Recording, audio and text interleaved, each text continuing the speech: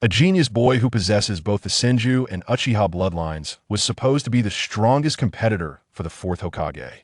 However, he was plotted against by Uchiha Madara and betrayed by Konoha, resulting in his left eye being blinded and his mother dying tragically.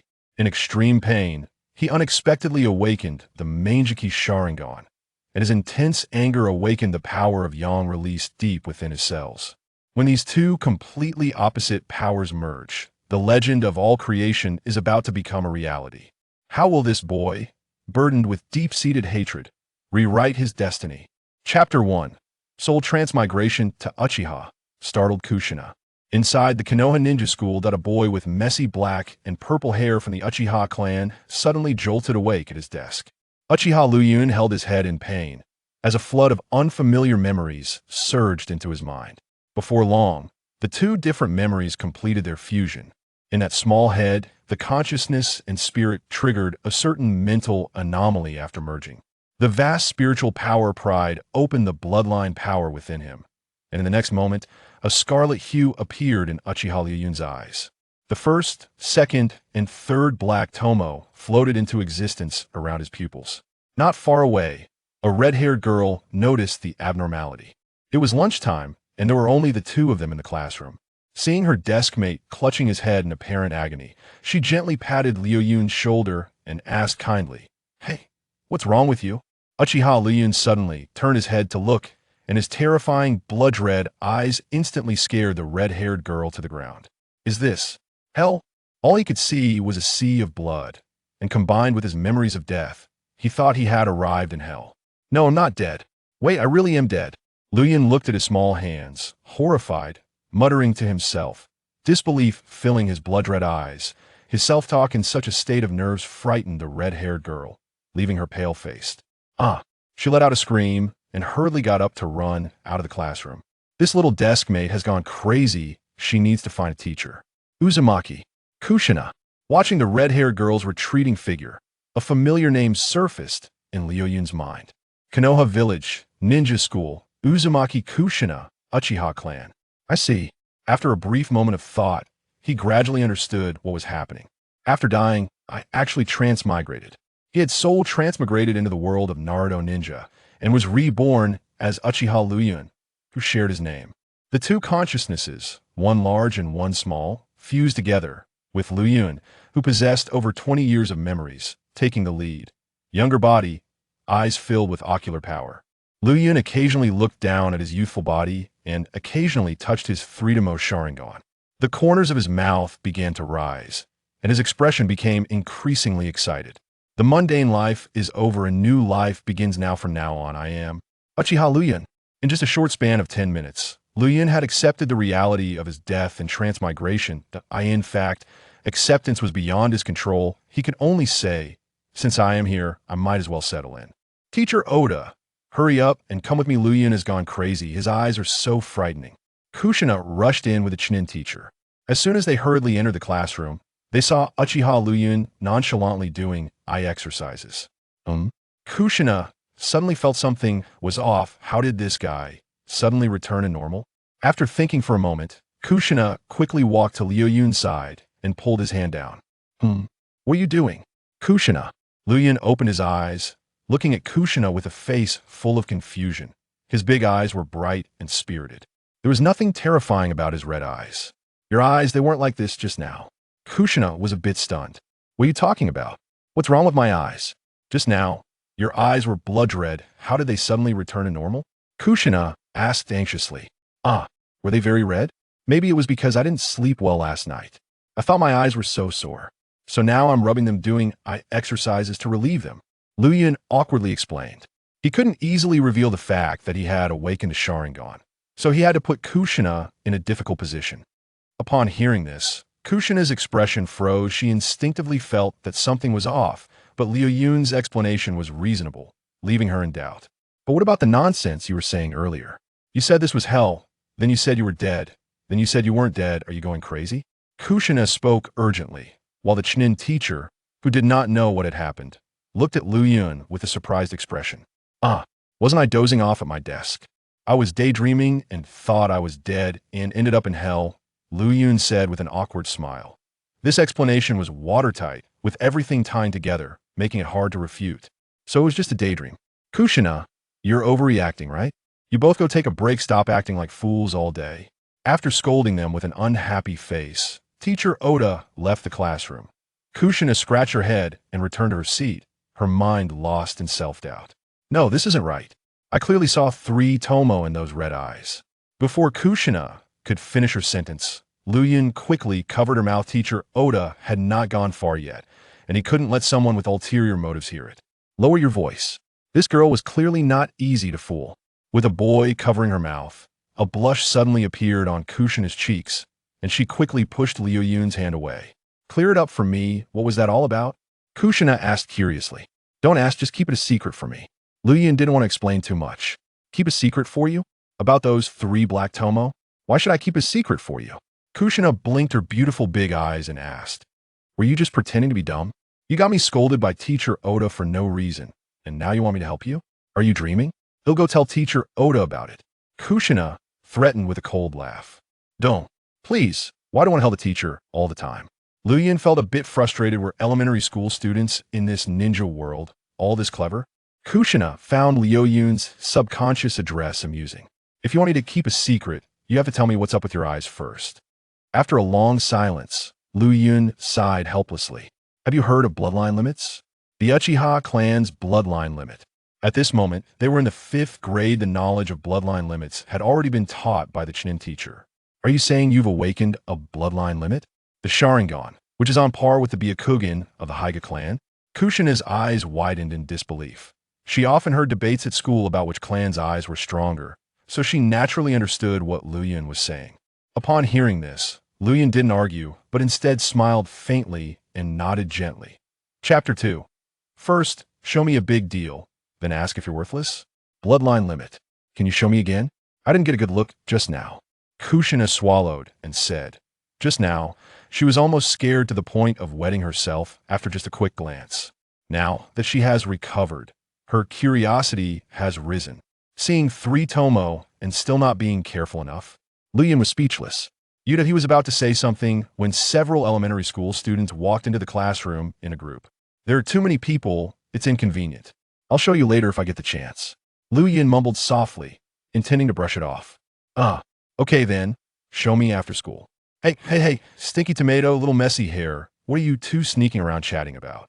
One of the elementary students started to insult them for no reason. Stinky Tomato referred to Uzumaki Kushina, while Little Messy Hair referred to Uchiha Liu Yun. Most Uchiha clan members have shiny black hair, while Uchiha Liu Yun's long hair is black with a hint of purple, often leading other clan members to call him Little Messy Hair. Interestingly, the first ones to call him, there were the adults of the Uchiha clan, and, as they kept saying it, the children of the Uchiha clan also started to call him Little Messy Hair. Since his mother was not a member of the Uchiha clan, but a regular purple-haired villager, the Uchiha bloodline was slightly diluted, causing Liu Yun's hair to not be entirely black. Hence the nickname Little Messy Hair. I told you not to keep looking for trouble, or you'll end up crying and looking for the teacher later. Kushina glared at the elementary student. The student, hit where it hurts, immediately got angry. Stupid Stinky Tomato. Haven't you gone to the teacher enough? How can you say that to me? Exactly, always running to the teacher to complain. Isn't that you rotten tomato? Another student joined the insult battle. Kushina, who usually beat them up, also went to the teacher to report that they bullied her. The teachers at school don't care who is right or wrong. They just favor Kushina. And these boys end up getting beaten and scolded, constantly suffering from her wrath. This led to a relentless rivalry with Kushina, preferring to endure beatings and scoldings just to annoy this Stinky Tomato. Isn't it because you like to provoke for no reason? Either insulting others or pulling my hair. Kushina retorted angrily. Who told you your hair is so red? It's blinding us. If not you, then who? Ha ha ha, exactly, it's all your fault. Several elementary students burst into laughter. They wouldn't reason with Kushina, but would directly act like bullies. Oh right, and this little messy hair next to you, both of your hair colors are highlights. No wonder you sit together, you are simply a match made in heaven. Ha ha ha. Once this was said, everyone laughed again. In the minds of elementary students, teasing classmates to set them up is purely a form of malicious fun. Kushina's red hair was disliked by the class, and Lu Yun's messy hair was seen by the Uchiha clan as impure bloodline, both equally disliked. "You bastards, get away from me. Every day, buzzing around like flies. It's so annoying." Kushina's face turned red with anger, and her unusual catchphrase came out. With just a bit more anger, she would start hitting someone. Sigh. Lu Yun sighed softly. He was just quietly sitting in the classroom, not bothering anyone, not offending anyone. Yet someone came to find trouble with him. "What's wrong? Little messy hair. Are you not satisfied? Why are you sighing?" "True. Who would like a rotten tomato with such hair color? It's hard to pair you up." The elementary student named Sato hadn't finished his sentence when he saw Lu Yun leaning on the desk, carefully examining Kushina's red straight hair. "The hair color is okay. Quite cute," Lu Yun said seriously, which was his honest opinion. As soon as he said this, everyone present was stunned. Even Kushina herself was momentarily taken aback. What did you say? You said this hair color is okay? And said Kushina is cute?" Sato looked incredulous, even grabbing a small handful of red hair to wave it around. Since Kushina was currently dazed, she didn't have time to hit him and was focused on looking at Lu Yun. They all doubted their hearing. "Yeah, it's really cute, don't you think?" Lu Yun even extended his hand to point at a round face. Red-haired, round-faced, highly recognizable, plus she dresses well. Lu Yun thought it would be dishonest to say she wasn't good-looking. "Hua!" A group of elementary students burst into laughter. Kushina's face turned redder than a monkey's, but completely turning into a giant red tomato. She buried her head deeply, not daring to look at Lu Yun anymore. Since she was little, her temper has always been foul and stubborn, and with her combative nature, she spent every day at school either arguing with boys or preparing to fight Hao. Couldn't any peers find her cute? Is the fierce blood-red chili cute? Just look at how the Fourth Hokage barely glanced at her, and he still ended up getting scolded. In her entire life, it was the first time a boy her age complimented her hair and said she was cute, and it was a sincere, unreserved, bold compliment. At this moment, her heart was filled with indescribable joy, and her little heart was uncontrollably pounding. Girls in the ninja world tend to mature early at just 10 years old. They already know what shyness is. Haha. One elementary student laughed so hard that tears streamed down his face. He placed one hand on Lu Yun's head and instinctively tugged at his hair. What the hell? It was one thing to call him little messy hair several times, but now he even dared to mess with his hair. Truly, if his uncle could endure it, his aunt could not. Lu Yun stood up in anger, raised his hand, and gave him a hard slap. With a crisp sound, the laughter abruptly stopped, and the elementary student's mouth almost got slapped crooked. He fell directly to the ground. "I hate it when others pull my hair. Are you stupid?" Lu Yun clapped his hands, his expression cold. This slap instantly scared off several students, and the boy on the ground cried out loud. "Yeah, I also hate it when others pull my hair. Aren't you shameless?" Kushina quickly stood up to support him. It turned out this little desk mate was her kindred spirit. Kushina was so moved that she almost cried. After being bullied by these guys for so long, she finally found a helper today. Uchiha Lu Yun. That familiar face suddenly seemed somewhat strange to Kushina. A soft boy who was originally similar to Minato Namikaze seemed to have become several points more handsome in a daze. Seeing the two of them looking fierce, Sato and the other students were too scared to make any rash moves. Just dealing with Kushina alone was tough. And now, there was also a Uchiha messy hair. They lost their courage to fight and hurriedly ran out of the classroom with the crying boy in tow. A bunch of cowards, huh? Watching them flee in panic, Kushina couldn't help but laugh heartily with her hands on her hips. Just as she was laughing happily, she noticed Lu Yun looking at her with a strange expression. Kushina's smile abruptly stopped, and the redness on her face returned again. Chapter 3. Peeping Tom Kushina and the mischievous Minato. Seeing Kushina suddenly turn into a quail-like figure, Lu Yun was initially taken aback, then couldn't help but chuckle. As the lunch break ended, more students gradually filled the classroom. There weren't many people in Lu Yun's class, probably close to 30 in total.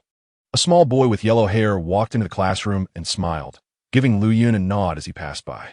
Lu Yun noticed that this boy was pretending to look at him, while actually peeping at Kushina. Regardless of gender, children in the ninja world are generally quite precocious, especially in terms of mentality. The Fourth Hokage, Minato Namikaze, Lu Yun smiled slightly at him, but felt somewhat unsettled inside. The Fourth Hokage looked quite good when he was young. Almost like a girl, Lu Yun silently commented in his heart.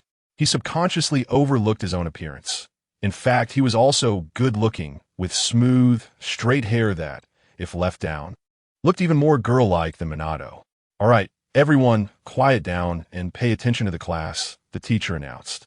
The first class in the afternoon was ideological education, which, in Lu Yun's view, was purely a brainwashing class. Ninja schools always prioritize loyalty, and such brainwashing classes are held every day, sometimes more than once. The ninja school teaches a lot of things, including reading, writing, various ninja knowledge, ideological education, practical combat, and so on. Over 6 years, little ninjas have to learn an immense amount of material, and their schedules are packed. Looking at the familiar yet strange faces in the classroom, Liu Yun's swirling thoughts gradually calmed down. He didn't listen to the instructor on stage preaching about loyalty. Instead, he focused inward, checking his own state. His vast mental energy activated the bloodline power within him, awakening his 3 TOMOE Sharingan and noticeably increasing his chakra by more than 10 times. Since he originally had a small amount of chakra, even a 10-fold increase was only slightly more than an average Shunin. This was already the maximum energy limit his body's meridians could support because he was still young and his physical strength was relatively weak. With continued training and growth, he would be able to carry even more chakra, without saying that his future chakra levels could rival Naruto or Sasuke. He would certainly have more than an ordinary Uchiha and start at a higher point. "Lu Yun, why aren't you paying attention in class? Are you practicing hand signs?" Kushina caught a glimpse of the hidden movements under her desk. Noticing her gaze, Lu Yun turned his head to look at the little red-haired girl. Seeing Lu Yun looking over, Kushina instantly pretended to be nonchalant, but her stiffened body gave her away. The first time, Lu Yun didn't mind her, but when it happened a second and third time, he caught her peeking. Lu Yun tore off a small piece of paper, wrote a few words, and quietly tossed it to her. Throwing notes was a common tactic among elementary school students. He had done it many times in his previous life, and now doing it again felt novel. Kushina quickly noticed the paper ball, secretly opened it, and read, "Why are you peeping at me?" Her pretty face turned slightly red as she picked up her pen, wrote a few words, and tossed it back. "What did I peek at you? Don't make things up." This was the reply from the note. Lu Yun tore off another piece of paper and wrote a line. "Really not?" "Not at all." "Then why is your face as red as a teapot?" Upon reading these words, Kushina's face turned even redder. "What I said to you?" "Anyway, I didn't tea." This paper ball hit Lu Yun's handsome face directly. "All right, just don't let me catch you." That was their last exchange. While they were having fun, Minato, sitting behind them, was left dumbfounded. As soon as this ideological education class ended, all the little students rushed outside because the next class was outdoors, and today there was also a practical examination. Taking advantage of the fact that most people had left the classroom, Minato quickly walked to their seats and secretly picked up the small paper ball from the ground. Opening it quietly, a strange expression appeared on Minato's face. Why is Kushina peeping at Lu Yun?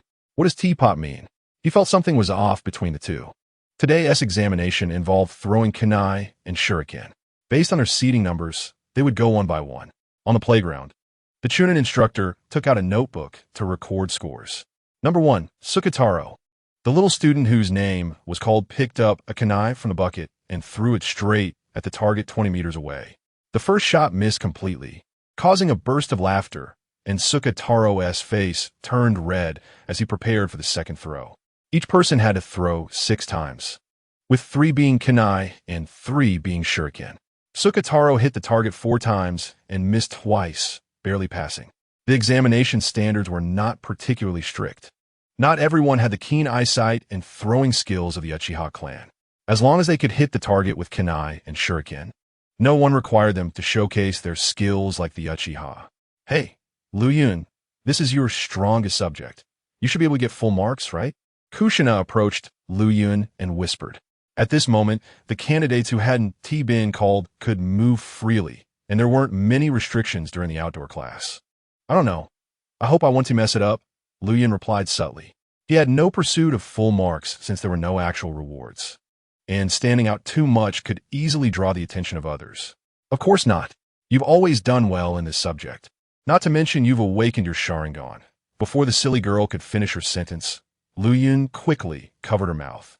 Lu Yun glanced around and then grabbed her delicate wrist, pulling her quickly away from the crowd. Being led away, Kushina felt her face heat up and her heart race. She thought Lu Yun's actions were too intimate. She wanted to resist, but for some reason, she didn't pull her hand back and instead allowed Lu Yun to lead her. Didn't I tell you to keep it secret? If people find out I have the Sharingan, it'll be a big problem. Lu Yun lowered his voice and reprimanded her softly by her ear. This scene was captured by someone with ulterior motives. Minato's eyes widened in disbelief. He realized that starting this afternoon, the relationship between Lu Yun and Kushina had become quite ambiguous. He couldn't understand what caused this change. Chapter 4. Are you still going to show me your eyes? I've already seen through you. At the age of 10, awakening the three TOMOE Sharingan was unprecedented in the history of the Uchiha clan.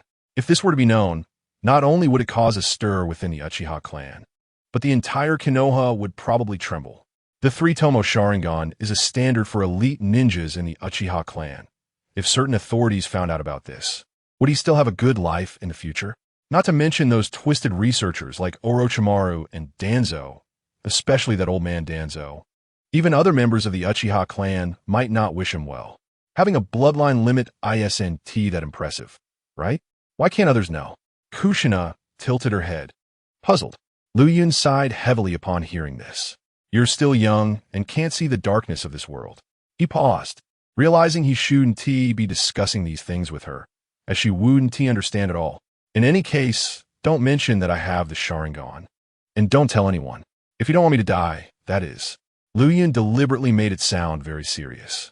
Okay, I'll be careful from now on. Seeing Lu Yun's serious expression, Kushina didn't dare to treat his words lightly. After some assurances, she seemed to think of something and eagerly asked while staring at Lu Yun's big eyes. Will you still show me your eyes after school? Sure, I'll show you. But you have to keep your promise from now on, Lu Yun replied with a helpless expression. Okay, Kushina said joyfully, not even understanding why she was happy. Lu Yun didn't understand either. He just felt it might be the satisfaction of a woman's gossiping heart. Number 18. Uzumaki Kushina. Soon, the Chunin instructor called out Kushina's name. Kushina stepped up and scored 1 out of 5, with all the shurikens landing a bit away from the target center. In terms of kunai, throwing skills, she could only be considered average. Kushina, total score 72 points. The examiner gave her the specific score. Next, number 19, Uchiha Lu Yun. The Chunin instructor called out Lu Yun's name. It's Lu Yun. This is his strong suit. Get ready to watch him perform. Go Lu Yun, get a full score. Many girls cheered him on. He was quite popular in the classroom, especially among the girls. His personality was good, and he was good looking. He had slightly less popularity than Minato. But Uchiha boys were generally liked by girls, and in this regard, he was much better than Minato. Lu Yun go. Kushina waved her small pink fists and shouted for him. Her voice the loudest in the class. Lu Yun found it a bit funny, took a deep breath, and picked up a kunai. At this moment, the target 20 meters away seemed very close, ready to be hit at any time. After awakening his 3 TOMOE, even without activating his Sharingan, his 5 senses were many times stronger than ordinary people, especially his eyesight. At this moment, not to mention the target 20 meters away, even a target 100 meters away could be easily hit if he wanted. He casually threw the kunai, and with a whoosh, it hit the target but was a bit away from the center. A group of elementary school students gasped. This result was indeed a bit unexpected. To others, the first shot seemed quite average. The second kunai was thrown and hit the target center perfectly. Good job, Kushina shouted excitedly. This is Lu Yun's real level. The first shot was probably too tense. A girl explained. The third kunai was thrown, missing the center, but still better than the first. After throwing 3 kunai, Lu Yun picked up 3 shurikens directly from the barrel. He was too lazy to throw them one by one. With a stylish flick of his hand, all 3 shurikens flew out simultaneously. Thud, thud, thud. All 3 shurikens hit the target, but none hit the center. This move was all about being cool and stylish. The girls on the playground couldn't help but applaud. Throwing 3 at once and still hitting the target showed that his throwing skills far surpassed most of his peers, living up to his Uchiha heritage. Uchiha Lu Yun, total score 90 points. The examiner announced the score, and throwing 3 shurikens at once, even without hitting the center, still earned him a significant score boost. Luyan seemed a bit dissatisfied with this score, and at this moment, another person was also unhappy with his score. The Chunin instructor who specialized in throwing techniques. This was Liu Yun's strong suit, and he felt that this kid's score shouldn't be just 90 points. Luyan, what's wrong? Your kunai shouldn't be thrown so poorly. Luyan was slightly taken aback by the remark, but then scratched his head and explained, maybe I didn't sleep well last night. Kushina, not far away, was stunned upon hearing this. Again with this reason? Always I didn't sleep well. Because of this statement, Kushina was sure that Luyan was hiding his true ability. Although she didn't know why he would do this, her curiosity about this little desk made intensified. In just one afternoon, she unknowingly became attracted to someone. Of course, it all started with that one sentence. Your hair color is okay, quite cute. Next is number 23. Namake's Minato. Unknowingly, it was time for the future Fourth Hokage. Minato threw his kunai, each one perfectly hitting the target center, earning loud applause and cheers from many. Receiving applause from the whole class, Minato couldn't help but show a sunny smile. But when he caught a glimpse of a certain red-haired figure from the corner of his eye, his mouth twitched slightly. At this moment, Kushina seemed to not even look at him. You better confess, did you intentionally mess up just now? Kushina murmured next to Luyan. I don't know what you're talking about. Is 90 points not high? You didn't mess up with 72 points, so how can I mess up with 90 points? Luyan said with his hands in his pockets, deliberately ignoring her. Kushina was at a loss for words, feeling for a moment that Luyan had a point. No, wait. She seemed to think of something and suddenly denied her thoughts again. Your tone and attitude in the first sentence are just like when you were lying before. You're pretending to be clueless again, Kushina said as she grabbed Liu Yun's collar, wearing a proud expression as if she had seen through him. Liu Yun's body shook, looking surprised at the proud little girl. Why does he get caught every time he pretends to be clueless? Chapter 5. The two who are being mutually grasped. Lying through their teeth for Liu Yun. Haha, why don't you keep pretending? That surprised little expression has already given you away. Kushina couldn't help but laugh out loud. While they chatted enthusiastically, the playground suddenly erupted into even more enthusiastic applause and cheers than before. Minato, like Liu Yun, threw out 3 shurikens simultaneously. 2 hit the target center, and 1 was very close to the center. He became the first full score in the class, and the only one. A group of elementary school students unconsciously compared him with Liu Yun, feeling that Minato was much better than Liu Yun. Even many girls thought so. Except for Kushina. In fact, Kushina didn't even glance at Minato. At this moment, her mind was filled with how clever she was, dismantling Liu Yun's disguise, which made her feel accomplished.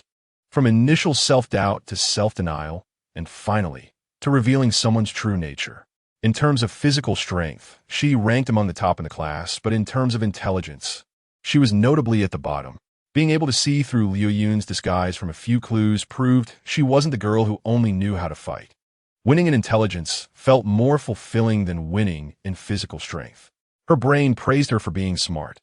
With such recognition, how could Kushina not feel proud?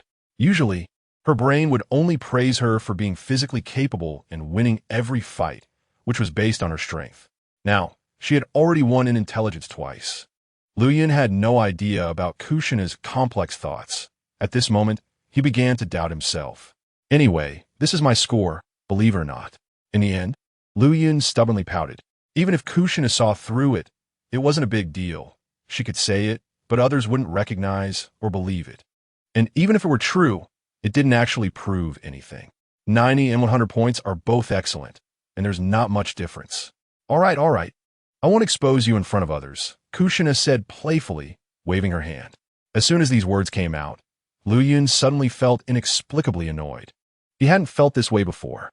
Soon, as the outdoor class ended, a group of elementary school students returned to the classroom. This was the last class of the day, and it was also their homeroom teacher, Oda's class. In class, Liu Yun multitasked, listening to Oda's lecture while quickly forming hand seals under the desk. Ninja battles. The speed of hand signs can sometimes affect the final outcome. Moreover, if one wants to use the 3 TOMOE Sharingan to copy ninjutsu, it's best to have fast hands, as every second on the battlefield can impact victory or defeat. Kushina occasionally glanced sideways at Liu Yun and finally seemed to think of something, secretly tossing him a small piece of paper. Behind them, bluffing Shui Min was staring blankly at Kushina's back. He saw that this time, it was Kushina who took the initiative. "Hey, can you teach me throwing techniques?" was the content of the paper. She thought Liu Yun's throwing technique must be strong, and if he was willing to teach her, she would definitely score higher in the next evaluation. Upon seeing this sentence, Liu Yun seemed a bit stunned. Kushina felt anxious, regretting throwing out that sentence, fearing that Liu Yun would refuse her. She wanted to see the expression on Liu Yun's face, but was also afraid of being caught, so her big eyes became a bit teary. Liu Yun wore a contemplative look, not answering for a long time, his hands stopping the hand signs, his index finger silently tapping on the desk. Unable to resist, Kushina turned to look at him. She was impatient and couldn't stand the silence, urgently needing to know the result, whether he agreed or refused. But Liu Yun remained unhurried, calmly sitting like a fisherman, occasionally making eye contact with her, his eyes not revealing his intentions.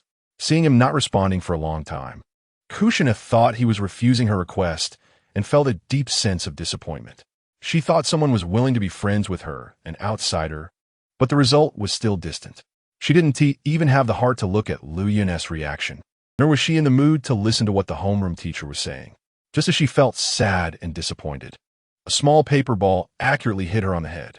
Kushina quickly glanced at a certain someone, her heart starting to race again. She pretended to be calm and waited a bit before picking up the paper ball, as if doing so could be a form of revenge. But she was actually eager to see the result written on it. In the end, she opened the paper ball with slightly trembling hands. "If you teach me sealing techniques, I'll teach you throwing techniques." One sentence made Kushina's ears turn red again, and her upturned mouth couldn't be suppressed no matter what. As soon as Liu Yun saw Kushina's little expression, he instantly knew his goal had been achieved. This emotional tug-of-war, the little girl ultimately couldn't hold on. He felt he had a handle on Kushina, and in fact he did. At this moment, Kushina didn't even realize a significant issue. How did Liu Yun know she understood sealing techniques? It couldn't be said that she was proficient, but she did grasp quite a bit of basic knowledge about sealing techniques. She had never used sealing techniques in ninja school. Yet Liu Yun knew she had knowledge in this area. This was a chilling thought, but right now, Kushina wasn't considering these matters at all. The intelligence she had displayed earlier seemed like an illusion. Her brain had quietly changed shape. Kushina quickly wrote a character on the paper ball and then tossed it to hit Liu Yun on the head. Liu Yun used his toes to pick up the paper ball and opened it to see the character good. Soon, the bell rang, and homeroom teacher Oda announced the end of the last class, making all the elementary students ecstatic. Just as Liu Yun was packing his bag to go home, Oda called out, "Liu Yun and Kushina, stay." A few elementary students, led by Sato, had mischievous smiles on their faces. "Teacher Oda, is there something wrong?" Liu Yun asked softly, lowering his head. "Did you slap Kamita this afternoon?" Oda asked sternly. This child, Uchiha Liu Yun, usually doesn't fight back or argue, so why did he suddenly hit someone? Kamita's tooth was almost knocked out. If he hadn't had urgent matters to attend to, he would have already taken Liu Yun to the office for a lecture. "Teacher Oda, let me explain." "Be quiet. I'm not asking you right now. Let Liu Yun speak first," Oda interrupted, glaring at Kushina. "He called me a little pest and pulled my hair," Liu Yun replied truthfully. "Is that so?" Oda looked at Kamita. "I just lightly touched him," Kamita quickly explained. Both sides held their opinions, and Oda turned his gaze to Kushina, indicating she could speak. Kamita pulled, and he pulled hard. "I saw it with my own eyes," Kushina answered with certainty. In fact, she hadn't seen anything. She had just been shyly looking down at the time and didn't know if Kamita had pulled her hair. It was only because Liu Yun mentioned it that she knew. But that didn't affect her stance. Telling a blatant lie could annoy those bad seeds and protect her little deskmate. Why not? Chapter 6, Can't We Just Kill Him? The violent blood-red chili pepper. I didn't say that.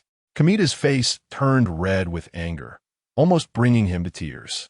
"Stop playing the victim." During lunch, it was you and Sato who intentionally made trouble, coming up to scold Liu Yun and me, and now you still have the nerve to act innocent? Shameless.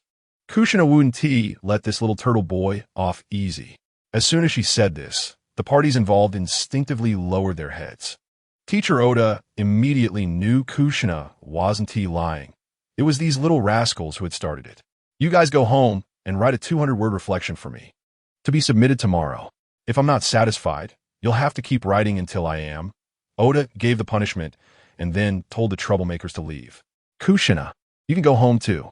Oh, Kushina responded, but she was lingering, wanting to wait for Luyun. Luyun, although they were in the wrong, you were too heavy-handed. Kamida's tooth was even loosened. This afternoon, you will stay in class to help clean the classroom instead of Kamida. Homeroom teacher Oda imposed the punishment. Ha ha ha, serves him right. The troublemakers hiding outside couldn't help but laugh. You little rascals. Oda's anger surged as he chased them out, causing the elementary students to flee in a panic. Luyun felt that Oda's punishment was reasonable from an adult's perspective and fair. But from a child's perspective, the punishment seemed very unfair, especially for Kushina, who was gritting her teeth in anger, constantly cursing those elementary students. After venting, Kushina picked up a broom to help Luyun clean the classroom, feeling that they had become good comrades in shared suffering. Hey, Luyun, aren't you angry? Seeing Luyun quietly working, Kushina couldn't help but ask curiously. What should I be angry about? Luyun asked without looking up. Those bastards. They clearly started it, and you were just passively retaliating, yet teacher Oda punishes you like this. Kushina clenched her little pink fist, looking very indignant. Luyun looked up at her and smiled, that beautiful smile making Kushina momentarily dazed, and her anger dissipated significantly. His tooth was almost knocked out. What else do you want? We can't just kill him, right? Luyun said lightly, but it sounded shocking and powerful to Kushina. That's true. We can't just kill him, right? Those guys, although despicable, aren't guilty of death. You're right, but next time, you should hit harder. Preferably knock out a tooth, so those guys won't dare to trouble you again. Understanding this, Kushina felt her anger ease. Luyun remained silent, thinking, you blood-red chili pepper beat people every day, yet no one avoids you. Huh? Luyun suddenly noticed something strange, and couldn't help but exclaim. What's wrong? Kushina wiped the sweat from her forehead and asked, where did all the little paper balls on the ground go? I remember throwing them under the seat, but now they're all gone.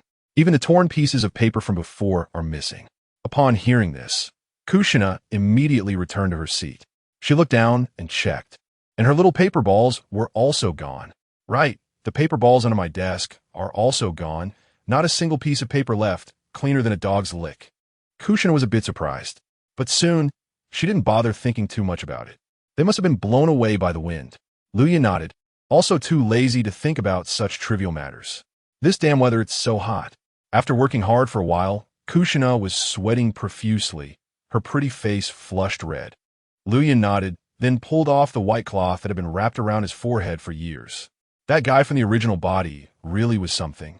Whether it was cold or hot, he always wrapped several layers of white cloth. When he was young, besides being laughed at for his messy hair, he was often teased by his peers for having a wide forehead. Luyun didn't care what others thought. After tearing off the white cloth, he casually tossed it aside, along with a headband that pulled his hair particularly tight, making it quite uncomfortable. His long, smooth hair fell straight down to his shoulders. At that moment, he looked just like a girl, to the point where Kushina was mesmerized. A wide forehead, black eyes, straight long hair. Each feature hit Kushina's aesthetic hard. Her taste was basically in line with Naruto's childhood aesthetic. How infatuated was little Naruto with Sakura's wide forehead? Kushina felt like she was about the same. Because as soon as she laid eyes on him, she couldn't take her gaze away, and even subconsciously took several steps closer just to see him more clearly. Why are you looking at me like that? Luyun asked in confusion. But the next moment, he slightly lowered his head and asked with a smile. Do you think wide foreheads are ugly too? This sense of inferiority came from the original body. No, that's not it. Kushina hurriedly waved her hand to explain. Your forehead looks great, your hair is nice, and your eyes. She spoke quieter and quieter until, in the end, Luyun could barely hear her voice. Thank you. Although he couldn't hear the last two sentences clearly, he did catch the part about his forehead looking good. You're welcome. Kushina's voice was still as soft as a mosquito's buzz, and her cheeks were even redder. Why is your face so red? Is it too hot? Looking at her close-up, flushed face, Lu Yun couldn't help but reach out to touch it. Ouch, so hot. Oh. Kushina let out a startled cry and then pushed him to the ground. So embarrassing. Oh no. Just as Kushina wanted to run away, she heard a painful cry from Lu Yun. Upon taking a closer look, she realized she had pushed too hard, and Lu Yun had bumped his head against the chair when he fell. Ouch! Lu Yun held his head and gasped for air. He touched it and found there was no blood. But it really hurt. Good thing my head is tough. Are you okay? Kushina, forgetting her shyness, quickly helped her little desk made up. You are too violent. Who told you to touch me? Kushina laughed awkwardly, her strange catchphrase slipping out. I just touched you a bit. Is it really such a big reaction? Lu Yun glared at her. Kushina unconsciously lowered her head, putting on an apologetic look. But after a while, she seemed to think of something, raised her head, and retorted. Don't you know girls are shy? You can't just touch a girl's face. I thought you looked unwell, because your face was so red. That's why I touched you. And you know you're a girl now? Why didn't you remember when you were hitting me? What does that have to do with you? Kushina pushed him away, causing Lu Yun's waist to bump against the edge of the table. Ah, another gasp of pain. Oh, I'm so sorry, I'm so sorry. Kushina panicked again after accidentally hurting him. You, don't touch me, keep your distance. Chapter 7. The 3 TOMOE Sharingan under the setting sun. A child is like a treasure. I'm sorry, it's my fault. Kushina kept apologizing, grabbing Lu Yun's arm, trying to pull him up. Don't let me go, please. Lu Yun begged, while holding his lower back. Fine. Kushina awkwardly let go. Can't you be a little gentler? You just said I was rough, and what about you? Lu Yun complained while rubbing his waist. I was wrong, Kushina said, her head down in apology. How about I give you a massage? No thanks, I still want to keep my waist. Lu Yun rolled his eyes at her. After recovering a bit, Lu Yun slowly stood up and dusted off his pants. It's almost cleaned up. We should go home. It was now nearing dusk. If they didn't leave soon, the school would close. Oh, Kushina nodded in agreement. Lu Yun walked ahead, and Kushina obediently followed behind. Just as Lu Yun was about to exit the classroom, Kushina finally couldn't help but call out to him. Lu Yun, didn't you say you would show me your eyes after school? Now, there's no one around. Kushina looked at him with anticipation, or rather, at his eyes. Lu Yun had forgotten about this matter himself.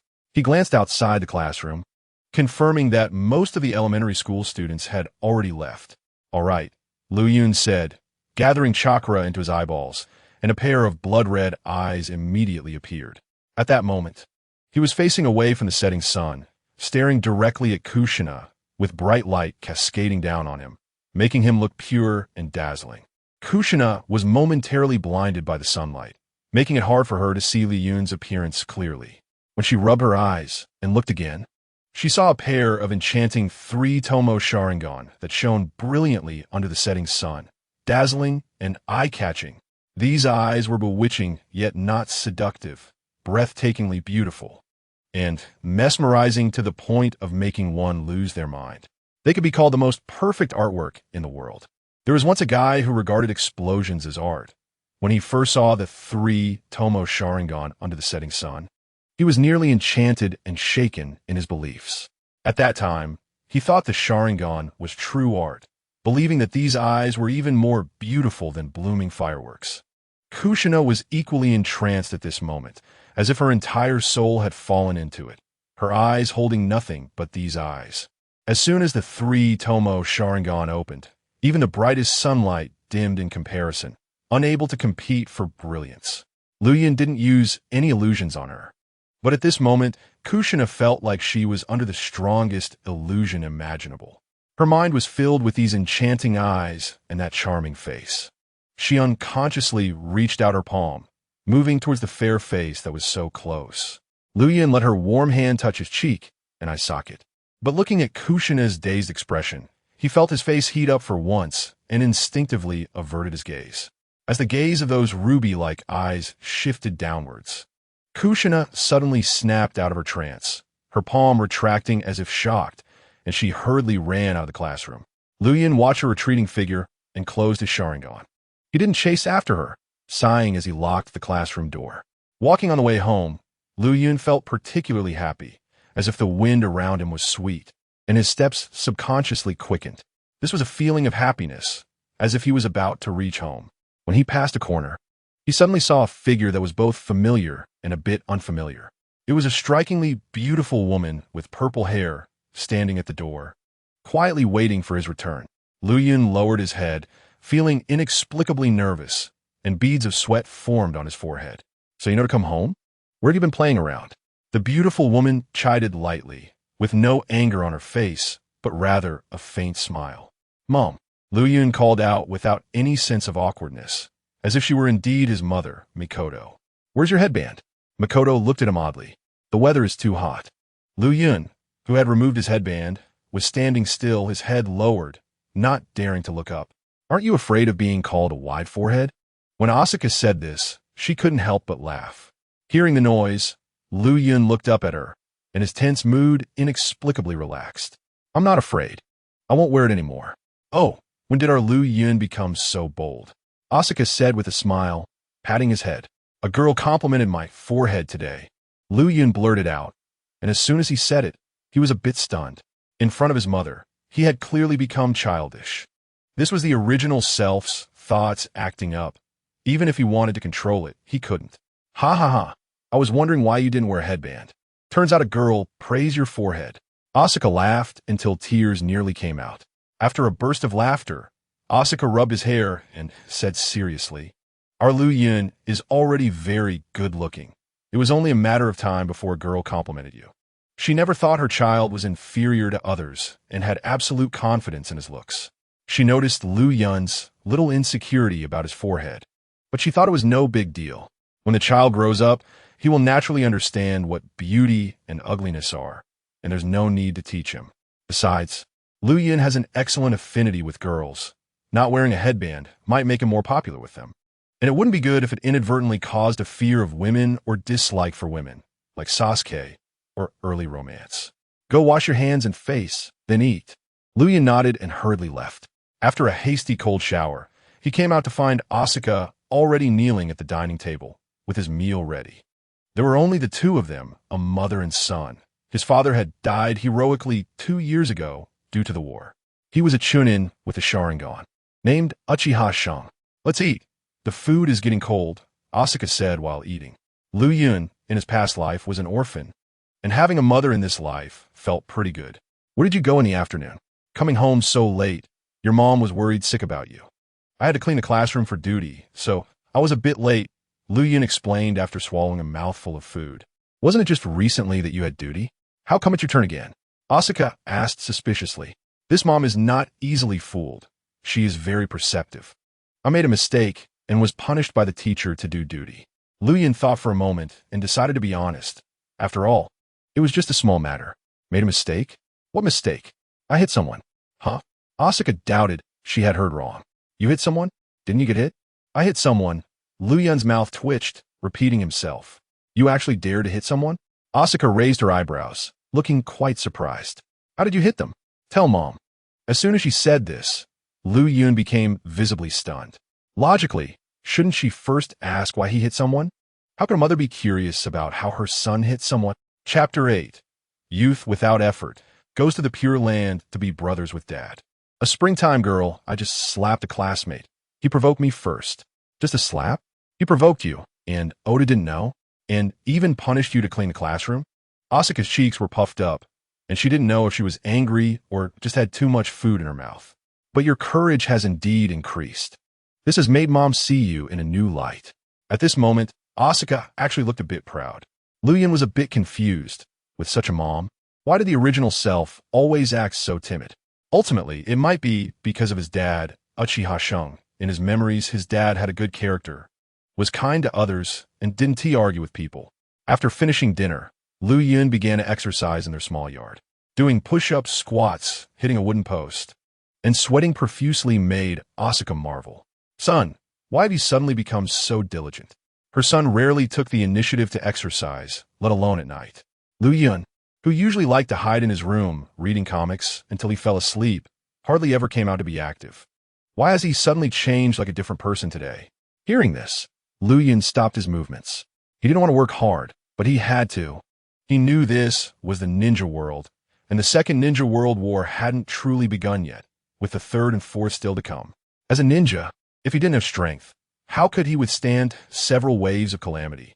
He was neither the main character nor an important supporting character. The Nine Tails incident, Uchiha Itachi's massacre. Pain's invasion, various ninja missions. There was bound to be one that could cost him his life. He didn't want to die young after traveling here for just a few years. Nor did he want to leave his wife and children behind like his father Shang, dying with resentment. In a year, he would become a ninja. He needed to prepare in advance, Liu Yin said vaguely. But this is too early, Asuka said with embarrassment. Liu Yin shook his head. He even felt that time was too tight. During the Third War, it was said that even freshly graduated children had to go to the battlefield. Although there was no such statement in the Second War, Liu Yin couldn't guarantee anything. If the Second War was like the Third, then he would probably be in great danger, especially as a background character. The more strength he had, the more protection his life would have. Enhancing his strength was necessary. That's a good point. Mom supports you. Asuka clapped and laughed. Of course, it's a good thing for her son to be ambitious, and knowing to exercise is beneficial. So she would definitely support him. She just hoped her precious son wouldn't give up halfway. Tomorrow, Mom will give you money to buy fitness equipment. You need to train hard and can't slack off. Asuka encouraged him with a fist pump. Liam was a bit speechless. After doing 100 push-ups, 100 squats, hitting the post 100 times, and kicking it 100 times, Liu Yin was panting heavily. Compared to his peers in the ninja world, his physical fitness was indeed very poor. Right now, without activating his Sharingan, in terms of physical combat skills, he might not even be as good as Kushina, let alone top geniuses like Minato. At this moment, his body was very tired, but his mental state was surprisingly good, which was related to the surge of spiritual power after the fusion of his two souls. After resting on the ground for a while, his caring mother prepared drinks and ice water for him. Once Liu Yin alleviated his fatigue, he began practicing chakra control against the wall, which included climbing trees and walking on water, 2 training projects. Son, what are you doing? Seeing Liu Yin repeatedly stepping on the wall and falling to the ground, Asuka finally couldn't help but ask. She wasn't a ninja and had never encountered such a training method. Training chakra control, Liu Yin briefly explained, not caring whether Asuka could understand. Should I go find you a mat? Don't hurt yourself, Asuka said as she wanted to go inside to get a mat. But the next moment, Liu Yin called her back. No need, Mom. Falling is fine. With chakra protection, I won't get hurt. Liu Yin's words were true. Falling a few more times could be considered body training, so he wouldn't be easily beaten to death in the future. All right, then take your time practicing. Finish early and rest. Don't stay up too late. After a bit of novelty, Asuka planned to return to her room to rest. In the deep night, within the Senju clan's territory, in a brightly lit pink bedroom, a girl sat cross-legged on the floor, patiently studying a sealing scroll. These scrolls recorded the Whirlpool clan's secret techniques. 2 knocks sounded at the door, and an old woman pushed the door open. Mito, why are you here? Kushina quickly got up. It's so late. Why aren't you asleep yet? Uzumaki Mito looked at the sealing scrolls scattered all over the floor, her expression momentarily stunned. But it was quickly followed by surprise and relief. These were the most precious items of the Uzumaki clan. The land of whirlpools had fallen, and the Uzumaki clan had been decimated, with hardly any survivors left. Now that the few remaining clan members were willing to inherit these traditions, it was certainly worth celebrating. In the past, Kushina had been too busy playing around, making it difficult for her to learn sealing techniques. So why had she suddenly changed her mind today? I can't sleep right now, so I thought I'd learn a bit more about sealing techniques, Kushina answered softly, lowering her head. She couldn't help but think of a certain boy and a certain promise. She wanted to learn more about sealing techniques so that she wouldn't have nothing to teach later. All right, it's rare for you to want to learn. If you have any questions in the future, feel free to ask me. Mito smiled with relief, unaware of what the girl was truly thinking, believing that the girl had finally woken up. But it's too late today. You should turn off the lights and go to bed early. Kushina glanced at the clock and realized that she had been so engrossed in her reading that it had already turned into the deep of night. Okay, I'm going to sleep now. Good night, Mito Grandma, Kushina said sweetly. Good girl. Mito praised her and gently closed the door behind Kushina. Lying on her bed, Kushina tossed and turned, unable to sleep. Every time she closed her eyes, she would involuntarily think of that boy and that pair of beautiful and enchanting three TOMOE Sharingan. Thinking about how he had touched her face and how she had gently stroked his handsome face made Kushina's lips involuntarily curl up. How'd I not notice how good-looking he was before? Kushina thought, feeling as if her heart was coated with honey, sweet enough to keep her awake. He was hiding his strength, yet still achieving impressive results. He must be the top of the class, right? What a low-key guy. Kushina rolled around with her pillow, occasionally talking to herself, her face adorned with a silly smile. Ah, how embarrassing. Lu Yun, lying on the floor, occasionally sneezed, thinking he might have caught a cold. Chapter 9. Major conflict in the school. Instead of waiting for you to strike, I might as well strike first. Early in the morning, just as the sky was starting to brighten, Lu Yun had already gotten up and finished washing up. With his strong mental power, he only needed 5 to 6 hours of sleep to feel fully energized. This discovery surprised him and could be considered the only advantage of his soul crossing into another world. After quietly opening the front door, Lu Yun began his new day of physical training. Let us start with a morning run to make up for my endurance shortcomings. After running about a quarter around Konoha, the sky had completely brightened. When he could no longer run, Lu Yun leisurely walked back home. When he returned, Asuka had already prepared breakfast. After finishing his milk and bread, Lu Yun grabbed his backpack and headed to the ninja school. What has gotten into this kid? He is suddenly so motivated, Asuka thought, looking at his back with a puzzled expression. Not only was he more motivated, but many of his habits had changed too, such as his clothing style and sleeping in. He completed many trivial tasks without needing her, his mother, to nag him. Thankfully, these changes were all positive, so Asuka didn't have to worry too much. Upon arriving at the ninja school, before Lu Yun could return to his classroom, a few elementary school students blocked his path. Isn't this the little scruff? Why aren't you wearing a headband today? Lu Yun didn't respond, but instead scrutinized the group of elementary students thoughtfully. These kids had black eyes and black hair, with the Uchiha clan emblem on their backs. They were from the Uchiha clan, a year older than Lu Yun, currently in the 6th grade. Hey, I'm talking to you. One of them, seeing Lu Yun silent, reached out to mess with his hair. Lu Yun was faster. He grabbed the boy's wrist with one hand. If you want to talk, just talk. Don't put your hands on me, Lu Yun said coldly as he gently shook off the boy's arm. His words weren't harsh, but they made the other person very uncomfortable. Oh, you think you're tough now, huh? This little scruff has gotten bold after a few days, huh? Uchiha Kazuya sneered maliciously. Looks like it's time to teach you a lesson. Forget it, Kazuya. We're all from the same clan. Don't make a fool of us. One of the Uchiha boys spoke up to defuse the situation. Their commotion attracted a number of onlooking elementary students who seemed to be waiting for a show, including the Uchiha clan's rivals, the Hyuga clan.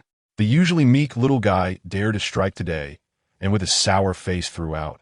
His attitude was particularly annoying to Uchiha Kazuya. I'll let you off this time, but don't let me catch you outside of school again, you little bastard. Uchiha Kazuya said menacingly before turning to leave, not wanting to be the center of attention like a monkey in a show. Did I let you leave? Before he could walk away, Lu Yun called out in a deep voice. He could ignore being called a little scruff, but he couldn't pretend he didn't hear the term little bastard. Oh, what do you want? Uchiha Kazuya asked with a smile, but before he could finish his question, Lu Yun swung his arm and slapped him hard. His entire arm was infused with chakra, making his strike incredibly fast. Uchiha Kazuya didn't even have a chance to react before he was sent flying. 2 white teeth mixed with blood flew out, and he tumbled to the ground in an undignified manner. Everyone stared in shock, unable to believe that the usually soft little scruff had actually struck someone. Moreover, he had hit a fellow Uchiha clan member, and so hard. Rather than waiting for you to retaliate, I might as well deal with you now. Since the enmity had already been established, even if he backed down, others might not let him go. Besides, why should he back down? Good people are often bullied, and good horses are often ridden. Always yielding will only make those who bully you more relentless.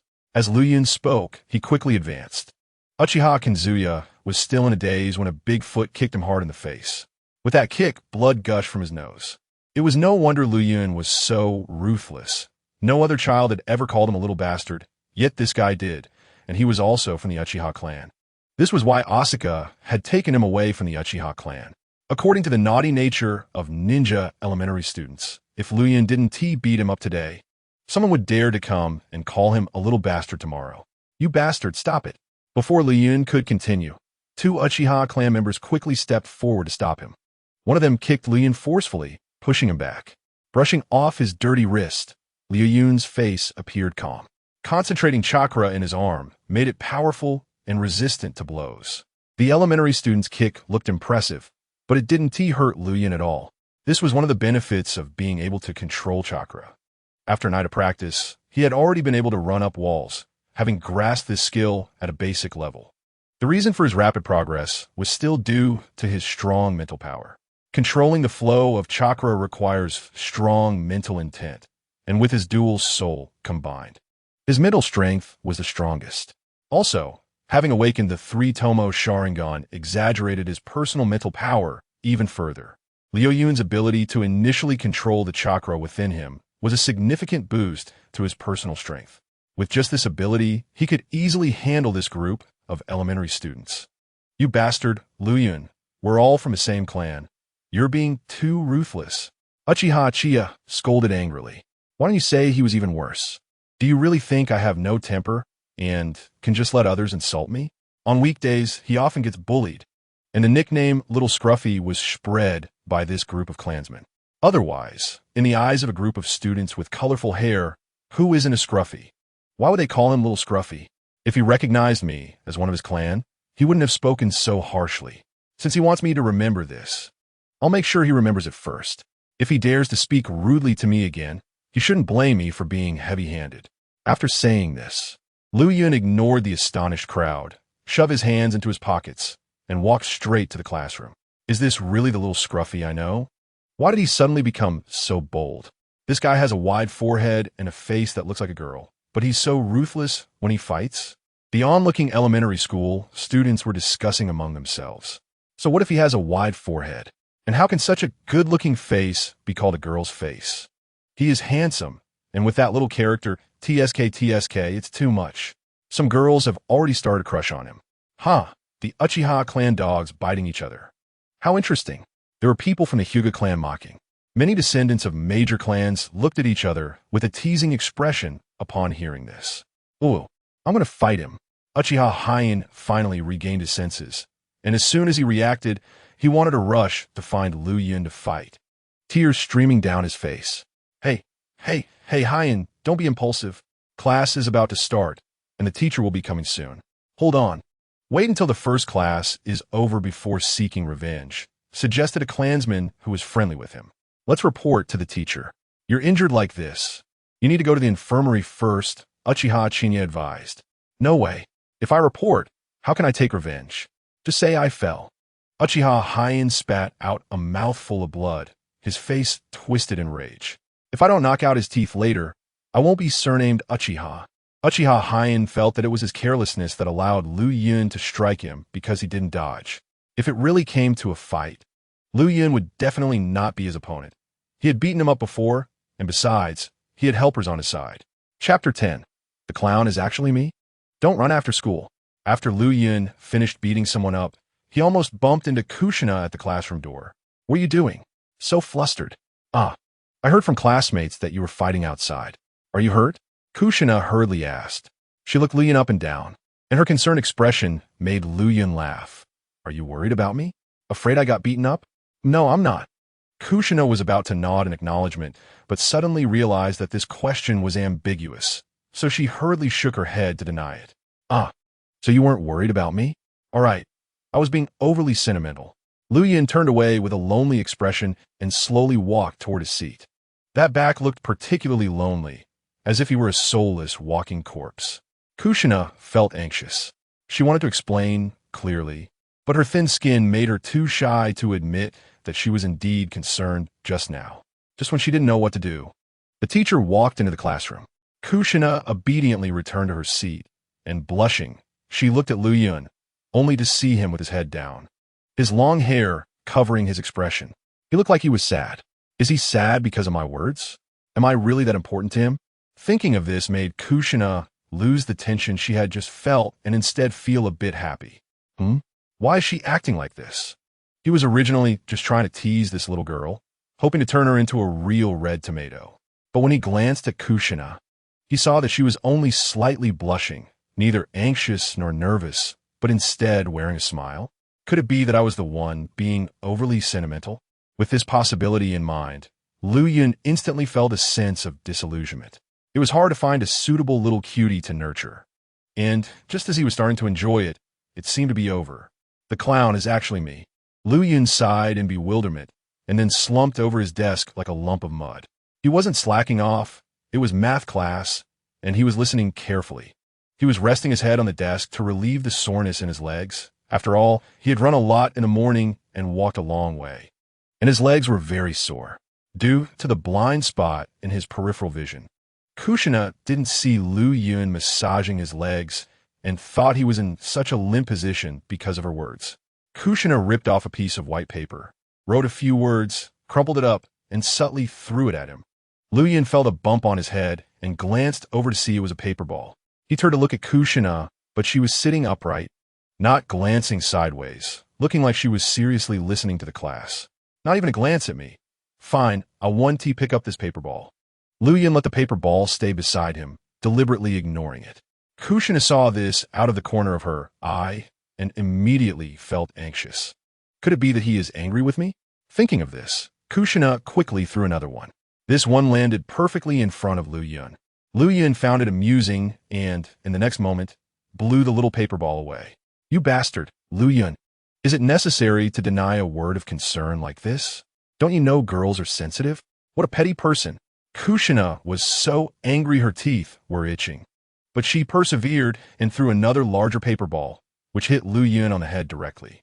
Liu Yun seemed oblivious to the paper ball. He even scratched the spot where he was hit, showing no intention of picking it up. Seeing this, Kushina was furious, her veins popping out, her face red. Crack, crack, crack. Liu Yun suddenly heard several strange cracking sounds, and a chill ran down his spine, making his hair stand on end. He couldn't help but look at Kushina out of curiosity. He saw her glaring coldly at him, two strands of red hair standing up as if blown by the wind. Her pink fist clenched, making cracking sounds. Liu Yun jumped in fright and quickly picked up the two paper balls on the ground. An angry Kushina is so scary. Cold sweat broke out on Liu Yun's forehead. The legendary blood-red chili pepper was indeed not to be underestimated. The original body had some shadow over her, and his body instinctively felt fear. Why be so annoying? Do you really want to make me angry? Kushina saw him hastily picking up the paper balls and couldn't help but curse inwardly, but the corners of her mouth slightly lifted. Are you looking for death? Do you believe I will hit you? This was the message from the big paper ball, and it was the second one. Seeing this, the beads of sweat on Liu Yun's forehead became denser. He forced a bad smile at Kushina. Don't be angry, okay? I ran out of the classroom just now to help you, but you finished so quickly. You weren't hurt, right? This was the first paper ball, filled with concern. Seeing these words, Liu Yun felt relaxed. The sweat stopped, and his back straightened. After writing a response, Liu Yun threw it back. Kushina hesitated for a few minutes when she saw the paper ball tossed back, and finally, after giving Liu Yun a fierce glare, she picked it up. How could I get hurt? Don't you already know I'm hiding my strength? My brother is actually very strong. No need to worry about me. Seeing the words on the paper, especially the two words my brother, made her heart race and her face flush.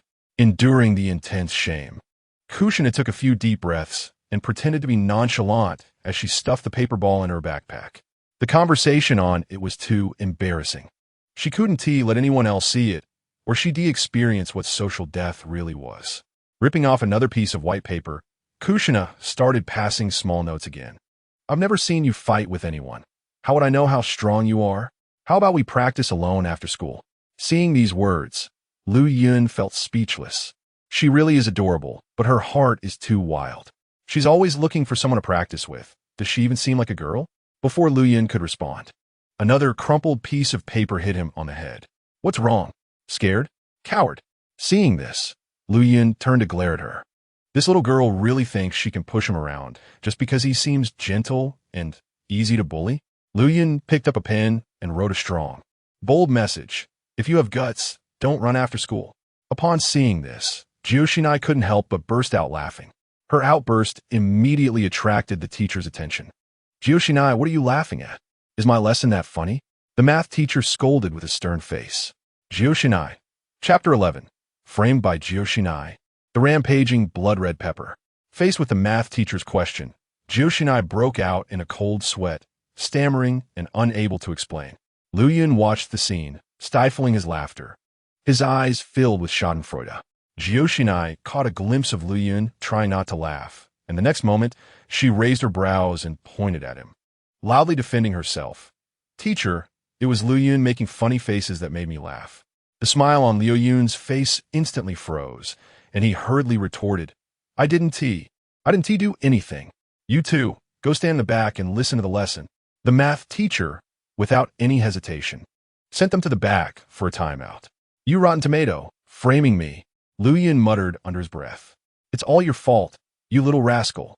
Jiyoshinai whispered back. Did I make you laugh? With such a low laugh threshold, you blame others? Liu Yun shot her a fierce glare. Then what were you laughing at when the teacher caught me? If I'm not having a good time, you shouldn't either. Jiyoshinai smiled, acting like a spoiled child. His legs were already sore, and now he had to stand in punishment. Liu Yun was truly at a loss for tears.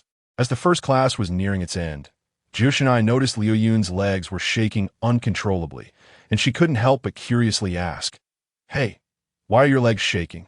It's all your fault. Liu Yun shot her a glance. He had enough time to rest. Is standing in punishment really making your legs shake this much? Are you a soft-footed shrimp? This comment made Jiyoshinai laugh out loud. I went for a morning run, and since the ninja school is far from my house, now I have to stand. If it were you, wouldn't you be soft too?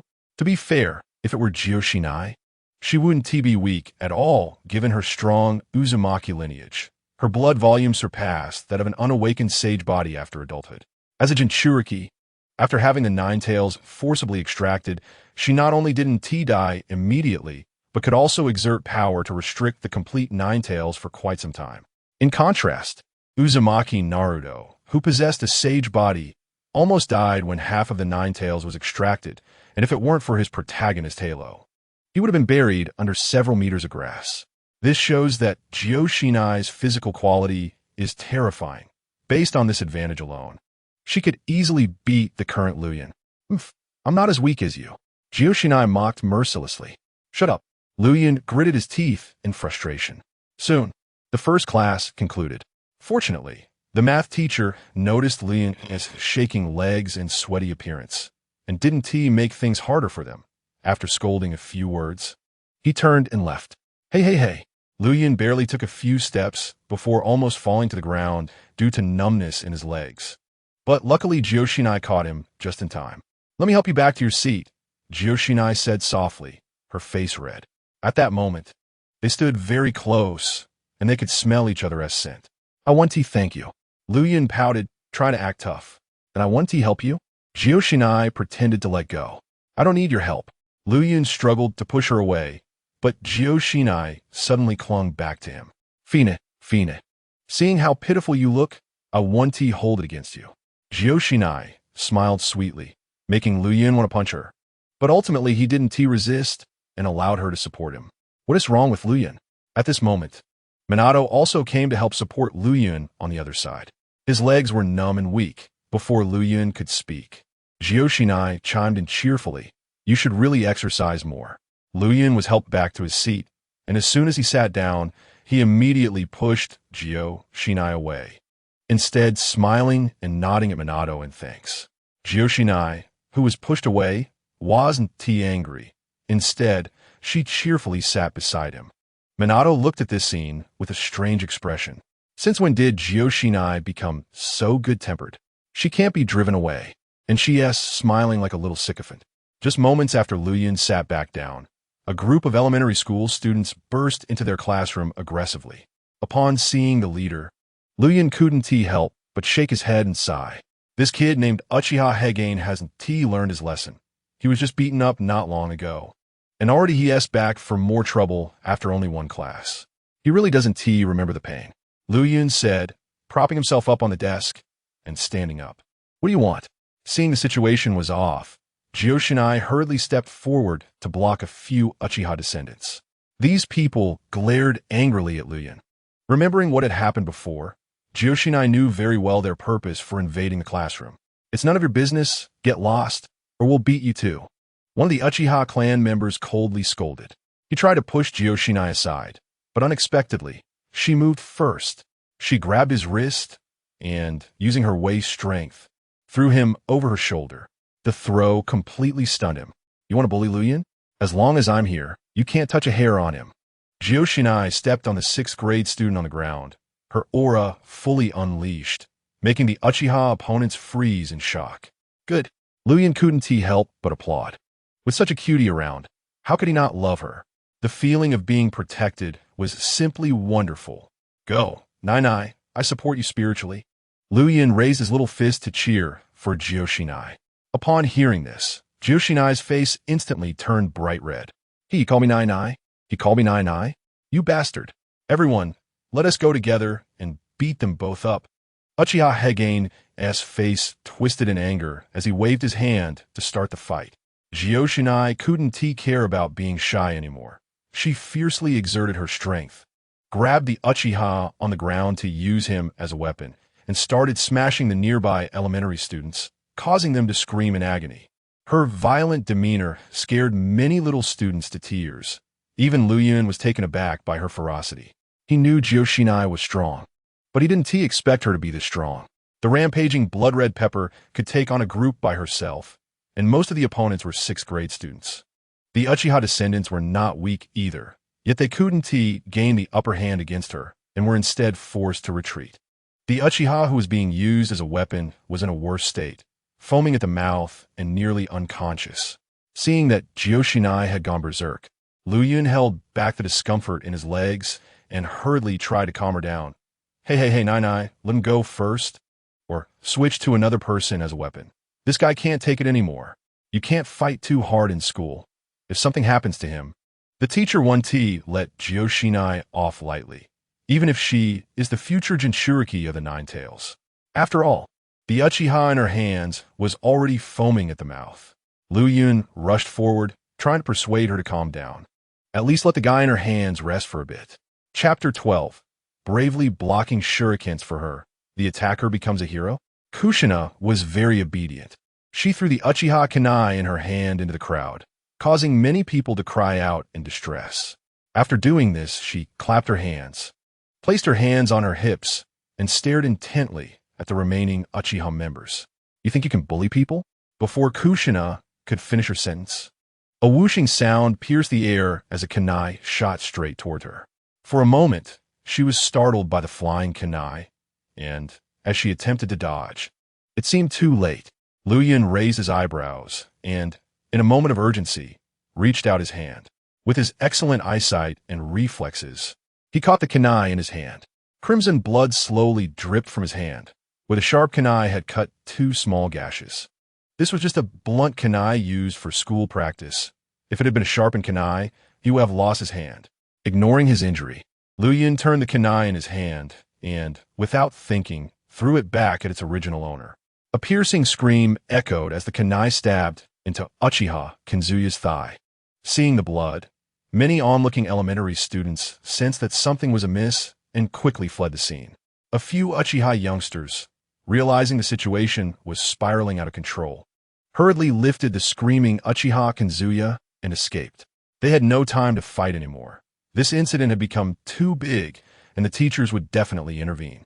Luyan, your hand. Kushina grabbed Luyan's palm, her words coming out in a rush. If it weren't for Luyan grabbing the kunai just now, she would have been the one injured. The thought of someone willing to risk themselves to shield her made Kushina's eyes turn red, and tears streamed down her cheeks. Why are you so foolish? Don't you know kunai are dangerous? You dare to catch it with your bare hands. Kushina was both angry and moved to tears. It's precisely because it's dangerous that I caught it. If it had hit you, it would have made a hole. Luyan replied seriously. You already stepped in to teach them a lesson for me. How could I let you get hurt? Upon hearing this, Kushina was momentarily stunned, and the next moment, she pouted and began to cry. After being in this unfamiliar village for so long, this was the first time she felt noticed by a peer. This was a selfless act of protection. It was completely genuine. What girl could withstand such a heartfelt gesture? Kushina immediately hugged Luyun and cried uncontrollably. When did they become so close? Some girls, witnessing the scene, gasped in surprise. Yeah, it has developed to the point where they're stepping in for each other, blocking attacks for one another. Many classmates were shocked upon hearing this. When did these two get together? They were completely caught off guard and had no idea what romantic story had unfolded between them. However, in the eyes of some girls, a man willing to block a kunai for a female friend or partner was undoubtedly true love. Some girls looked at Kushina with a hint of jealousy. They want to find a handsome boy like that too. All right, stop crying. It's just a little scrape. In a while, it will scab over. Luyun patted her back and smiled. A lot of people are watching. Upon hearing this, Kushina immediately realized. She glanced around at her classmates who were watching, her face turning as red as a ripe tomato. The next moment, she quickly pushed Luyun away and ran back to her seat, burying her head in her arms. Too shy to meet anyone's gaze, Luyun took the piece of paper handed to him by a classmate, pressed down on it gently, and quickly stopped the bleeding. As expected, their homeroom teacher, Mr. Oda, soon came running over to catch the culprits. Uchiha Luyun, Uzumaki Kushina, both of you come with me to the office. In the teacher's office, Mr. Oda first checked Luyun's injury. After confirming it was just a minor scrape, he breathed a sigh of relief. However, the next moment, he took out a bandage and diligently wrapped Luyun's wound. What exactly happened between you and Uchiha Kazuya? Mr. Oda asked Luyun in a serious tone. Luyun had no choice but to explain the conflict between them. Many people had witnessed the incident, and lying would be pointless. He could only try to clear Kushina's name as much as possible. So you were the one who started it? You knocked out 2 of his teeth. Mr. Oda rubbed his temples, feeling a headache coming on. That guy was cursing so badly and threatened to make Luyun pay for it. Knocking out 2 of his teeth was light punishment, Kushina muttered quietly. Shut up. I haven't even mentioned you yet. Mr. Oda shouted at Kushina, almost spitting in her face. Mr. Oda, this isn't Kushina's fault. She acted out of loyalty as my deskmate. If it weren't for her, I might have been beaten to death today. Luyun spoke seriously, painting Kushina as a heroic figure. This way, not only would she be absolved of blame, but she could also gain merit. In fact, it was pretty much like that, but it was Kushina who had acted first. Is that so, Kushina? Mr. Oda looked at her with suspicion. Of course, she doesn't even know Uchiha Kazuya. There's no enmity between them. If it weren't to protect a classmate, why would she attack someone for no reason? Mr. Oda, I think Kushina's intentions in protecting her classmate were good. We can't think she's at fault just because she won. If that's the case, no one would dare to act bravely in the future, Luyun interjected. Upon hearing this explanation, Mr. Oda instinctively nodded, finding it very reasonable. Kushina stared blankly at Luyun, realizing that he was truly articulate, with just a few simple words. He had completely cleared her name. She even thought Mr. Oda might commend her bravery. When has there ever been a case where fighting at school could earn a teacher's praise? Not to mention Kushina, Uchiha Kazuya was seriously injured, and his homeroom teacher was furious, claiming he would report the incident to the Hokage. What do you think should be done about this? Mr. Oda asked Luyun. Since you can articulate well, give us another explanation. Mr. Oda, I think Uchiha Kazuya should be dealt with severely. That guy openly attacked others in another class. His intentions were malicious, and he deserves harsh punishment. Luyun spoke seriously, shocking the surrounding teachers. The kunai was Uchiha Kazuya's, and it was launched with the intent to kill. His target was Kushina's throat. If I hadn't acted quickly to catch the kunai, Kushina might have died by now. What? Upon hearing this, Mr.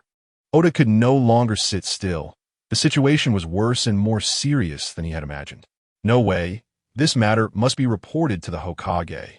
Mr. Oda immediately decided this was beyond his authority to handle.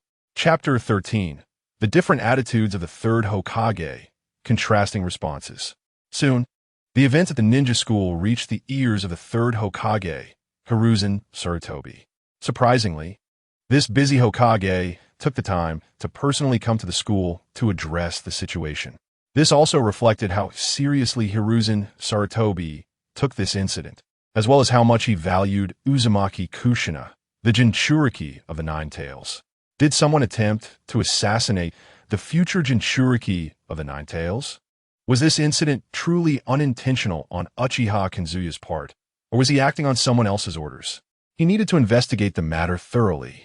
Of course, as the principal of the ninja school, he was also quite concerned about the children within the school.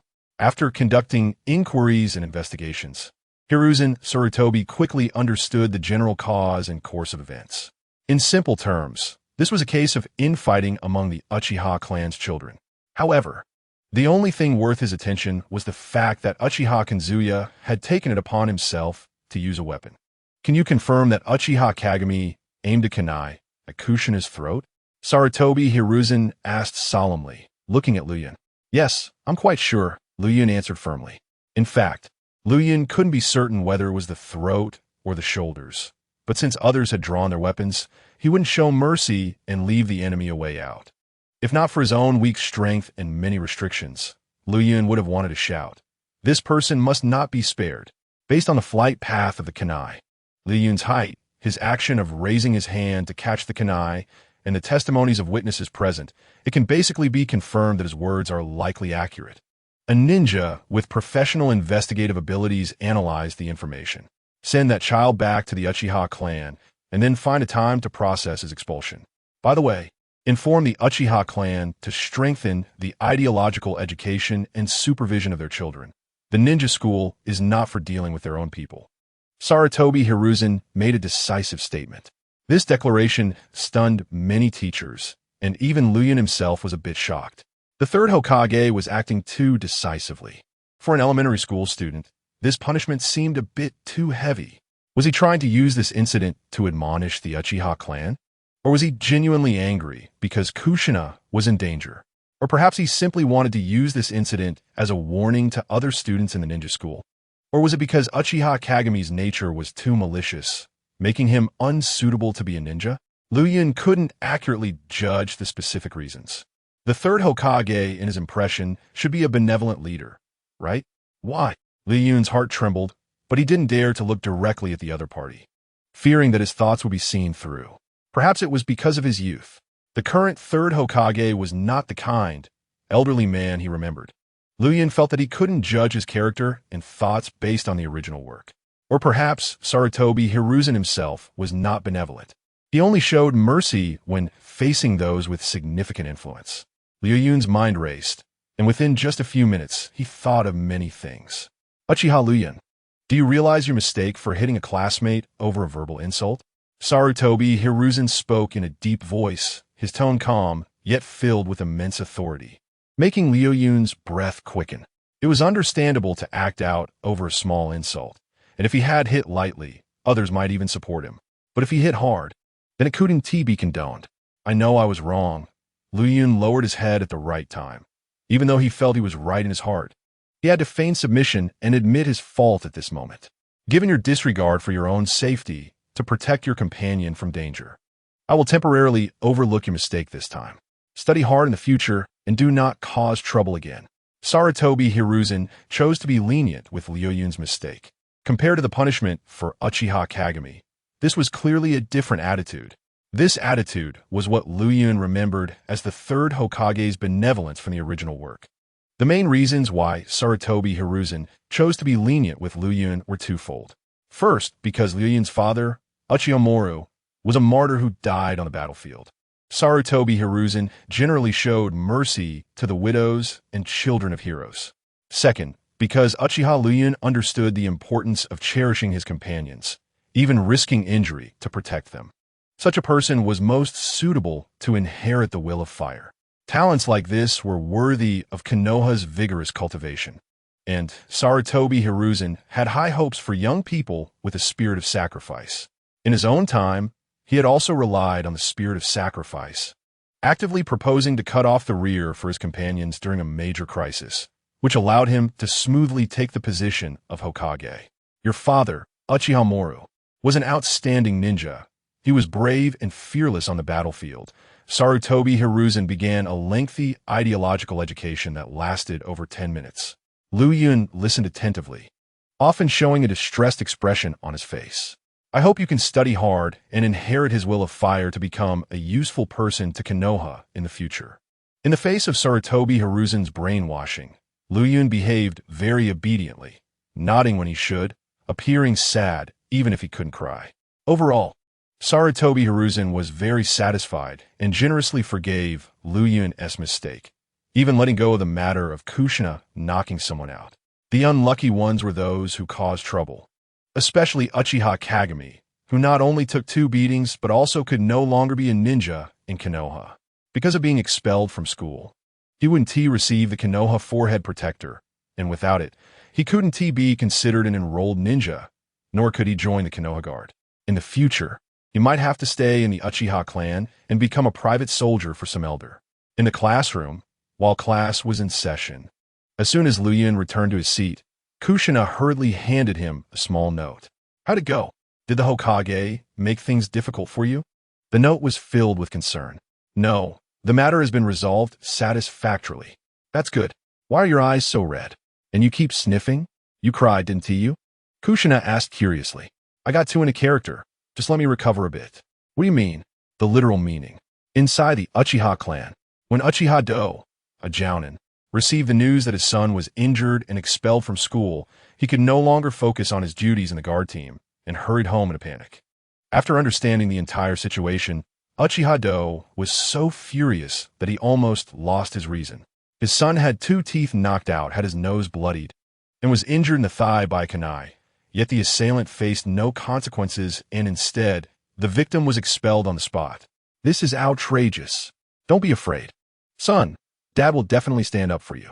When Uchiha-Do was angry, even his Sharingan with 3 TOMOE involuntarily appeared. He suppressed his anger, comforted his weeping son Uchiha Kagami, and then angrily intended to confront the 3rd Hokage directly. But just as he stepped out of the house, he changed his mind. Instead of going to the Hokage building, he headed back to the Konoha Guard. He wanted to use the power of the clan to pressure the 3rd Hokage. Only by doing so could he make the Hokage compromise and allow his son to return to school. It was impossible to achieve this relying solely on his own strength. Chapter 14. The future Uchiha clan leader and the Uchiha clan tear apart their faces. Inside the Konoha Guard, Uchiha Zongjin, the elder of the Uchiha clan, sipped tea with a heavy expression. Just because of a small mistake, the 3rd Hokage wants to deprive Kagami of the right to become a ninja. This is clearly an attempt to use my son's incident to admonish our Uchiha clan. The 3rd Hokage's handling of this matter is so unfair. Elder, you must stand up for Kagami. Uchiha-Do said with red eyes, bowing respectfully. I've already investigated this matter. It was Kagami who provoked first and insulted others. And he insulted our own clan members. Even after being beaten, he didn't know how to restrain his temper and even teamed up with a few clan members to fight in another class. It would be one thing if they couldn't win, but in the end, they even dared to pull out kunai and openly attack, aiming directly at a female student's throat. Kagami has gone too far. With such an incident, how can you expect me to help? Both parties involved are from the Uchiha clan, and this internal family conflict has become a hot topic in the village, almost turning into a laughingstock for others. With such incidents, it's not just the Hokage who is angry. Even I, as the actual head of the Uchiha clan, have grown dissatisfied with Uchiha Kagami. However, it has always been my son who has been injured, while that girl did not suffer any actual harm. The 3rd Hokage's punishment is too inhumane. Uchiha-Do argued loudly, not expecting that even the elder of his own clan would have such an attitude, with everyone believing it was solely his son's fault. At this moment, the Uchiha clan still did not know about Kushina's special identity and thought she was just an ordinary girl. The selection of a Nine-Tails container is considered a top secret by the higher-ups of Konoha. Very few people know about this matter, and it is even less likely that the Uchiha clan would be informed. The 3rd Hokage's punishment was indeed too severe. I will discuss this with him to see if we can give Hiyori a chance for redemption. The Uchiha elder sighed. After all, Uchiha-Do is a clan genin, and he cannot let the other party feel disheartened. He should help when necessary. Upon hearing this outcome, Uchiha-Do was clearly not very satisfied. How do you think that little brat should be dealt with? Hiyori was just insulted by him and lost 2 teeth, and in the end, he was even shot in the thigh. This child is ruthless and does not care for his kin. I request the clan to impose sanctions." Uchiha so fell silent upon hearing this. "Please help my son seek justice, elder." Uchiha Do bowed again. "Grandpa, Uncle Do has worked diligently in the security team over the years. He may not have made great contributions, but he has certainly endured hardships. If he can help, please do so." Uchiha Fugaku, the elder's grandson and a nin, spoke up at this moment. He had been away from school for several years and was currently working in the Konoha security department. "It is indeed excessive to resort to violence over a joke. That little brat has gone too far. This time, our Uchiha clan has been reprimanded by the Hokage and ridiculed by other clans. While not all the blame lies with that guy, he must bear some responsibility." Uchiha Fugaku continued, and his words were heard and remembered by Uchiha Do. Uchiha Do looked at Fugaku with deep gratitude. He never expected that the one who stood up for him would be young Master Fugaku. Uchiha so nodded in agreement with Fugaku's statement. His grandson's simple words had made an elite nin convinced, which greatly pleased Uchiha South. He kept Uchiha Fugaku by his side to better cultivate him, as the Uchiha clan had not chosen a clan leader for many years, and he wanted his grandson to become that leader. That woman, named Asuka, must have taken the little brat away from the clan grounds, likely due to some resentment towards the Uchiha. Uchiha so sighed heavily, believing that the little brat's violent behavior was influenced by his mother, Asuka. "Fugaku, go call Uchiha Ken over." Uchiha Ken is a cousin of Uchiha Mori and the uncle of Ryun. Soon, Uchiha Ken entered the office. He was also a member of the security team, and most Uchiha ninjas work there. "Elder, what do you need?" Uchiha so had him take a seat and then explain the situation regarding Hiyori and Ryun. The elder wanted him to act as a mediator, ideally getting Asuka to bring the little brat over to apologize to Uchiha Do's son, which would settle the matter. However, Uchiha Ken seemed a bit troubled about this. "What's the matter? Is there something bothering you?" Uchiha so frowned. "Mainly, it's that Asuka woman. She is not easy to communicate with. I'll go give it a try." Uchiha Ken ultimately accepted the task. That night, Uchiha Ken knocked on the door of Ryun's house under the pretext of a visit. "What do you want?" Ryun did not open the door immediately upon seeing him. Instead, he coldly questioned. This guy named Uchiha Ken was not friendly toward their family and had always looked down on them. His nickname was even given by outsiders first. Uchiha Mori, as a cousin, had poor strength and married an ordinary foreign woman, which made Uchiha Ken disdain their family even more. "You little brat, you don't even know to open the door when your uncle comes? Is this how Asuka taught you?" Uchiha Ken scolded with a stern face. Ryun had a very bad impression of this person, and since he started off with insults, Ryun decided not to tolerate him any longer. "Who do you think you are? Who recognizes you? Hurry up and get lost. We have nothing to give you if you come begging." Upon hearing this, Uchiha Ken was instantly furious. "You disrespectful little brat. You have no manners." Before Uchiha Ken could finish, a purple-haired woman stormed out with a broom in hand. He swallowed the words he was about to say. "You dare insult him again?" Asuka opened the door, standing in front of Uchiha Ken with a broom, speaking coldly. Although Asuka was just an ordinary person without any cultivation, when she was angry, even Uchiha Ken, as a nin, did not dare to look her in the eye. "Asuka, can we come in and talk? It concerns little Ryun." Uchiha Ken forced himself to ask with a stiff smile. The commotion attracted the attention of several passers-by, making Uchiha Ken feel embarrassed being blocked at the door. "No, we don't welcome you here. Please don't disturb us. Otherwise, I don't mind going to the Hokage and asking him to seek justice for us, the orphans and widows." Asuka spoke mercilessly. Among the Uchiha clan, she disliked Uchiha Ken and his family the most, as they bullied Ryun's family the hardest. To prevent Ryun from living a life of exclusion, Asuka moved away from the Uchiha clan grounds shortly after Uchiha Mori's death. The Uchiha clan looked down on her as an outsider, disdaining Ryun's hair for not being pure enough. Thus, she also looked down on the Uchiha clan and did not want to stay on their grounds. At this moment, facing Uchiha Ken, Asuka chose to tear her face off. Chapter 15. A fierce mother with clear love and hate. What is a real man's youth? Asuka had already learned about the incidents at the ninja school from Ryun. She did not think her son was at fault because the third Hokage did not punish him, which proved Ryun was innocent. As for why the elders sought Ryun, she did not know. But she instinctively rejected those people and did not think it would bring good to Ryun. Therefore, without thinking, Asuka directly drove them away. And she did not care what the elder wanted to say. After all, she had no intention of returning there, nor would she let Ryun go back. So she did not need to care about others' opinions. You did well. I will report everything here to the elder honestly.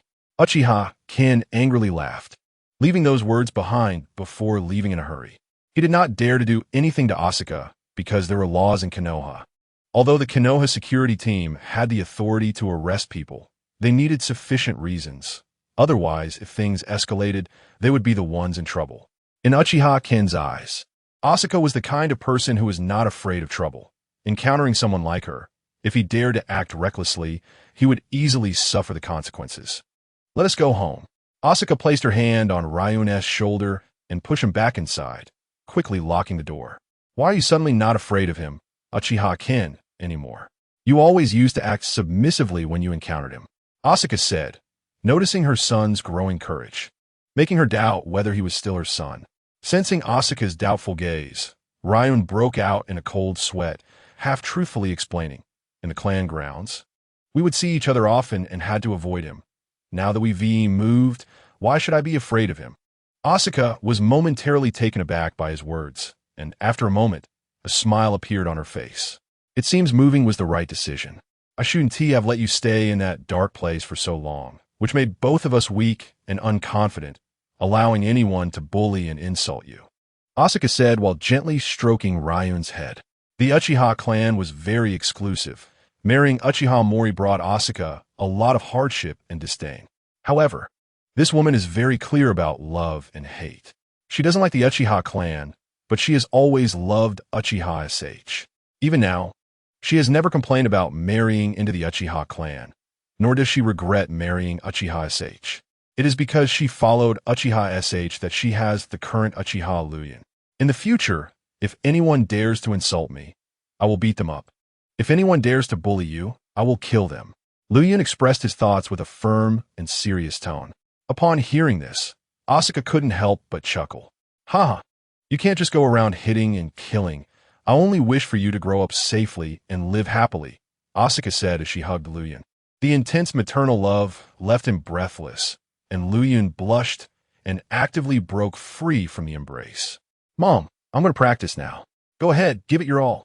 Soon, the sounds of hitting wooden stakes and sandbags echoed in the courtyard. Luyan could make noise in the early morning, but it wouldn't be allowed late at night. As Asuka needed to wake up early every day and go to work to support the family, she needed sufficient sleep. After exhausting his excess energy in the courtyard, Luyan took a cold shower and returned to his room. He sat at his desk, quietly studying the ninjutsu left behind by his father. Uchiha SH was only a CH nin and didn't know many ninjutsu.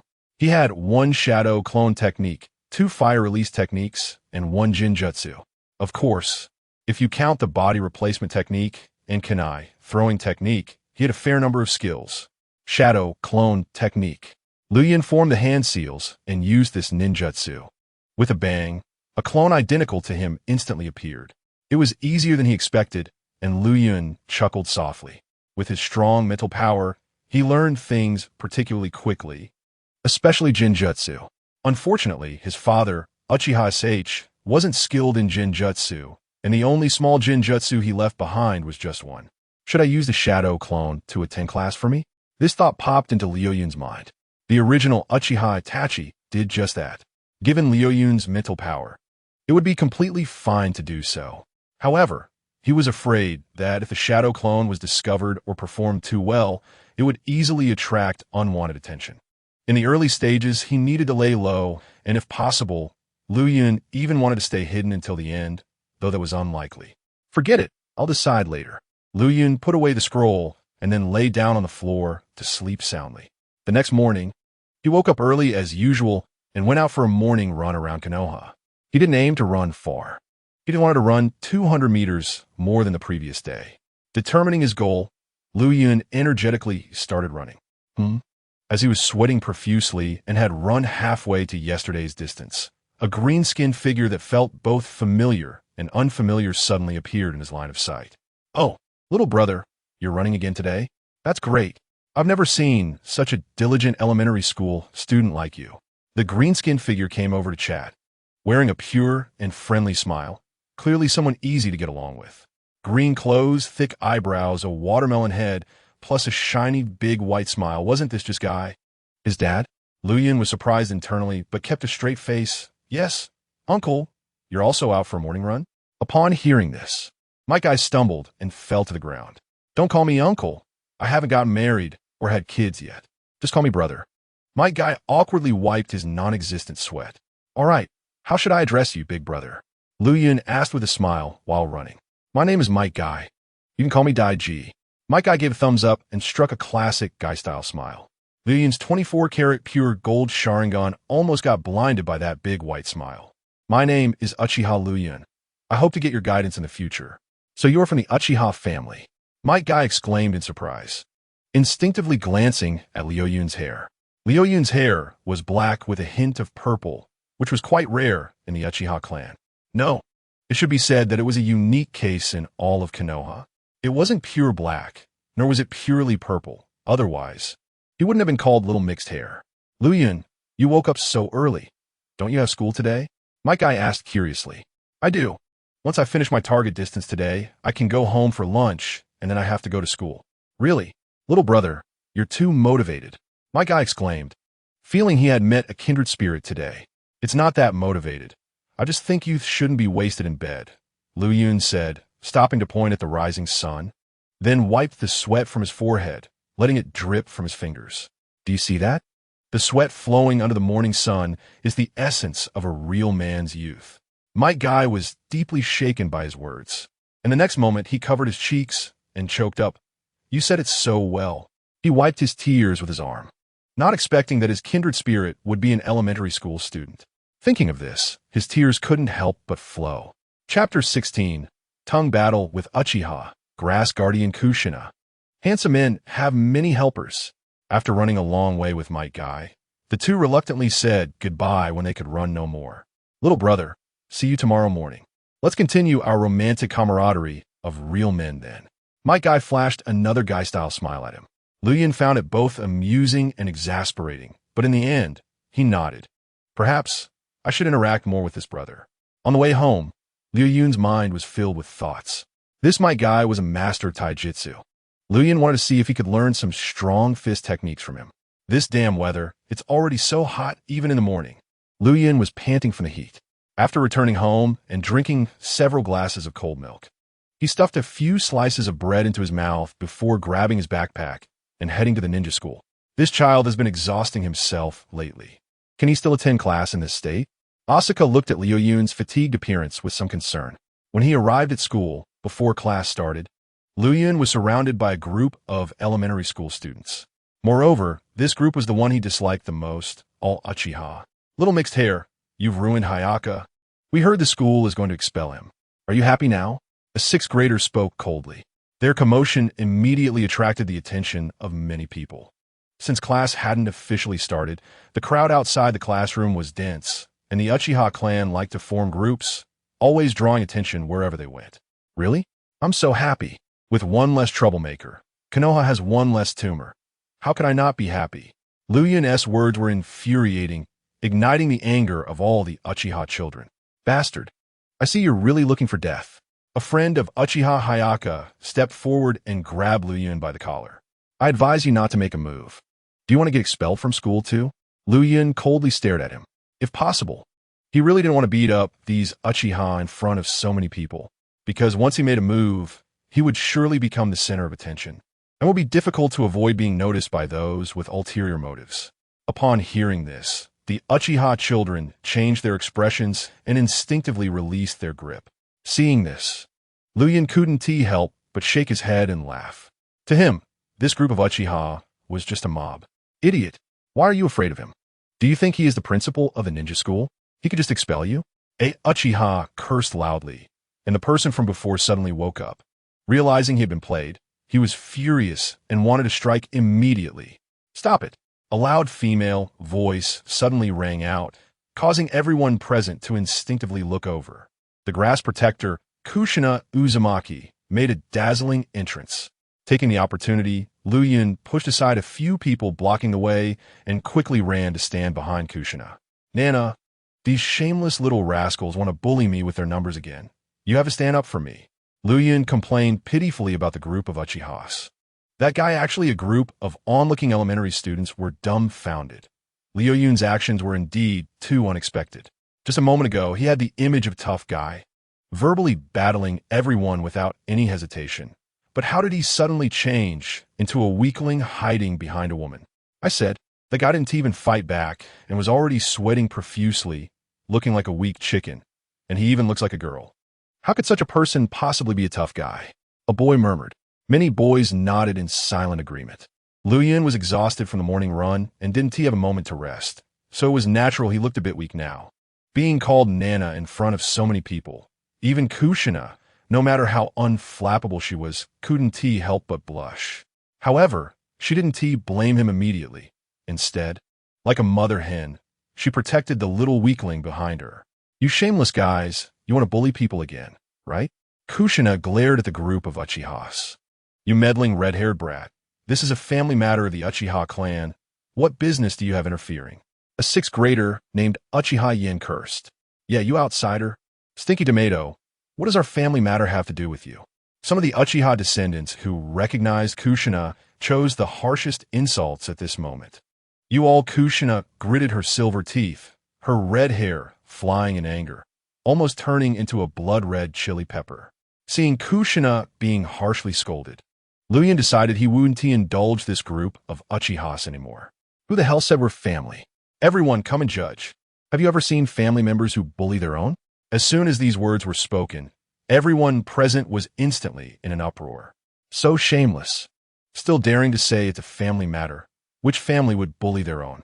Haha, I said the Uchiha clan loves internal strife the most.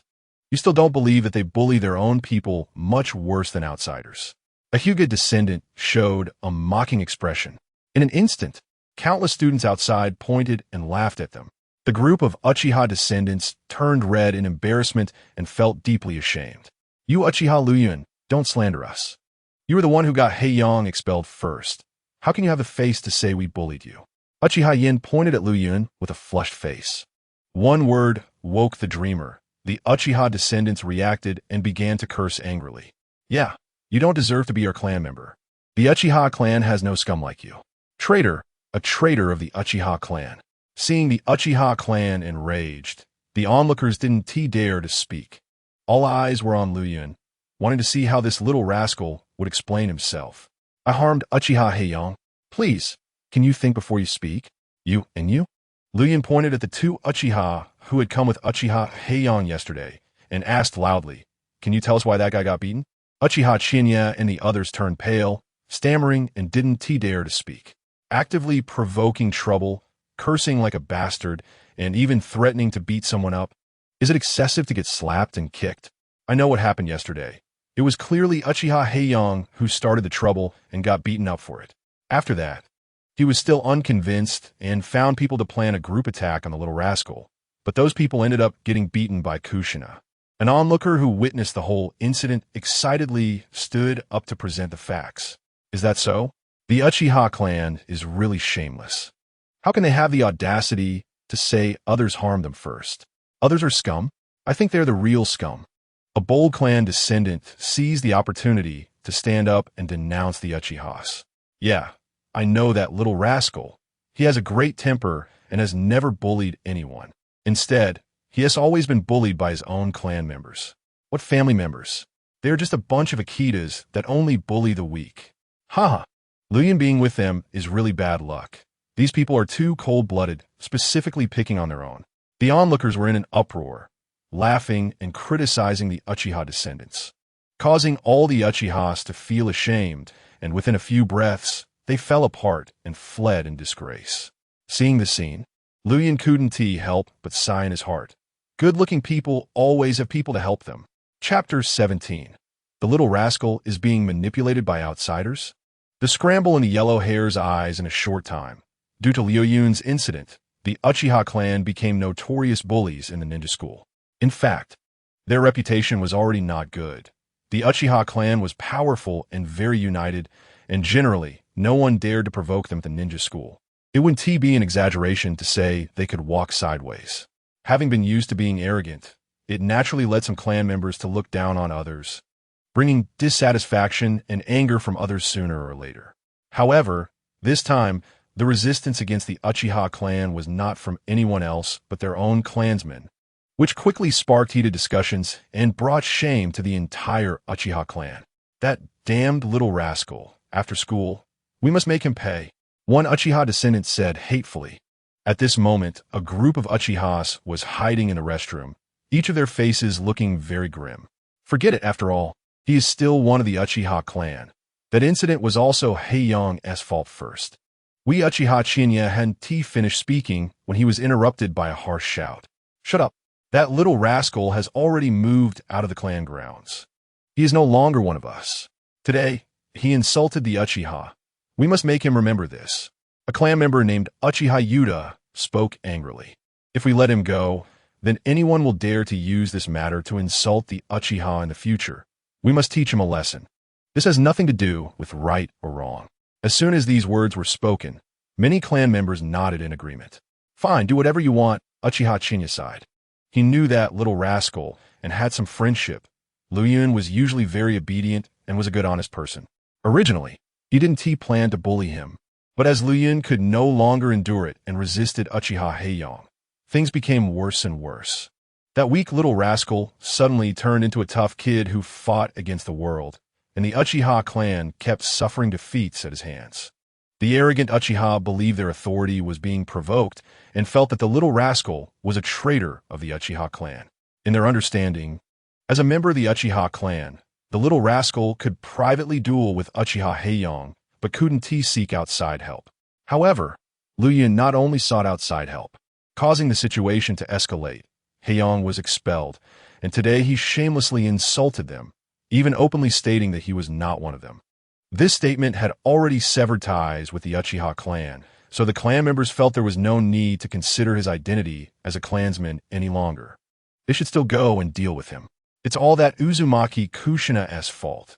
That stinky tomato meddles too much. And Heiyang getting expelled from school is also related to her. One clan member spoke angrily. I think the little rascal must have been deceived by that Uzumaki Kushina, which is why he has become like this. You all think about it. What kind of person was the little rascal before? Uchiha Chiya spoke up at this moment. He planned to shift the blame onto Kushina, the outsider, so that the little brat wouldn't get beaten too badly. Yes, that little brat is usually quite honest. I was wondering why he suddenly became so stubborn. It must be that dead woman. She must have instigated the little brat to turn against us. Once this was said, many clan members found it quite reasonable.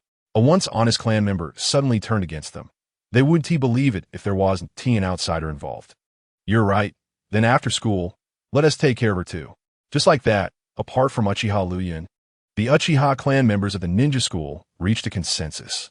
In the classroom, Class 501 was in session, but under one desk, crumpled paper balls were flying around, creating quite a commotion. Hey, Lu Yun, can we discuss something? Can you not call me Nai in public anymore? It's so embarrassing. Seeing this note, Lu Yun almost couldn't help but laugh out loud and felt the urge to tease her further. If you can't call me that in public, does that mean you can call me that in private? Upon reading this, Kushina's face turned bright red again. In the past few days, she had been teased by someone, and although it made her shy, she was also enjoying it all day long. That is not okay either. Kushina lowered her head and threw back a reply. This isn't okay, and that isn't okay. What is okay then? I said it's okay when I say it's okay. Kushina hesitated for a while before sending that out. Do you dislike me calling you that? Lu Yun held back a laugh, deliberately asking knowingly. No, it's just don't call me that in public. Seeing this reply, Lu Yun turned to Kushina with a mischievous smile that said, I understand. You're really cheeky. I never noticed you were this lewd before. That's because I'm not lewd at all. You're not ashamed at all, are you? Kushina leaned on the desk, glaring at Lu Yun behind the teacher's back. The teacher was seriously lecturing at the front, while she and Lu Yun were chatting passionately in secret. For some reason, Kushina felt that this sneaky behavior was very interesting and thrilling. This scene fell into the eyes of a certain blonde-haired boy, which made him feel a bit bitter and jealous. These two were clearly flirting with each other, and he really wanted to stand up and report to the teacher, exposing these shameless guys. But thinking of the consequences, he forcibly suppressed his impulse and pretended to be a blind person who saw nothing. Honestly, I think the Uchiha Clan 1T let this go easily. After class, don't leave the classroom alone. Stay by my side. Kushina wrote a long message. You will protect me, right? Luyun threw a paper ball and then looked at her hopefully, his tearful big eyes full of emotion. He was really afraid of those Uchiha brats. Dealing with them would be a matter of minutes, but it just didn't seem necessary at the moment. Kushina's face turned red, but she shot him a fierce glance. This shameless guy, always asking knowingly, making her express her embarrassing feelings. What if I can't hold it in? Like if I urgently need to go to the bathroom, what if they block me there? You can't go with me to the boys' bathroom, right? Luyun held back his laughter and pretended to ask seriously. Then wait until the last minute before class to go. Because of time constraints, they wouldn't have time to target you. Kushina clearly thought of this solution in advance. Or rather, she had experience with such situations. In the past, she had often been blocked by bad boys. This answer surprised Luyun. Thinking about how Kushina was protecting him, he felt reluctant to tease her any further. Kushina. He lowered his voice and softly whispered her name. Kushina instinctively responded softly, her beautiful big eyes full of confusion. Thank you. Chapter 18. To enter the system, one must endure. Luyun took the opportunity to take advantage of the little girl. In the Konoha guard department. Elder, that shameless woman Asuka is ungrateful. I personally visited her and even mentioned your name, but she wouldn't even let me through the door. After receiving such treatment, Uchiha Ken was so angry that his face turned red, and he hated Luyun's family to the core. After listening to Uchiha Ken's complaints, Uchiha Zone felt speechless, thinking that this so-called cousin was failing miserably. Under normal circumstances, who would be kicked out before even entering the door? Even strangers wouldn't treat someone like this, right? It seems I found the wrong person. The elder initially thought that the two families had a blood relationship, making communication easier, but it ended up backfiring. Forget it. You can leave now. Uchiha Zone waved his hand, too lazy to listen to Uchiha Ken's complaints any longer. Yes. After Uchiha Ken left, Uchiha Zone turned his gaze to Uchiha Do. Do, I want to see the third Hokage, and he agreed to let Yuhiko return to school. The elder personally went to the Hokage building to plead for a child, and Sarutobi Hiruzen felt he couldn't refuse to give even a little face. Politics is about give and take. Politicians rarely fight to the death over a person or a matter. Every major and minor issue can become a political bargaining chip. As long as these matters have enough value, politicians want to ignore them. Thank you for your trouble, elder.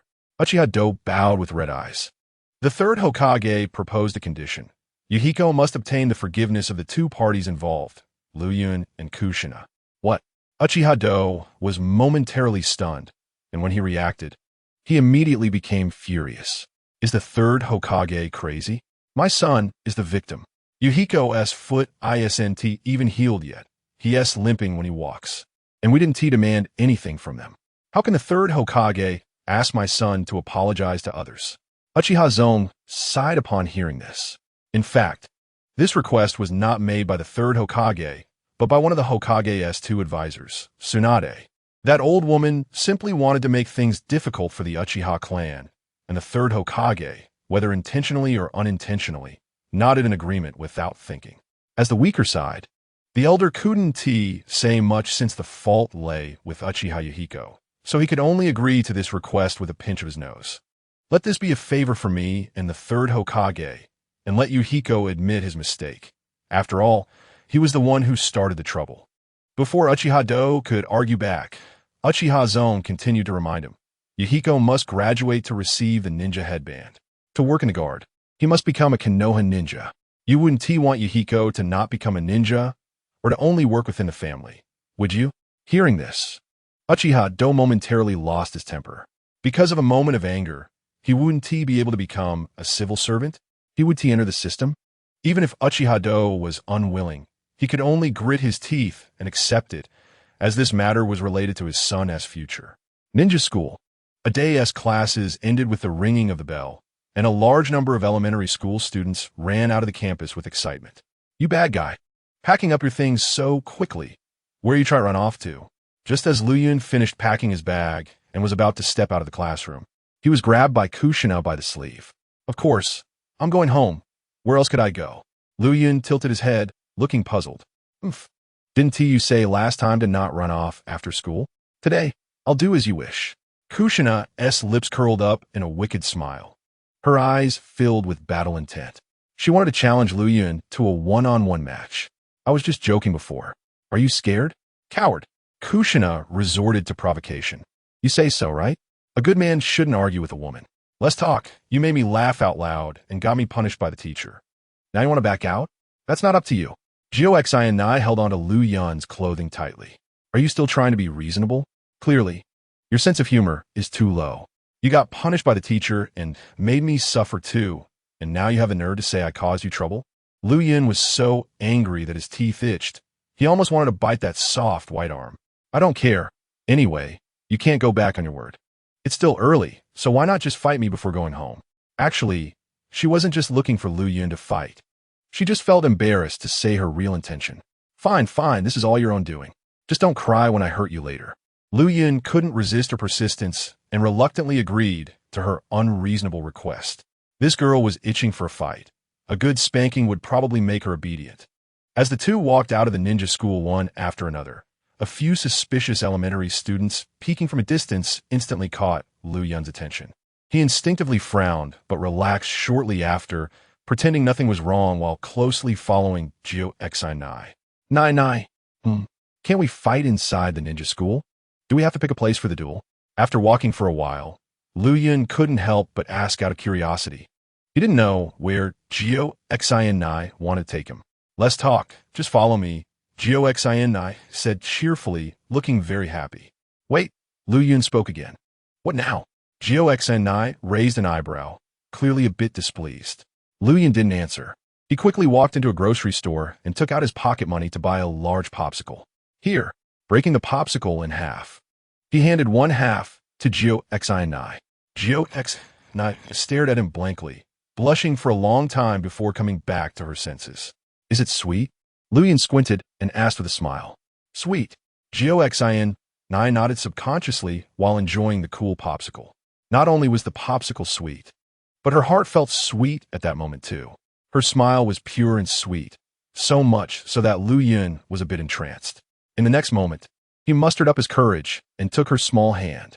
Uchiha was startled. Her face turned red, and she instinctively wanted to pull her hand away.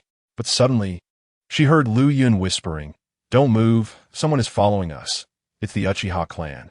Uchiha looked up and saw Lu Yun's serious expression, signaling her to pay attention to the back. Pretending to be nonchalant, she casually glanced back and indeed found Uchiha descendants with black hair and eyes following them. "They probably want to ambush me, but there are too many people on this road, so they dare not show themselves for now. Let's find a more secluded place. I want to deal with them properly and make them remember this," Lu Yun said, pulling her icy, soft hand, and Uchiha immediately dared not resist anymore. In fact, being followed and holding hands had no relation whatsoever. Spending $2 on a popsicle shouldn't be too much to ask for a little hand-holding, right? Chapter 19. When reason doesn't work, can fists win? Lu Yun led Uchiha to a secluded area with fewer people, and at that moment, the group of Uchiha kids also surrounded them. There were exactly 8 Uchiha.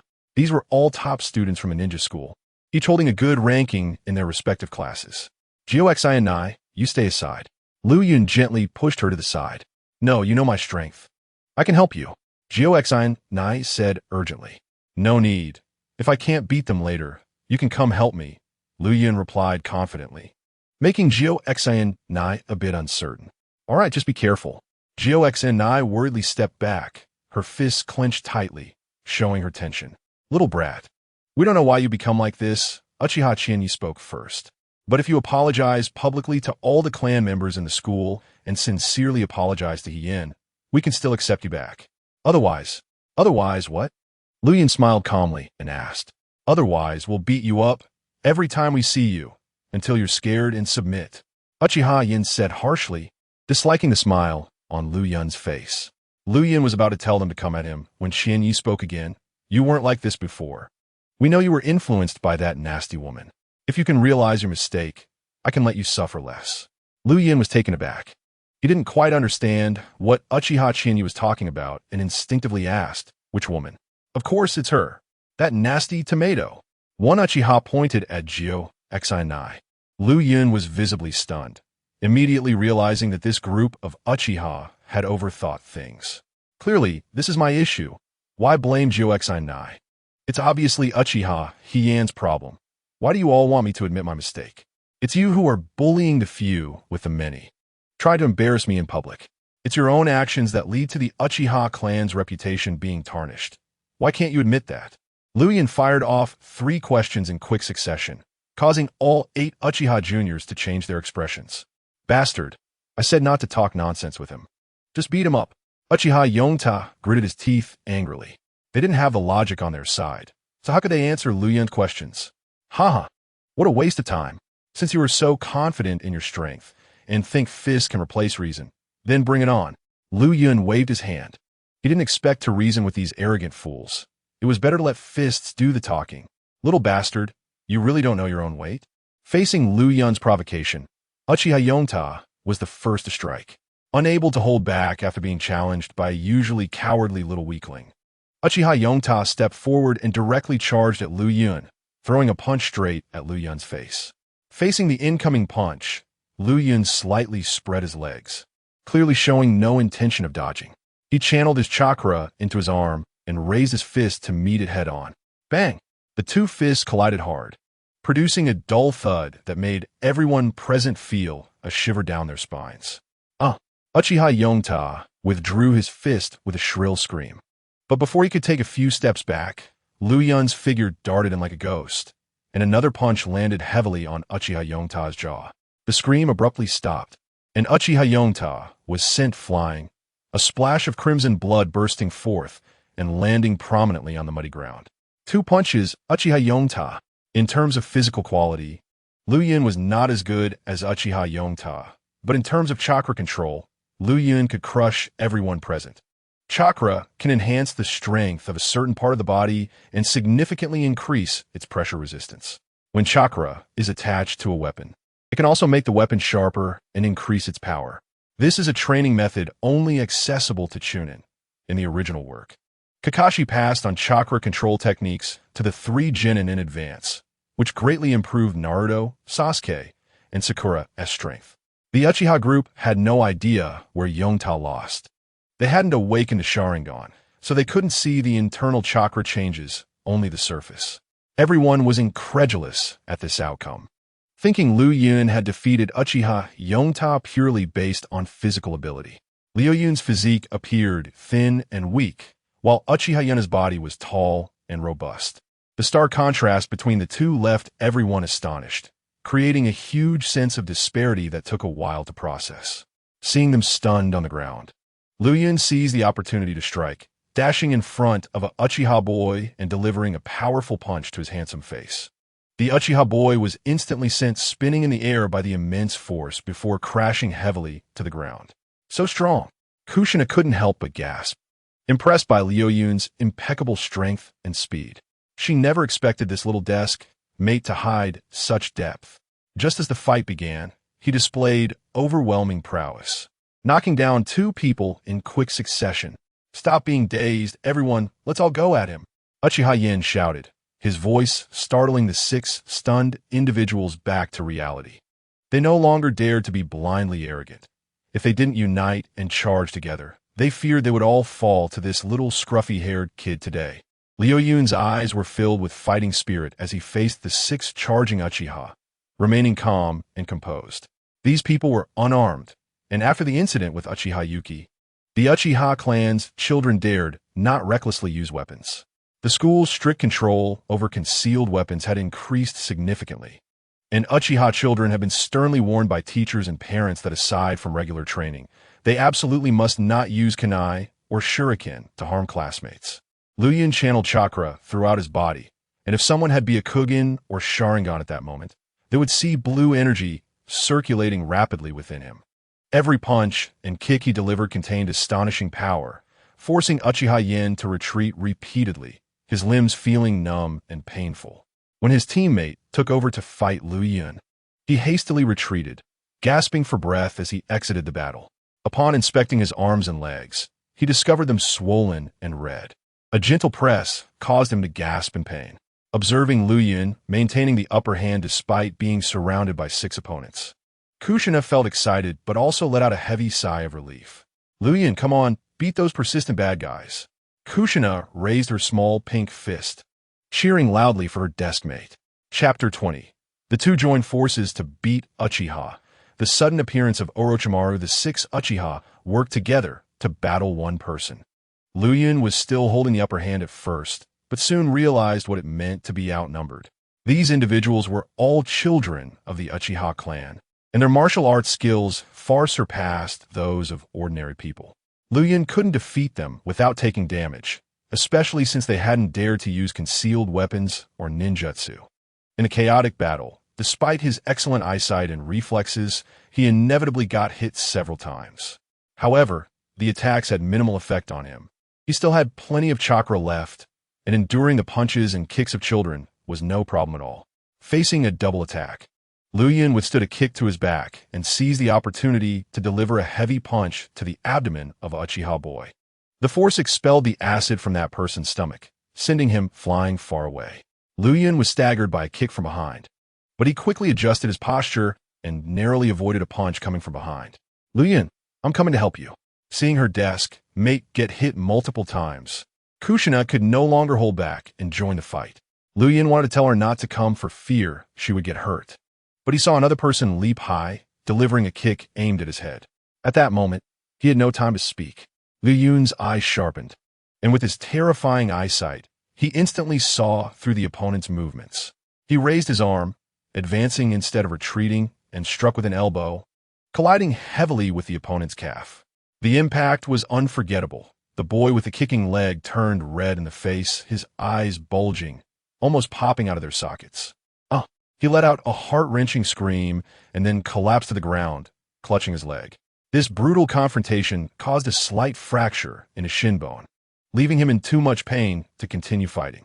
4 of the 8 Uchiha had been defeated, and Kushina chose Uchiha Chiya, leaving Liu Yun with only 3 enemies. One of them, seeing the situation was dire, became tense and lost his confidence, allowing Liu Yun to take advantage and kick him over. After knocking down another opponent, Liu Yun set his sights on Uchiha Yen, and the two engaged in another fierce clash. Uchiha Yen was strong, and his taijutsu was impressive. Liu Yun found it difficult to take him down immediately. However, his chakra reserves were still abundant, and he had half his stamina left. So defeating Uchiha Yen was only a matter of time. Wait, I don't want to fight anymore.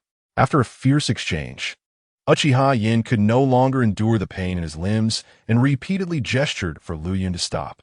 At that moment, his exposed arms and legs were swollen and red. In terms of injuries, he was not much better off than the wailing clansmen on the ground. You think you could just stop fighting? You were thinking too optimistically. Liu Yun snorted coldly and continued his assault. A minute later, Uchiha Yen was kicked to the ground, unable to maintain his cool demeanor, crying out in agony. On Kushina's side, Uchiha Chiya was no match for her in a one-on-one fight. He was quickly knocked to the ground as Kushina stomped on him repeatedly with her big feet. What a freak.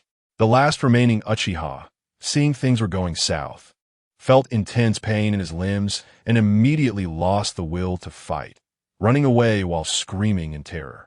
Liu Yun quickly chased after him and delivered a hard kick to his back. The boy fell face first to the ground, crying out in pain. Liu Yun scanned the ground where the Uchiha were wailing, and whenever he saw someone in better condition, he immediately rushed over to deliver a few more punches and kicks. You scoundrels bullied Liu Yun. You're the most arrogant Uchiha in the whole school. Don't you usually like to show off? I'll beat you to death. Kushina was now completely caught up in the frenzy of fighting. She was cursing as she hit, and without realizing it, she even dragged Liu Yun into her tirade. The two worked together, sending the 8 elementary school students scurrying for cover, and despite being injured, they could only endure the pain and hurriedly escape.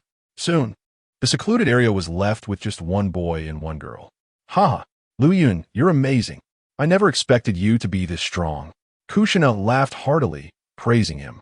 She had never imagined she would get to beat up the Uchiha clan one day. These people were truly the school bullies. Clap, clap, clap. Just as the two were chatting and laughing, a series of applause suddenly caught their attention. What an exciting battle.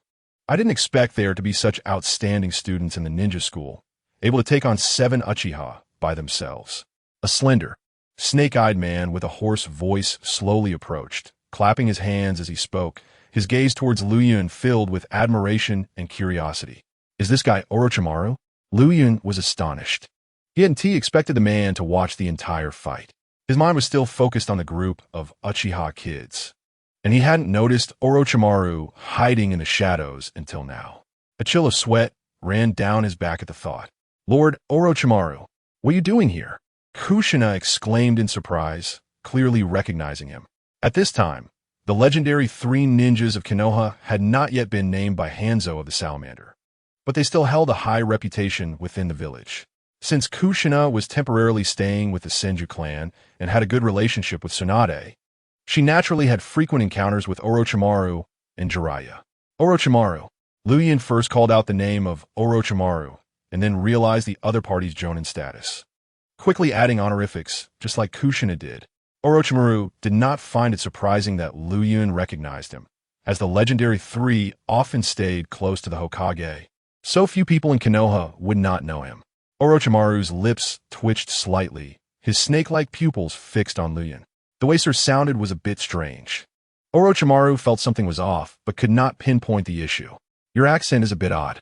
Liu Yun thought mischievously. "It's a Huaxia accent," but maintained a puzzled expression on his face. "Kushina, isn't it getting dark? Shouldn't you be heading back? Mito-sama should be waiting for you at home." Orochimaru smiled gently at Kushina. At this time, Orochimaru had not yet become toxic and was courteous and modest, exuding a gentlemanly demeanor that naturally elicited goodwill from others. At this point, he was highly trusted and valued by the 3rd Hokage, and even Jiraiya and Tsunade could not compare. "All right, I'm heading back now." Kushina looked up at the setting sun, realizing it was indeed getting late, and Mito must be worried. "Liu Yun, Orochimaru-sama, I'm leaving now." Kushina's cheeks flushed slightly as she looked at Liu Yun, then waved goodbye to the two. "Okay, you go ahead. I need to head home too." Liu Yun smiled warmly. The two watched Kushina's departing figure, but neither left immediately. "What's your name?" In response to Orochimaru-sama, "My name is Uchiha Liu Yun." Liu Yun bowed his head. Try not to look at Orochimaru's cold snake-like eyes. Chapter 21. Targeted by Orochimaru. The Hyuga clan truly understands physical arts? "Uchiha, you're also from the Uchiha clan?"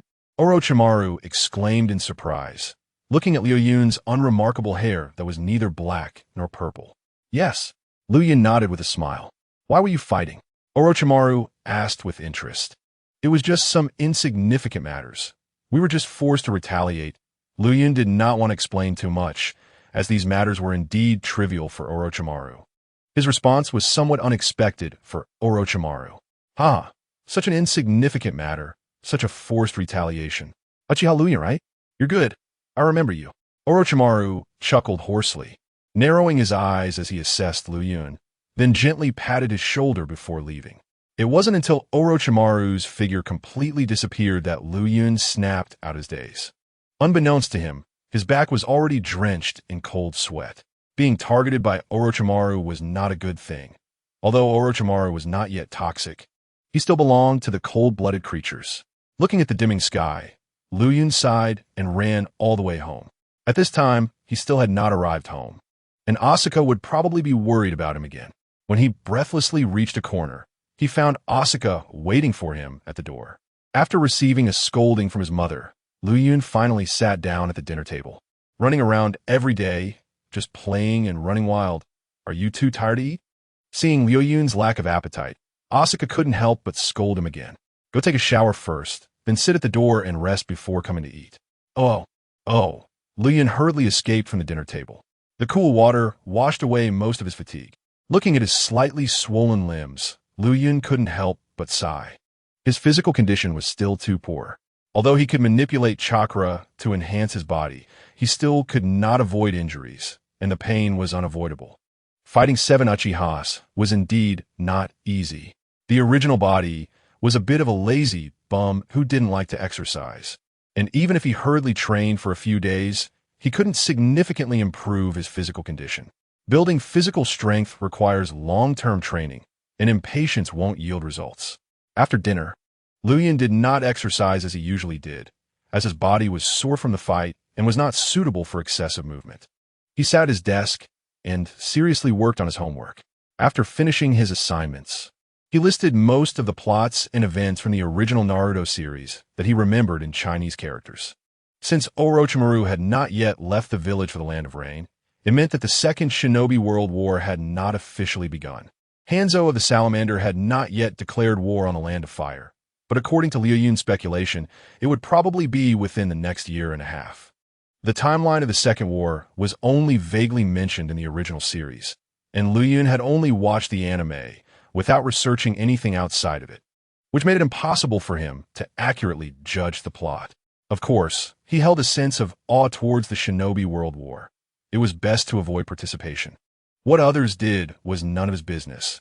As long as Konoha didn't go crazy enough to send ninja elementary school students to battle.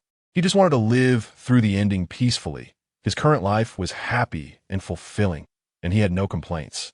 The next morning, Liu Yun once again started his morning exercise routine. It was the weekend, and there were no classes, so Liu Yun felt he could appropriately increase his training tasks. He ran until dawn and encountered Might Guy, seizing the opportunity to ask him about body refinement training experiences and methods. Haha, Liu Yun, actually body refinement training is just that. Wherever you're lacking, you train that area. The main point is to ensure that your whole body's blood flows smoothly. My training experience is keep training until your whole body feels sore every day, because if you don't reach that point, you won't continue to enhance your physique. And if you overdo it, it can also harm your body, which isn't good. Might Guy and Liu Yun discussed training experiences while doing push-ups. At this moment, they were in Konoha's public training grounds. Although it was an open area, there were plenty of basic fitness training facilities. Brother Dai, you must understand physical arts quite well, right? If you have time, could you teach me? Liu Yun couldn't suppress his eagerness and asked Might Guy for guidance on physical arts. Physical arts? You won't believe me, but I only have a superficial understanding of it. Might Guy said something that astonished Liu Yun. What are you joking about? If Guy only has a superficial understanding of physical arts, who in the shinobi world would dare claim to understand it? I'm not joking. Before Liu Yun could finish a sentence, he heard Might Guy explain seriously. The only ninjas who truly understand physical arts in the shinobi world are the Hyuga clan. Most of us who follow the straightforward fist route only touch the surface of physical arts. Most practitioners of straightforward fist physical arts focus mainly on speed and strength, while lacking in other aspects such as technique, insight, and reaction ability. Only the Hyuga clan can be considered all-rounders in physical arts. They have no shortage of speed and strength. Their Byakugan corresponds to insight, and various gentle fist techniques correspond to skill. Plus, their clan inherently possesses excellent body flexibility and outstanding reaction ability. Might Guy praised the Hyuga clan highly, believing that this family truly deserved to be called experts in physical arts. After hearing this, Liu Yun understood why he said that only the Hyuga clan truly understood physical arts. Of course, understanding is one thing, and being strong is another. As someone who had watched Naruto, Liu Yun knew that understanding physical arts well did not equate to being strong. The key was also to be proficient. In the ninja world, there are many who have achieved success in physical techniques. Among the more famous ones, besides the Might Guy and his son, there is also Tsunade, a powerful physical technique user. Additionally, there are the third and fourth Hokage, who combine ninjutsu with physical techniques for speed. They all follow specialized paths and have achieved remarkable accomplishments. In terms of true combat power, they are definitely stronger than the versatile Hyuga clan. The Might Guy duo is impressive in both speed and strength, and their forbidden technique, the 8 Gates, significantly enhances these attributes, which is a key factor in their eventual fame. Liu Yun, I believe the speed training route suits you better. Speed can generate power, and since you are from the Uchiha clan, you certainly have sharp insight. Might Guy offered his suggestion. Can I really become a speed-type ninja? Liu Yun murmured softly. Of course. As long as you want to, you can definitely do it. Mike Guy replied firmly. Lu Yun was the most diligent student he had ever seen. Someone like him could achieve anything he set his mind to. Mike Guy believed that effort was greater than talent, and he would teach his son, Mike Guy, the same way in the future. Chapter 22. Tired of Japanese cold dishes, being a good son, Lu Yun spent the entire morning diligently training at the outdoor training ground. Old Guy had to leave midway to complete a mission to earn money, so he said goodbye to Lu Yun and went to the Hokage building. 997998999100. After Lu Yun gritted his teeth and finished jumping 1,000 frog jumps, he could no longer hold on and collapsed onto the ground. Given his physical condition, he wouldn't have been able to complete this training goal without stopping, but with chakra enhancing his legs, completing 1,000 frog jumps became possible. Frog jumps are mainly to train leg explosiveness, allowing blood and chakra to stay in the legs for a long time, nourishing the leg muscles and enabling the release of leg power when needed. This is a necessary training item for body flicker technique. Lu Yun had already grasped basic chakra control, easily guiding chakra to stay in his legs. So he began to engage with the training projects taught by Old Guy ahead of time. Old Guy was unaware of this because he didn't believe a student could master chakra control, nor did he think Lu Yun had enough chakra for training consumption. After lying on the ground for a while to rest, Lu Yun forced his tired legs to walk back home. As noon approached, Lu Yun fell silent, looking at the Japanese food in his bento. Rice balls, sashimi, meatballs, and vegetables. This was the nutritious lunch his mother, Asuka, prepared for him. Lunchtime bento during school was usually similar. Due to her job, Asuka generally wouldn't come home for lunch, so Lu Yun ate alone, with all the cold food prepared by Asuka in the morning. He was almost sick of this Japanese dish set, feeling a deep resentment from his original body's memories. Lu Yun closed the bento, took his pocket money, and walked out of the house. He planned to buy some ingredients to cook something warm and improve his meals. Since his family wasn't wealthy and his pocket money was limited, he didn't dare buy expensive ingredients. He bought a few eggs, a cheap large taro, and, with a bit of reluctance, a small amount of crab stick rolls. After a while of busy cooking at home, he successfully made 2 dishes that looked quite good: steamed crab stick eggs and sweet taro. Making these dishes required skill. Ordinary people might not be able to make them without knowing the little tricks. Lu Yun enjoyed the rice balls with his dishes and quickly finished half, his little belly feeling quite full. He packed the other half of the dishes into a lunchbox and walked out to take them to his mother, Asuka, for her to taste. Although this behavior didn't align with his original character and would inevitably raise Asuka's suspicions, Lu Yun wasn't worried because he spent every day with Asuka and couldn't completely hide himself without being discovered. Moreover, home was a place to relax. He didn't want to wear a mask at home, as that would be too exhausting. So he chose not to pretend. Even if he didn't act like the son of Uchiha Lu Yun, as long as he recognized Asuka in his heart and could call her mom, he would still be Uchiha Lu Yun. Asuka had to work to support the family while also taking care of Lu Yun's daily meals, making life quite tough. Lu Yun thought about helping her lighten the burden, at least not becoming a little nuisance in daily life like his original self. At this moment, Asuka hadn't eaten lunch yet, and her meal was also the cold food set made in the morning, identical to Lu Yun's. "Asuka, come out. Your son brought you lunch." A woman suddenly shouted. "What?" Asuka, who was about to eat, was startled. Her son brought her lunch? Didn't she have food? What could her son bring her?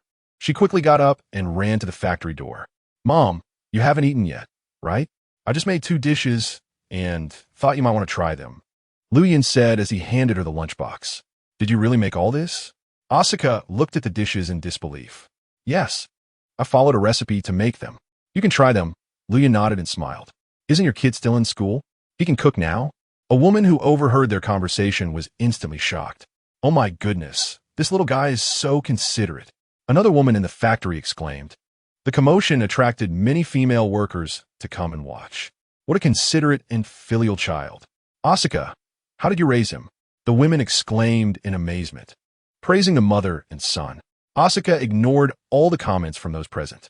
At this moment, it was midsummer and the sun outside was scorching. Looking at her son, who was sweating profusely, Asuka felt her throat choke up and tears filled her eyes. Did Asuka suspect that someone had replaced her child? Yes, she did. Because Lu Yun was acting too mature and too unusually, it was hard not to suspect. But looking at this good child in front of her, this genuine and pure love was real and could not be faked. Especially in Lu Yun's eyes, there was sincerity mixed with a hint of expectation, which was clearly the expression of a son wanting his mother's praise and recognition.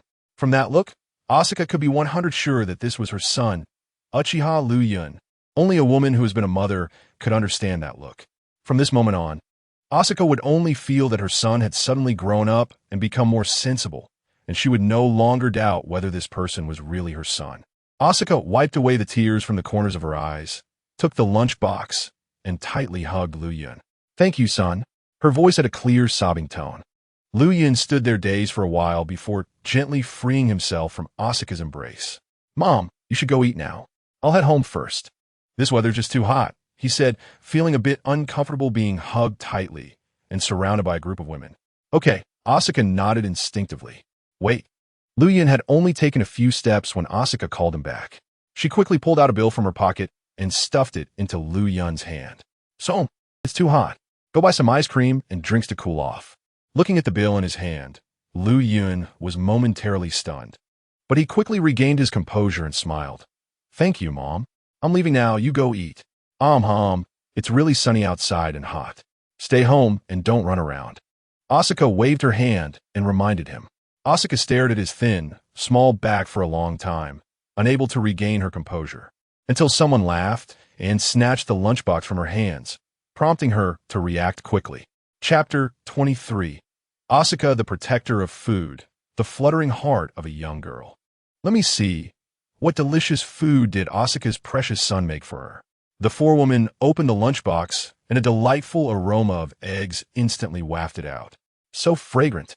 This steamed egg is so tender, and there's crab stick in it. Why haven't I seen this dish before? Does it have a name? Does anyone know how to make it? The forewoman praised while inquiring. She didn't actually taste the dish, after all. It was made by someone else's son for his mother. She could only look, not eat. This novel dish smelled good and looked appetizing, which piqued her curiosity. "I don't know. Just ask Asuka and you'll find out," the female workers chimed in. "I don't know either. Maybe it's a new dish learned from somewhere." Faced with a flurry of questions, Asuka blushed and shook her head. "Look at this dish. It seems like a snack. The taro has been fried, and it's evenly coated with a thin layer of sugar." The forewoman picked up a piece of taro. "Asuka, let me have a piece to try." She couldn't resist her curiosity and asked, "Okay, everyone come and try." Asuka willingly shared the sugar-coated taro. "I want some too. Give me a little taste." There were only 10 pieces of taro, but many eager female workers, each could only get half a piece. The moment the taro entered their mouths, a wave of sweetness hit them. Biting down, the outer layer was crispy while the inside was soft and sticky. The fried taro burst with an incredibly rich fragrance in their mouths, and the combination of flavors made them unable to help but clap in delight. Crispy on the outside, soft and sweet on the inside. The taste is absolutely amazing. A group of female workers was tasting this unique delicacy for the first time, and they couldn't help but show their astonishment.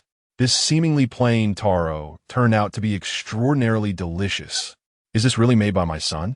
Asuka's eyes widened in disbelief. A piece of ordinary wild taro could be made so fragrant and tasty? Asuka completely couldn't understand how her son managed to do it, and was determined to ask him about it after work. Savoring the lingering sweetness in her mouth, Asuka regretted giving away all the sugar-coated taro. If she had known this little treat was so delicious, she shouldn't have been so generous in sharing it with others. Thinking of this, she quickly closed the lunchbox since there was another dish inside. Hey, Asuka, let me have a taste of that steamed egg. Just a little bit." The forewoman spoke urgently, and at this moment, a group of female workers also chimed in, all wanting to taste the different flavors of food. "Next time, I haven't eaten yet. If I give you some, I'll go hungry." Asuka tightly covered her lunchbox. "Don't you have a bento?" "Exactly. Don't be afraid of going hungry. I'll trade you sushi. If not, I have big shrimp in my bento. I can give you that too. We're just curious and want to taste it." A group of female workers spoke all at once, wanting Asuka to share the new dish and even offered their own bentos and food. Some even took out knives and forks or chopsticks. "No, this is food my son made for me. I don't want to trade." Asuka directly refused. "Just a little taste. Don't be so stingy. We want to eat much. Not giving. If you want to eat, let your son make it himself."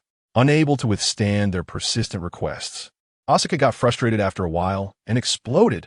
"What if I don't have a son? If you don't have a son, go have one. Stop bothering me while I eat." "Asuka, how can you be like this? So selfish. Stingy." Watching her envious and jealous female colleagues, hearing their praises and evaluations of Luyan, Asuka felt immensely proud. Her son had brought her great honor today. As she ate the dishes, Asuka felt they were exceptionally fresh and tender, finishing off the steamed egg with crab sticks in just a few bites. After saying goodbye to Asuka, Luyan didn't return home immediately. Instead, he ran to a remote forest not far from home, following a small river to a secluded area. This place was rarely visited, had water and trees, and was perfect for him to practice discreetly. Shadow clone technique. Luyan created 2 shadow clones and began a new phase of chakra control training. This was what they called water walking. Luyan controlled his chakra at the soles of his feet and gently stepped into the stream. With a splash, he fell straight into the water.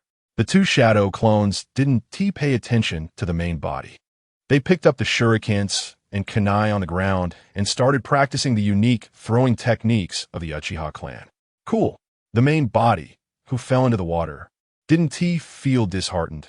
Instead, he felt pleased by the cool river water. After being submerged for a while, he slowly climbed out of the river. On shore, fall into the water, learn from the experience, and keep trying. Luyan kept improving and gradually understood the key to water walking. His strong mental strength endowed him with an exceptionally strong spirit, which made his comprehension ability surpass that of ordinary people, and his growth speed was terrifying. On the shore, the kunai and shurikens seemed to clash chaotically, but in the end, they surprisingly hit the target. The shadow clones helped Luyan's main body gain training experience, and their accuracy with the throwing weapons was rapidly improving, becoming more and more skillful. The water in the river was cool, and the breeze under the trees was comfortable. On this hot afternoon, Luyan was immersed in the joy of training, unable to extricate himself. Inside the Senju clan, Kushina followed Uzumaki Mito in a pavilion, learning the obscure and difficult sealing techniques of the Uzumaki. She studied hard for a whole morning, but by the afternoon, her focus began to wane. "Girl, let us stop here for today. You can go play." Mito smiled kindly, not forcing Kushina to continue learning, as mastering profound sealing techniques required talent and a good state of mind. Kushina's current state was not good, and she couldn't remember many things. No.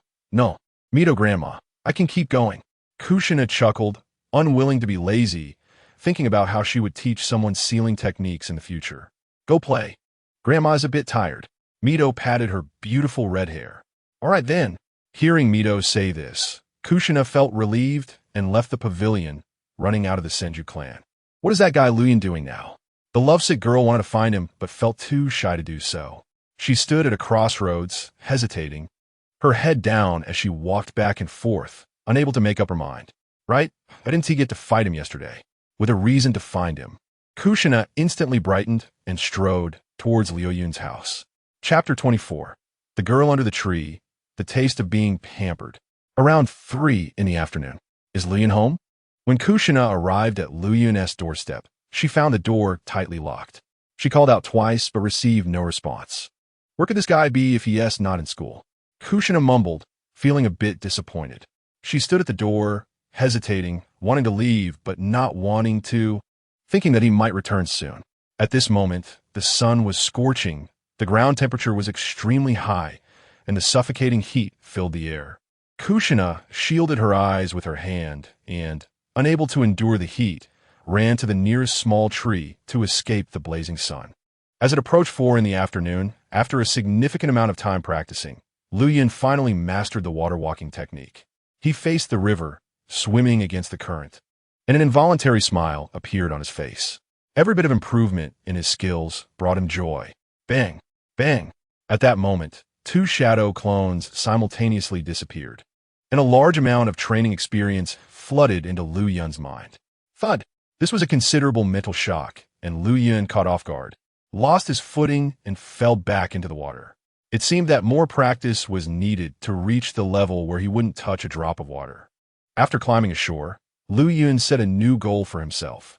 If he perfected the water walking technique, he would probably be immune even to high-level ninjutsu like the Great Waterfall technique, just like Pain did when he fought the rampaging Naruto, where the gushing underground water was comparable to water release ninjutsu. Yet Deva Path Pain could walk on waves as if on solid ground. This required extremely advanced chakra control, which Lu Yun was still far from achieving. After taking off his clothes and wringing out the water, Lu Yun walked slowly in the direction of home. When he reached near his front door, a familiar figure under a small tree surprised him instantly. Lu Yun quickly ran up to her, drawing the attention of Kushina. "Are you here to find me? How long have you been waiting?"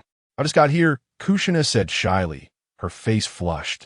Lu Yun didn't catch what she said clearly, but he took her small hand and hurried home.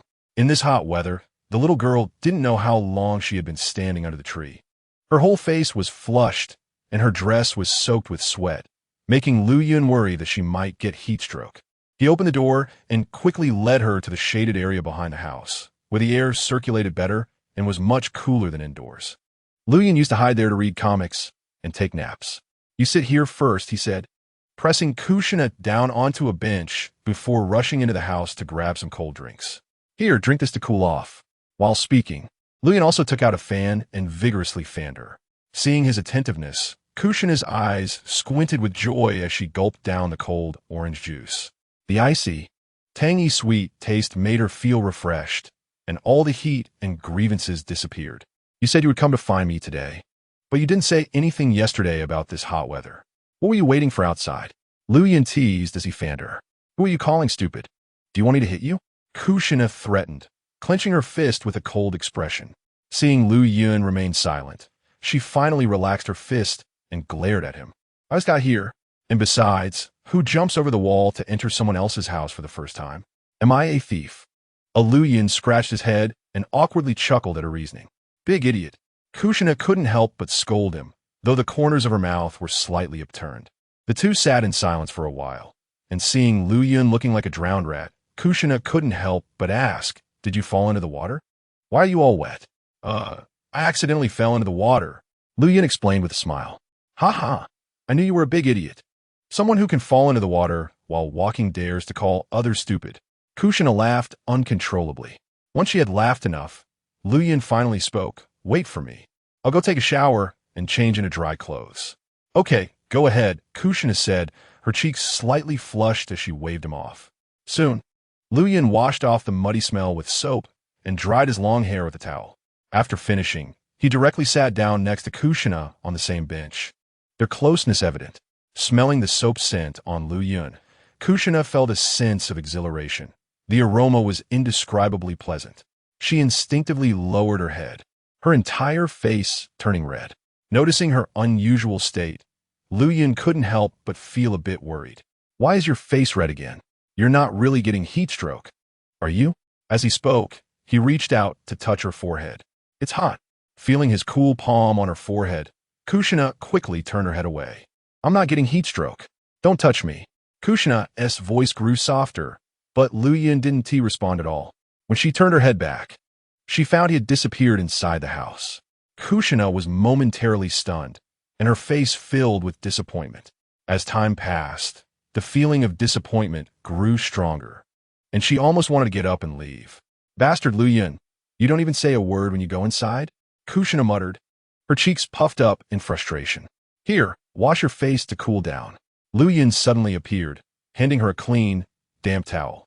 He had gone inside to find a towel and prepared a basin of cold water for her to wash her face. "Don't worry, it's a new towel. No one has used it." Seeing Kushina in a daze, Lu Yun couldn't help but chuckle. "What are you spacing out for? Do you need me to help you wipe?" "No, I could do it myself." After snapping back to reality, Kushina quickly waved her hand and then wiped her face randomly with a cool towel. Lu Yun took the towel back, rinsed it with cold water mixed with ice, and then handed it back to her. "Wipe it clean, and then apply it one last time to cool down." Okay. The icy towel pressed against her hot face made Kushina feel refreshed to the highest degree. Watching this serious boy repeatedly clean the towel for her, Kushina's heart trembled, and a sense of happiness from being cared for surged within her. Is this what it feels like to be valued? He is really so gentle. Chapter 25. Uninvited Guests Apologize. Method of Transferring Hatred. Lu Yun and Kushina sat on the bench, chatting and laughing for quite a while, until two uninvited guests arrived, dissipating the pleasant atmosphere. Uchiha Oben. Seeing the visitors, Lu Yun instinctively furrowed his brow. Uchiha Oben was currently with his mother, Uchiha Kain, both holding a basket of fruit in front of his house. Vortex Kushina, you're also here, Uchiha Oben exclaimed upon seeing Kushina beside Lu Yun. What? Uchiha Kain was somewhat surprised. They had initially planned to find Lu Yun first, and then look for this troublesome girl. But they didn't expect the two to be together during their break. Excuse us, we come to apologize. The incident at the ninja school was Oben's fault. We hope you can forgive his mistake, Uchiha Kain said, suppressing her discomfort, and she bowed slightly, appearing quite humble. Bah, shameless couple. Uchiha Oben cursed inwardly, but put on a stiff smile. Lu Yun and Kushina exchanged glances, both showing surprise. Regarding Uchiha Oben's incident, their homeroom teacher, Oda, had already spoken to them, stating that he would make Uchiha Oben sincerely apologize and suggested they could let each other off the hook. After all, ruining someone's future is like killing their parents. Leaving a line for future encounters, Oda advocated for peace. This is a small gift. I hope Lu Yun-kun and Kushina-san will accept it. Uchiha Kain offered the fruit basket. Given the circumstances, Uchiha Oben needed to earn their forgiveness to smoothly graduate from the ninja school and become a ninja. Otherwise, the teachers at the ninja school wouldn't allow him to continue his studies. Lu Yun did not immediately take the fruit basket, but instead quietly observed Uchiha Heian with a calm gaze. The four of them exchanged glances in silence, the atmosphere becoming somewhat heavy. Uchiha Kain raised her hand until it ached, but the two opposite her remained silent. Helpless, Uchiha Kain secretly gave Uchiha Heian a look. I'm sorry, Lu Yun-kun, Miss Kushina, I was wrong. Uchiha Heian exclaimed loudly with a flushed face. What did you do wrong? Lu Yun raised an eyebrow and casually asked. I shouldn't have bullied Lu Yun-kun. I shouldn't have thrown kunai at Miss Kushina. At that time, I just wanted to shoot at the shoulder. I never intended to kill Miss Kushina, Uchiha Heian said, bowing to the two. Please forgive me this once. Lu Yun stared at him expressionlessly until he felt uneasy, then turned to Kushina. Miss Kushina, what do you say? Lu Yun asked seriously, with a stern face.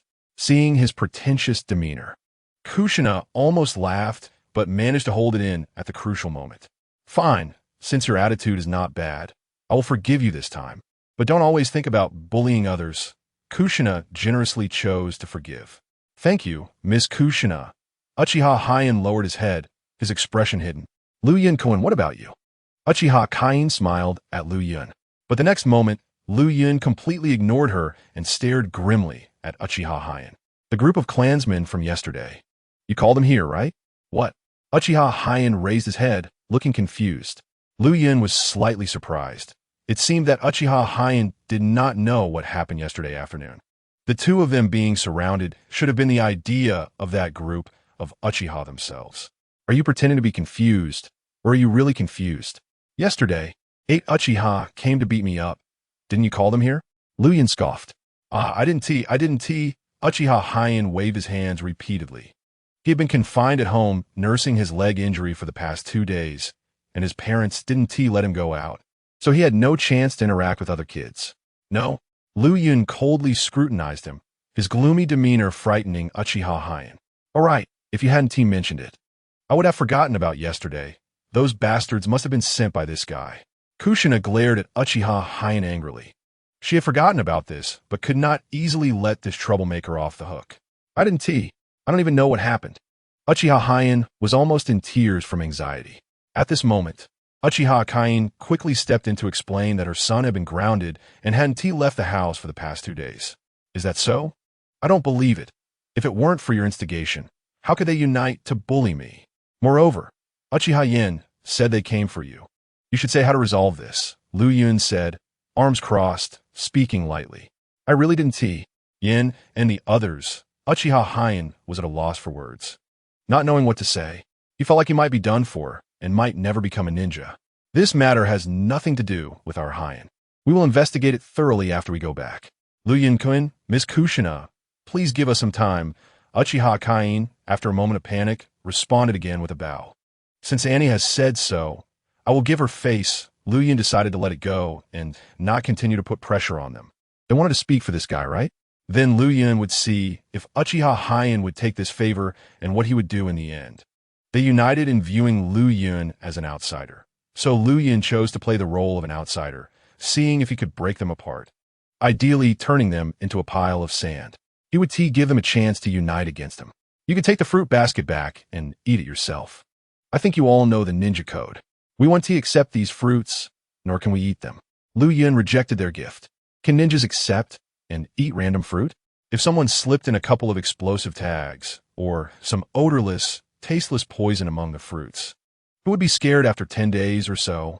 Uchiha Kain felt embarrassed upon hearing this, and after the mother and son exchanged greetings, they turned to leave. This two-faced bad guy, that group from yesterday, must have been called by him. Watching Uchiha Heian's back, Kushina couldn't help but snort coldly. It shouldn't be. Lu Yin smiled, his face already showing no negative emotions. Isn't it? Should we forgive him then? Kushina asked in surprise. Forgiveness is definitely necessary. After all, Uchiha Heian's father is an elite jonin. When our strength is insufficient to protect ourselves, we still need to have a sense of awe. A cornered rabbit will bite, let alone an elite jonin. However, it's far from that time now, so Lu Yin thought about putting some pressure on Uchiha Heian. According to Uchiha Heian's bad temper, if he knew about yesterday's incident, he would only blame Uchiha Yin and the others for meddling, causing him not to be forgiven. Lu Yin's manipulation of those people was purely to shift the hatred. Even if the hatred value wasn't shifted, at least he and Kushina wouldn't be targeted by the Uchiha clan anymore. Chapter 26: The Spark That Attracts Kushina. Meeting the parents, hearing Lu Yin's profound words. Kushina looked at him thoughtfully. Her first reaction was not how reasonable this statement was, but that Lu Yin spoke like some adults. Such words didn't sound like something kids of their age would say. He seemed to have endless secrets, although Kushina couldn't see through him through the previous events. His current words and certain details she had discovered, she increasingly felt that this boy was different and very reliable, which was why she unconsciously wanted to get closer to Lu Yin. Starting from his looks, entranced by his talent, and being mysteriously intriguing made her want to explore further. His exceptional strength gave her enough sense of security, being able to take on 7, yet still remaining low-key, gentle, considerate, good-tempered, humorous, and caring. Most importantly, he could complement her hair and looks without being influenced by worldly views. Any single spark of brilliance would be enough to attract Kushina, and now, with all of them combined, how could she not be captivated? Son, are you standing here waiting for me? Asuka had just finished work and returned home. Seeing her son at the door made her very happy. Mom. Lu Yin smiled and greeted her. It's Lu Yin's mom. Seeing Lu Yin run up to call her mom and watching Asuka walk over, Kushina's heart raced, feeling nervous instinctively. Oh, whose little girl is this? Asuka smiled as she looked at Kushina. Mom, this is my classmate Uzumaki Kushina. She is my desk mate and good friend who can't play with me today. Lu Yin blushed and introduced her actively. It'll auntie. Kushina bowed and greeted, her face obviously redder than Lu Yin's. So she asked the girlfriend at the same table. Hello, Kushina. Asuka slightly bowed and extended her hand. Upon hearing this, the two boys' faces turned even redder, especially Kushina, who looked like a big tomato. Girlfriend. Kushina instinctively reached out her little hand and shook hands with Asuka, feeling extremely shy and not daring to look up at this beautiful aunt. Kushina's hair looks really nice. Asuka couldn't help but reach out to touch it. And this little face is so rosy, like a little tomato. It's just too cute. Asuka exclaimed repeatedly, holding Kushina with a sense of fondness. Her gaze and aesthetic are in line with Lu Yin's, and even their evaluations are almost identical. One can only say that these two are truly mother and son. Mom, Gyoshinai doesn't like being called tomato, Lu Yun reminded with a chuckle. Ah, sorry, I didn't know, Asuka said, somewhat surprised. She wanted to apologize while suppressing her laughter, but Gyoshinai quickly waved her hand to explain, No, I just don't like eating tomatoes. It's fine to call me tomato. Ha. Asuka couldn't hold back her laughter any longer, thinking this little girl was just too cute. Lu Yun was also amused by her words. The three stood at the door, chatting for quite a while. Asuka wanted to pull her into the house, but Gyoshinai politely declined. Auntie, it's getting late. I need to go home. Come over for dinner at our house tonight. Annie will make you something delicious. Asuka tried to persuade her to stay. Mom, you need to make a reservation for dinner. Otherwise, Gyoshinai's family, the Uzumaki family, will be worried if they can't find her. Lu Yun, help her out. You're right, okay. Gyoshinai, come play our house next time, Asuka said, gently pinching Gyoshinai's chubby cheeks with a smile. Okay. Gyoshinai shyly nodded. Lu Yun, please see her off. I'm going to make dinner for you. MHM. Lu Yun walked alongside Gyoshinai, escorting her to the fork in the road. I'm leaving, you go back, Gyoshinai said softly. Okay, see you tomorrow. Lu Yun smiled gently. The ninja school has many courses, and they only have Sundays off, so they will be going to school tomorrow. MHM. See you tomorrow. Gyoshinai smiled sweetly, then turned and ran away like a little sprite. After running a distance, she suddenly remembered something. Oh no, I came to find him to fight. Realizing this, she instinctively turned back to look, only to see that the boy was still standing there, not leaving. When he saw her turn around, he showed a meaningful smile and waved vigorously at her. So embarrassing. Gyoshinai felt shy being caught looking back longingly and hurriedly turned into another street. Considering how considerate he was today, I'll let it go for now and deal with it later when I have time, Gyoshinai muttered to herself as she walked, her smile almost reaching the sky. As soon as Lu Yun returned home, Asuka mysteriously approached him. Son, Gyoshinai is the girl who praised your forehead, right? His gossiping mom left him speechless, but he eventually nodded, acknowledging it. Good job, son. That little girl has delicate features, a straight waist and long legs. She's a typical beauty. When she grows up, she'll definitely be irresistible. You should make a move now. Mom, aren't you supposed to be cooking? Hurry up. Lu Yun hurriedly interrupted before she could finish. This woman had hit the nail on the head and couldn't let her continue. You're shy now. Look at your little face, turning red, just like Gyoshinai. Asuka laughed so hard that tears fell. Lu Yun felt his face turn red, glared at her angrily, and then ran out of the room, making Asuka laugh even harder. When it was time for dinner, mother and son sat down at the table, and Asuka finally asked about Lu Yun's cooking. Son, were those 2 dishes at noon made by Gyoshinai? She still doesn't believe her son can cook. If she hadn't seen Gyoshinai with him at home, she wouldn't have thought this way, but once she heard that Gyoshinai was there, she instantly understood what was going on. The dishes were probably made by that little girl. I made them, but Gyoshinai taught me. She has a lot of unique recipes at her house. After thinking for a moment, Lu Yun attributed his cooking skills to Gyoshinai. I knew it. How could my son suddenly have such high culinary skills and make dishes I've never made before? It turns out it was all thanks to that little girl. Asuka was slightly disappointed, but Lu Yun's next sentence brightened her up again, and a smile returned to her face. Gyoshinai taught me many dishes, and when I have time, I'll make them all for you to try. Okay.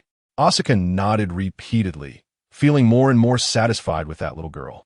She must be the one who made Lu Yun so considerate. Early romance? Although it is indeed quite early, it's not impossible. Chapter 27. The Self-Divided Uchiha. Family infighting in public inside the ninja school. That ungrateful white-eyed wolf. I got beaten up by that little punk for him, and not only did he not thank me, but he also blamed me for causing trouble. On the playground, members of the Uchiha clan gathered together. Uchiha Yuta looked grim, cursing. Did he come looking for you too? One Uchiha Jr. asked in surprise. He came to me too. That bastard didn't care about our injuries at all and kept blaming us for meddling, saying we would ruin him and prevent him from becoming a ninja. Uchiha Yen spoke with red eyes, feeling disgusted from last night and having not slept well. Uchiha Hayaki looked for 8 different people in one night, and his efficiency was absolutely top-notch. He was also afraid of not getting the little punk's forgiveness and not being able to become a ninja, which is why he acted like that. We didn't notify him in advance, and that's why everything became a mess. Uchiha Chiya's sighed. What are you talking about? Is this our fault? The hot-tempered Uchiha Yuta directly got angry. That's not what I meant. I mean, this situation can't be blamed on anyone. Bullshit. Stop trying to smooth things over. This whole mess is that Hayaki's fault. If he hadn't actively insulted that little punk, how could so many things have happened? One Uchiha stepped forward to voice his dissatisfaction. Yeah, it's all that white-eyed wolf's fault. Uchiha Yuta echoed. I spent the whole day in bed nursing my injuries. And when my mom asked how I got hurt, I couldn't even tell her the truth. The Uchiha who got injured in the calf by an elbow spoke up. They all unified their statements, not daring to admit they had been beaten. 8 against 2, getting pinned down and pummeled. They couldn't bring themselves to say it. And even if they did, their parents probably wouldn't stand up for them. They had asked for it by picking fights. And the key was that so many of them couldn't even beat one person. If any parent had any self-respect, they wouldn't cause trouble for Lu Yun over this. Moreover, being a ninja is a combat profession. Getting injured or hitting someone is a normal occurrence among classmates. As long as it wasn't too much, student parents generally wouldn't overreact. I warned you all the day before not to cause trouble for that little punk.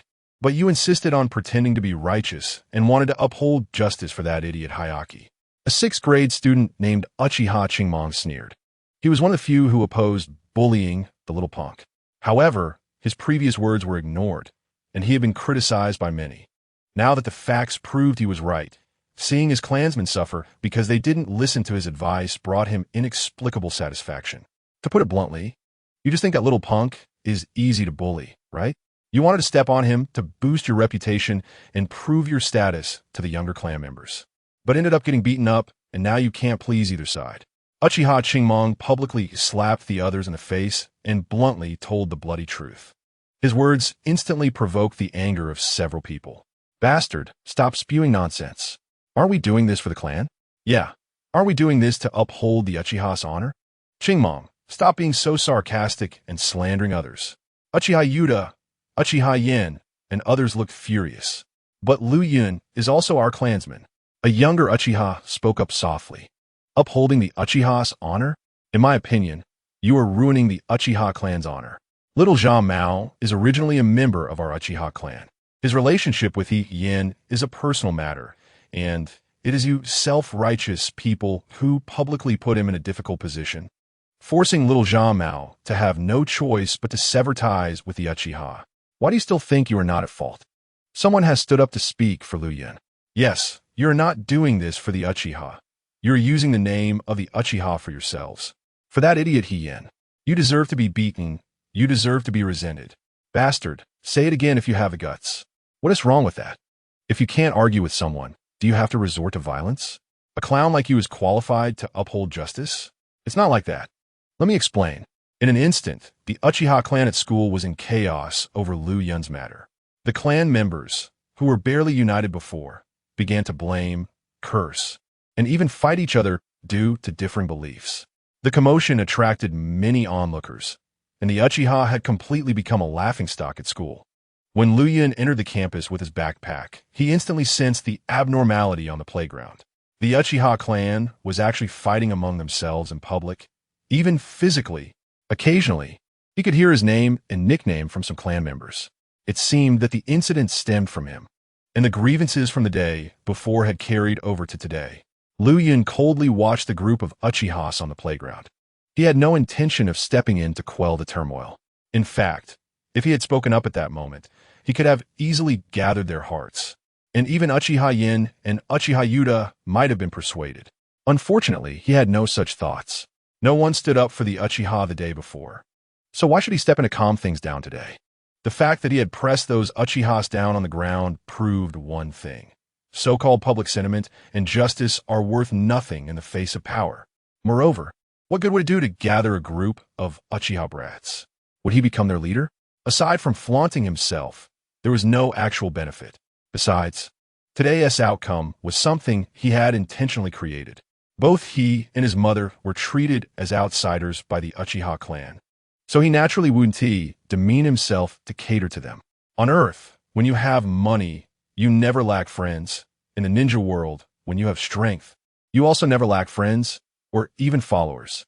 Liu Yun's current plan was to secretly play the game of internal competition while hiding it from everyone. He wanted to solidify his power base first. If possible, he didn't want to expose his abilities beyond body technique in front of others. Nor did he want to bring anyone along except for Kushina. Class was about to start, yet he wasn't preparing to return to the classroom. Liu Yun spotted Kushina in the crowd. Her red hair was too conspicuous to ignore. "Ah, you're here. Yes, let us go, time for class."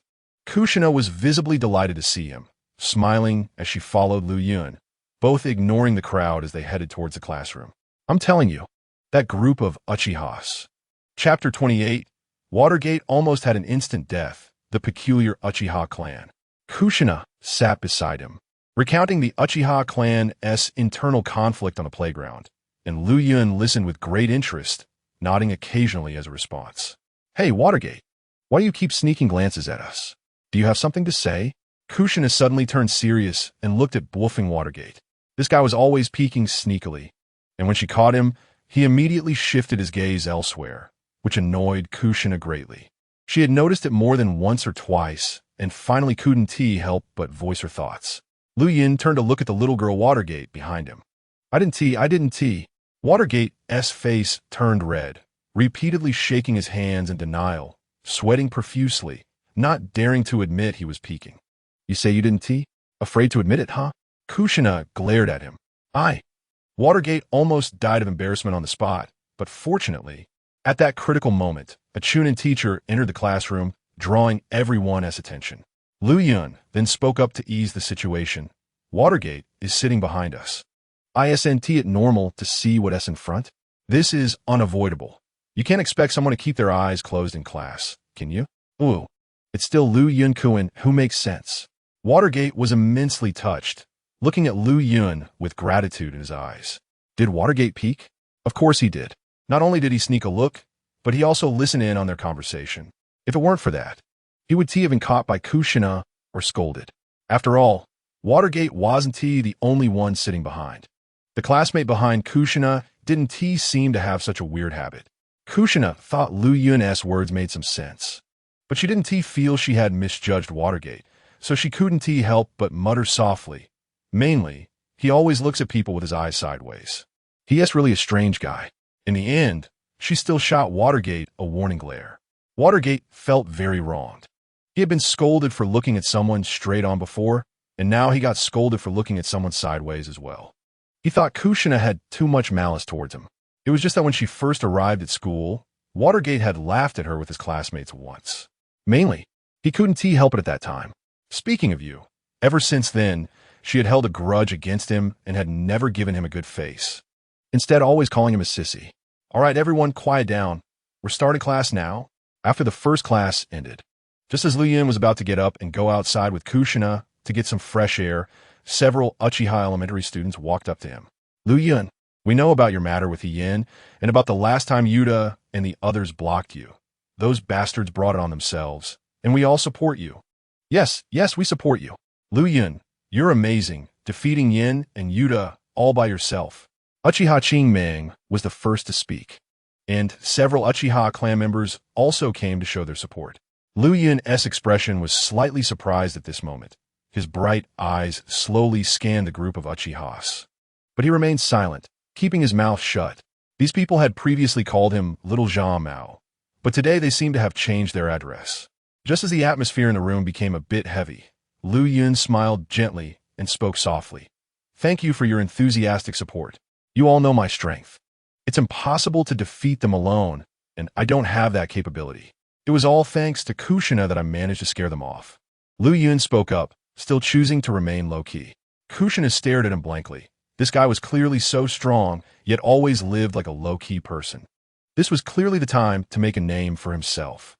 Isn't it better to let his fame spread? Then who would dare to bully him or call him Little Zhao Mao in the future? In Kushina's eyes, Liu Yun was simply a unique flower in the Uchiha clan, with a personality almost completely opposite to those people. I see. Uchiha Chingmang nodded instinctively.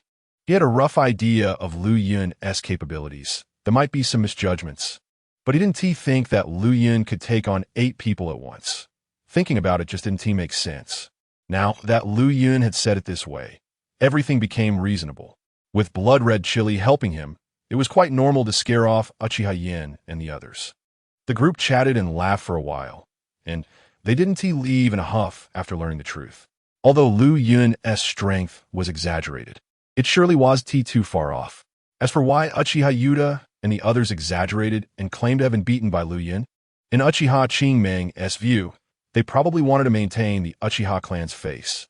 After all, losing to the outsider Uzumaki Kushina, especially a female, would be something to be ashamed of. Instead of that, it's better to say you lost to that little brat. These Uchiha descendants stayed by Liu Yun's side, constantly criticizing another group of Uchiha. Liu Yun maintained a smile and said little, just occasionally nodding in response. Until the class bell rang, this group greeted him before leaving. Why are you lying? Clearly, you defeated that group of Uchiha, yet you say it was only because of me that you managed to win. Kushina mumbled quietly. This bad guy is simply talking nonsense. I'm not lying. Just admit if you helped me or not, Liu Yun said with a grin. I did help. But Kushina was momentarily at a loss for words. Yes, so that means? It was all thanks to you cheering me on and sharing the pressure. Otherwise, I might have been beaten to death. Liu Yun whispered softly in her ear. A faint warm breath brushed across her fair neck, making her heartbeat quicken and her breathing become rapid. This almost teasing remark turned Kushina's face as red as a large tomato. Behind them, Minato was watching the scene, somewhat dumbfounded and extremely curious. What exactly did Liu Yun say to Kushina to make her instantly turn into a docile ostrich, afraid to move? And she looked so flustered. Minato really wanted to know what the two were whispering about. Thinking of this, Minato suddenly gave himself a start. What do they do has nothing to do with me. I clearly decided not to eavesdrop, so what's wrong with me? Could it be that I really have some special kink? Minato fell into deep self-doubt. He wouldn't have acted this way before. Recently, his condition has been a bit off, struggling to concentrate in class, and he often unconsciously noticed these too. Days passed quickly, and during this time, Uchiha Takanori returned to the ninja school. However, after his return, he was isolated and bullied by all his clan members. No one wanted to be friends with this white-eyed wolf anymore. Liu Yun didn't pay attention to him. After suffering a painful lesson, he didn't dare provoke Liu Yun and Kushina again. However, one thing made Liu Yun feel speechless. The classmates like Sato, who were in the same class, still came to trouble Liu Yun and Kushina every day. They had never experienced Liu Yun's true strength, and seeing that Liu Yun wasn't angry when called a little brat, they continued to seek fun by putting him and Kushina together. These guys knew how to push their luck, to the point where Liu Yun had to admire them. For this group of persistent pests, Liu Yun generally chose to ignore them. These little brats were tough as nails, and their mouths were even tougher. Even if he beat them up, they would still dare to come back. And they might even escalate. If being beaten could make them submit, Kushina would have long dealt with them.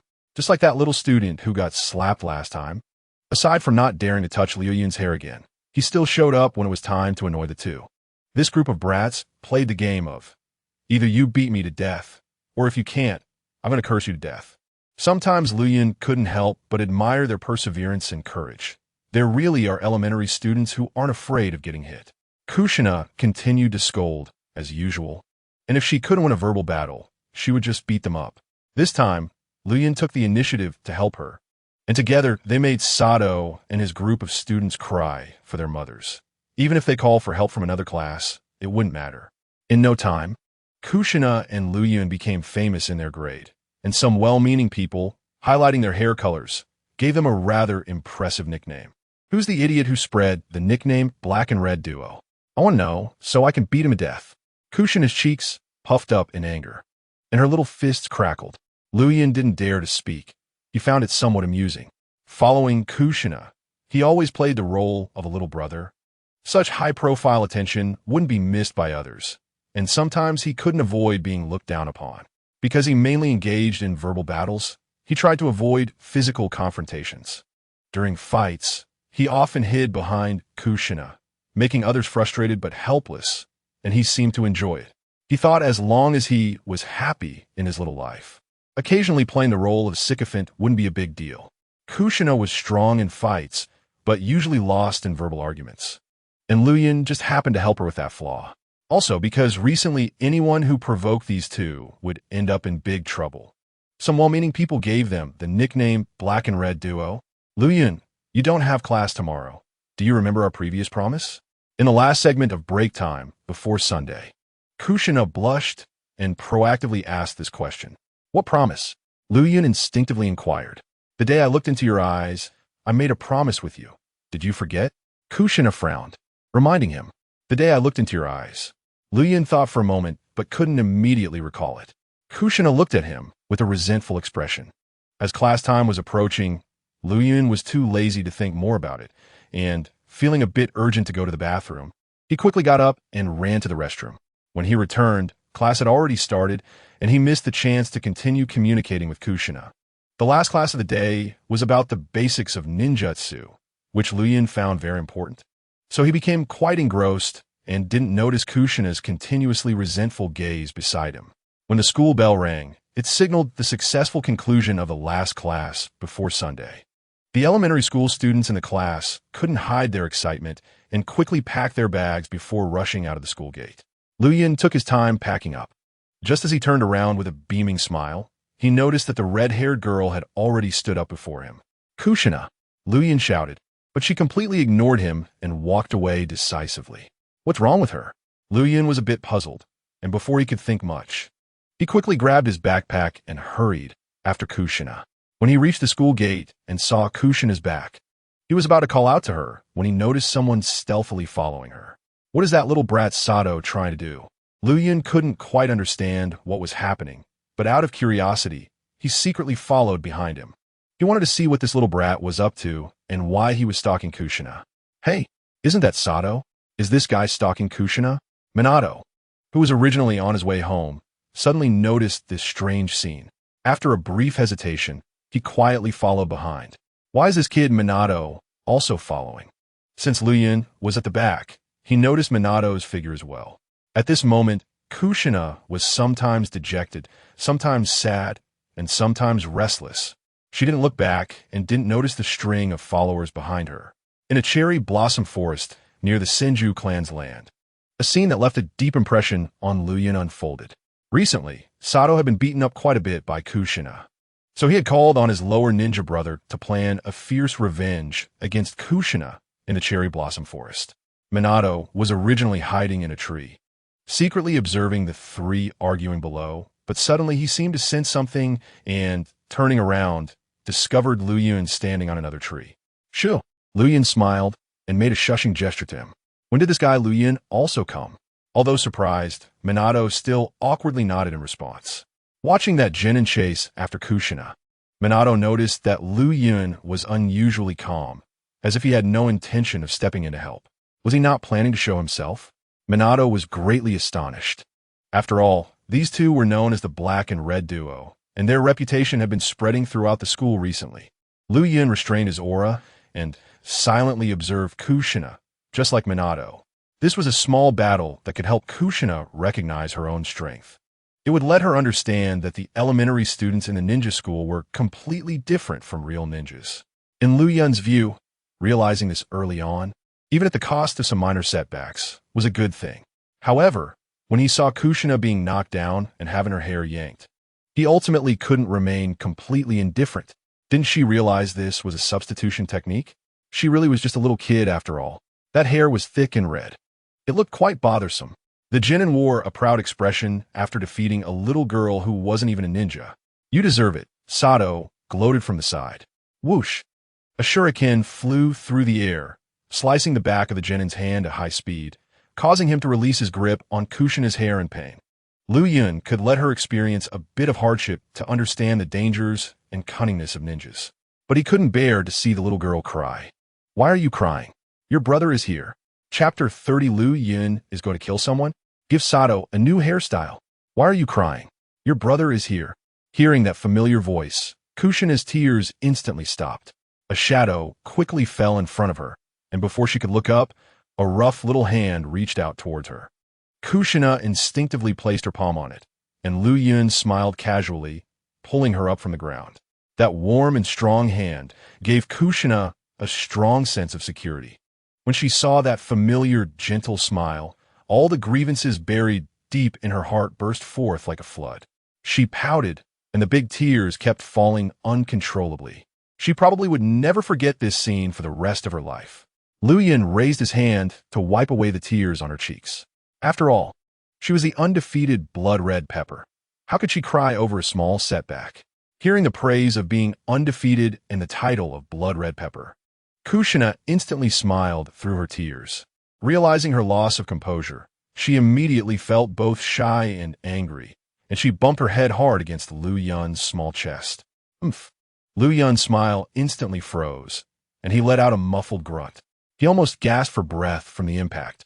Kushina's tearful and shy expression left Minato, who was watching from the tree, dumbfounded. Their relationship was even closer than he had imagined. You little brat. Bro, this guy bullied me at school too. They're known as the black and red duo at school. Teach him a good lesson for me. Sato pointed at Lu Yun, a bit exasperated. The black and red duo? Are they that arrogant? The Genin sneered. That shuriken just now was thrown by you, right? A busybody like you thinks you can heroically save the day with your poor aim? The Genin pressed on his slightly injured hand, showing disdain. The shuriken had merely scratched him. This was actually because Lu Yun had intentionally held back. To avoid unnecessary trouble, he tried to use weapons as little as possible. Causing serious injuries to the village's ninjas would definitely attract the attention of the Umbu. Here we have a graduate Genin bullying a little girl who's still in school. Look at how proud you are. Lu Yun coldly stared at the Genin, pulling Kushina to the side before striding towards him. Heh, you sharp-tongued little brat. Let me teach you how to use a shuriken. The Genin grinned maliciously, pulling a shuriken from his ninja tool pouch and throwing it at Lu Yun's face. The shuriken zoomed toward Lu Yun, rapidly enlarging in his eyes, causing Kushina to panic. But before she could shout a warning, Lu Yun calmly tilted his head, and the shuriken flew past his cheek. He dodged perfectly, not even faltering or pausing his steps. This move astonished everyone and left the Genin with an incredulous expression. Just a moment ago, he had said he would teach others to use shurikens, but now he couldn't accept being easily dodged by a little kid. Damn it! The Genin gritted his teeth and rushed in with a clenched fist, aiming a punch at Lu Yun's face. Lu Yun, like he had dodged the shuriken, swayed his head left and right to evade several consecutive punches, retreating a step to easily avoid a sweeping kick. The Genin's movements seemed slow and stiff in Lu Yun's eyes, and he was full of openings. Setting aside whether he knew ninjutsu, this person's taijutsu was, in some respects, even worse than Uchiha in a little elementary student.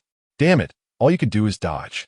The Genin punched again, but missed, and before he could finish speaking, Lu Yun suddenly flashed forward, delivering a heavy punch to his abdomen. The terrifying explosive power hit him instantly.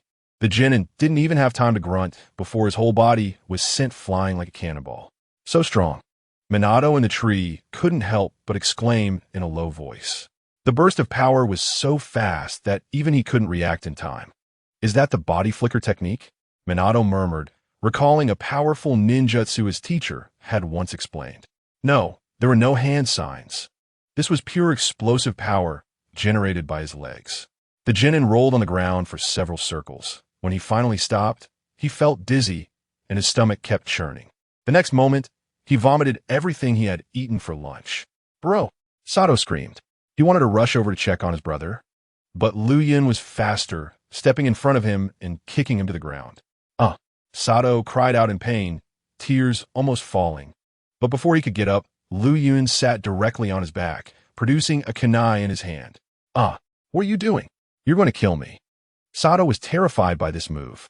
Seeing Lu Yun pull out the kunai with a serious expression, Minato in the tree was equally shocked. Lu Yun, don't do anything reckless. Minato hurriedly shouted to stop him. Lu Yun ignored Minato, grinning as he grabbed Sato's hair, looking as if he was going to take his head off. Sato was scared to tears. Don't kill me, help. Sato frantically clawed at the ground with his hands and kicked his feet desperately. But no matter how he struggled, he couldn't shake off the figure on top of him. Liu Jun, no. Seeing Liu Yun raise the kunai high, ready to strike down, Kushina's mind went blank, and she instinctively opened her mouth to shout a stop. If Liu Yun took a life because of this, his bright future would probably be ruined. Although Kushina disliked Sato, he didn't deserve to die. And if Liu Yun killed him, Kushina couldn't even imagine the terrible consequences that would follow. Minato could no longer watch. He hurriedly jumped down from the tree. But before he could intervene, Liu Yun moved first. Whoosh! The cold light flashed by, and Minato, unable to rescue in time, could only watch with wide eyes. Kushina was so frightened that she covered her eyes. Sato on the ground directly wet his pants. "You bastard, don't you love to make fun of people's hair? Today, I'll give you a free haircut, ha-ha."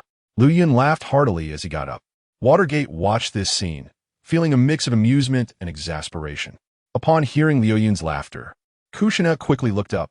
The anticipated bloodshed did not occur, but upon seeing the bald Sato on the ground, she was momentarily stunned. "My hair." Looking at the short hair casually tossed in front of her and feeling the chilly top of her head, Sato was in disbelief. The next moment, he let out a horrendous scream. "Stop screaming. Hurry up and take your brother and get lost, or I'll shave your eyebrows too." Liu Yun laughed as he kicked his backside. The scream suddenly stopped, and Sato hurriedly got up from the ground, dragging his injured brother away as they ran off in a very disheveled manner. "Serves you right. Ha ha ha." After realizing what had happened, Kushina couldn't help but burst into laughter. Bald Sato was just too funny and too tragic. At this moment, she felt no grievances at all. Her stomach hurt from laughing. Standing together, Liu Yun and Watergate also couldn't help but laugh at the two brothers fleeing in such a sorry state. Chapter 31. The Spoiled Little Pepper. Making money the breeze was gentle, and the cherry blossoms were in full bloom. In the picturesque cherry blossom forest, a pair of outstanding students were strolling through the sea of flowers together. "When did you and Watergate come over?" Kushina asked with a bright smile. "Of course, I came following you. It's really dumb that you didn't notice so many little followers behind you." Liu Yun rolled his eyes at her. "Ah, why are you all following me?" Kushina looked at him with a strange expression on her little face. "What kind of expression is that? Do you think I'm a pervert following little girls?" Liu Yun glared at her, clearly displeased. You said it yourself. I never said that." "Oomph. If it weren't for that guy Sato stalking you, do you think I would want to follow you? Then why didn't you remind me?" Kushina blinked her big eyes and asked, "You dare say I didn't call you? Didn't I call you out loud after school? The more I called you, the faster you walked away." Liu Yun's voice unconsciously rose several pitches. "Well, who told you to forget that agreement?" Kushina mumbled with her head down. "When did I forget? ISNT is just teaching you the throwing technique. I'm coming to find you tomorrow. You didn't even get the chance to say it after school. And you threw a tantrum and ignored me." Liu Yun looked at her with a mournful expression. Hee. Kushina suddenly laughed out loud, wrapping her arms around Liu Yun's arm and shaking it playfully. Her cute, cheeky expression made Liu Yun a little dazed, but also somewhat helpless. It turned out this girl could act cute and spoiled too. In fact, when she wasn't throwing tantrums, this little tomato was quite sweet. Liu Yun couldn't bear to scold her anymore. "I've arrived, and it's getting late. You should go back." Liu Yun accompanied her to the entrance of the Senju clan, and Kushina smiled, pushing his back, indicating he could leave. "Tomorrow morning at 7, I'll wait for you at this door." Kushina proactively set a time, and then waved goodbye to him with a smile. "Oh." Liu Yun nodded, but his gaze was drawn to two figures inside the Senju clan. He knew their names, Tsunade and Rope Tree. At that moment, Tsunade was standing with her hands on her hips, scolding her mischievous younger brother. Due to the distance, Liu Yun couldn't hear what she was saying. Rope Tree had already graduated early from the ninja school and had become a direct disciple of Orochimaru, learning ninjutsu by his side. Rope Tree had even received a forehead protector, indicating that the Second Shinobi World War was approaching. Liu Yun murmured softly. In fact, at this time, Konoha ninjas had already started fighting against the Sunagakure ninjas in the Land of Rain. However, both sides had been exercising restraint, so large-scale battles had not yet erupted. The Second War had essentially already begun, once the Rain Village officially intervened and declared war on the Land of Fire. The three legendary ninjas would gradually head to the battlefield in the Land of Rain. And this rope tree would follow his master Orochimaru to the battlefield and would be gloriously sacrificed on the first day of combat, becoming the first minor character to die from an explosive tag trap in the original work. Orochimaru witnessed his bravery and summed it up in a simple phrase. Rope tree has a strong momentum, rope tree charges quickly, and rope tree flies high. Lu Yun sighed lightly, looking at that young figure, feeling somewhat regretful. But he couldn't remind him about such things, and even if he did, it might not be effective. Because it was too absurd, people wouldn't believe his words and wouldn't carefully observe their steps with every move. If he said it and the person lived well, it would be fine. His reminder would be taken as a joke. But if he said it and the person still died, and a third person found out, he would likely be in big trouble, especially someone like Orochimaru, whose mind was as twisted as a demon. He wouldn't treat such matters as coincidence. Lu Yun wouldn't let himself fall into a crisis. Not to mention he wasn't familiar with rope tree, so he naturally wouldn't bring trouble upon himself. The next morning, Lu Yun strapped on weighted leg bands and began a new day of training, which was one of his newly purchased body training equipment. Asuka was afraid that using weights would hinder his growth, so she only allowed him to strap them on his calves, not above the knees. Fitness equipment is expensive. Body training gear is expensive. Weapons and hidden weapons are expensive, and explosive tags and sealing scrolls are even more expensive. Lu Yun planned to find a way to make some money. Asuka was under a lot of pressure, and her job was very hard. He couldn't add to her economic burden anymore. Shadow Clone Technique. Lu Yun formed hand seals and created a shadow clone. The main body went to the Senju clan to prepare for the appointment, while the shadow clone headed towards a busy street. 650 points. When Lu Yun arrived at the entrance of the Senju clan, he saw Kushina already waiting there eagerly.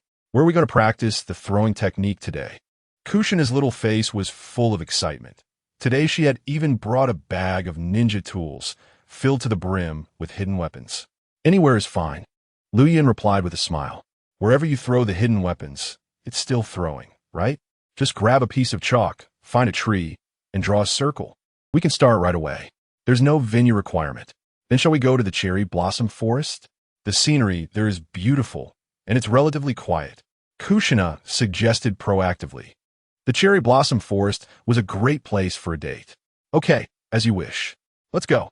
Kushina pushed his back, urging him on, just like yesterday. At the shadow clone's location, Lu Yun waited in front of a bookstore for a long time until it was almost 9 a.m. when the bookstore owner finally opened the door while yawning. Isn't this little Lu Yun? Are you here to buy comic books so early? The owner, named Yamashita Akira, ran a bookstore and was also a manga artist. He was taken aback for a moment when he saw Lu Yun at the door. They were quite familiar. Lu Yun was a comic fan and a regular customer at his store. No, I'm here to talk business with you today. Lu Yun walked into the bookstore. Talk business? What business can a kid like you talk about? Yamashita was a bit confused. I want to collaborate with you. I'll write the story, and you can illustrate it, and we can create a new comic together. Lu Yun looked at Yamashita seriously. Are you kidding me? Yamashita said with a frown. If Lu Yun weren't a familiar customer, he would have wanted to kick him out. I'm not joking.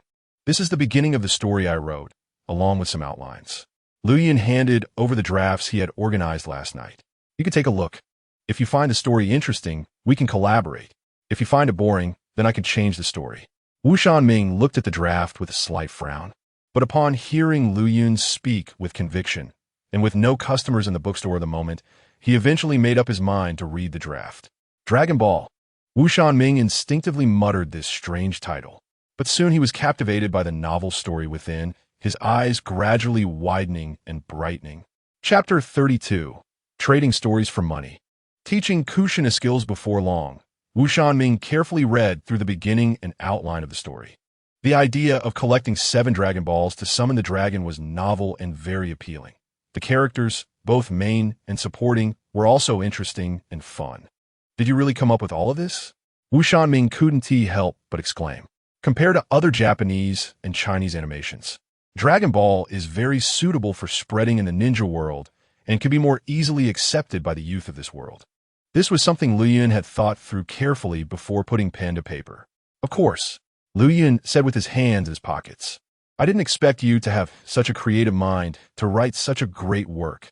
Wu Shanming kept expressing his admiration, feeling that this kid was a genius. Born to do this.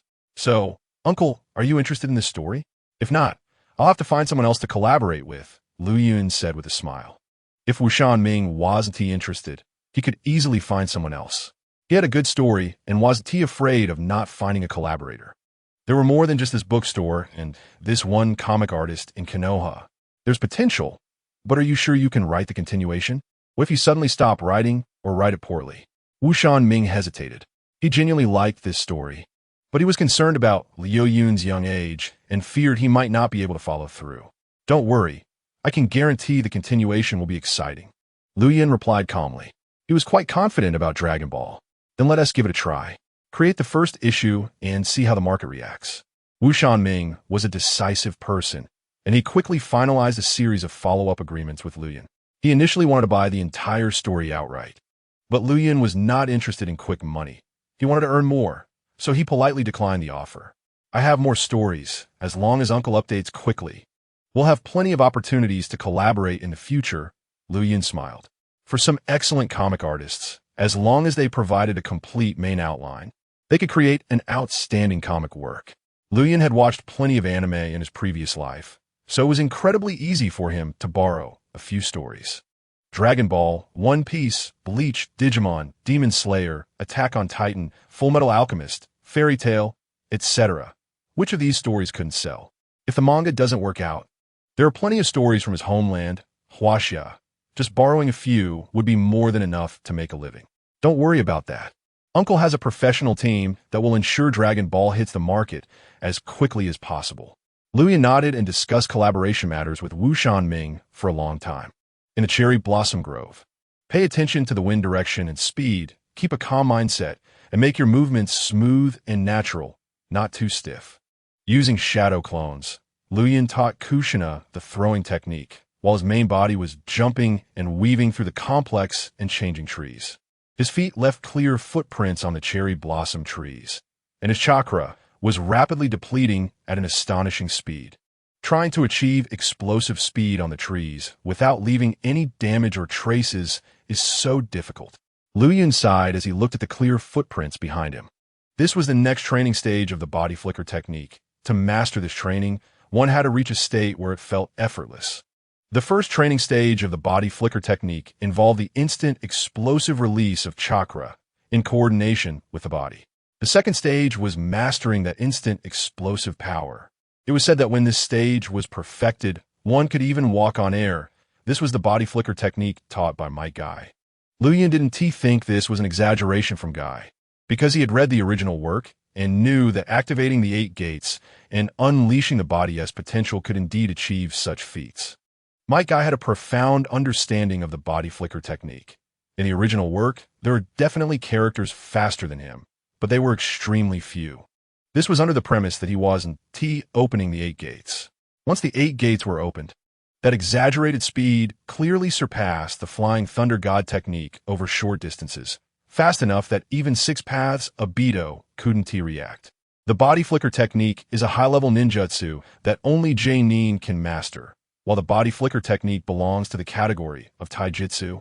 And in terms of learning difficulty, the latter is 10 times harder than the former. The key is that the speed of the body flicker technique is not fixed. This technique will enhance as your body becomes stronger, and the speed limit depends on your physical strength. Besides these 2 types of body flicker techniques, there is also an advanced version of the ordinary body flicker technique, which is the ninjutsu body flicker technique. For example, Hanzo's water body flicker technique, the Raikage's lightning body flicker technique, and before mastering the Flying Thunder God technique, Namake's Minato used wind body flicker technique, as well as the unknown types of body flicker techniques, like the body flicker technique of still water.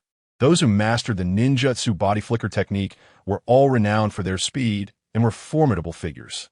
Liu Yun currently had no access to the ordinary body flicker technique, let alone the advanced version of the ninjutsu body flicker technique. The teacher willing to teach him now was Might Guy. Might Guy was a low-ranking ninja who didn't know any ninjutsu, so naturally, he wouldn't know the body flicker ninjutsu, but he could teach the body flicker technique. Liu Yun didn't want to miss the chance to become stronger and learn the body flicker technique. Most ninjutsu and techniques could be learned through shadow clones. So he was worried about not being able to learn ninjutsu or jinjutsu in the future. He wanted to be a versatile ninja. He wanted to learn ninjutsu, jinjutsu, and taijutsu. Luyan, I want to learn the shadow clone technique too. Can you teach me? Kushina waved her arms, try to be cute.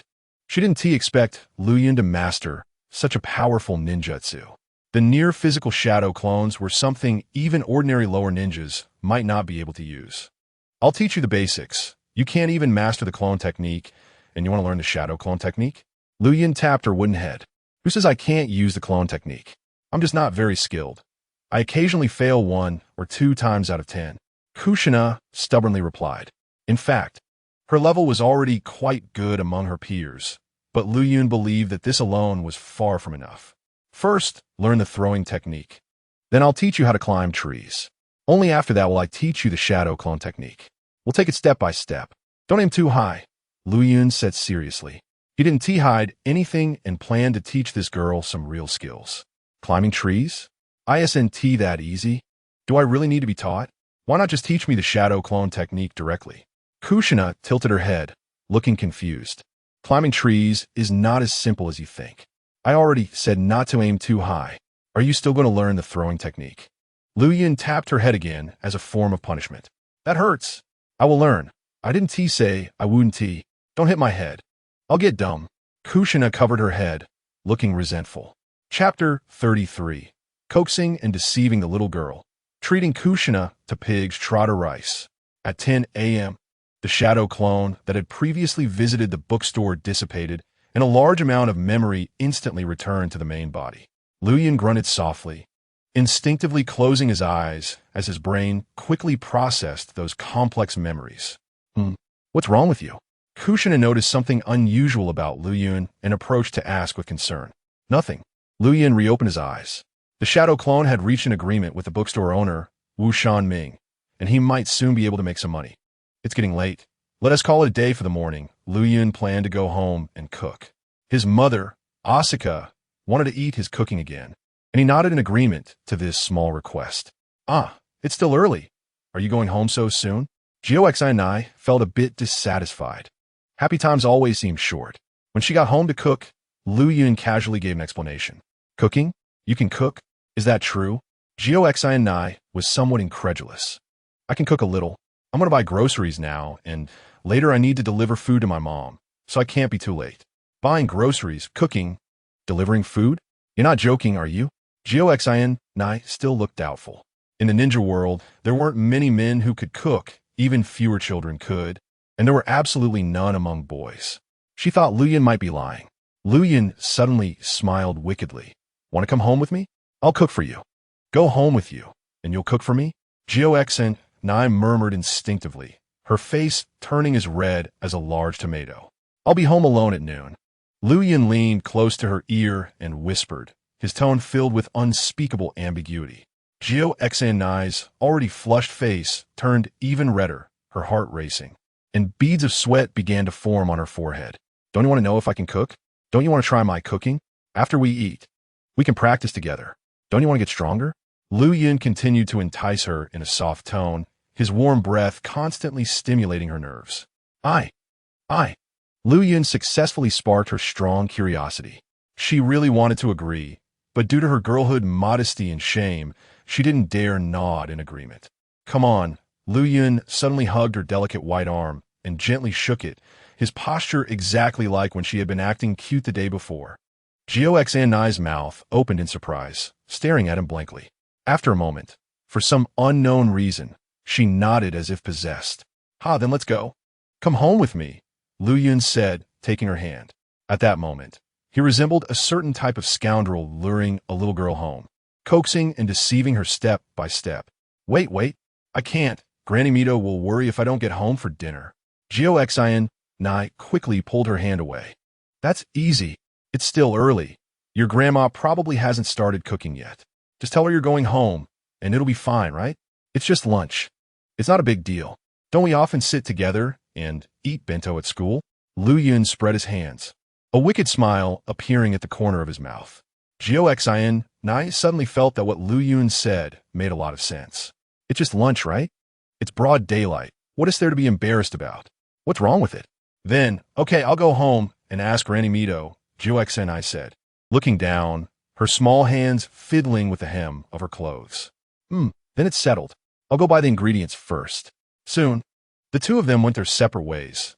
Jio-senai returned to the Senju clan, while Lu Yun headed to the market. Damn, seafood is so cheap. But pork is ridiculously expensive, Lu Yun thought, holding a pig's trotter with a pained expression. Asuka's grocery money had already been spent 3/4. Green vegetables are also outrageously expensive, Lu Yun murmured, directly abandoning the idea of buying groceries. Fortunately, he had picked a few free wild loofahs while jogging through the fields in the morning. This thing was too popular among the kids, but he liked it and knew how to cook it well. Why isn't there any braising sauce for sale? In the original story, he clearly saw Naruto eat braised ramen, and Jio-senai seemed to like that flavor too. Lu Yun walked into a grocery store, but couldn't find the spices he wanted. Soy sauce was available, though.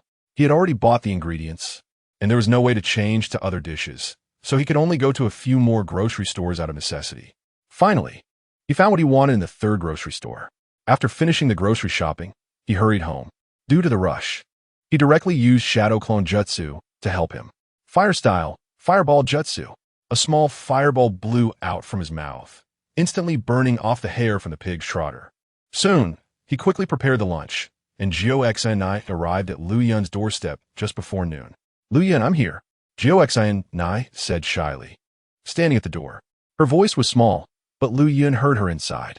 I'm here, come in. Oh, okay, Jio-senai lowered her head and walked in. As soon as she entered, she saw Lu Yun and a shadow clone. I made the food. You should wash your hands first. Then you can eat. Okay. Lu Yun took out a lunchbox and packed a portion of the freshly made food, then handed it to his shadow clone. Take it to Mom. Be quick. It won't taste good if it gets cold. Don't worry, the shadow clone replied and turned to leave, making Jio-senai watch in amazement. You can use shadow clones like this? That's so convenient. Of course, but you have to be able to handle the impact of the memories, Lu Yun casually explained, not caring whether Jio-senai understood. It smells so good. Smelling the rich aroma of meat and seeing the enticingly colored tender meat slices on the plate. Jio-senai's eyes lit up. She didn't expect Lu Yun was not lying. He really knew how to cook. And this rice, why is every grain so crystal clear? Try it. Lu Yun handed her the chopsticks. Okay, I'm starting. Jio-senai took the chopsticks and performed a small eating ritual before putting a piece of meat in her mouth. The moment the meat entered, a rich meat flavor exploded in her mouth. Tender and refreshing, fatty but not greasy, and most importantly, that explosive rich meat aroma. This seems to be pork, right? Jio-senai's eyes sparkled. It was her first time eating such fragrant braised meat. To be precise, this is pig's trotter, Lu Yun said with a bright smile. This is a dish from China, braised pig's trotter rice. Pig's trotter? What about the trotters and bones? Jio-senai stared wide-eyed in surprise. In a rice pot. I haven't taken them out. Lu Yun pointed to the rice pot not far away, which contained not rice, but pig's trotters. You braised pig's trotters in the rice pot? Then what about the rice? Jio-senai said as she picked up a bunch of crystal-clear rice and put it in her mouth. So chewy, so fragrant. It's much better than rice balls. How did you cook it? Jio-senai's face was filled with shock. How is Lu Yun's rice so different? This isn't boiled, it's steamed. Chapter 34. Not only can melons be eaten, but they can also be used for scrubbing. The feeling of being held in someone's heart. What? Steamed rice? Can rice be steamed? Jio-senai, who didn't know how to cook, seemed a bit confused. Yes, but it requires a bit of skill. Lu Yun patiently explained to her. This fragrant rice, this fragrant meat, with these two together, I feel like I don't need to eat anything else. Jio-senai was very satisfied with the pig's trotter rice, her little mouth full. Try this dish. Lu Yun smiled and pointed to the green vegetables on the plate. Okay. Jio-senai swallowed a mouthful of rice, took a sip of cold juice, and nodded with a smile. This seems to be a type of melon. Stir-fried melon with shrimp? She picked up a slice of stir-fried melon, the thick sauce making her appetite soar. So tender, so fresh and sweet. Although it was a savory dish, Jio-senai found it exceptionally sweet. The stir-fried loofah was already very fresh and sweet, and with the added shrimp flavor, it became even sweeter. What kind of melon is this? Gyo-xn Nai kept picking up slices, feeling that this was even more appetizing than the braised pig's trotter. Hee. Luyan couldn't help but laugh. What are you laughing at? Zusi Nai look going forward. What do you use to scrub your back? Why do you ask that? Gyo-xn Nai felt a bit embarrassed. Don't you want to know what this melon is? What do you use to scrub your back? Luyan asked as he scooped a ladle of stir-fried loofah soup over the rice. What's the connection? I'm using loofah pulp. Okay, you call this loofah? Gyo-xn Nai's eyes nearly popped out. Well, to be precise, it's a type of loofah with angles. How did you make it like this? Why is there no grassy smell at all? The taste of loofah is quite fishy. Gyo-xn Nai had eaten it before and regretted it after her first try. How come Luyan's stir-fried loofah has no grassy smell at all? It's so fresh and sweet, perfect with rice. Is it because of the shrimp? Zusi Nai asket? No, the shrimp just enhances the flavor. First, blanch it in boiling water to remove the fishy smell, then stir-fry it with high heat. Luyan revealed the key tips. High heat can transform the fishy taste into a fresh and sweet flavor. Gyo-xn Nai felt a bit lost, but instinctively thought Luyan was amazing. He seems to know almost everything. You're really cool. She couldn't help but compliment. This coolness wasn't just about looks. It encompassed other aspects as well. Gyo-xn Nai's eyes sparkled. She thought Luyan was simply the legendary treasure boy. Luyan let out a slightly smug sound. Just as they were enjoying their meal, Luyan suddenly turned his head sharply to look out the window. It was empty, with nothing there. Who is it? Luyan sensed a faint feeling of being watched. If he wasn't too mistaken, someone should have been outside just now. He didn't chase after them because if no one was there, it would be useless, and if there was someone, an ordinary person wouldn't have such quick reflexes. If there was someone outside just now, there must be a ninja. Below the window, Tsunade was crouched on the ground, her extremely beautiful face filled with shock. Did he spot me? It must be a coincidence. As an elite jonin, it was unbelievable that she could be detected by a still ungraduated elementary student. Granny Uzumaki Mito noticed Gyo-xn Nai's strange behavior and felt uneasy, worried about her safety, so she sent Tsunade to check on her. Tsunade didn't expect Gyo-xn Nai, this little girl, to be so bold as to go to a boy's house for a meal. She was peeking outside with great interest when that little brat suddenly turned around, giving her quite a scare. Her heart was still racing. After moving away from the window, Tsunade exhaled a breath of turbid air. She had lost the desire to continue watching others. As long as Gyo-xn Nai was okay, that was enough. At the same time, she thought about checking the little brat's background when she got back. Gyo-xn Nai had already been tricked into coming over. If she got tricked a few more times, what would happen? Wait, I'm full. Don't give me more rice. Gyo-xn Nai waved her hands repeatedly. She had already eaten 2 big bowls of white rice, and eating more would not be ladylike. How can you eat so much on your first visit to someone else's house? Even if the food is delicious, you shouldn't eat too much. What if I scare them? What if they think I'm a glutton? What if they don't want to cook for me in the future or think they can't afford to feed me? Just eat the last bowl. If you don't, it'll be wasted. You wouldn't want my efforts to go to waste, would you? I'll do the hard work, so you have to take care of your stomach, Luyan said while filling the empty bowl with white rice. The bowl was cleaner than a dog's lick. Luyan didn't believe she was full. Most people in a ninja world are big eaters, especially those with special physiques. Well, okay then, I'll have just one more bowl. Luyan handed her the heaping bowl of rice, and then filled her large cup with sweet and sour juice. Gyo-xn Nai saw this scene, and suddenly felt that Luyan was just too thoughtful. A certain embarrassing thought bubbled up in her heart. Do you want some pig trotters? They're really easy to eat. Luyan took out half a pig trotter from the pot, nibbling on it while enticing Gyo-xn Nai. Seeing Luyan directly use his hands at the dining table and eating it so deliciously, she felt inexplicably relaxed. Then I'll have a little bit, Gyo-xn Nai said softly. The next moment, Luyan placed the majority of the pig trotter in front of her. Just grab it and eat. You don't need to be shy at my place. I'm not shy, Gyo-xn Nai mumbled quietly, imitating Luyan as she enjoyed the pig trotter.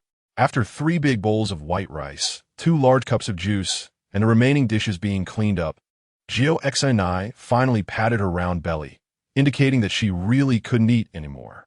Next time, I'll make more dishes for you, Lu Yun said seriously. In southern Huaxia, it is considered very rude for guests to finish all the food when invited to a meal. He actually didn't expect Xinai to eat so much, even more than he could. The food is enough. But it seems like there could be a bit more dishes, Lu Yun thought. In fact, Xinai was very satisfied and full. But Lu Yun still held on to some of his previous hosting thoughts, believing he hadn't done well enough. Xinai couldn't pick up on the underlying meaning, but her eyes were nearly squinting from smiling. To her, being thought of by Lu Yun was a great happiness. She felt very good at Lu Yun's home. Aside from the initial nervousness, once she relaxed, she felt extremely comfortable, much more than when she was in the Senju clan. Chapter 35. The Senju clan never disappeared. Future troubles. After the two finished lunch, they sat in the living room, drinking tea and chatting idly. Xinai, where did the other members of the Senju clan go? Why are only a few of you living in the Senju territory? Lu Yun asked this question that had been bothering him. Xinai, living in the Senju territory, should know the reason to some extent. Where did they go? They haven't gone anywhere. They're all still in Konoha village, right? Xinai tilted her head, slightly confused by Lu Yun's words. But after a moment, she realized why Lu Yun would ask that. You mean, why they have gone into hiding? Lu Yun was a bit surprised, but quickly nodded. I heard from Granny Mito about this matter. It is said that the Senju clan originated from the time of the Sage of the Six Paths. The surname at first did not refer to the descendants of a single person, but rather a collective. The Senju is not just one person's hands, but a group of people, which led to the emergence of the Senju clan. A group of people as hands? Lu Yun murmured. The original story's second son of the Sage of the Six Paths, Ashura, eventually became the inheritor of the ninja religion, with a group of followers always by his side. Perhaps it was from that time that the Senju clan was born. After explaining the origin of the Senju, Xinai immediately talked about the specific reasons for their hiding. It is said that when Konoha was established, due to the large size of the Senju clan, the family developed many privileged classes. They believed that Konoha was founded by the Senju clan, so the Senju clan should have an absolute leadership position among all families and be superior to others. The Senju clan was too powerful back then, and the weight of this surname was too heavy enough that all families dared not anger them. From that time on, the villagers of Konoha began to shift from respect to fear of the Senju clan. Senju Hashirama believed that when a small group's power grew to a certain extent, it would impact or even destroy the stability of Konoha, and the more united the Senju clan was, the greater that possibility would be. Even Senju Tobarama could not deny this. They became increasingly arrogant, suffocating all the families in Konoha, and later the First Hokage, unwilling to let the clan surpass Konoha, decided to erase this surname against everyone's opposition and disbanded all the clans. Apart from the second Hokage, who fought the hardest to retain the surname, no one else was allowed to keep the Senju surname, including the descendants of the first Hokage, who were also no longer permitted to keep the Senju surname. Senju Hashirama feared that the hard-won Konoha would eventually face disintegration, so he made a tough decision to disperse everyone on the spot, leading to the Senju clan being split. The original Senju clan territory was vast, with countless assets, but after the split, everything was divided among the clan members, leaving only two estates. One is owned by Senju Hashirama himself, currently inhabited by Uzumaki Mito and Uzumaki Kushina, while the other belongs to the second Hokage, Senju Tobarama, now home to Tsunade and her siblings. In fact, the Senju clan has always existed. It used to be a group of Senju, and now it is a group of Konoha. This was a statement made by the first Hokage, and it was precisely because of this statement that the clan's name change and split could be accepted by other clan members. When Kushina mentioned this, Liu Yun's eyes widened. It used to be a group of Senju, and now it is a group of Konoha. As someone familiar with the original plot's subsequent developments, Lu Yun couldn't help but admire Senju Hashirama's broad-mindedness and long-term vision. The Senju clan's integration into Konoha, though it meant losing their surname and certain privileges, genuinely preserved everyone. The Uchiha clan, which could barely compete with the Senju clan, became the new object of fear for others.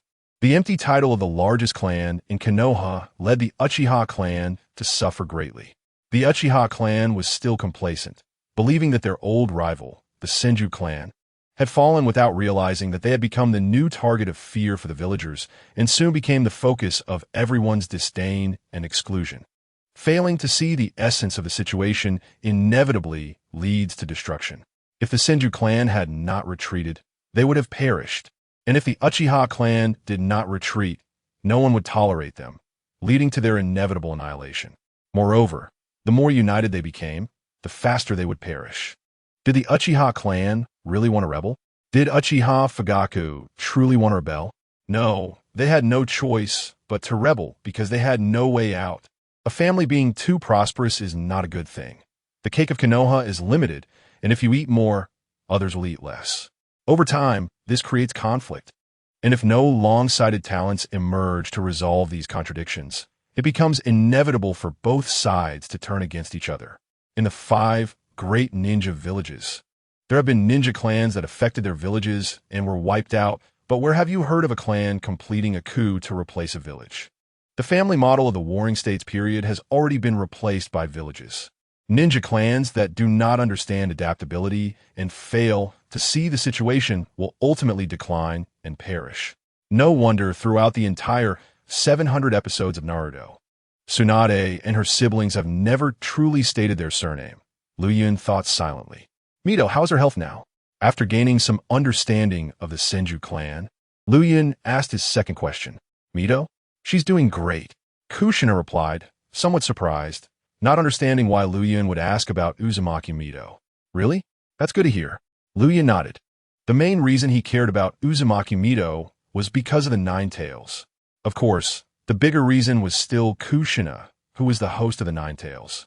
Being a Jinchuriki is a very unfortunate thing, and Luyun hoped that Uzumaki Mito could live a little longer, ideally another 10 to 20 years, so that he would have enough time to grow and ultimately change Kushina's life.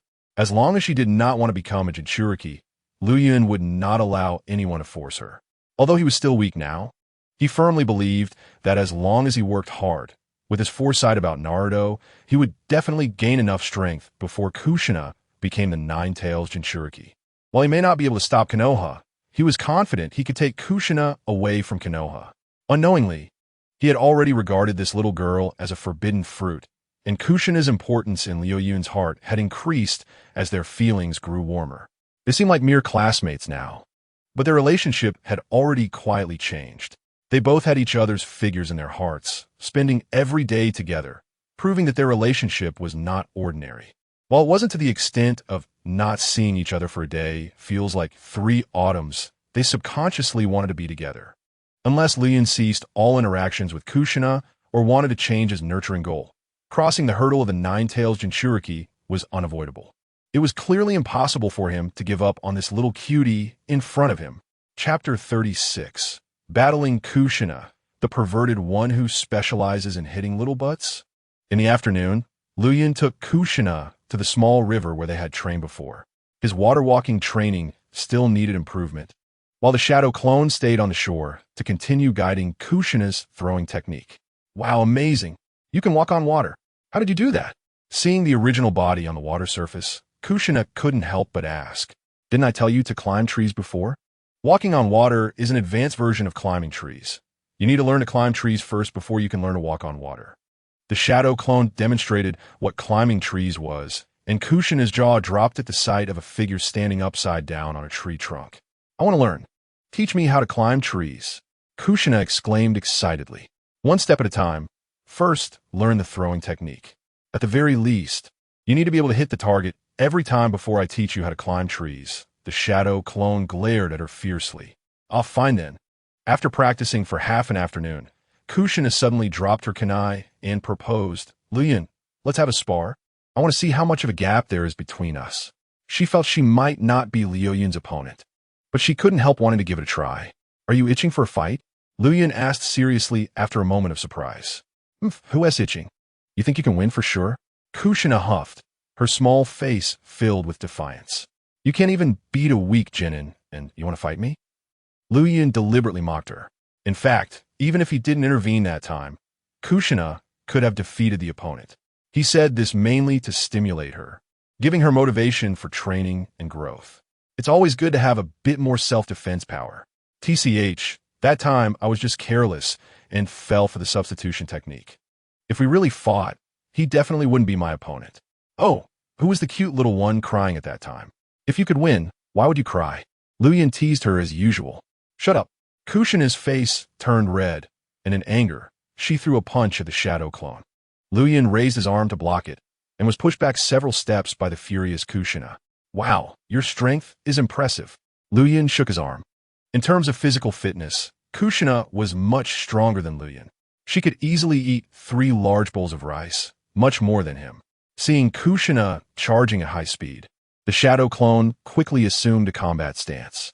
The two exchanged blows for over 20 rounds, and the shadow clone soon exploded into smoke due to accumulating minor injuries. Defeating a shadow clone wasn't worth celebrating for Kushina, and the next moment, she threw a shuriken directly at Liu Yun's original body, who was watching from the river. I think you're really itching for a fight. Liu Yun dodged the shuriken with a swift movement, and his gaze towards Kushina became a bit more serious. Stop talking nonsense, and come here for a real fight. Kushina smirked, beckoning with her finger and speaking boldly. Liu Yun was first taken aback, then let out a sinister laugh. Hee, since you want to dance, then so be it. He jumped directly from the water surface in front of Kushina. The next moment, Kushina dove in, delivering a powerful kick towards him. Liu Yun raised his arm to block and then reached out to grab her ankle. Kushina's body was extremely flexible, and while in midair, she kicked out with her other leg again. Before the other foot could land, Liu Yun suddenly exerted force, disrupting her rhythm. Grabbing her ankle, he threw her out forcefully. After being flung into the air, Kushina spun a few times before landing steadily. As soon as she landed, she sprang back into action, attacking Liu Yun once more.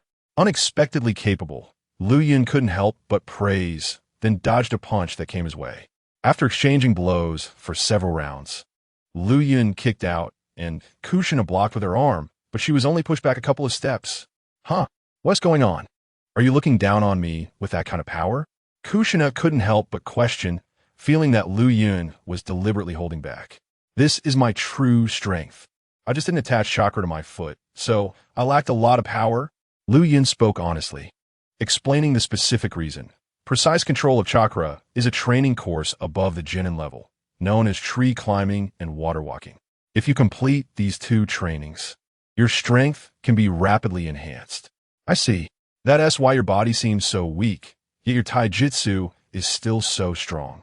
It's all because of precise chakra control. Once Kushina said this, Liu Yun's face immediately darkened.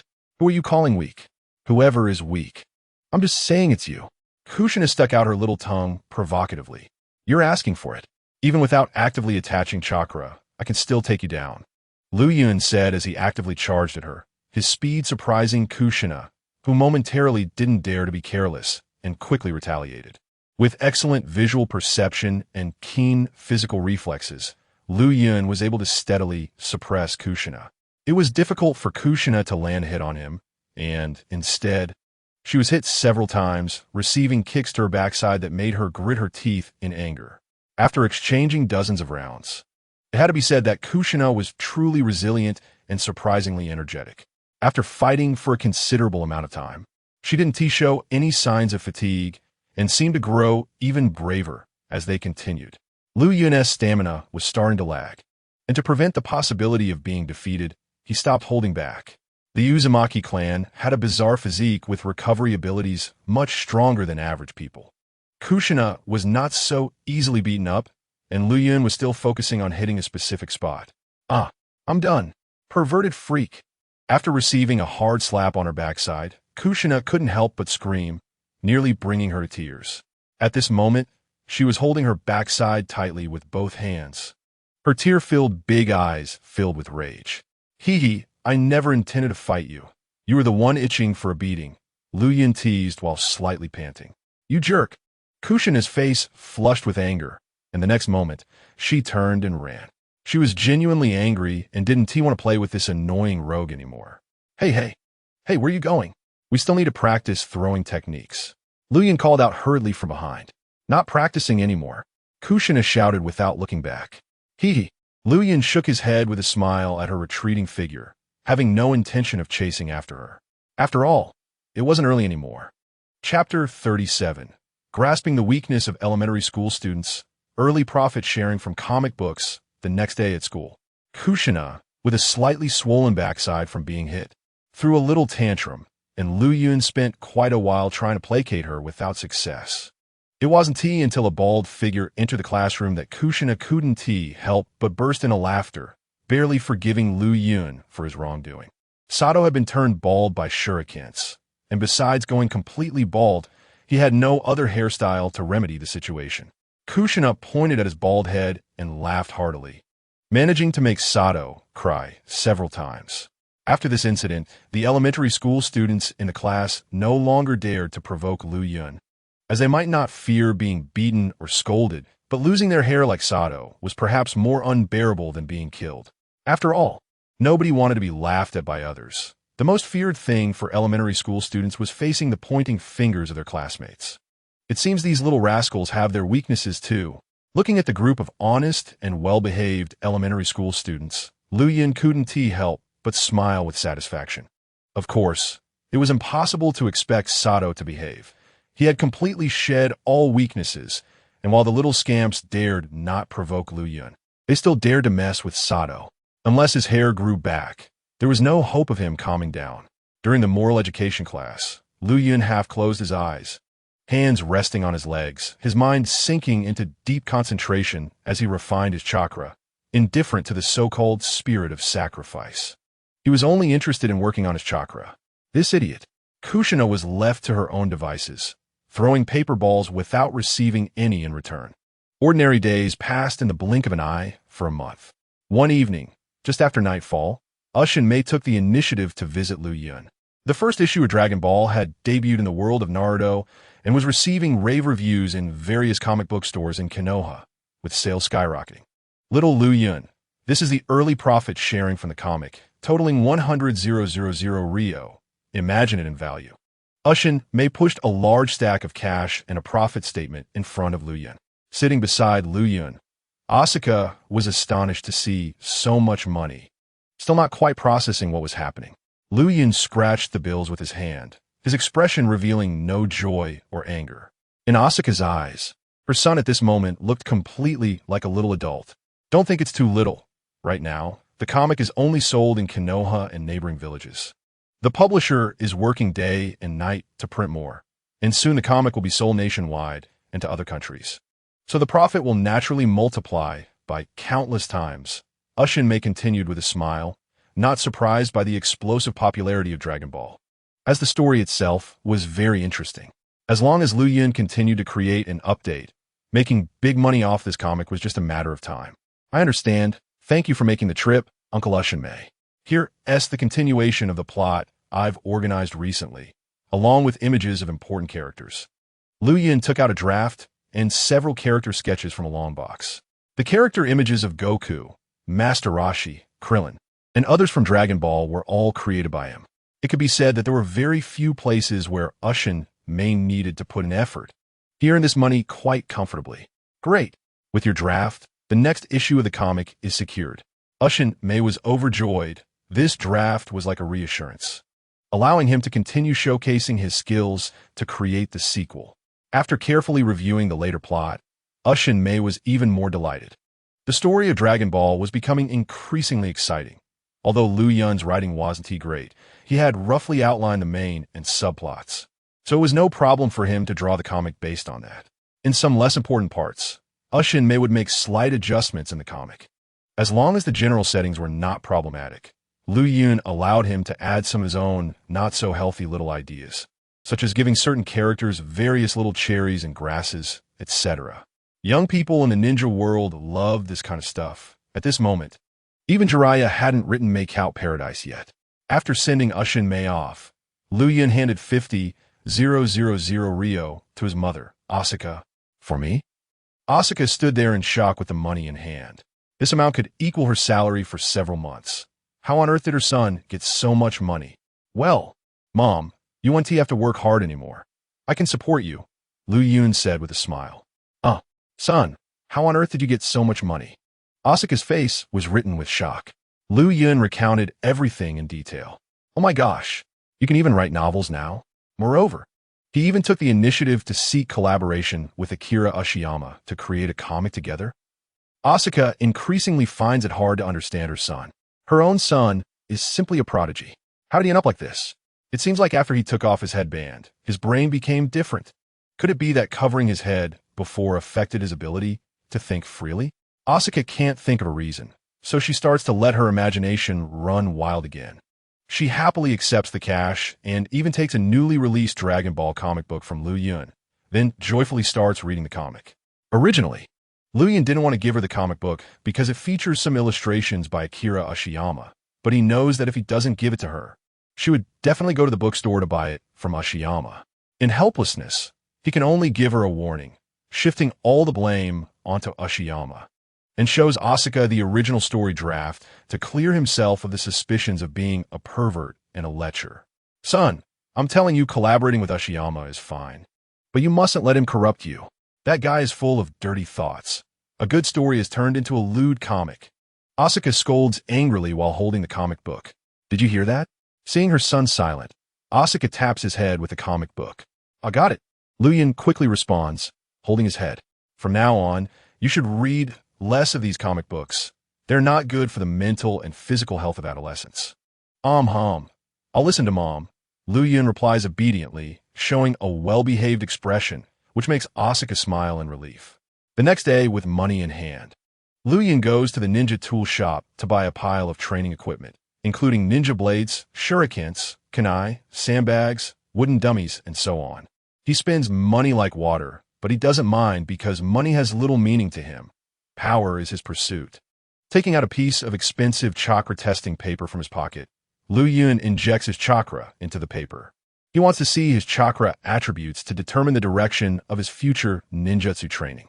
Chapter 38, Development of Chidori. Observed by the two sages as Lu Yun injects chakra into the testing paper. The paper first becomes wrinkled and then instantly burns to ashes. Lightning and fire dual attributes? Not bad. Lu Yun smiles with satisfaction. Almost every member of the Uchiha clan has fire attributes. In addition, there are also those with dual attributes. Most commonly lightning and fire, with very few exceptions. Lu Yun having dual attributes is already considered good initial talent. Next, he will focus on mastering these two types of ninjutsu. 4 Fire Release. The Great Fireball Technique and the Phoenix Fire Technique are one mid-range ninjutsu and one long-range area attack ninjutsu, both of which are currently barely enough. What he lacks now are close combat ninjutsu that also have powerful effects, so lightning release Chidori becomes his top choice. As for defensive techniques, as the saying goes, offense is the best defense, so he doesn't need them for now. It won't be easy to figure out Chidori on his own. After all, it is a high-level ninjutsu. If he could know the complete sequence of hand seals for the entire ninjutsu, combined with shadow clone jutsu, he should be able to learn it quickly, but at this time, the creator of Chidori, Kakashi Hitaki, hasn't even been born yet.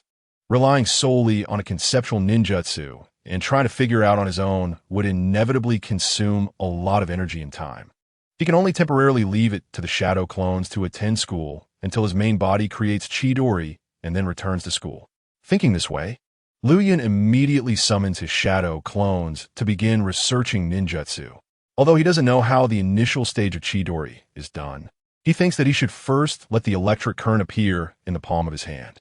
With one main body and 3 shadow clones straining for half a day, besides the main body letting out a loud fart, they couldn't produce a single electric current. It seems he can only guide the chakra into electric current through hand seals. Lu Yun originally thought about whether he could skip the hand seals at the beginning and use his strong mental will to guide the chakra into transformation. But now it seems he has overestimated himself. Using hand seals to guide chakra transformation is something the ninja school has taught. Just like Lu Yun knows how to perform hand seals to convert chakra into fire release and release it from his mouth. His basic knowledge of ninjutsu is decent, so he knows which hand seals to use to convert chakra into electric current. Just generating electric current from the palm took him 6 hand seals. You should remember this feeling and try to simplify it step by step later. Chidori seems to only require 3 hand seals. But even if Liu Yun knows these 3 hand seals now, it wouldn't be of much use. Because those 3 hand seals are a simplification mastered after fully grasping the technique.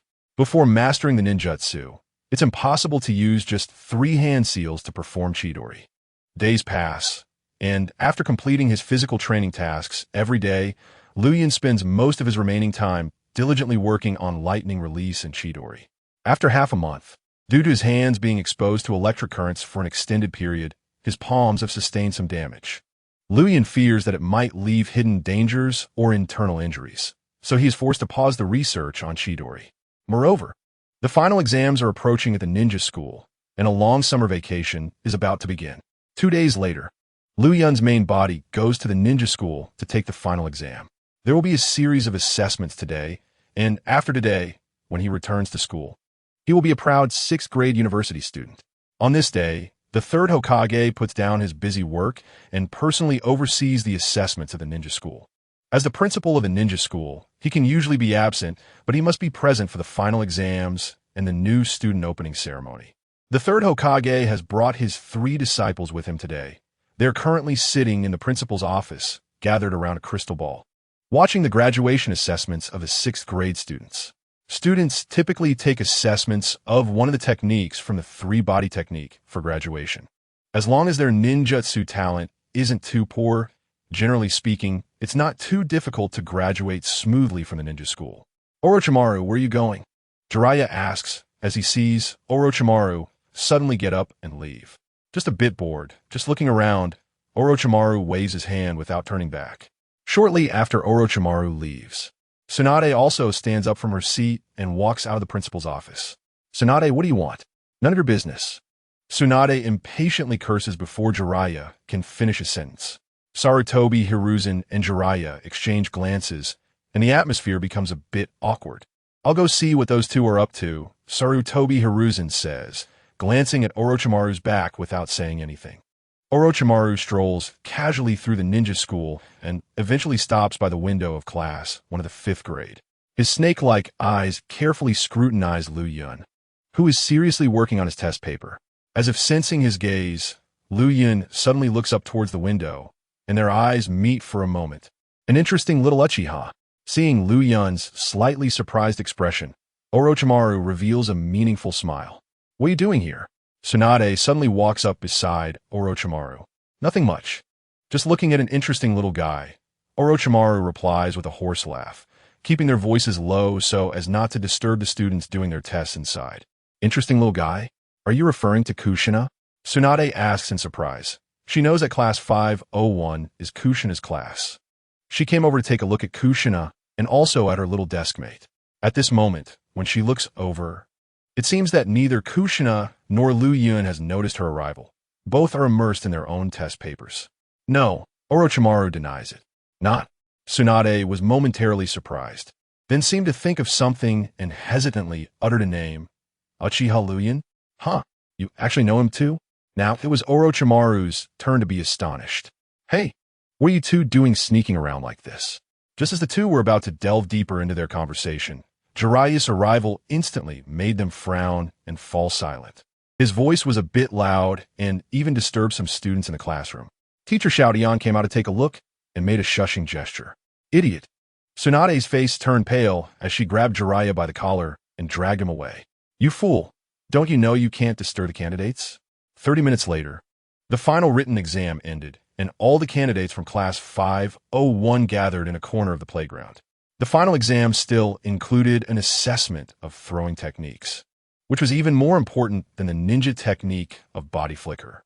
Whether in 5th or 6th grade, all the instructors emphasized the importance of throwing weapons.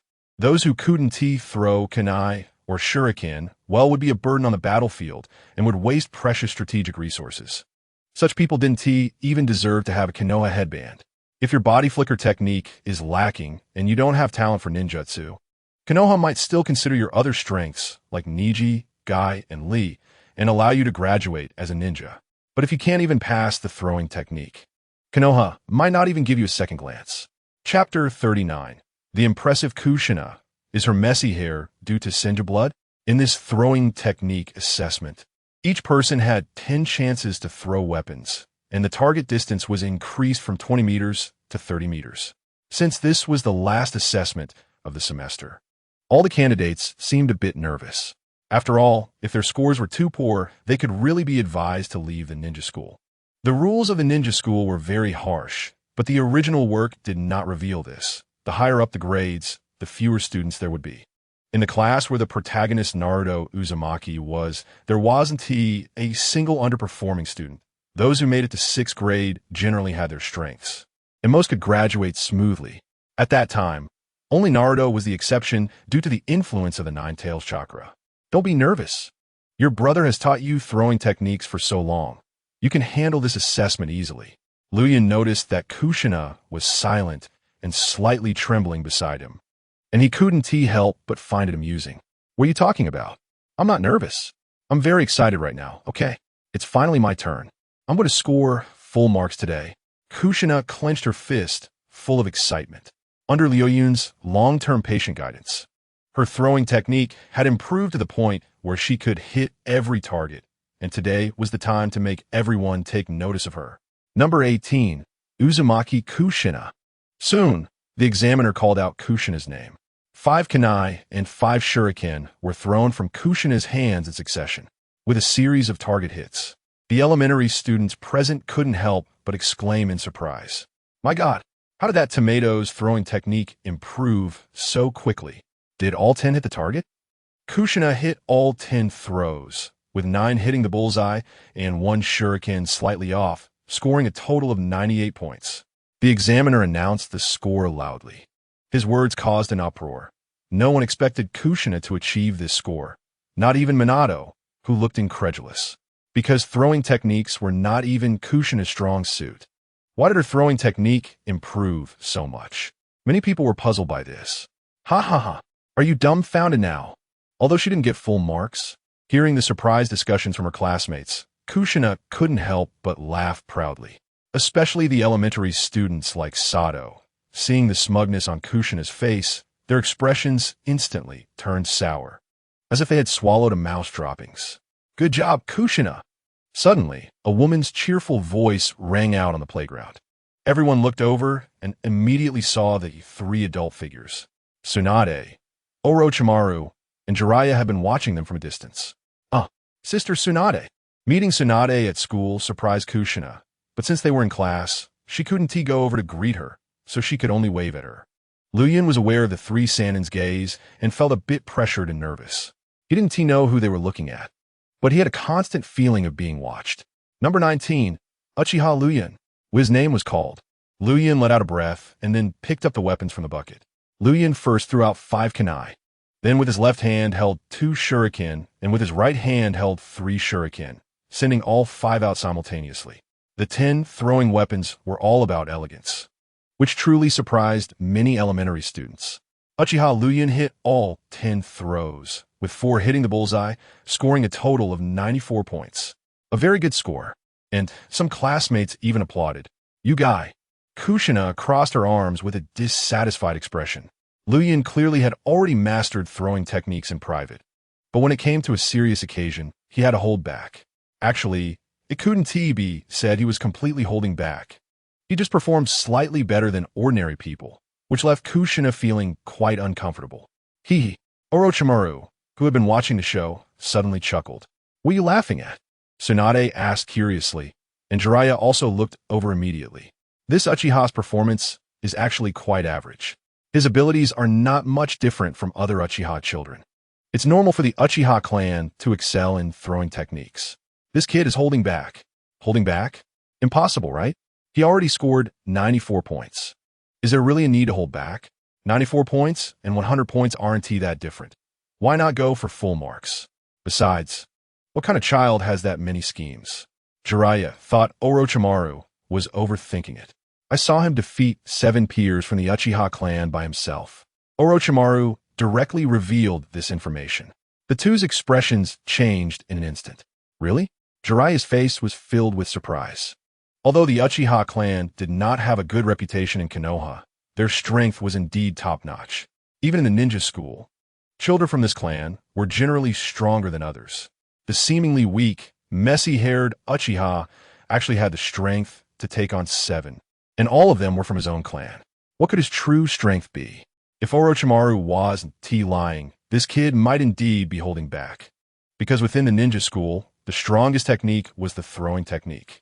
If this kid had that kind of strength, he should have only scored 94 points. I see. So that day was not an illusion. Tsunade unconsciously murmured. What are you talking about? Orochimaru frowned and asked. Nothing, I also think that guy's holding back. Kushina has been with him a lot lately. Her significant improvement in throwing techniques is likely due to his guidance. Tsunade shared what she knew. If even Kushina, who is not good at throwing techniques, could score 98 points, then Uchiha Luyuan, who often stayed with her, would surely score better, right? Have you investigated him? Orochimaru asked again. Yes, his father, Uchiha Shung, was a chunin who heroically sacrificed himself 2 years ago. His mother, Asuka, is an ordinary person, but it turns out she has a bit of blood relation to our Senju clan. Tsunade revealed his background clearly, with some details even Luyuan himself was unaware of. Is there still a bit of Senju bloodline? No wonder his hair color is different from others.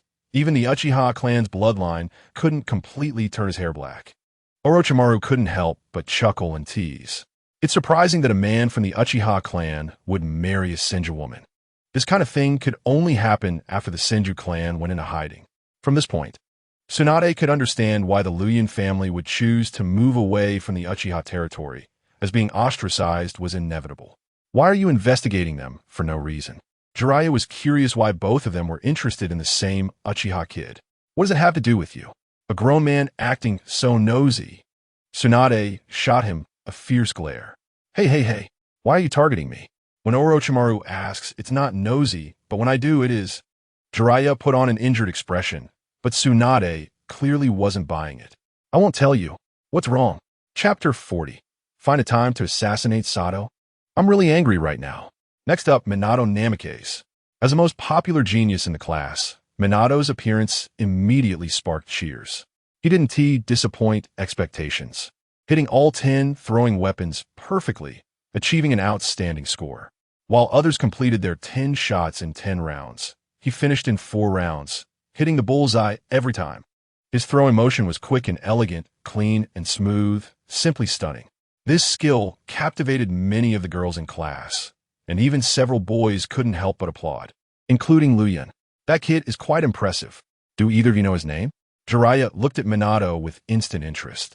Minato Namikaze, a rare little genius, has been at the top of his grade for years and seems to be quite popular. Orochimaru commented. Minato Namikaze, huh? Jiraiya remembered the name. This guy has indeed been handsome since childhood. Luyuan couldn't help but admire Minato's abilities and charm, which were truly outstanding. If he didn't secretly engage in competition, he might really be outdone by him. What's so great about him? Luyuan can also perform multiple consecutive kunai strikes. Kushina muttered quietly, her small face full of defiance. She scored 98 points, but hardly anyone cheered for her. Luyuan scored 94 points, and he also received little applause. When it was Minato's turn, before he even threw, a huge crowd was already cheering for him. She didn't deny Minato's popularity, but she firmly believed that Luyuan was better than him. It's just that this old six is too sneaky. He never shows his full strength in front of others, except for talking big. Just look at Minato. And then look at you now. You used to be quite popular. Why are you getting less attention? Kushina glared at Luyuan in frustration. Luyuan didn't expect to be caught in the crossfire. The next moment, he hugged his head with both hands and explained, "We're now the notorious black and red duo at school. Everyone says I'm your little brother. That Sato kid even tells others I'm your son, and now nobody wants to play with me. Can I be blamed for having no popularity?" Upon hearing Luyuan say this, a blush instantly appeared on Kushina's cheeks. She felt really embarrassed. The key point is that he is saying this now. Doesn't he feel awkward? His face is too thick. Kushina looked up and saw Luyuan's indifferent attitude, and she couldn't help but get angry. Are you just going to let him talk nonsense? Aren't you going to take action against him? I did, but it didn't help, don't you know? Luyuan looked helpless. Kushina was momentarily speechless. Wait until later, see if I can find a chance to deal with him. Luyuan said, making a chopping motion with his hand. Seeing Liu Yun's serious attitude, Kushina was suddenly startled. She quickly grabbed Liu Yun's arm, urging him not to act impulsively. "No way. Those who insult me must be punished, no matter how long it takes," Liu Yun said with a stern face. Seeing Liu Yun even shouting the slogan about punishment, Kushina was frightened and hurried to comfort him. "That's not necessary. That dog is despicable, but he doesn't deserve to die. Calm down, don't do anything stupid, and don't stoop to his level." Kushina forced a smile while holding onto Liu Yun's arm, her heart racing as she was genuinely afraid that Liu Yun would go to assassinate Sato during the summer vacation. If that really happened, it would be a big problem. "Don't stoop to his level? It's too late." Liu Yun snorted coldly, his eyes fixed on Sato in the crowd. "I'm really angry right now." Sato suddenly felt an inexplicable chill and couldn't help but shiver. "See, calm down." Kushina hurriedly cupped his face with both hands, preventing Liu Yun from continuing to look at Sato, lest he really lose control.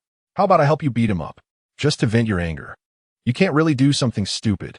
Are you concerned about me?"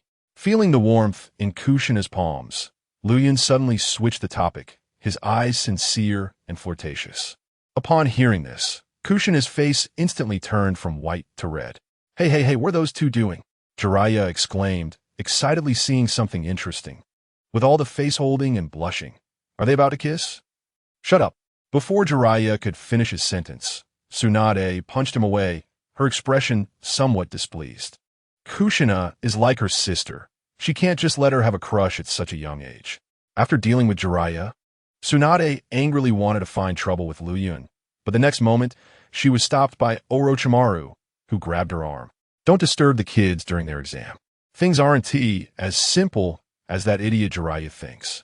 Sure enough, as he spoke, the flirtatious atmosphere around Kushina disappeared, because someone couldn't hold back seeing that rosy, round face so close, they suddenly burst out laughing. Kushina realized she had been tricked again, and in a fit of anger, she beat up Liu Yun, who had to cover his head and escape. After the last outdoor class ended, all the students returned to the classroom. Teacher Oda had already graded the papers while they were outside, and each student received their final evaluation. Liu Yun and Kushina were both top students, while Minato was one of the rare exceptional students. After Oda assigned summer homework and bid farewell to the students, some rushed out of the school, while others stayed in the classroom to say goodbye to their friends. Liu Yun, Kushina, see you next semester. Minato, with his backpack, came over to greet them before heading home. Yeah, see you next semester.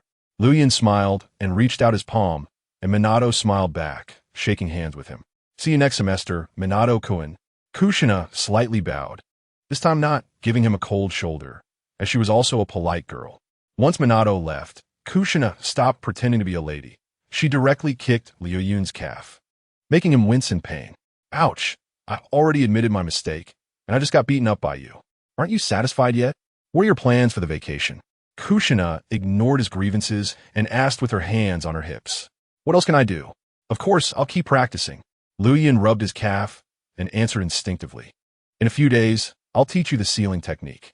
You should have taught me earlier. Then I want to teach you tree climbing and shadow clone techniques. You dare? Kushina cracked her knuckles. Outside the school gate, two people waved goodbye to each other. For them, there was plenty of time to gather during the holidays, so there was naturally no special feeling. Just as Liu Yun was walking home, a figure suddenly appeared, blocking his path. Oh, is it you, silly hat? Chapter 41. The Curious Serpent. The dazzling lightning gathering in the palm, Liu Yun. Are you heading home now? It's still early. Do you want to find a place to chat? Liu Yun was quite surprised that Orochimaru would invite him so directly, but in the end, he nodded and followed Orochimaru to a beautiful and secluded spot. Liu Yun-kun, can you tell me why you hide your strength? Orochimaru asked straightforwardly, voicing the doubt in his heart. What hidden strength? Liu Yun looked at him blankly, as if he didn't understand the meaning of this question. Orochimaru stared quietly into his eyes, his snake-like pupils making Liu Yun feel uneasy. What are you afraid of? What are you worried about?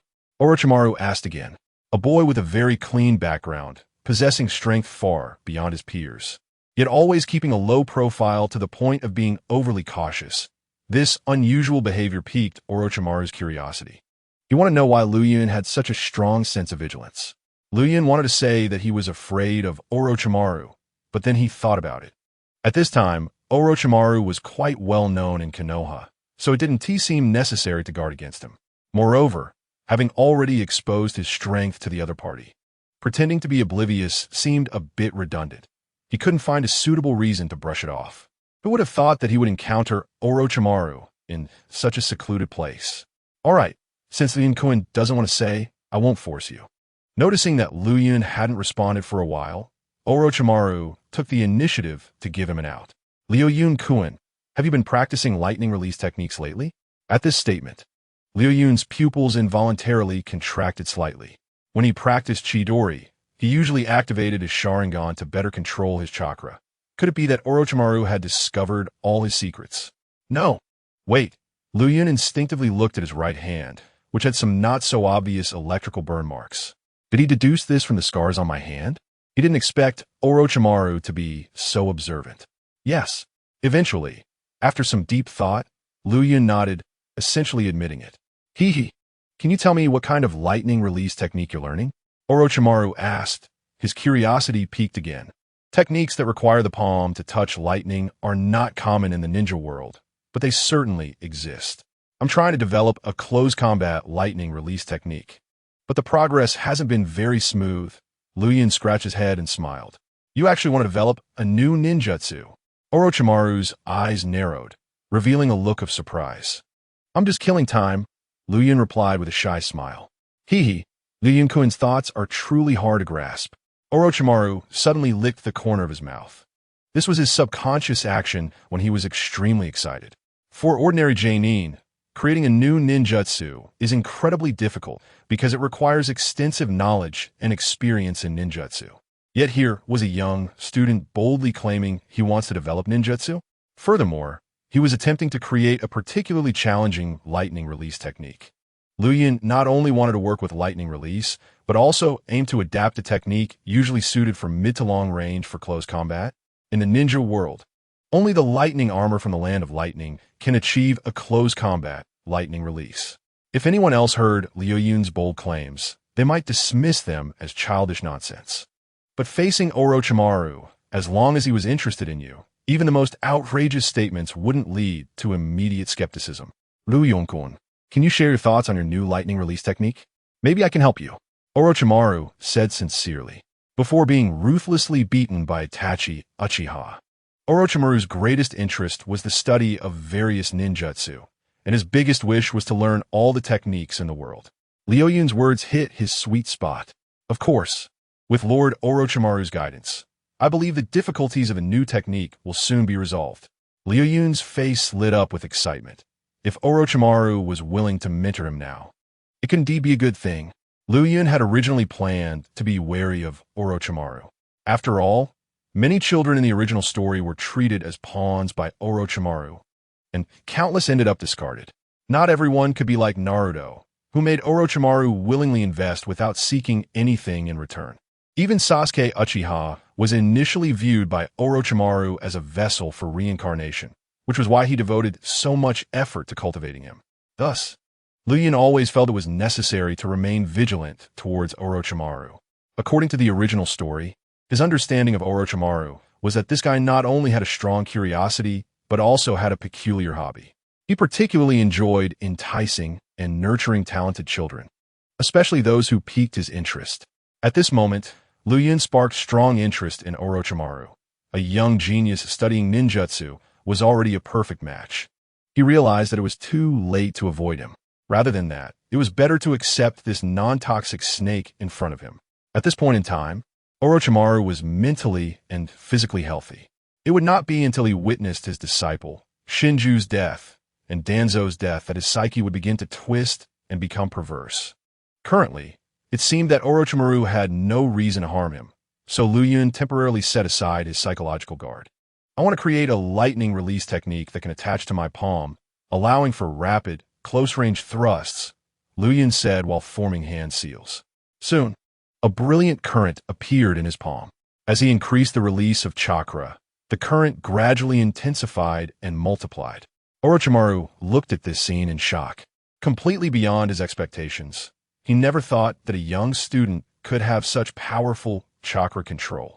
Theoretically, the ninja school did teach such theories and knowledge. But the methods of control, like tree climbing and water walking, were not easily taught. This was because children had very little chakra in their bodies and lacked the mental focus to control chakra. Being able to extract enough chakra was already a sign of strong mental fortitude. How did Luyan achieve this? Gathering electricity in his palm was impressive enough. As the current became increasingly dazzling, Orochimaru initially thought he would witness a miracle. However, Luyan suddenly stopped the output of chakra. Holding up his scarred hand, Luyan sincerely asked, "Lord Orochimaru, how can I control lightning powerful enough to pierce an enemy's body without injuring my palm?" Chapter 42. The Difficulty of Chidori. The reason for failure of the current Luyan was manipulating still far from had the capability to pierce objects. It wasn't that he lacked chakra, but rather that his palm would be injured by the current. This left Luyan perplexed. In the original story, Kakashi seemed to have never faced this issue. This was the difficulty Luyan was currently facing, and he needed to overcome this challenge for Chidori to be developed. Lightning itself was an incredibly difficult force to control. To make it adhere to the palm without harming oneself, while also possessing penetrating power, was theoretically very hard to achieve. Orochimaru couldn't immediately think of how to solve the difficulty Luyan presented. Luyan wasn't surprised. After all, Chidori was a high-level ninjutsu, and its difficulty level was comparable to Rasengan. The original story only touched on it briefly. Ultimately, the key issues had to be explored by themselves. Now, he had handed this problem over to Orochimaru, hoping that this master of ninjutsu could provide him with some guidance. "You wrote down the hand seal sequence just now, and I will study it when I get back. Tomorrow morning, come to my house to find me." Just now, Luyan's hand seal speed was extremely fast, and there were many hand seals, so he didn't take a close look. Therefore, he asked Luyan to write it down. Luyan nodded, took out a pen and paper from his backpack. And at that moment, Orochimaru also reported his home address. After receiving the paper, Orochimaru looked thoughtfully at the hand seals on it. After chatting a bit more with Luyan, he took his leave. The new ninjutsu piqued his interest, and he felt there was a possibility of success. So he was eager to learn and try it out. Luyan returned home, put down his backpack, and after explaining a few things to Asuka, who had resigned to stay home and tend to flowers, he left home again.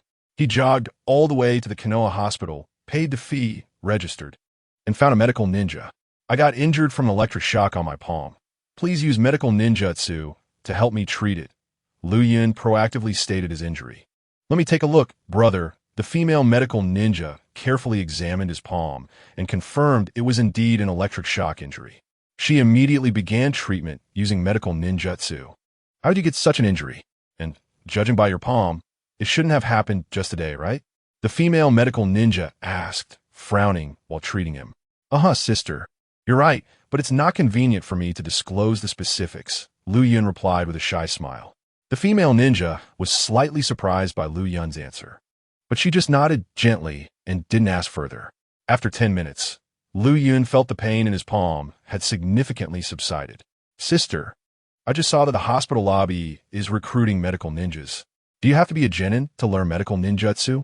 Out of curiosity about medical ninjutsu, Luyan raised this question. "What? Little brother, are you interested in medical ninjutsu?" I'm indeed interested. I think medical ninjas are like angels in the ninja world."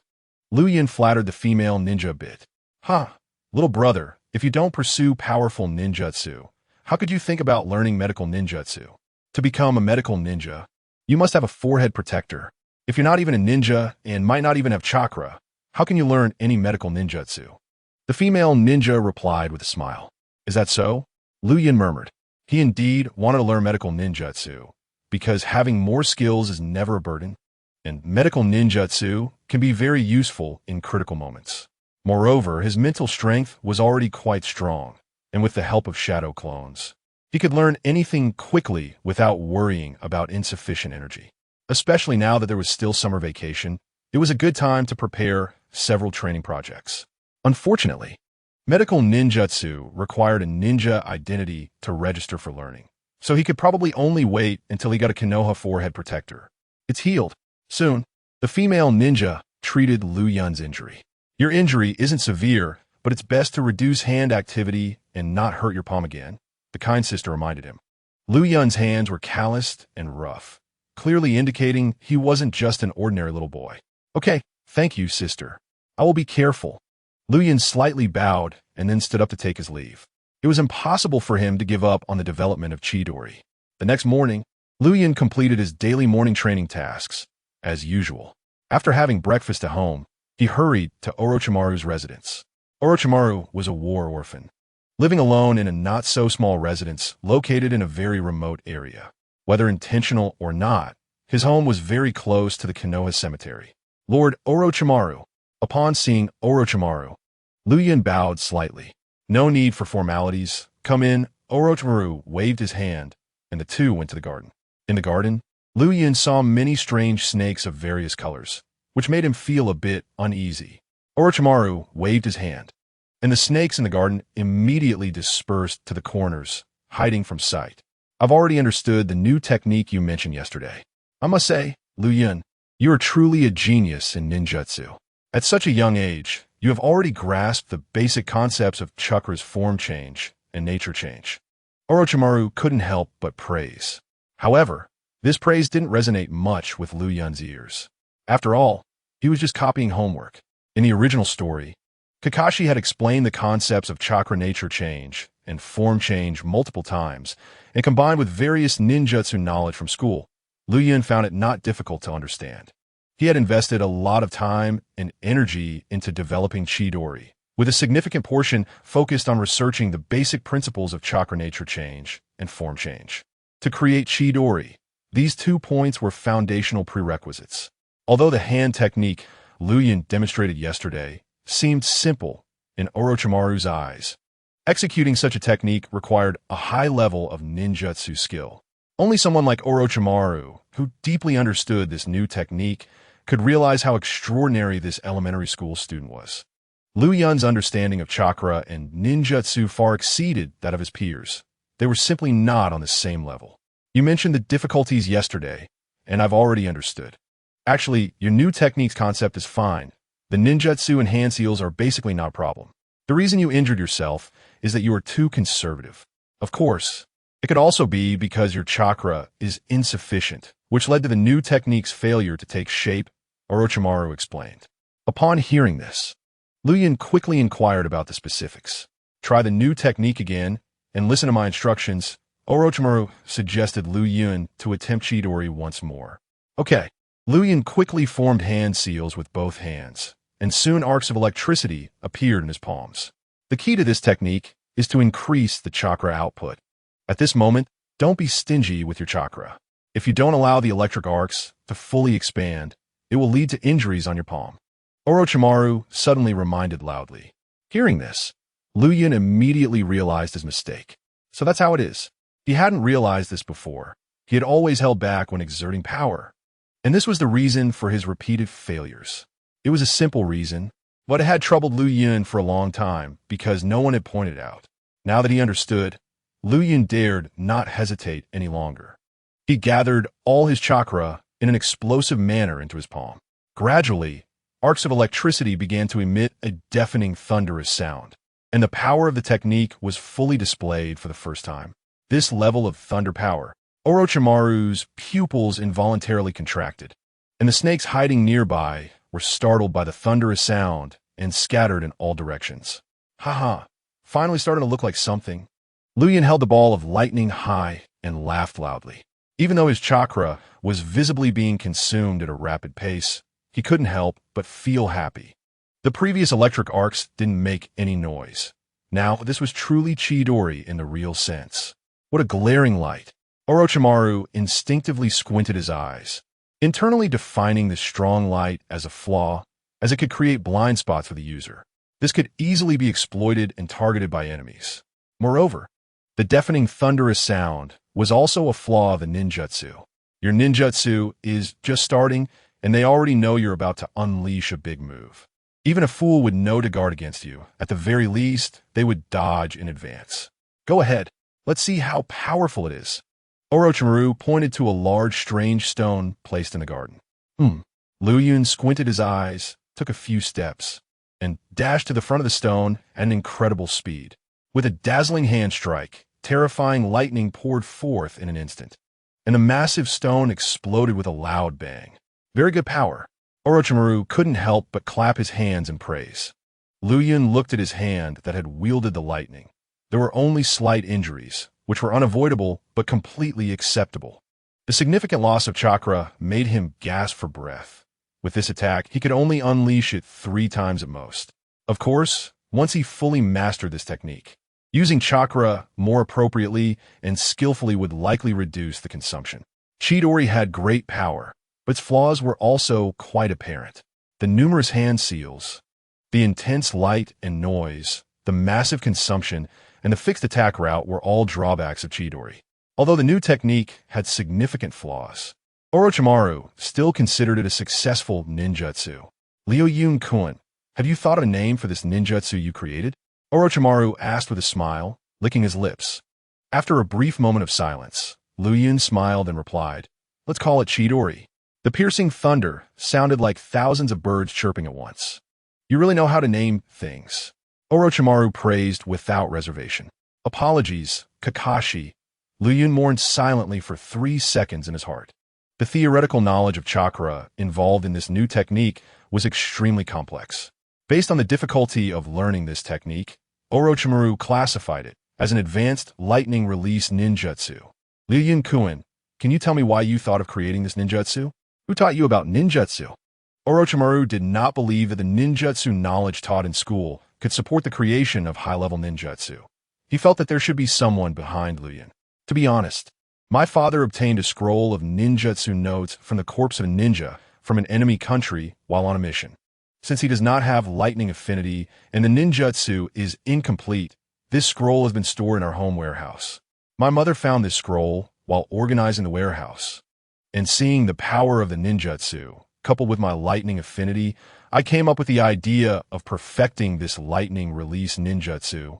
Liu Yun explained the excuse he had thought of last night.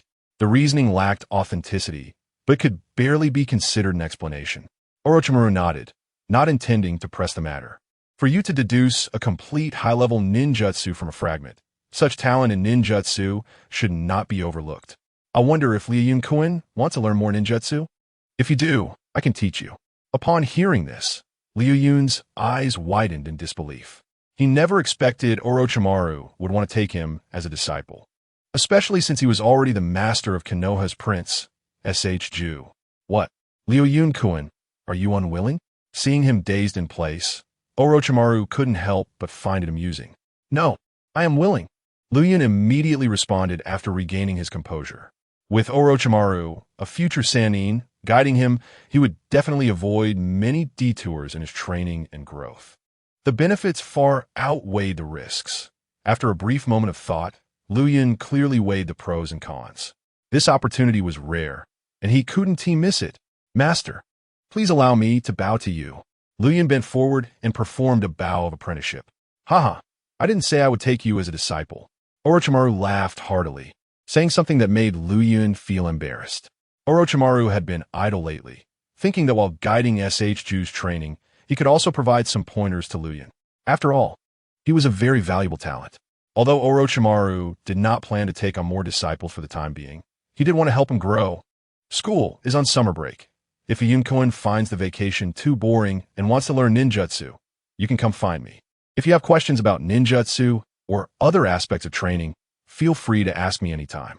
Orochimaru left his contact information and even actively gifted him a communication white snake, which he could use to send messages if needed.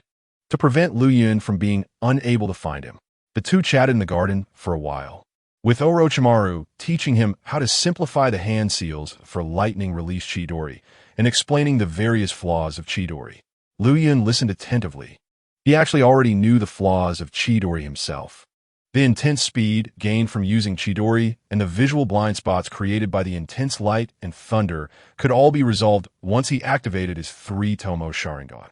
Orochimaru thought the most troublesome aspect was already something Liu Yun had a way to counter. He He was temporarily hesitant to reveal that he possessed the 3 TOMOE Sharingan. Here is a scroll on the basic knowledge of lightning release ninjutsu. It contains the training experiences of predecessors. You can take it home and read it. It will help you fully master Chidori. Orochimaru tossed a scroll to Liu Yun. He felt that Liu Yun's chakra nature transformation and shape transformation for lightning were not done well enough, which would make it harder for the ninjutsu to take shape and consume more chakra. The knowledge in the scroll could help Liu Yun better control Chidori. Thank you, Orochimaru-sensei. Liu Yun took the scroll and immediately bowed at a 90-degree angle, a sly smile showing beneath his messy hair. Orochimaru's mouth twitched slightly. Although he thought the title was somewhat inappropriate, it sounded better than Orochimaru-sensei or idiot. Chapter 44. A depressing way to make money? After leaving Orochimaru's residence and returning home, Liu Yun sat in the corridor reading the ninjutsu scroll. After Asuka finished watering the flowers and plants in the yard, she voluntarily leaned over next to him. Her son used to love reading comics, but now he only seemed interested in scrolls, and they were all about ninjas and the study of ninjutsu.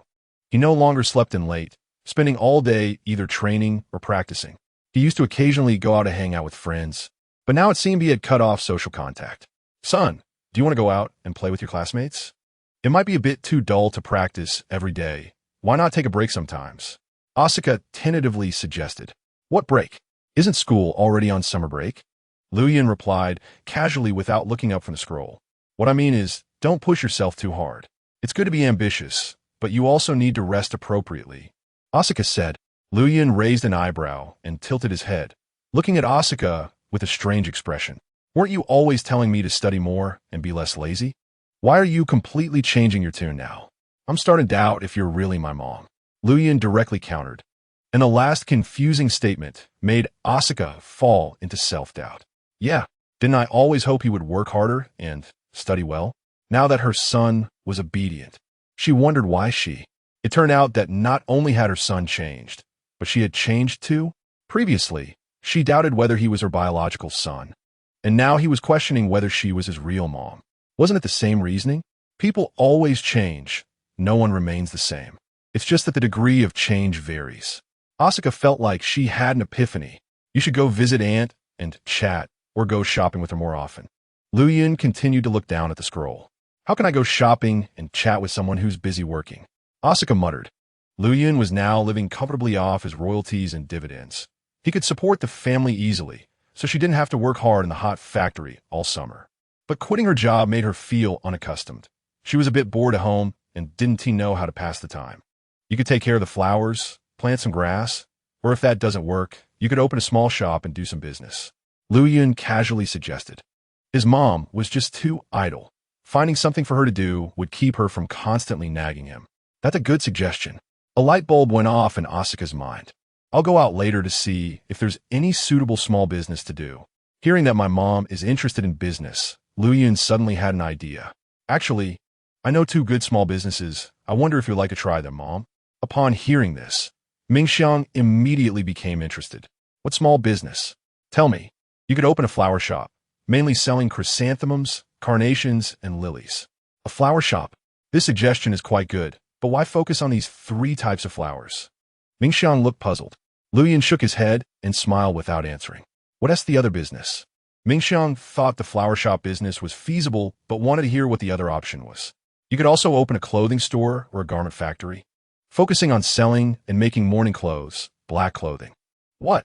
Mingxiang was shocked for a while, and when she reacted, she became so angry that her face turned red.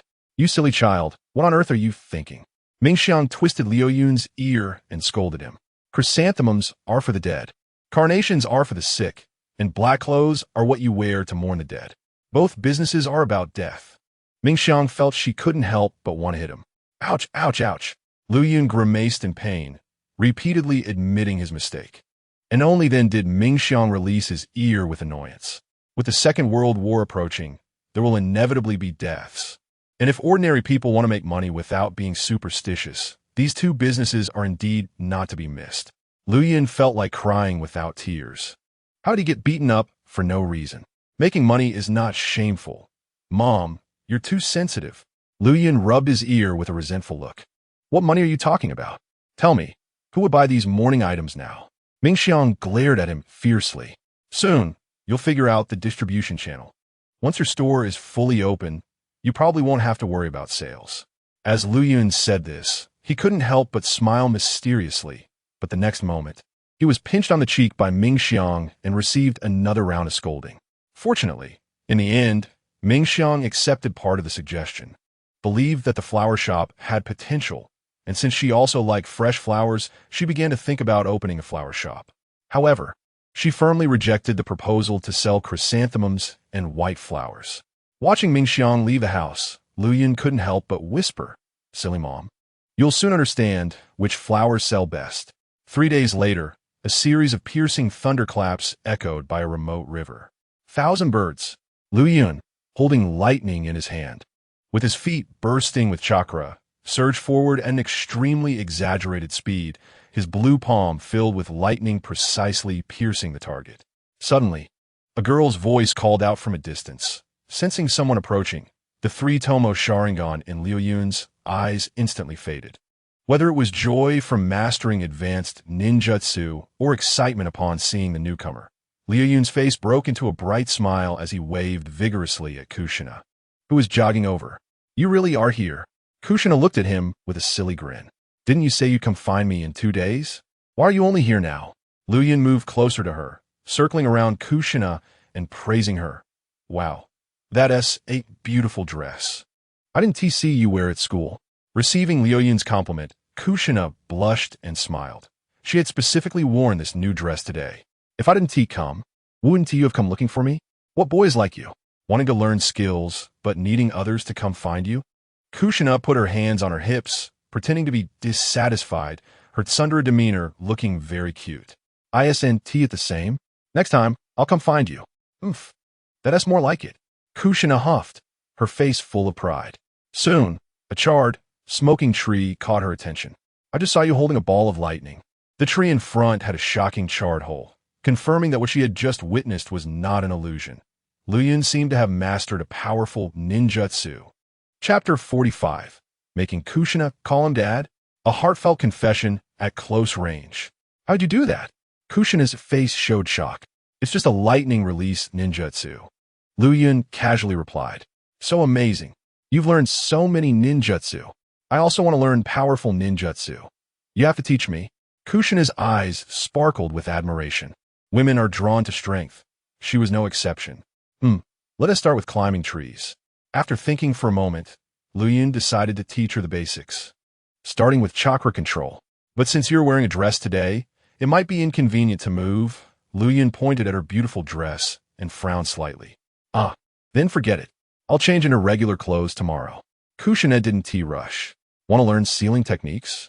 "I came prepared today," Kushina said, pulling out 2 small scrolls tied to her waist. I want to learn. Liu Yun looked delighted, nodding repeatedly. Sealing techniques in the original anime are like cheat codes. They are mysterious and unpredictable, and almost nothing can't be sealed. In the ninja world, no matter how strong you are, even if you're the Ten Tails or the ancestor of chakra, sealing techniques can make you behave obediently. Liu Yun was very eager for the sealing techniques of the Uzumaki clan. Since the day he traveled here, he had been eyeing Kushina, as she was his only avenue to learn sealing techniques. Moreover, it was the most reliable and ideal way. "If you call me Great Aunt, I'll teach you sealing techniques." The sealing techniques of the Uzumaki clan are a closely guarded secret. Kushina felt she couldn't ask for nothing, or else that would be too cheap for him. Liu Yun was momentarily stunned, then leaned closer to Kushina with a mischievous smile. "What do you want to do?" Seeing Liu Yun approach, Kushina was startled and kept retreating. But soon she found her back pressed against a tree trunk, and she had nowhere else to retreat. Liu Yun stretched out both hands, trapping her in front of him. Although he hadn't done anything yet, Kushina didn't dare to meet his gaze, her heart racing uncontrollably. "If you keep playing this way, then tomorrow when it's my turn to teach you, don't blame me for making you call me dad," Liu Yun whispered in her ear. The faint scent emanating from Kushina invigorated him, and he couldn't help but take a deep breath. "Pervert, you creep." Kushina's face turned red as she wanted to push Liu Yun away, but as soon as she tried, she realized she couldn't move him at all. Liu Yun had obviously prepared for this, his hands attached to the tree trunk with chakra, and his feet anchored to the ground with chakra. There was no way KUSHINA could shake him off now. Nana, what are your hands doing? Who's the pervert now? Looking at the soft little hand pressed against his chest, Liu Yun wore an unkind smile. I'm not. I didn't do anything. Stay away from me. KUSHINA appeared flustered, her small hands unsure whether to put them down or not. KUSHINA had originally thought about kicking this pervert away, but the strange sensation coming from her right hand made her pause. It turned out this guy was just pretending to be calm. She realized Liu Yun's heartbeat was also extremely rapid. At this moment, he might even be more nervous than she was. Discovering this secret, KUSHINA perked up, her shyness and fear dissipating significantly. You wanted me to call you Great Aunt, right? If I don't get closer, how can you hear me clearly? Liu Yun still wore a mischievous look. Oh, is that so? Then you call me. I'm listening. KUSHINA suddenly looked at him with a bright smile, the redness on her face fading a bit. Liu Yun's smile froze. Why doesn't this girl play by the rules? Seeing Liu Yun's surprised and uncertain expression, KUSHINA further confirmed her guess, and the smile on her face became even more pronounced. Why aren't you calling out now? Is it because we're not close enough? As KUSHINA said this, she leaned in closer, and the two were almost face to face, nearly touching. Liu Yun was caught off guard by this move, his pupils slightly constricting, and his heart rate noticeably quickening. All these unusual reactions were clearly noticed by the perceptive KUSHINA, who felt quite pleased with herself, thinking she had turned the tables and would soon have Liu Yun under her control. Aren't you afraid of me? Liu Yun's black eyes quietly stared at KUSHINA, though his cheeks involuntarily flushed red. KUSHINA instinctively swallowed hard, feeling a bit awkward because they were just too close. She had thought Liu Yun would back away, but he didn't.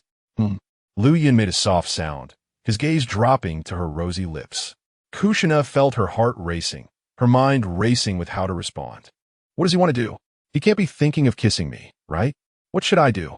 Just as KUSHINA hesitated about whether to retreat, she saw Liu Yun tilt his head, and the already ambiguous distance between them closed even further.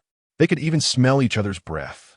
Liu Yun was getting closer inch by inch, while KUSHINA was retreating inch by inch, but her back was already against the tree trunk. Where else could her head go? No. KUSHINA was startled by the lips that were so close and turned her head away, her eyes instinctively squeezing shut. Just a moment ago, she had been so arrogant. Why was she scared now? Liu Yun softly murmured in her ear, his warm breath making KUSHINA break out in a sweat. And a strange feeling surged within her. Has anyone ever told you that your shy, blushing face is really cute? As soon as those words left his mouth, they rang through KUSHINA's heart like a thunderous bell, and she instinctively widened her eyes, her face full of shock. Has anyone ever told you that your red hair looks really nice too? Another soft whisper, and KUSHINA's pupils instantly narrowed to pinpricks, her mind echoing those two enticing phrases. What I want to tell you is, Liu Yun hadn't finished his sentence when his nose brushed against her ear. The strength of the small white hand on her chest suddenly faded, and KUSHINA rolled her eyes back, her entire body going limp. Liu Yun hurriedly caught her, only to find that she had already lost consciousness. Her pounding heart had worked too hard, causing her blood to rush up and affect her brain, and she had fainted. This is getting out of hand. Liu Yun couldn't help but chuckle. The usually carefree KUSHINA actually fainted from shyness like Hinata Hyuga. This was something he hadn't expected. But on second thought, his earlier advances had indeed been a bit too intense. It was normal for the girl to not be able to handle it, especially since it was her first time being teased in such a manner. He let her lean against the tree and sit on the ground, then casually picked up the scroll on the ground, opening it and reading it with great interest. Without his hand to support her body, the fainted KUSHINA fell to the side. Chapter 46, You Pretend, I Pretend, and the first meeting with the first Nine-Tails Jinchuriki. KUSHINA's fainting didn't last long. After all, it was just a rush of blood to the head. After a while, as her brain cooled down, she naturally woke up. But when she slightly opened her hazy eyes, she found herself leaning against Liu Yun's chest. In front of KUSHINA were a pair of rough hands and a small sealing technique scroll. That chest and shoulder. which weren't particularly wide but allowed her to lean. The warm body temperature and that unique, pleasant masculine scent made Kushina feel both at a loss and an inexplicable sense of comfort. She didn't know whether to get up now. She was both afraid of the subsequent awkwardness and somewhat enamored with this chest she could rely on. Should I just wait a little longer to wake up?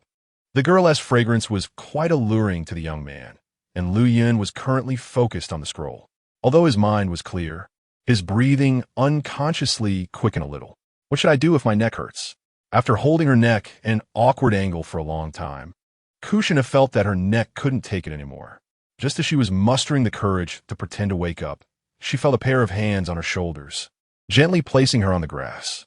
In fact, Lu Yun had already known that this little girl had woken up. How could he not sense the change in her breath at such close proximity? He just didn't expect that Kushina would not get up and would instead pretend to be unconscious, leaning against him. If it weren't for the many things in the scroll that he couldn't understand and urgently needed the red-haired little teacher to explain, he would have loved to see how long this little girl could pretend to be unconscious in his arms. "Wake up, Kushina." Lu Yun chuckled as he gently patted her cheek. Soon, Kushina played along with his act, pretending to have just woken up, faced with his meaningful, sunny smile. Even though Kushina had prepared herself mentally, she still couldn't help but blush shyly. "Pervert, what are you looking at?" Kushina pushed the figure that was so close to her down to the ground, hurriedly getting up and feeling a strong urge to escape from there. Hey, where do you think you're going? You want to run without even learning the sealing technique?" Lu Yun hurriedly called out to her. Kushina hesitated for a moment, but ultimately chose to stay. "If you keep being cheeky, then I won't teach you or pay attention to you." Kushina threw down a harsh remark and shot him a fierce glare. Just a moment ago, he had been genuinely complimenting her. How did it turn into cheekiness? The girl's thoughts were hard to decipher, and Lu Yun sighed helplessly. "All right, whatever Kushina says goes today." Upon hearing this title, Kushina's little expression almost broke, and she nearly burst out laughing. "I really want to bite this guy to death." At that moment, she felt both angry and amused, but she couldn't do anything about this shameless person. Lu Yun broke the tree trunk that had been pierced by Chidori and invited the girl to sit beside him. Kushina picked up the scroll and began to explain to him what the sealing technique was. Lu Yun listened very attentively. If he didn't understand anything, he would ask questions on the spot, and Kushina patiently answered each one. By the quiet riverside, the two young people who no longer bickered got along very harmoniously. The sealing technique was more complicated than Lu Yun had imagined. Just the basics might take him 10 or 8 days to grasp. The sealing technique is very difficult. Are you really sure you want to continue learning? As dusk approached, Kushina had basically finished explaining the 2 basic sealing technique scrolls she brought. She wasn't sure how much Lu Yun could understand. "Of course I want to learn. I've never been afraid of difficulties."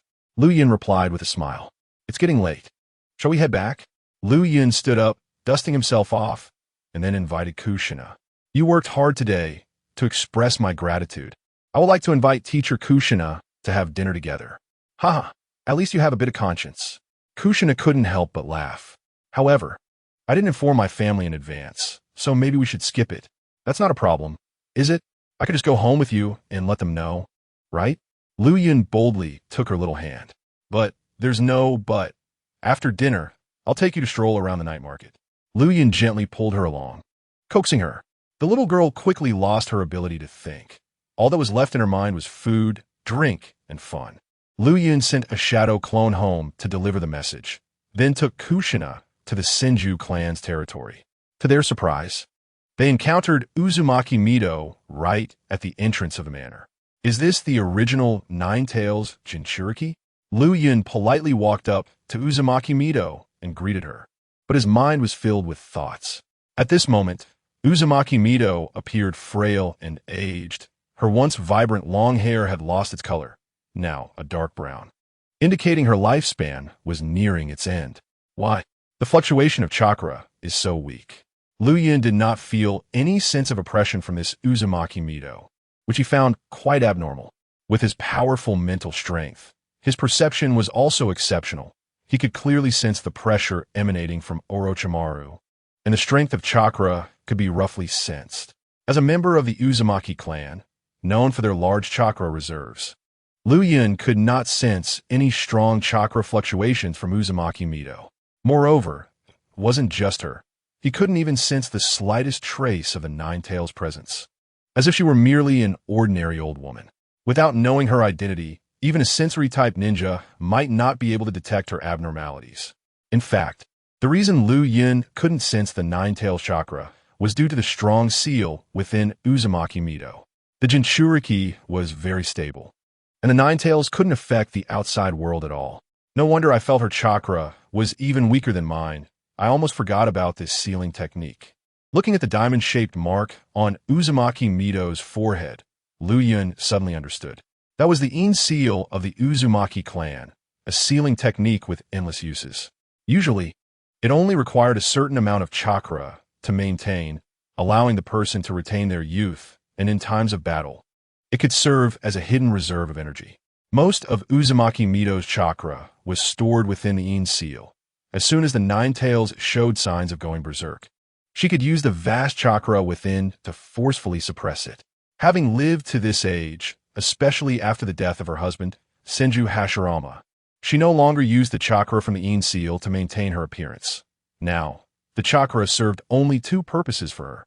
First, to prevent the Nine-Tails from going berserk, and second, to maintain her daily physical consumption, allowing her to live longer and wait for a new vessel for the Nine-Tails to fully form. While Lu Yun was secretly observing Uzumaki Mido, the old lady was also carefully sizing him up. As the princess of the Uzumaki clan, she naturally possessed excellent perception abilities. Uchiha Lu Yun, huh? What nice child. Uzumaki Mido extended her hand and gently stroked the messy hair on Lu Yun's head. She felt that his big eyes seemed a bit too bright. That was an external manifestation of strong mental and ocular power. Even though Lu Yun hadn't activated his Sharingan, in Uzumaki Mido's eyes, his eyes and gaze were quite different from those of ordinary children. Chapter 47. No Secrets Under the Heart Eye. The bloodline crystal of two clans over the years. Uzumaki Mido had encountered many powerful Uchiha warriors, but the one who left the deepest impression on her was undoubtedly Uchiha Madara. When she was younger, due to her husband Senju Hashirama, she inevitably had to meet Uchiha Madara. That person, even without activating his Sharingan, had black eyes that were as bright and spirited as Lu Yun's, leaving a lasting memory. Her husband had privately explained that this was an external manifestation of the Sharingan's ocular power reaching a certain level. Grandma Mido, Lu Yun wants to take me out for dinner tonight. Is that okay? Kushina asked shyly with her head down, blushing. Of course. If your little classmate wants to treat you to a big meal, how could you not go? Uzumaki Mido responded understandingly and treated Lu Yun kindly. Just when the three were happily chatting at the door, an unpleasant voice suddenly emerged. Hey, you shameless little brat. You dare to flirt with girls right at our doorstep? You must be tired of living. Tsunade strode over, her pretty face showing obvious displeasure. This Uchiha kid was already ambiguous with Kushina at school, and now he even dared to come to their doorstep to flirt with girls? Did he think the Senju clan was non-existent?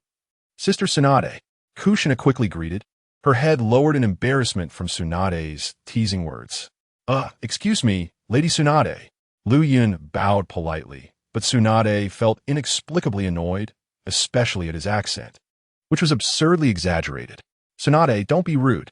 Uzumaki Mido scolded sternly. You, as an older sister, set such a poor example, always making a fuss without any decorum. How have I taught you?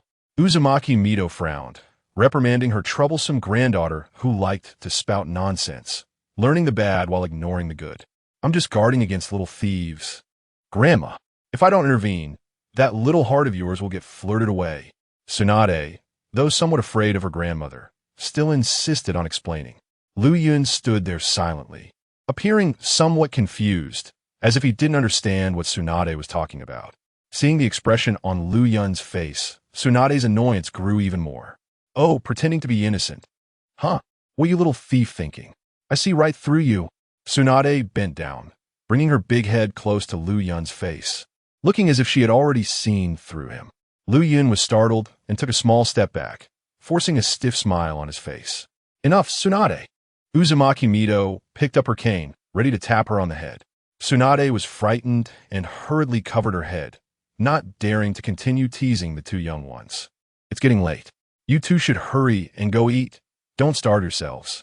Uzumaki Mido smiled gently at the two and waved her hand. Okay, then we'll go first. Grandma Mido, you should hurry and eat too. Luyan bowed to her. Soon, the two boys walked away into the distance under Uzumaki Mido's gaze. Grandma, the food is ready. Let us go eat. Seeing her grandmother standing still, staring at the two, leaving for a long time, Tsunade gently nudged her arm. Tsunade, did you notice that child's eyes are very special? Uzumaki Mido suddenly spoke softly. Tsunade was taken aback by this statement, but after thinking for a moment, she replied, It's normal for someone with Uchiha blood to have bright and spirited eyes, right? In fact, Tsunade also felt that those eyes were special, but she couldn't describe it well and could only summarize it as bright and spirited. No, his ocular power is clearly different from ordinary people, even stronger than most adult Uchiha clan members. Uzumaki Mido's expression suddenly became very serious. What? Upon hearing this, Tsunade's expression changed. When her grandmother was serious, she would never speak carelessly. Her words certainly indicated she had seen something. The Uzumaki clan possesses a special perception ability called the Hard Eye, and her grandmother had awakened and mastered this ability. I suspect he may have already awakened his Sharingan. Impossible. How old is this child? He isn't even a ninja yet. Tsunade instinctively denied it, unable to believe her grandmother's speculation. You're wrong. The amount of chakra he possesses is already comparable to that of an average jonin. As Uzumaki Mido said this, her face showed a hint of apprehension. Nanny! Tsunade was first stunned, then immediately exclaimed, This is entirely unreasonable. Grandma, are you sure you sensed it correctly? Although she knew Uzumaki Mido was not easily confused, the possibility of error still crossed Tsunade's mind. Actually, Uzumaki Sueho had already confirmed this repeatedly and even touched Lu Yun's body. There was indeed no possibility of error. Although Uzumaki Sueho himself did not understand the situation, there was no mistake. I was initially a bit skeptical, but the fact is that the child is quite extraordinary. If possible, you should pay more attention to him. Tsunade was somewhat indifferent upon hearing this. At that moment, she had not yet recovered from the shock. After a while, she seemed to think of something and looked at Uzumaki Sueho, her voice trembling as she spoke. Uchiha Lu Yun, Uchiha bloodline, Senju bloodline. Do you think it could be because he possesses both of these top-tier bloodlines at the same time? A strong combination leading to this kind of mutation?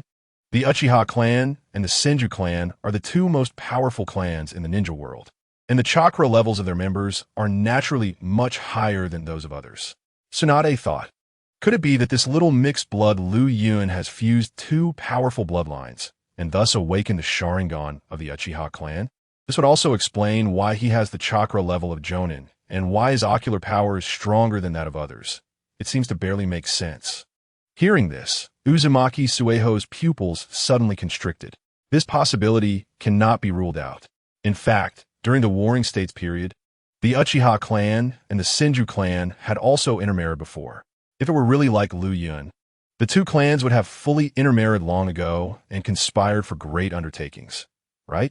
But Uzumaki Sueho did not dare to deny this possibility. After all, Lu Yun is a living example right now. A 5th grade elementary student possessing the chakra level of a Jonin and suspected of awakening the Sharingan. This is too crazy. It's too outrageous. Uzumaki Sueho had a premonition that Lu Yun's value might even surpass that of Kushina. This matter needs to be kept confidential, otherwise it will surely bring disaster upon that child. Uzumaki Sueho reminded her seriously. I know. Tsunade nodded quickly. She understood this without needing her grandmother to tell her. Chapter 48. Is Lu Yun a hidden rich second generation? At this time, Lu Yun was still unaware that his background had already been largely uncovered. He took his sister around the bustling district of Konoha, but couldn't find any ramen shops. The most famous Ichiraka ramen in the original story had no one in sight at this time, and Lu Yun didn't know if he had gone to the wrong place or if they hadn't officially opened yet. In the end, the financially comfortable Lu Yun took Kushina out for a luxurious barbecue meal, and the two enjoyed it very much. After filling their stomachs, Lu Yun took her to wander around the lively night market. Passing by a small jewelry stall, Kushina spotted a delicate butterfly hairpin, and without a second thought, Lu Yun took out his wallet to buy it for her. The items at the stall were not expensive, and Kushina graciously accepted the small gift without hesitation. "Hey, this bracelet is quite nice. How much is it?" Lu Yun was attracted to a beautifully crafted bell bracelet, besides a few small bells. The main body was actually made of gold, which might be the best and most expensive piece of jewelry at the entire stall. The stall owner was clearly using it to attract customers. "You're quite discerning. This is the treasure of my stall," the female stall owner said with a smile, holding up a number. 28,000. A small bracelet is priced at 28,000. Lu Yun was taken aback. "This bell bracelet was handmade by my mother and is also my dowry gift. My mother passed away last year due to illness. Although I am short on money now, I don't want to sell it cheaply." The female stall owner explained the origin of the item with a smile. "Since this item is so important to you, why are you selling it?" Lu Yun casually asked. "My husband passed away a few months ago, and I have 2 children at home," the female stall owner explained, her smile appearing quite bitter, which made Lu Yun inadvertently feel sympathy. His mother, Asuka, was in a similar situation, but it seemed that the other person's life was evidently more difficult. Or perhaps ordinary people living in a ninja world generally have a hard time, especially widows who no longer have a man to rely on. If it weren't for this, she wouldn't have taken out this precious dowry to sell. "Lu Yun, let's go look somewhere else." Kushina gently tugged at his arm. To her, the bell bracelet was beautiful, but the price was simply too high. They were just elementary school students and naturally couldn't afford to buy such a precious piece of jewelry. The female stall owner also didn't believe that this young man could afford to buy the treasure. Her previous explanation was merely out of politeness. "The materials aren't worth this price, but the craftsmanship is exquisite. It's clear that your mother put a lot of effort into making this jewelry," Lu Yun commented after carefully examining the bell bracelet. The gold in the ninja world is not as expensive as one might imagine, but with the craftsmanship of this piece, it is definitely worth the price. This is a purely handmade piece. Without real skill, it wouldn't necessarily be able to be created, and it requires a tremendous amount of effort and time. Moreover, just the cost of materials is not cheap, he added. "Are you sure you want to sell this bracelet?" Lu Yun asked seriously. A gentleman does not take away what others cherish, unless this woman truly wants to part with the jewelry. He would consider whether to make a purchase. "Well, for the children, my mother should be able to understand me," the female stall owner said with a light laugh, and tears glimmered in her eyes. "All right, I'll take it," Lu Yun said, directly taking out a stack of cash from his wallet. What? You really want to buy this bracelet?" The female stall owner's face was filled with shock as she looked at the cash. Do elementary school students really have this much money now? Or did she just encounter a rich second generation today? Alongside her astonishment was Kushina's reaction. She only received a few hundred yen as allowance each month, just enough to buy some snacks and small items. The barbecue meal they just had was enough to cover her allowance for a month, and Lu Yun's checkout had already shocked her. Now, he was taking out a large sum of money. Could it be that Lu Yun is a hidden rich second generation? This thought popped into Kushina's mind. Of course, otherwise, why would I ask so much? The sister wouldn't suddenly change her mind and not want to sell it, would she? "If you really don't want to sell, I won't force you," Lu Yun said with a gentle smile. "No, you're overthinking it. I'll pack it up for you right now," the female stall owner hurriedly replied, but tears unknowingly fell down her cheeks. Lu Yun nodded and reached out to take the jewelry box handed over. After leaving the stall, Kushina seemed a bit unhappy. "What's wrong?" Lu Yun asked with a smile, feigning ignorance. "That sister." Kushina hesitated. "Do you think we shouldn't have bought her bracelet?" Lu Yun asked, and Kushina instinctively nodded. "If we don't buy this, it might not be easy for her to sell it," Lu Yun said frankly. He had indeed made some money recently, but it didn't mean that there were many wealthy people in Konoha. The jewelry mainly attracted a younger audience, but how many of that group could be wealthy? Moreover, the key point is, who among the wealthy would visit such a small stall? They would probably be too lazy to even glance at it as they passed by.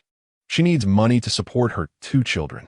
Buying this bracelet from her is helping her through a difficult time, not taking away her precious item. If her mother were still alive, she would definitely support that sister's decision. Because for a mother, nothing in this world is more precious than her own child. As he spoke these words, the expression on Kushina's face was even more shocked than when Lu Yun had spent a large sum of money to buy something. She didn't expect that Lu Yun had more money than she thought, and it was even more comprehensive. Buying the bell bracelet shouldn't come with a psychological burden. After realizing the key point, Kushina's little mood clearly turned from cloudy to sunny. Lu Yun, where did you get so much money? She finally remembered to ask this question. Follow me, and you'll understand why your brother has money to spend, Lu Yun said, revealing a mysterious smile. They were not far from Wu Shanming's bookstore, and he wanted to take Kushina there to have a look. So, did you buy this bracelet to give to someone? Kushina's voice got softer and her face turned redder, her head lowering even more. What do you think? In a quiet corner where no one was around, Lu Yun leaned closer to her. I don't know. Kushina fidgeted with the hem of her skirt, her voice still as soft as a whisper. The next moment, Lu Yun directly opened the jewelry box and took out the golden bell bracelet. The crisp sound of the bells was so pleasant to Kushina's ears. Chapter 49. A precious item given to a cherished person, a collision of emotions and reason.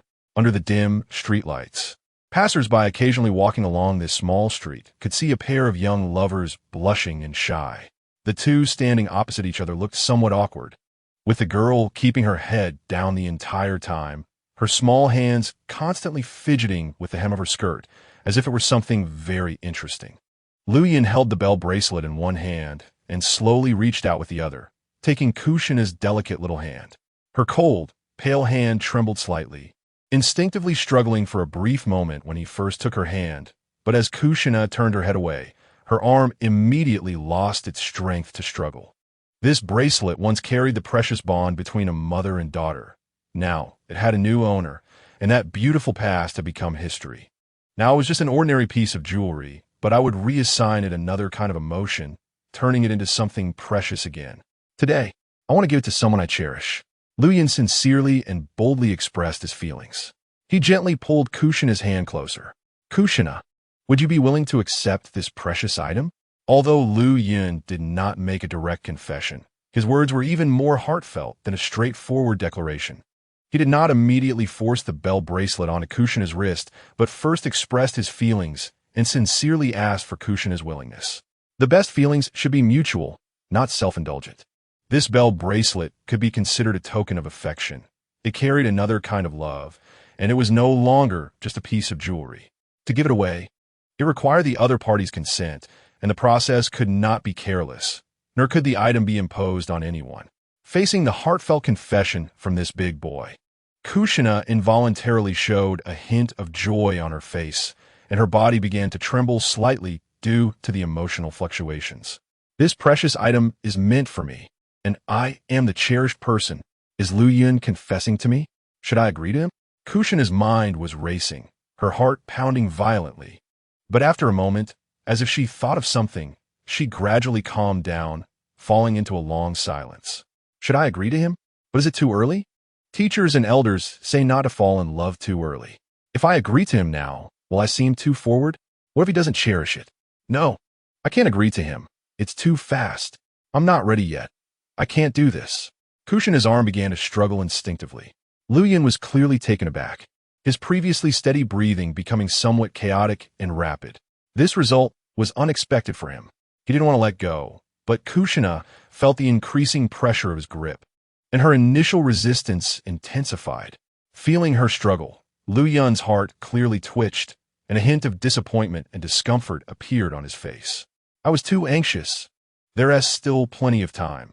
There will be many opportunities to spend time together. There is no need to rush.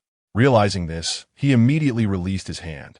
He was afraid of scaring Kushina, afraid of hurting her, and more afraid of causing her aversion. But the moment he let go, Kushina suddenly felt a void in her heart. The next moment, a sharp pain shot through her heart, causing her to instinctively bite her lip.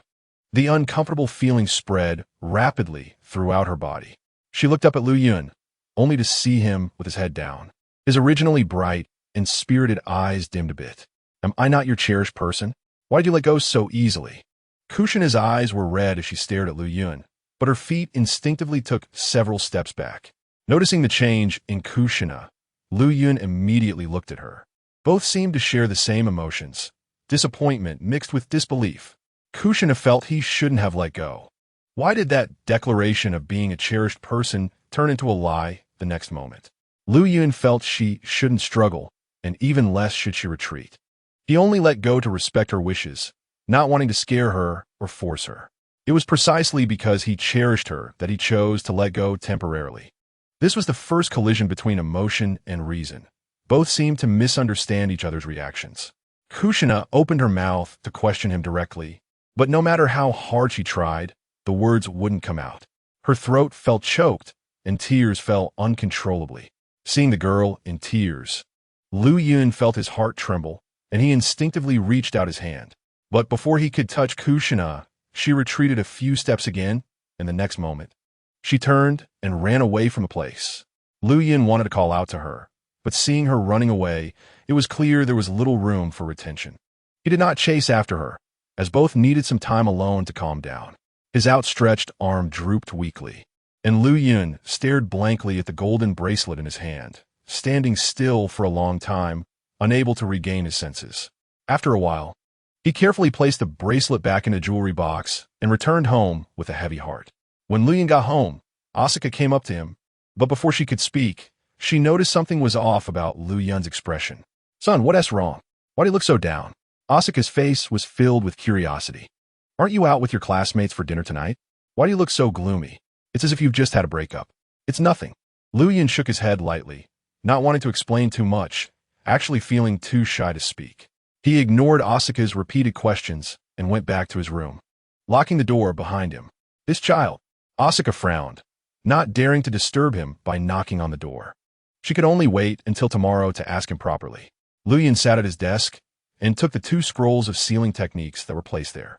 They were given to him by Kushina, who suggested he could study these fundamental concepts more when he had the time, admitting that she might have missed some points in her explanations, and the scrolls needed Lu Yun to take them home for thorough study.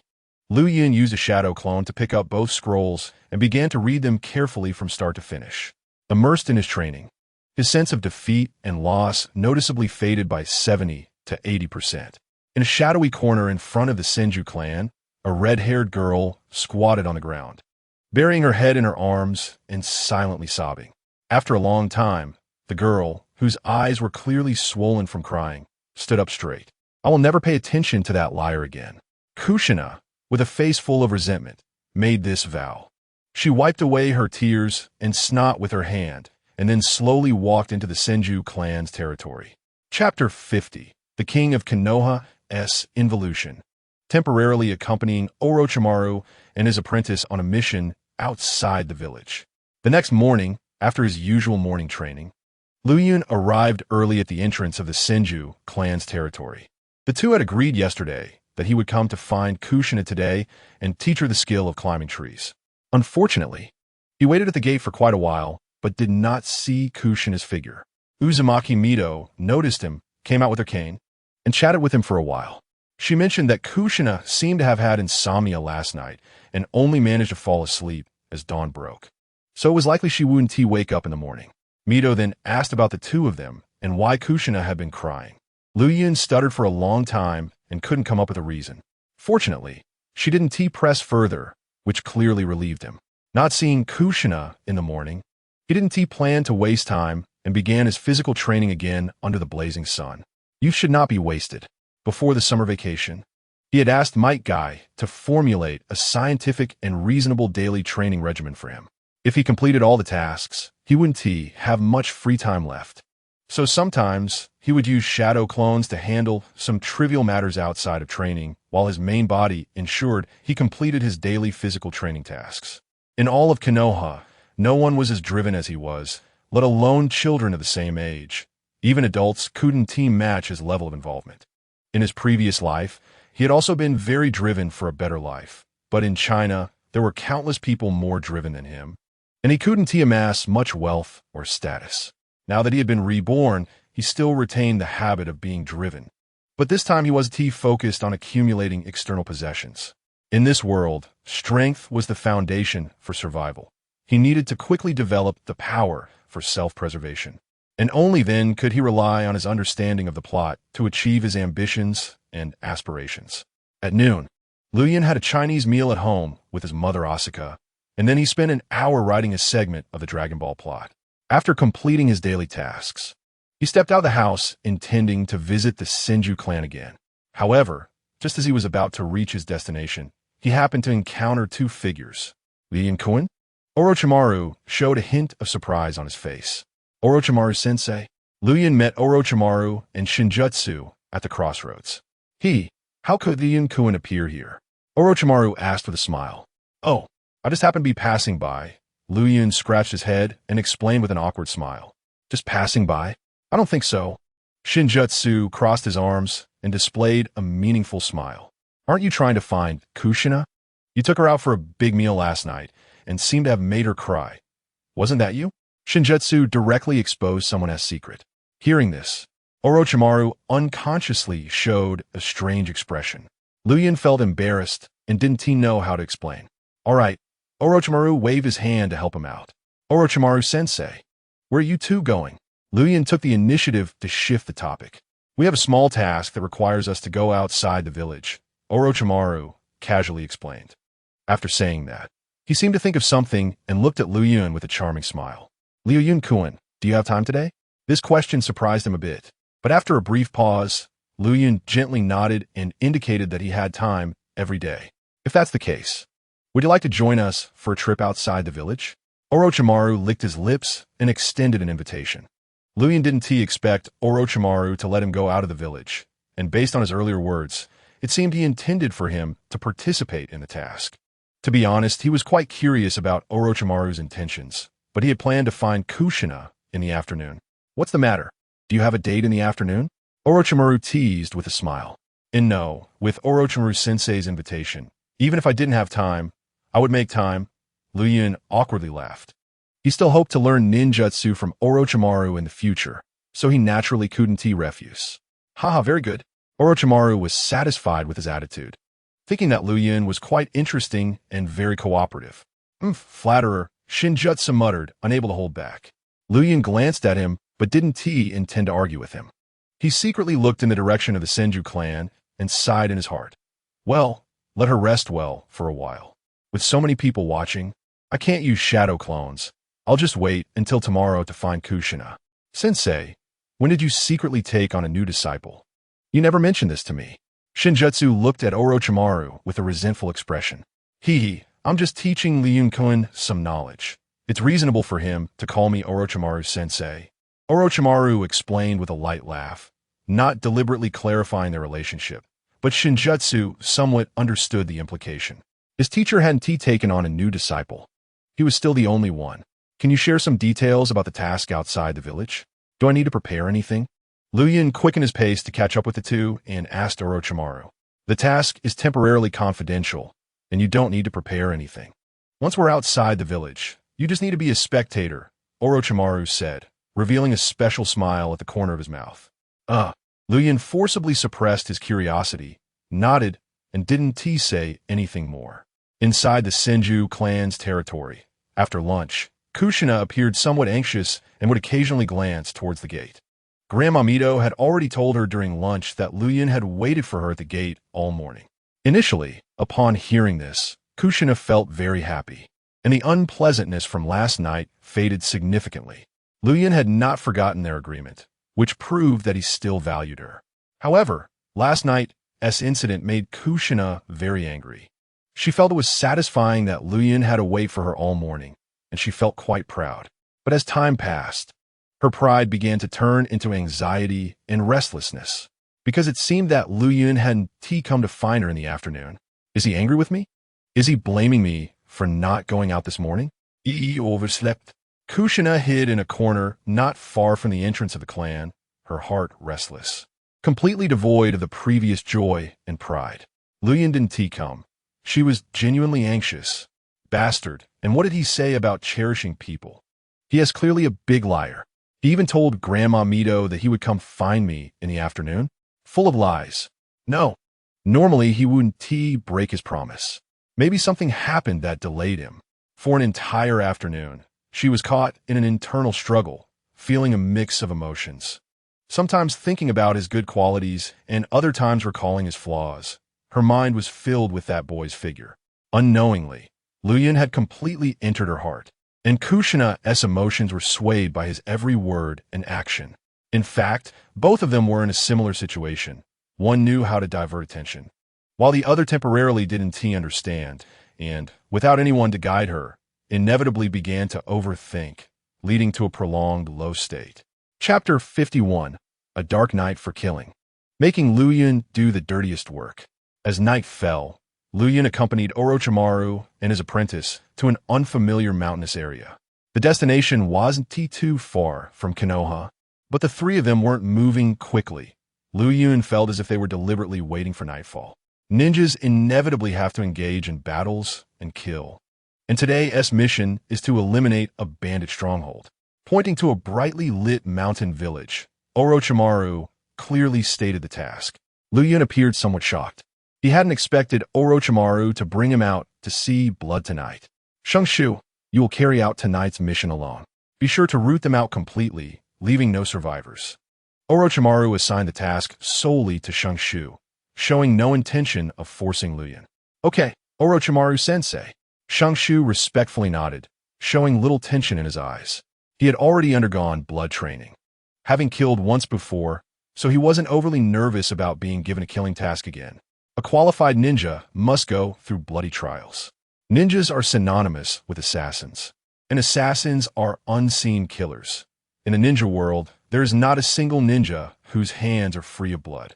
On a dark, windy night, Shunshu took advantage of the cover of the clouds to quietly eliminate the lookouts of the bandit stronghold.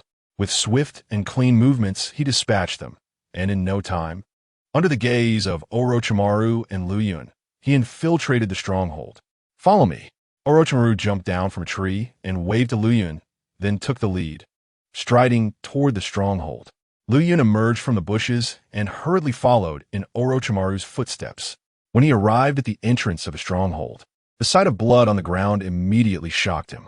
One by one, the bandits and vicious dogs lay dead, their throats cut by Shunshu in a short time, blood spilling out as they died with their eyes wide open. Luyin had been a rural person in his past life, and even though he had witnessed pig slaughtering as a child, he was inherently bold. Even when he first watched the slaughtering of pigs and cows, he wasn't frightened by their cries or the bloodshed. At that time, he felt more that it was cruel.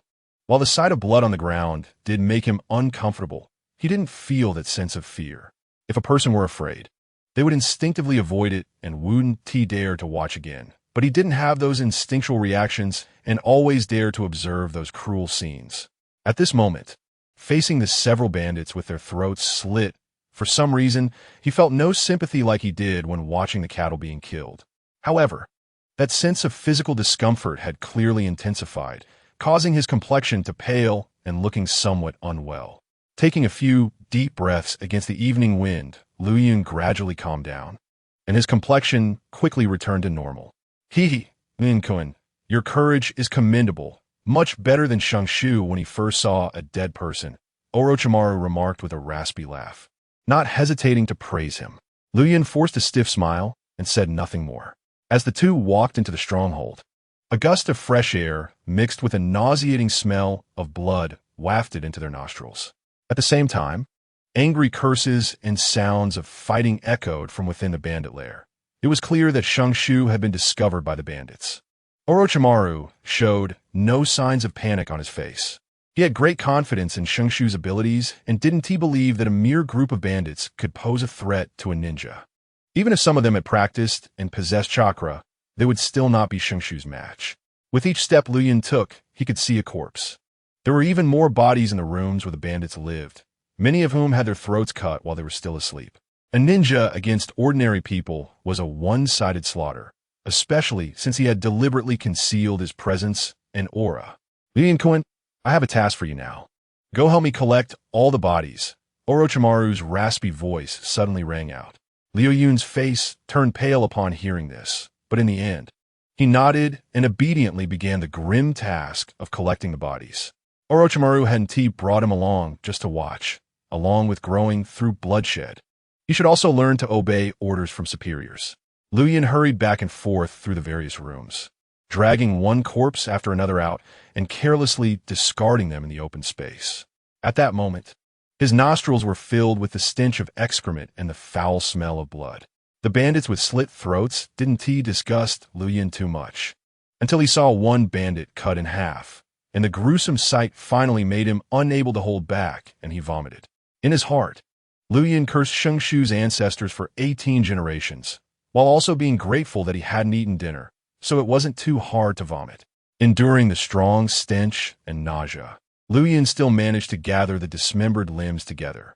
Soon after, with a loud explosion, the entire stronghold fell into an eerie silence. Teacher, the mission is complete. All of them have been dealt with. Shengshu strode up to Orochimaru to report the situation, his face pale and clearly bearing a significant psychological burden. After all, he was still a lively and cheerful miner. Taking on the role of an executioner would naturally stir some emotions within him. How many dogs died? And how many bandits did you kill in total? Orochimaru asked flatly, his expression devoid of emotion. I killed 3 dogs outside, 2 large dogs, and a litter of puppies inside the stronghold. As for the bandits, I didn't count how many there were, Shengshu reported truthfully. You didn't count? I told you to keep a clear mind during combat. If you can remain calm while killing, you shouldn't forget how many bandits you killed afterward. Because the number of bandits in this place isn't that many. Orochimaru spoke coldly, clearly dissatisfied with Shengshu's performance. He hadn't asked Shengshu to count in advance just to see how he would perform the moment, and he was somewhat disappointed. I'm sorry, teacher. Shengshu lowered his head and quietly admitted his mistake. Next time, pay attention. Don't let too many negative emotions affect your mindset. Your mind must remain clear and calm at all times. Orochimaru sighed, waving his hand, not overly reprimanding his disciple. Yes, go help Lian clean up the battlefield and collect any valuable items. Orochimaru calmly assigned the follow-up tasks. Yes, one person commanded, one collected the bodies, and one gathered wealth. The division of labor was clear. Lian, you've worked hard. Shengshu couldn't help but make a cheeky remark when he saw Luyan doing the dirty work of moving bodies. Luyan kept a straight face the whole time, showing no intention of acknowledging the little brat. Lian, come here for a moment. Suddenly, Orochimaru's voice rang out from outside. Hearing him call his name, Luyan instinctively frowned. Coming. Chapter 52. A sacrifice for the ferocious giant snake. Killing and arson all done. Orochimaru-sensei, what do you need? After tossing a corpse onto the pile, Luyan wiped the dirty blood from his hands and approached him. Come take a look at this person. He seems to still be alive. Orochimaru lightly kicked one of the bandits at his feet and gestured for Luyan to check. Luyan walked up to the bandit, felt for a heartbeat, and then nodded to confirm Orochimaru's statement. He still has a pulse, but due to excessive blood loss, he probably won't last long. Orochimaru nodded with a raspy smile, then kicked a long knife in front of Luyan. Pick up this knife and end his painful and sinful life. Looking at Orochimaru's wicked smile, Luyan felt a chill run down his spine. He instinctively picked up the long knife, showing little panic on his face, but his trembling hand clearly revealed his inner turmoil. Hurry up, stab it into his heart, and the task will be finished. Seeing that Luyan hesitated to act, Orochimaru finally dropped his smile and urged coldly. Shengshu, having wrapped up the follow-up work, silently watched Luyan in front of him. Only those who have experienced it know how terrifying this moment is. Once the knife is plunged in, they're no longer the innocent youths they once were. Even standing under the blazing sun in the future, there will definitely be a part of their hearts that cannot be illuminated. A hand that has killed someone, no matter how clean it is washed, will always be considered dirty in the heart. Luyan's expression gradually became ferocious. Under the gaze of Orochimaru and Shengshu, he plunged the long knife fiercely into the bandit's body. The slightly beating heart was directly pierced, and the long knife even pierced through the body due to the force, nailing into the ground.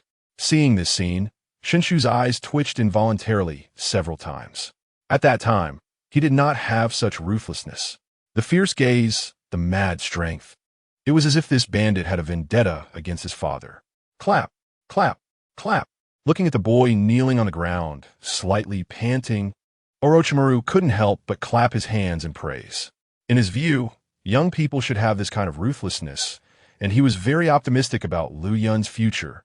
Lu Yun did not know what they were thinking, but when he acted just now, he thought, in my last life, I couldn't avenge my country's grievances, but in this life, I've given you the opportunity. As a man, I can't be useless, and I definitely can't be soft-hearted. He just slightly hypnotized his brain, and as a result, his hands suddenly stopped shaking, and the killing intent naturally arose. Orochimaru bit his right thumb, then drew a line of blood in the palm of his left hand, slowly forming seals with both hands, and finally slammed them fiercely on the ground. Summoning technique. Boom! With the appearance of a large cloud of mist, a ferocious giant snake appeared in front of the group. Orochimaru, you better give me a reasonable explanation. The angry voice of the giant snake came from the smoke, sounding quite impatient, as if on the verge of going berserk. The ferocious giant snake scared Shunshu back several steps as soon as it appeared. Even Lu Yun instinctively took 2 steps back, but when he figured out the origin of this beast, he no longer felt that fear. 10,000 snakes. This is the sacrifice I prepared for you. Pointing to the pile of corpses on the ground, Orochimaru revealed a stiff smile. Upon hearing this, 10,000 snakes' eyes brightened, but when it saw the pile of corpses on the ground, it instantly became somewhat dissatisfied. Dead people? Well, I need to fill my stomach first. Orochimaru chuckled awkwardly, appearing very humble in front of 10,000 snakes. 10,000 snakes snorted coldly, its massive body slightly writhing. In the next moment, it erupted in anger, its enormous form moving at an incredible speed, with its foul, venomous mouth lunging towards Orochimaru. Orochimaru was startled by this sudden commotion, his pupils constricting, and he instinctively took a small step back. For the sake of food, I'll let go this time. 10,000 snakes halted its massive form at a crucial moment, showcasing its physical strength in the transition from an explosive movement to an instant stop. Next time, prepare me 100 sacrifices, all of them alive. Faced with 10,000 snakes' bad attitude and terrifying intimidation, Orochimaru did not dare show any dissatisfaction, but instead nodded subconsciously. You 2 brats. Hurry up and come serve this lord some food. 10,000 snakes lay on the ground, its cold snake eyes scanning the 2 youths beside it. If you keep dawdling, be careful I swallow you. Seeing that the 2 were unmoved, 10,000 snakes' anger surged again. You 2, throw the corpses in. Orochimaru sighed and issued the command. Be attentive. Make sure to strip off all the clothes and miscellaneous items. This lord dislikes anything other than flesh and blood. 10,000 snakes spoke again, its attitude extremely arrogant. Shunshu hurriedly obeyed the order, but Lu Yun instinctively narrowed his eyes. This beast was very arrogant, but his Sharingan was a natural nemesis to such large summoning beasts. If it weren't for the others being present, he would have wanted this beast to understand what respect means. What are you looking at? Does my presence not work? 10,000 snakes suddenly noticed Lu Yun's gaze, and that kind of look made it involuntarily feel disgust and killing intent. Don't just stand there, hurry up and help. Shinshu's face turned pale as he waved vigorously at Lu Yun.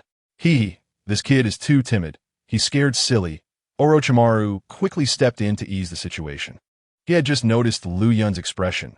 This child was actually not afraid of the massive 10,000 snakes. And for a moment, it seemed like he showed a fierce glare. Such courage truly surprised and impressed Orochimaru. Lu Yun averted his gaze, no longer making eye contact with 10,000 snakes. He and Shunshu began the dirtiest and most foul task of stripping the corpses, one after another being thrown into 10,000 snakes' foul mouth. This beast requires someone to specially feed it even when eating. It's simply outrageous, bullying others too much, already asking for a death wish. Unfortunately, the timing was not right for him to take action, so Lu Yun could only pinch his nose and choose to endure.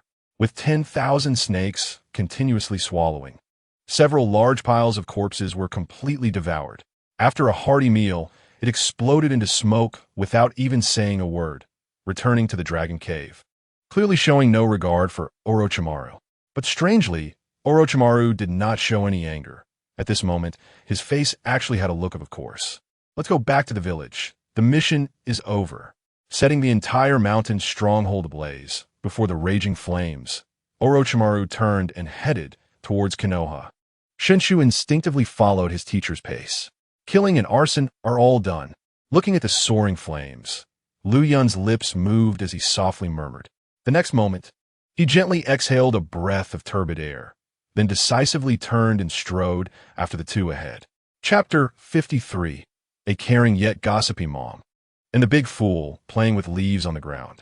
When they returned to Konoha village, it was already deep in the night. Fortunately, when Lu Yun left earlier, he had made a trip home to inform Asuka. By a small river not far from home, Lu Yun jumped into the water to wash away the foul blood and dirt. He directly discarded the shirt that was hard to clean into the river, then walked back home bare-chested. Once at home, he washed his body again with soap and changed into clean clothes, finally regaining some semblance of normalcy. Son, are you hungry? Mom can make you something to eat. Okay? Asuka's voice came from outside the door. Mom, did you just wake up? Or have you not slept all night? Lu Yun opened the door and saw Asuka. I heard some noise and got up. Mom doesn't have work right now, so I can wake up and sleep whenever I want. Just wait a moment, I'll go to the kitchen and make you something delicious. Caring mom did not immediately ask Lu Yun about the specific mission, but rather worried that her son hadn't eaten dinner and might be hungry. Lu Yun rubbed his belly. He was indeed a bit hungry. At the dining table, watching her son eat heartily, Asuka finally couldn't help but ask with curiosity, what mission did you go on with Lord Orochimaru today? If she hadn't seen Orochimaru himself appear at her doorstep, Asuka wouldn't have believed her son's words. An elite jonin like Orochimaru, a disciple of the Hokage, actually sought out a still ungraduated elementary student to go out of the village on a mission. At that time, it left Asuka completely bewildered, but since Orochimaru was present, she didn't dare ask too much.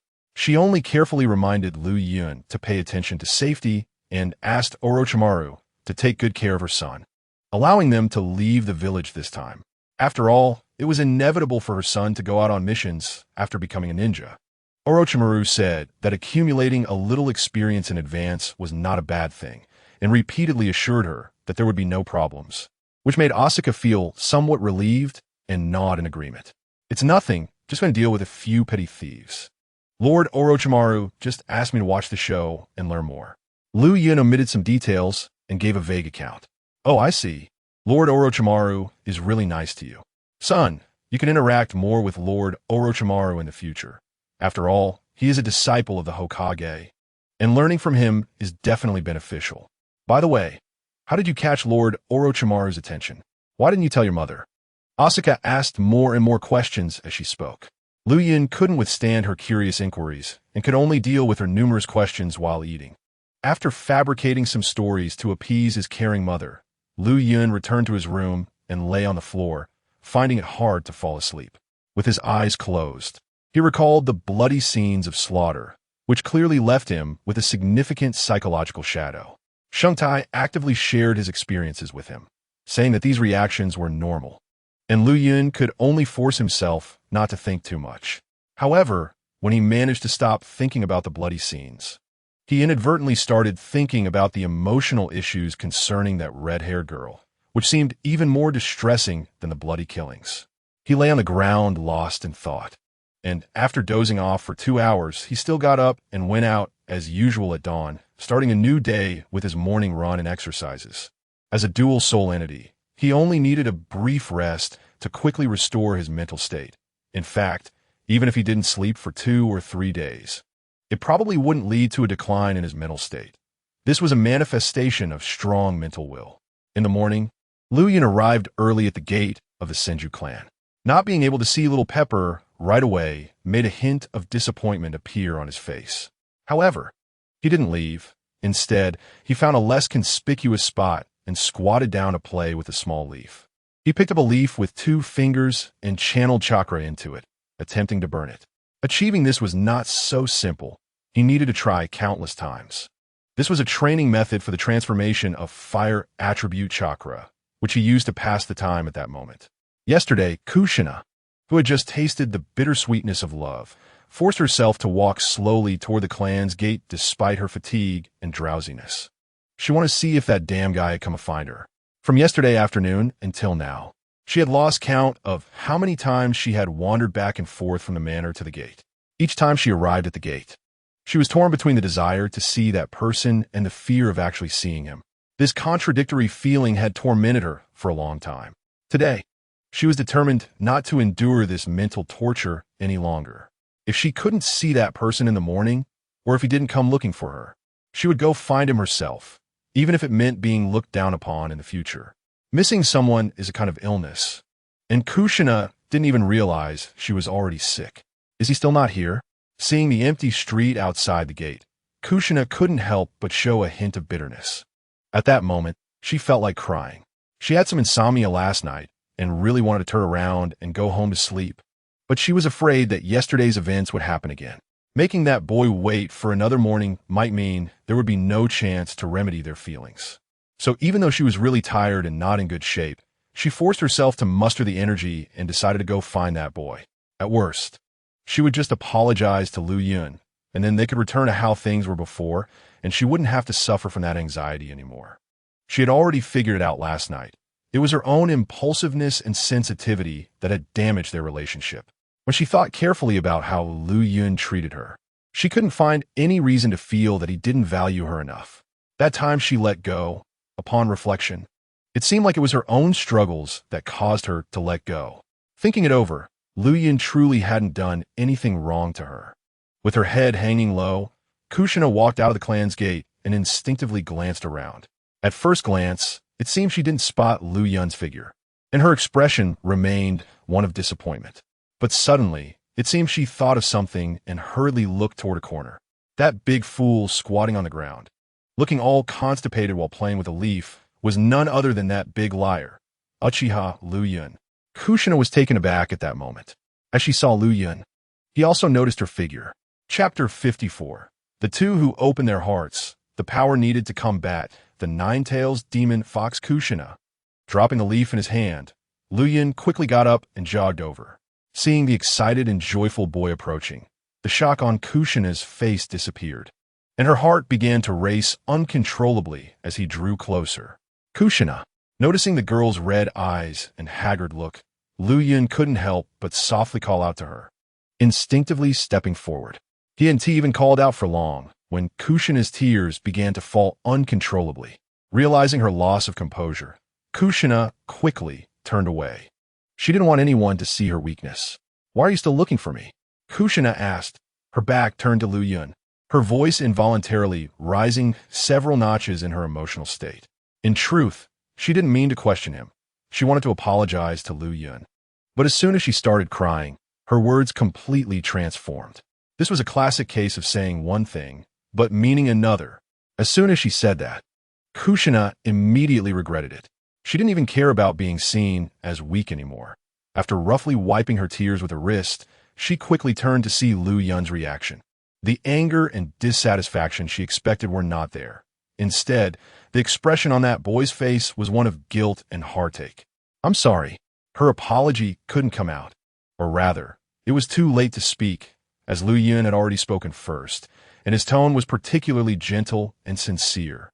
"Forgive me, Kushina." Hearing his repeated apologies, Kushina instinctively covered her mouth, her eyes filled with disbelief as tears of gratitude once again flowed down her cheeks. Lu Yun reached out his hand to gently wipe away her tears. At that moment, Kushina could no longer suppress her inner feelings and excitement. As she softly replied with an she nodded heavily, then directly leaped into Lu Yun's arms. Her delicate little hands tightly wrapped around his back.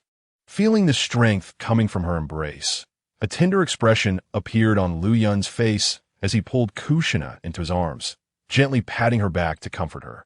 In the Senju clan's manor, Uzumaki Mito witnessed this scene. She had no intention of stopping the children's early romance. In fact, she privately intended to help them a little. As the new container of the Nine Tails, Kushina needed to be filled with love first. A person without love could not become the Nine Tails Jinchuriki. Having interacted with the Nine Tails for decades, Uzumaki Mito understood how powerful the Nine Tails' hatred and resentment were. It was entirely a collection of negative emotions. A Nine Tails container without love, even if possessing strong sealing power, would eventually find a moment of weakness and be tempted, controlled, leading to an eventual rampage and loss of control. Only love can combat hatred and resentment. Romantic love, friendship, and even familial love can serve as significant powers against the Nine Tails demon fox. Mito's time was limited, and Kushina's time to grow was also limited. Before the handover between the new and old Jinchuriki, she had to ensure that love existed within the new container. Only in this way could she feel at ease. Moreover, as someone from the same era as Senju Hashirama and Uchiha Madara, she knew that the Uchiha clan's Sharingan had the ability to directly control the Nine Tails. This point is probably something even the current Third Hokage isn't fully aware of. This child, Lu Yun, is not an ordinary person. He not only may have awakened a Sharingan, but also possesses the bloodline of the Senju clan. He comes from a respectable background, has excellent lineage, exceptional talent, and a mature mindset, making him appear very reliable. Most importantly, Kushina has taken a liking to him and believes that no one in Konoha is more suitable than him to be the future partner of the Nine Tails Jinchuriki. She feels very reassured to hand Kushina over to Lu Yun. Moreover, she can see that this kid truly likes Kushina and is even willing to tolerate her capriciousness. Overall, Uzumaki Mito is very optimistic about these two and is quite satisfied with the current situation. How wonderful it is, watching the two tightly embrace each other. Uzumaki Mito smiled with relief, but the next moment, a bothersome figure inexplicably surfaced in her mind. How could Tsunade, that silly girl, not learn from Kushina? She's already grown up, yet she doesn't even have a boyfriend, spending her days either drinking or gambling. Uzumaki Mito has a premonition. She feels she might not live to see the day Tsunade gets married. As for holding a great-grandson, that seems even less likely. I'm sorry, it's my fault. I shouldn't get angry so easily, Kushina said sincerely, bowing to Lu Yun after wiping her tears. She does not lack the courage to admit her mistakes, and once she calms down, she can express her intentions clearly. No, it's my fault, Lu Yun replied with a smile, taking the blame upon himself, feeling that he was too impatient and couldn't blame Kushina. No, Kushina waved her hand to deny it, but the next moment, Lu Yun reached out and grabbed her hand. It's all in the past. Today, I'm going to be your teacher and teach you how to climb trees. Kushina paused for a moment, then smiled and nodded, actively wrapping her arms around Lu Yun's. MMHM. On their way to the training ground, Kushina apologized again, bringing up the misunderstanding from yesterday. I overslept yesterday morning and missed our appointment, making you wait for me all morning. I know, Grandma Mito told me. Lu Yun replied with a smile. Ah, why didn't you wake me up? To learn how to climb trees, you need to be in a good mental state. If you don't sleep well, it would be counterproductive to learn, so I plan to let you rest well and come find you in the afternoon. Lu Yun then shared how he had encountered Orochimaru and his apprentice and was recruited to do some dirty work. As a ninja, Kushina would eventually see blood, and she was different from ordinary people like Asuka, so Lu Yun could share more of the truth with her. Oh, so that's how it is. I knew you wouldn't just skip out on our appointment, Kushina said, shaking his arm and feeling much lighter in heart. At this moment, they seemed very close, and after opening their hearts, their relationship clearly took a step closer. But what does Lord Orochimaru think? He actually made you see blood so soon. You must have had nightmares last night, right? The thought of a scene filled with corpses made Kushina's face turn pale, and she felt a chill run down her spine. Her mind automatically recalled the time when her hometown was filled with corpses. Chapter 55. Let me sleep at his house? Who created Dragon Ball? It was a bit touching, but it was just like that. Ninjas must go through blood tests, and fears must be overcome. This is something that will happen sooner or later. As Lu Yun spoke, he noticed that Kushina was in a strange state. Kushina, what's wrong? At that moment, Kushina's face was pale, and her body trembled slightly. The destruction of the Uzumaki village had a significant impact on her young mind. This psychological shadow might fade with time, but would never dissipate entirely. And no, it's nothing. Kushina forced a smile. Were you scared by my words? Lu Yun was a bit surprised. He didn't realize Kushina would think of the Uzumaki village and thought she was frightened by the future bloody trials. Don't be afraid. I will be with you to face all difficulties in the future. Sensing her nervousness, Lu Yun held her hand, his face breaking into a sunny smile. The warmth and strength from his hand instantly stopped Kushina's trembling, and her fear dissipated significantly. Thank you, Lu Yun-kun. At that moment, Kushina seemed to understand what reliance and love were. Let's not practice by the river for now. Come back to my house with me. Rest in the morning. Adjust your state, and we'll start learning to climb trees in the afternoon. Kushina had noticeable dark circles under her eyes, her small face barely concealing her fatigue. Lu Yun guessed she might have had another sleepless night. All right, I'll listen to you. Hearing Lu Yun say to rest in the morning, Kushina instinctively sighed in relief. She knew that her state was poor and that she indeed needed to rest well. However, the thought of going to Lu Yun's house to rest made her mind start to wander uncontrollably. Lu Yun est en tension. Could it be that he wants me to sleep at his house? The moment she thought of this possibility, Kushina felt flustered, and her face gradually turned into a large tomato. Lu Yun, is your aunt at home? Arriving at Lu Yun's door, Kushina was still as nervous as ever. Just in time, she's not home in the morning. She said she wanted to check out a few shops to see where it would be suitable to open a flower shop, Lu Yun explained with a smile. And Kushina secretly breathed a sigh of relief, instinctively straightening her back as she entered. Did your aunt quit her job?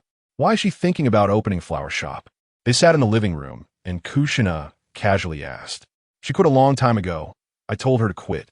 As for opening a flower shop, mainly because she felt too bored staying at home and wanted to find something to do to pass the time.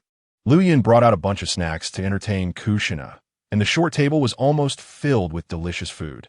What? You told her to quit? Kushina felt she might have misheard. Yeah, the previous job was quite hard, so I told her not to do it anymore. I could support her anyway. What?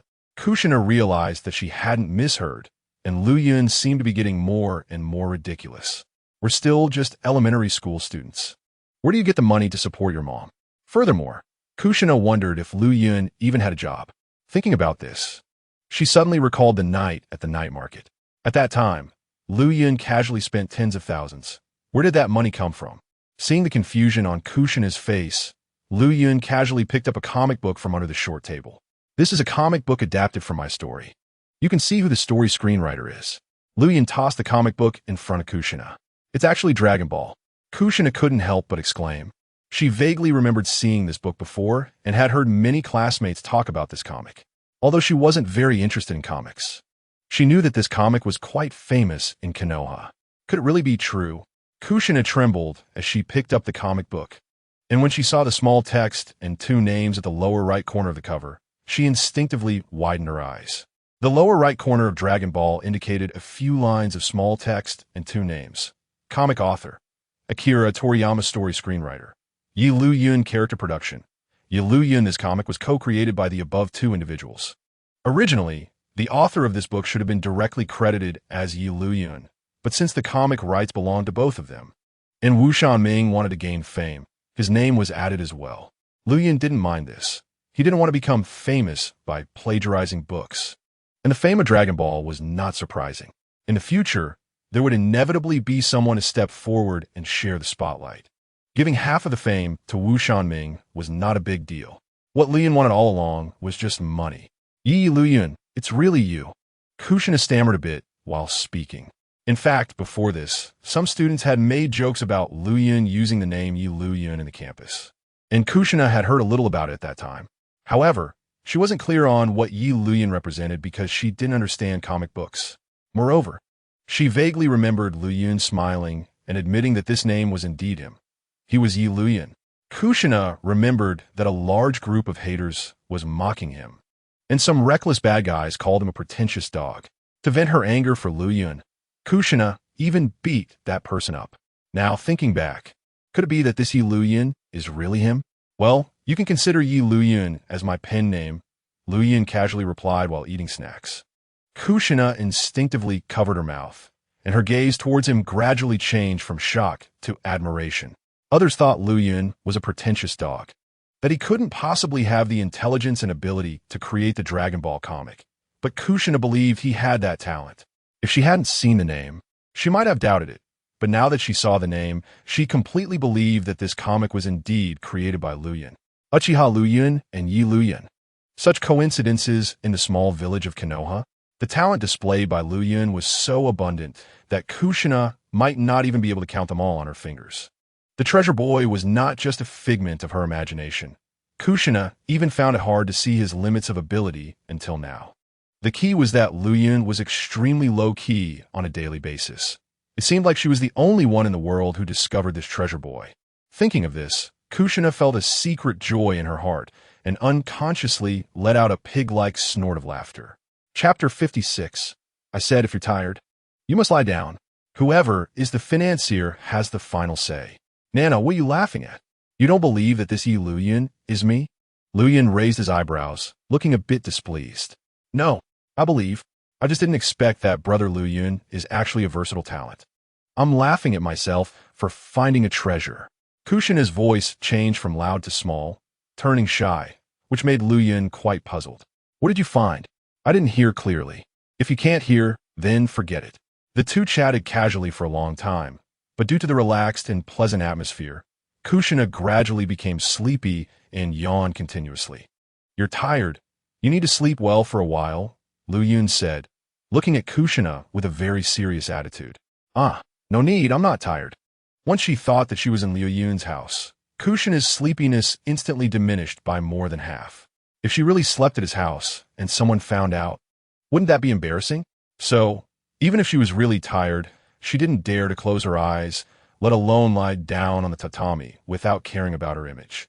I said you're tired, Luyun repeated, his voice carrying a hint of authority that was hard to ignore. Kushina instinctively looked at him. But what met her eyes was a pair of blood-red, 3 TOMOE Sharingan. In that instant of eye contact, Kushina immediately slumped onto the tatami. Luyun closed his Sharingan and walked over to Kushina, smiling slightly. Hypnotic Jinjutsu was just one of the basic abilities of the Sharingan. Kushina, in a very poor mental state, had no ability to resist his hypnosis. In fact, even if she were in good condition, she might not be able to resist, as Luyun's mental power was too strong. When using the Sharingan in a one-on-one situation, no peer could withstand his Jinjutsu. Gently picking up the limp red-haired girl from the floor, Luyun walked slowly towards his room. Kushina was heavier than he expected. Luyun was 100% sure she weighed more than him. Girls develop faster than boys, and at this age, Kushina was about his height, but clearly had more flesh. Luyun gently placed her on his bed and then covered her stomach with a blanket. After doing all this, he exited the room and gently closed the sliding door. Shadow Clone Jutsu. In the courtyard, Luyun gathered a large pile of dry leaves and began his training in Fire Nature Chakra Transformation. This training could be done by the shadow clones. While Luyun's main body lay on the ground, doing a series of body refining tasks. Push-ups, handstand push-ups, sit-ups, frog jumps, weighted squats, and horse stance with weights. Almost refining most of his muscle groups. Luyun sweated freely under the sun. He was not afraid of getting tanned and even intentionally let the sun shine on him a bit longer. His appearance had a bit of a feminine look, and if his skin was too fair, he would look even more like a girl, which he didn't want. Sunbathing had many benefits, including calcium absorption, strengthening bones, and boosting health, as long as he was careful not to get heat stroke. Time quickly passed to noon. Asuka also returned home with a pile of ingredients. I'm back. Mom, did you find a suitable shop? Luyun casually asked. I found 2. Son, come help Mom decide which location is suitable for opening a shop, Asuka said, taking out a map of Konoha village. Didn't I give you a rough area before? Did you check it out? Luyun asked while busy cooking in the kitchen. I checked, but the foot traffic there is very low. It shouldn't be suitable for a flower shop. Asuka scratched her head. She thought flower shops should be in busy areas. But the area her son pointed out had clearly low foot traffic. Just say whether there's a cheap and spacious shop there. Luyun rolled his eyes. The area he pointed out was between the Konoha hospital and the graveyard, with excellent geographical advantages, only lacking in timing. Yes, and not just one, but Asuka hesitated, feeling that her son didn't understand her meaning. No boots. Just choose a big enough one in that location. The foot traffic is low, the rent is cheap, and can be bought outright. Luyun decisively stated. What? Buy the shop outright? No renting? Asuka was surprised. Why rent? If you rent a popular store in a busy area, the rent could almost buy one there. That is true, but the key is that it's not very suitable for business, Asuka quietly rebutted. Who said that? It's just that the timing isn't right yet. This is the perfect time to build the flower shop's reputation. Okay, then I'll listen to you. Let's open it there. If it loses money, you can't blame me, Asuka said, feeling helpless since the financier was her own son. Just go ahead boldly. The profits will be yours, and losses will be mine. Lu Yun waved his hand grandly. You said it. Asuka chuckled, seeing her decisive son looking really handsome. Huh? Son, why did you cook so many dishes? We can't finish them both, right? Asuka asked, puzzled while helping in the kitchen. Kushina is having lunch at our house, Lu Yun replied with a smile. Ah, when is she coming? Why didn't you say earlier? If I had known, I could have bought more dishes, Asuka exclaimed with a playful pout. This was her son's potential girlfriend.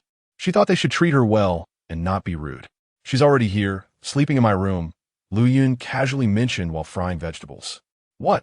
Asuka was so shocked that the ingredients in her hands fell to the ground. Could it be that her son slept with Kushina last night? At his age, how could he be doing this now?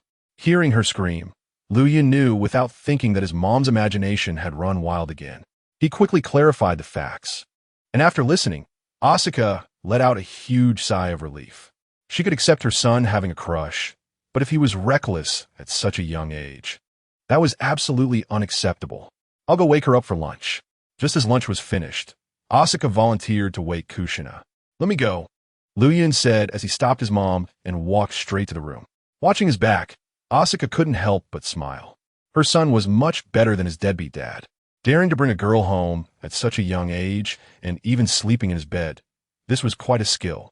As a mother, she was both afraid her son would misbehave outside and felt a bit proud that he was charming and capable of attracting girls. Chapter 57. Enthusiastic Mother-in-Law. Furious Kushina, Lu Yun knelt beside Kushina and then infused his chakra into her. After a while, Kushina slowly opened her eyes. The first thing she saw upon opening her eyes was Lu Yun, and after a brief daze, she instinctively smiled. At this moment, she felt a bit groggy, thinking she was dreaming. In her dream, Lu Yun was still as handsome and had a beautiful smile. Get up. A gentle call startled Kushina, causing her to break out in a cold sweat. Where am I? Kushina stared wide-eyed, surveying the unfamiliar surroundings. Where else could it be? This is my house, Lu Yun replied with a smile. Then where did I sleep? That's my bed, Lu Yun continued. Upon hearing this, Kushina's pupils constricted, and the next moment, she hurriedly climbed out of bed. Hey, how did I end up in your bed? How long did I sleep? What time is it? What happened? Kushina asked in a fluster, her face turning red as she struggled to remember what had happened. Having been hypnotized by the TOMOE Sharingan, 3 hours felt like a whole day, and she felt much better now. You fainted at the table because you were too tired. I was worried you wouldn't sleep well, so I carried you to the room to rest. You have been asleep for 3 hours. It's noon now, Lu Yun explained all the questions with a smile. Ah, I fainted? No wonder I lost consciousness and can't remember anything. The moment I opened my eyes, Kushina grabbed her hair, shaking her head slightly, her forehead beaded with sweat. Okay, don't worry about the details. Let's go out for lunch together. My mom is waiting for you outside. Lu Yun stood up from the ground. What? Auntie is waiting for me outside? For lunch? Kushina was so shocked that she stumbled over her words. Yes, no need to be nervous. My mom has always remembered you, and she really likes you. Ever since we last met, she's been asking me to invite you over to our house. Lu Yun comforted her softly, noticing her nervousness. But I haven't told my family. Kushina was worried that Mito would be concerned about her. You don't have to worry about that. I've already sent a shadow clone to inform her, and Mito knows and has agreed, Lu Yun reassured her. Surprise appeared on Kushina's face. Lu Yun was still so reliable. But, does Annie know that I slept here? At this point, Kushina felt a bit regretful and was hesitant to go out. If Annie thought she was improper and a loose girl, what would she do? Don't worry, I told her you fainted due to overexertion while practicing Jinjutsu. She was very worried about you, so she wouldn't think the same way as you. Lu Yun waved his hand to comfort her again, and Kushina visibly relaxed. You're so smart. Let's hurry up. We shouldn't keep Annie waiting. Kushina urged, pulling his hand. Wait, I need your help with something. What is it? Liu Yun was asking her to help him cover up a lie. Previously, he had told Asuka that his cooking skills were all thanks to Kushina. If the two women were to sit together for a meal, Liu Yun felt that the gossiping mom would definitely ask about these matters. What? You lied to Annie too? And how did you learn to cook? Why do you have to lie? Kushina was both surprised and curious. Liu Yun was simply deceiving gods and ghosts. Kushina had no idea how many more things he was hiding. Mom is still waiting for us to eat. Let's eat first. And I'll tell you the reason privately after we're done, Liu Yun reminded her. That's true, but you mustn't lie again. After lunch, you have to explain everything honestly. Otherwise, I won't help you cover it up, Kushina threatened, taking the opportunity. Soon, the two arrived at the dining table one after the other. Nana. Asuka actively approached when she saw Kushina, showing great enthusiasm. This was even a name that Liu Yun had never heard her call before. She started calling her that on her own. Auntie. Kushina blushed the entire time, shyly responding to Asuka's concern and inquiries. Okay, if we don't eat soon, the food will get cold. Liu Yun's stomach protested loudly, hungry. All right, let's eat first. Asuka cheerfully pushed Kushina to sit down for dinner. During the meal, Asuka indeed brought up Liu Yun's cooking skills and praised Kushina highly. She called her a child who understood various cooking techniques at such a young age, complimenting her as the most outstanding and sensible girl in the entire ninja world. Kushina was blushing the entire time, awkwardly smiling and focusing on her food, her face never losing its redness. Liu Yun had thrown all the blame onto her. Under the agreement made earlier, Kushina felt she couldn't deny it. Whenever Asuka's gaze shifted, she glared at that big liar more than once. At this moment, if it weren't for Asuka being present, she would have wanted to hit him. Liu Yun sat beside them with a smile, continuously serving food to both women and showing no intention of helping Kushina out, instead occasionally chiming in to praise her effort. Listening to Liu Yun's nonsense, Kushina was so angry her teeth itched, but she didn't dare to show it directly. She could only turn her anger into appetite and stubbornly eat her rice. After lunch, Asuka chatted with Kushina for a while longer until Liu Yun suggested going outside to train. And only then did Asuka, reluctantly, let the little girl go. You despicable liar. As soon as they stepped out of the house, Kushina couldn't hold back her anger any longer and kicked Liu Yun to the ground. I was helping you cover up a lie. And you not only don't appreciate it, but also didn't help me out, instead piling on the blame. You had such a gloating look while eating. Don't you like to laugh? Why aren't you laughing now?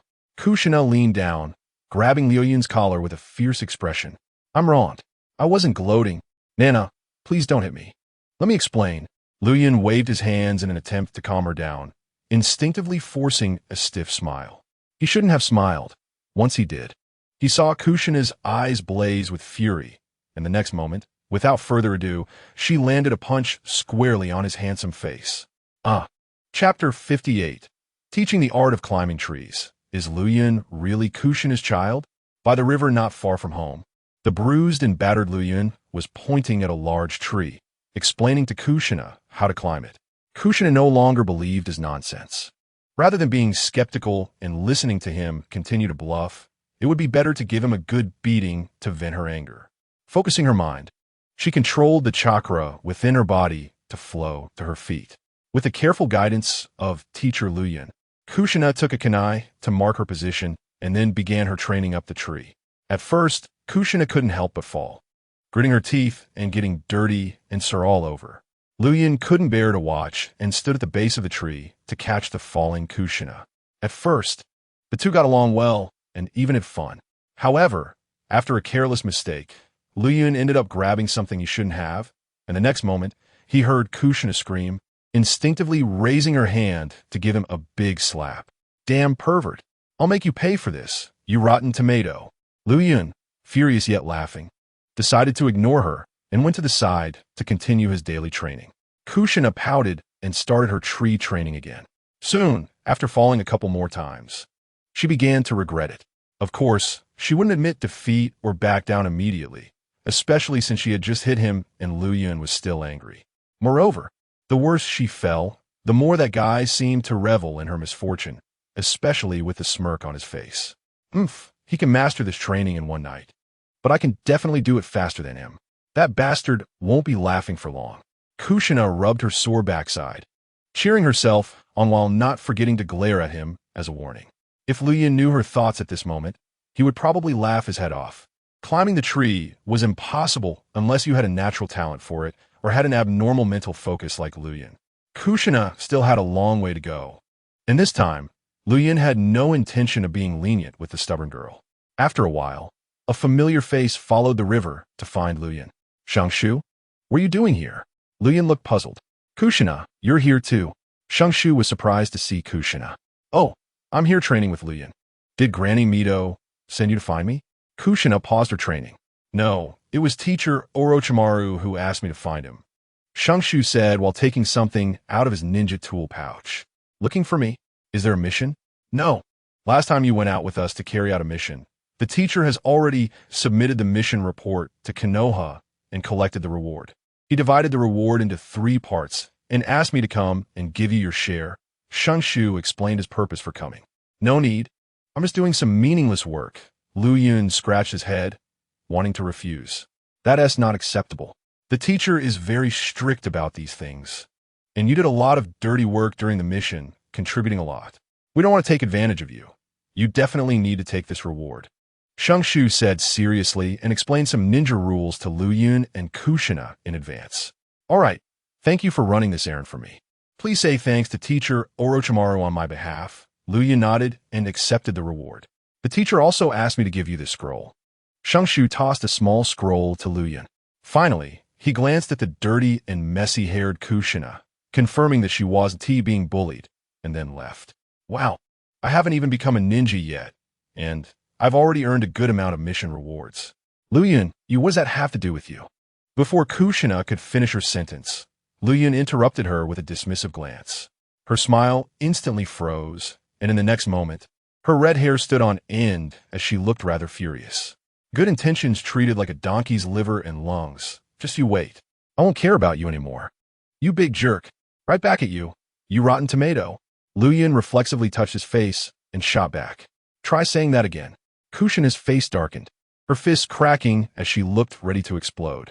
A good man doesn't argue with a woman, so Luyin didn't intend to stoop to her level.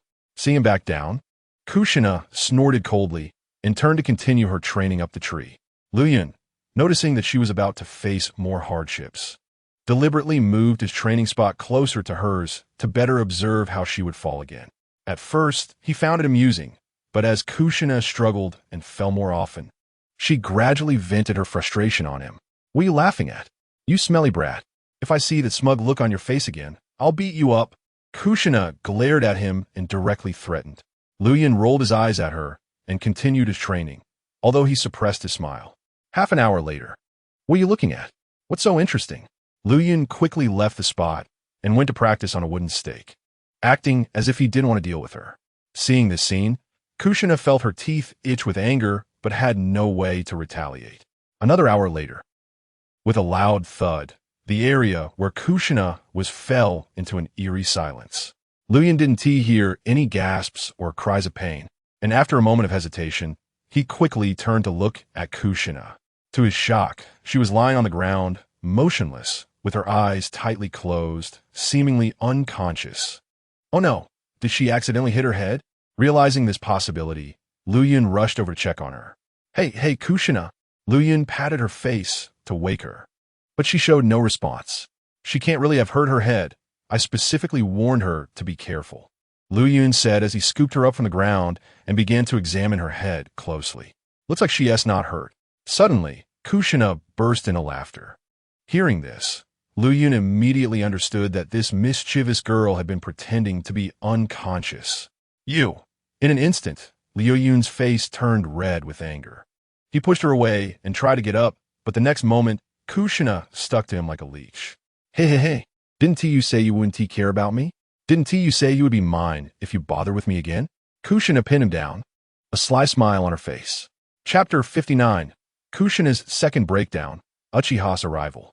Kushina had deliberately pretended to be injured and unconscious to tease him. Haha, should I call you mommy to hear it? Facing her mockery, Luyin exploded in anger, flipping over to pin Kushina down and then giving her a hard slap on the backside. Smack! The crisp sound of the slap echoed, and Kushina's face instantly turned red at a visible speed. Ah! Kushina screamed in pain, tears nearly falling from her eyes. You bastard! I'm going to kill you. At this moment, Kushina was filled with indignation, glaring at Lu Yun as he stepped back. Her backside already hurt from falling, and this slap probably hurt even more than when he had slapped her before. Kushina transformed into a furious red pepper, abandoning her training and focusing solely on seeking revenge. Unfortunately for her, Lu Yun was quite clever. He instantly used a body flicker technique to stand on the river surface, leaving the little pepper on the shore, grinding her teeth in anger.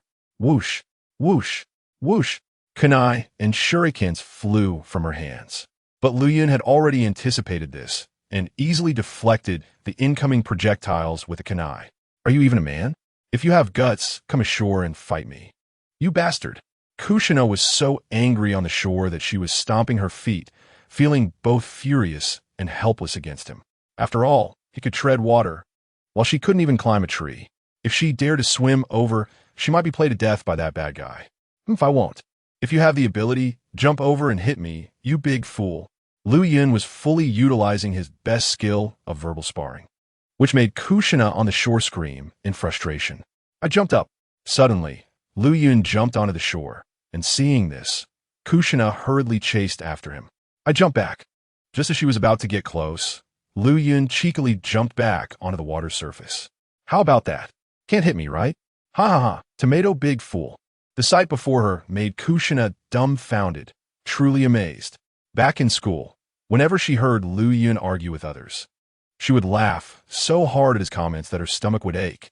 Those elementary school students would often get so angry that they would smoke from all 7 orifices, and sometimes he would even make them cry.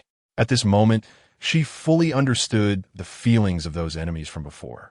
The feeling of being unable to curse him out and unable to defeat him was truly despairing. Kushina trembled with anger, and tears fell uncontrollably. Hee, weren't you just being so arrogant? Why are you crying now?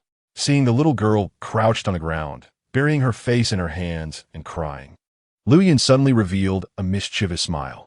Oh dear, what a little crybaby, Lu Yun said as he slowly approached her. Stop crying, I'll let you hit me once. Lu Yun stood in front of her and smiled wickedly. Sensing the figure in front of her, Kushina's cries suddenly stopped, and the next moment, she exploded in fury, landing a heavy punch right on Lu Yun's mouth. Her speed was so extreme that Lu Yun didn't even have time to react. Hitting her target made Kushina break into laughter, but suddenly she seemed to sense something, and her smile froze on her face. Boom! Lu Yun, who was hit, suddenly exploded into a cloud of smoke. It was a shadow clone. Ha ha! Tomato big fool. You're so stupid it's adorable. So stupid it makes people pity you. Lu Yun's laughter rang out at the right moment, and Kushina experienced what it meant to have her defenses shattered a second time. Ah! Kushina screamed in anger again, her red hair standing on end without wind, and the powerful chakra bursting from her body frightened Lu Yun on the water surface. Holy crap! This chakra presence. Lu Yun's face turned slightly pale. If the sage of the Uzumaki clan was provoked, it would truly be fun. The furious Kushina threw everything she could find on the shore, but sadly, a pile of things smashed into the river but failed to harm even a single hair on Lu Yun. In a fit of rage, she turned and ran, declaring that she would never play with this little rascal again. Lu Yun had given her a lesson today, whether it was climbing trees, treading water, or using shadow clones. Any one of them could bully her alone. After experiencing this loss, the little girl would likely work harder to learn next time. Oomph. You think you can take advantage of my brother and still dare to make me call you mom? I won't let you off, you little brat. Lu Yun snorted, feeling somewhat proud. It was only right for the girl to treat her well, but she couldn't spoil her too much, or else she would become unruly, and he would be unable to control her, which would be a disaster. Glancing at the setting sun, Lu Yun felt it was still early. So he leaned against a big tree and began to read the scroll that Orochimaru had sent with S.H. Ju. It turned out to be 2 lightning release jutsu. Orochimaru was very satisfied with Lu Yun's performance that night, so he had S.H. Ju send him 2 lightning release jutsu as a small reward. The lightning release, lightning bolt and lightning release, earth walk were both low-level jutsu, but they were very useful for Lu Yun at this stage. After pondering by the riverside for nearly an hour, Lu Yun finally got up to head home as the sun set. As soon as he arrived at his doorstep, he saw a stern-looking young ninja who had the Uchiha clan's fan emblem on him. An Uchiha? What's going on? Lu Yun frowned slightly and asked in a low voice. Are you Uchiha, Lu Yun? Yes, may I ask what you need? Lu Yun nodded.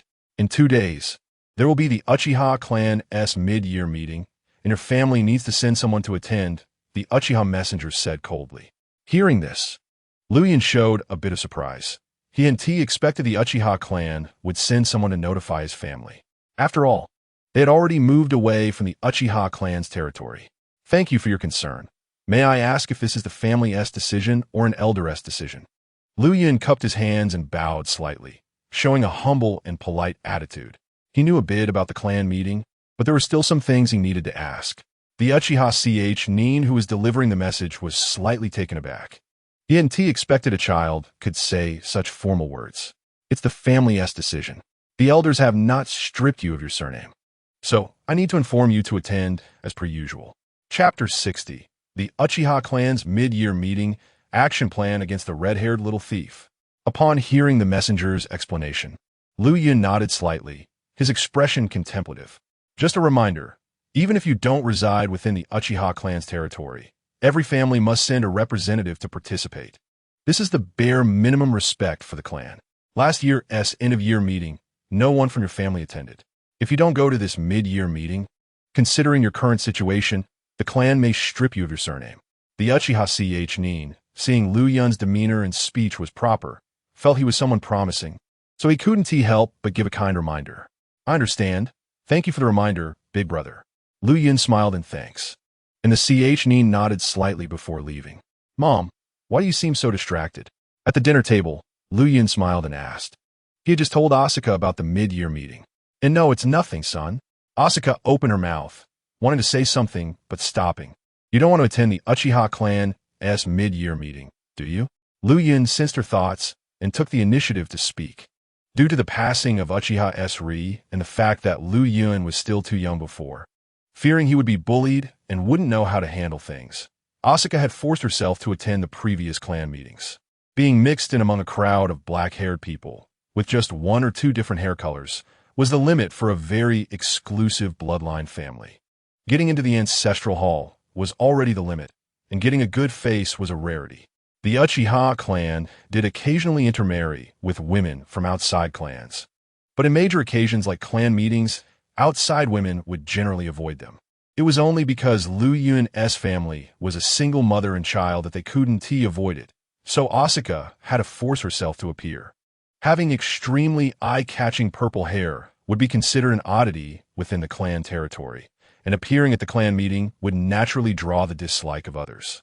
Lu Yun wasn't clear on what she had gone through, but it was certain she had faced exclusion before, and it was also certain she was afraid to attend such occasions. Asuka nodded. Lu Yun, do you want to go? If you don't want to be stripped of your surname, Mom can. Of course I don't want to go. Screw the Uchiha surname. Lu Yun smiled and directly interrupted Asuka's following words. Asuka stared wide-eyed, looking at him in surprise. To be honest, I don't want to have too much interaction with that family, and I feel the same way as you, Mom. Lu Yun first expressed his attitude, letting his mother know he firmly stood by her side. If it's just a surname, it doesn't make any difference to us whether we have it or not. Our family doesn't rely on the Uchiha clan, right, Mom? As Lu Yun spoke, he tried to manipulate Asuka's emotions, attempting to alleviate her anxiety and unease.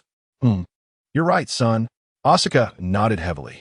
The Senju clan, which is stronger than the Uchiha clan, does not place importance on surnames and chooses to conceal their identities in the village, while the Uchiha clan values their surname above all else, with the family crest almost tattooed on their faces. Lu Yun knew that this exclusionary family would eventually meet its demise, so he had no intention of forming too many connections with them. However, he couldn't completely sever ties with the Uchiha clan for now, as his father Uchiha Shung's body was buried in the Uchiha clan's exclusive cemetery, located within their clan territory.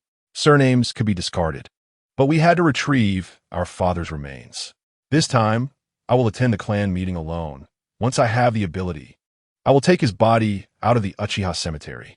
The day of Uchiha Shun's memorial is approaching, and if I don't have the identity of the Uchiha clan, they might not even allow me to pay my respects. Therefore, despite my dislike for them, I still need to attend this mid-year clan meeting. Hearing her son mention her husband Uchiha Shun made Asuka's eyes redden, and after a while, she managed a comforting smile, praising Lu Yun for being reliable and understanding. She would visit Uchiha Shun's grave periodically, and on the Memorial Day, she never missed it. If she couldn't enter the cemetery to pay respects to her husband due to the surname issue, while she wouldn't do anything foolish, she would undoubtedly feel very upset. Lu Yun understood this and didn't want his mother to be sad. So even though he harbored resentment towards this family and resisted the clan meeting, he had no choice but to participate this time. The next day, a cunning red-haired girl was already lying in wait at Lu Yun's doorstep. She knew that Lu Yun had a habit of morning runs, so she hid in the nearby bushes, preparing for a sneak attack. However, she didn't know that Lu Yun slept later than anyone and woke up earlier than a rooster. And due to his recent efforts to familiarize himself with the terrain of Konoha, his morning run route was not fixed. Thus, the ambusher hiding in the bushes was easily discovered by Lu Yun, who had excellent perception, and a counter-ambush plan quietly formed in his mind. It seems that Little Pepper loves playing ninja games. Today, Big Brother will play with you. An evil smile appeared on Lu Yun's face. Hiding in the bushes, Kushina was completely unaware that she had transformed from a hunter into prey. Foolishly, she appeared very patient, occasionally sporting a sinister smile, seemingly ready to avenge yesterday's humiliation by giving Lu Yun a good beating. Soon, under Kushina's patient watch, a cheerful little mess of hair stepped out of his house, directly entering her line of sight. Here he comes.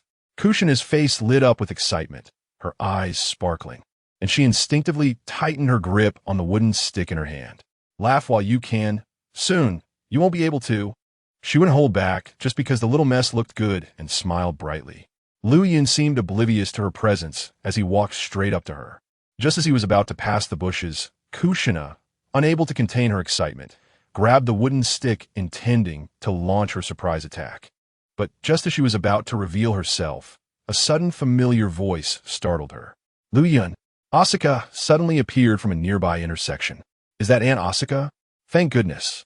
Kushina felt weak and sweaty from the shock. Attacking Lu Yun in front of his mother would surely shatter the obedient image she had maintained in front of Asuka. Even if she had 10 mouths, she wouldn't be able to explain herself, and she could forget about ever entering Lu Yun's house again. Relieved that she had not prematurely revealed herself, she thought, Mom, why did you call for me? Lu Yun deliberately paused by the bushes, positioning himself strategically to subtly block someone's escape route. Today, he was determined to teach this red-haired little thief a lesson, making her understand the malice of human hearts. Where are you going? Should we invite Kushina over for lunch? Mom really likes her. Asuka secretly glanced at the bushes and then discreetly blocked the other escape route. Hearing Asuka's kind words, Kushina, who was hiding in the shadows, felt delighted, and a smile unconsciously appeared on her face.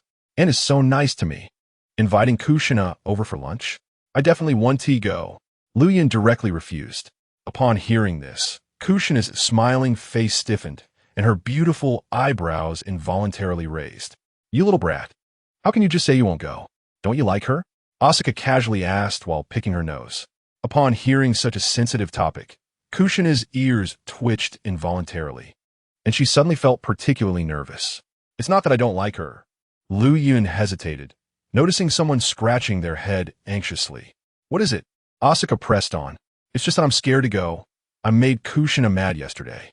Upon hearing this, Kushina in the bushes felt immensely pleased. Humph, now you know fear. Huh. Unfortunately, she hadn't reveled in her triumph for long when Lu Yun's next sentence sent her into a panic. Kushina said she would kill me. She means it and definitely won't let me off easy. Lu Yun pretended to be distressed, even showing a look of collapse and fear, crouching down with his hands on his head. The distance between them was so close that Kushina turned pale with fright, and sweat soaked her back. Fortunately, Lu Yun was too preoccupied with his own distress to look around and didn't discover her, which eased her anxious heart slightly. But just as she relaxed, A loud reprimand startled her. Don't talk nonsense. Kushina is such a good, sensible, and lovely girl. How could she kill someone? How can you slander her like that? Asuka sounded genuinely angry. Oh, so I'm that excellent in Aunt Asuka's eyes. Kushina covered her mouth, almost moved to tears. I'm not slandering her. I woke up this morning with my eyelids twitching nonstop, and I have a premonition of impending doom. I think Kushina might be planning to assassinate me. Or, at the very least, hide and launch a surprise attack to beat me up badly.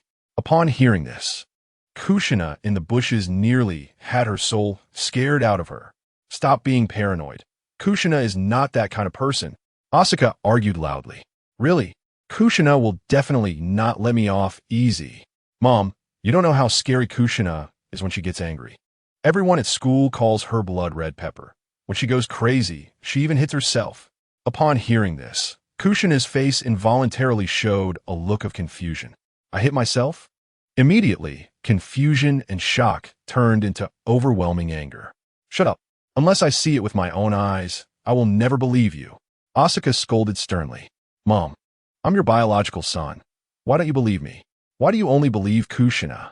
Lu Yin spread his hands, looking helpless. You little brat. You talk nonsense all day long. Who would believe you? Still trying to slander me? Luckily, Anne understands righteousness. Kushina felt a surge of pride. If only she could reveal herself, she would hug Aunt Asuka and kiss her a few times. I believe you, not a ghost. How could such a good girl be labeled as a violent maniac and murderer? You think Kushina is hiding in the bushes right now? Asuka said, a wicked smile unconsciously appearing on her face. Kushina was filled with dread, tightly covering her mouth, not daring to breathe. Yeah, why do I smell a familiar fragrance? As if it's coming from the bushes? Lu Yun directly administered a powerful dose, and it was the kind that was meant to scare people to death without compensation. Is that so? Let me see what's going on. Asuka's face showed confusion, and then she slowly bent down to check the oddity in the bushes. Bang! Accompanied by a small puff of smoke, Asuka's expression suddenly turned to one of shock. She did not see the girl she expected. Instead, there was an old woman with red hair in the bushes. At the critical moment, Kushina actually used a transformation technique. However, since the school only teaches humanoid transformations for now, and the transformation into objects will not be taught until the 6th grade, she could not transform into bushes, stones, or animals like cats and dogs. Moreover, the transformation technique has many flaws in an emergency, as she needs to have some understanding of the person's appearance and clothing. So at this moment, she subconsciously simulated Uzumaki Mido to some extent. Who are you? Asuka's face first showed astonishment, then a fleeting expression of admiration, and soon turned to fear. The red-haired old woman looked panicked. She remained silent, hurriedly jumped out of the bushes, tightly covering her face, and fled quickly towards the gap on Asuka's side. A bit of quick wit, but really not much.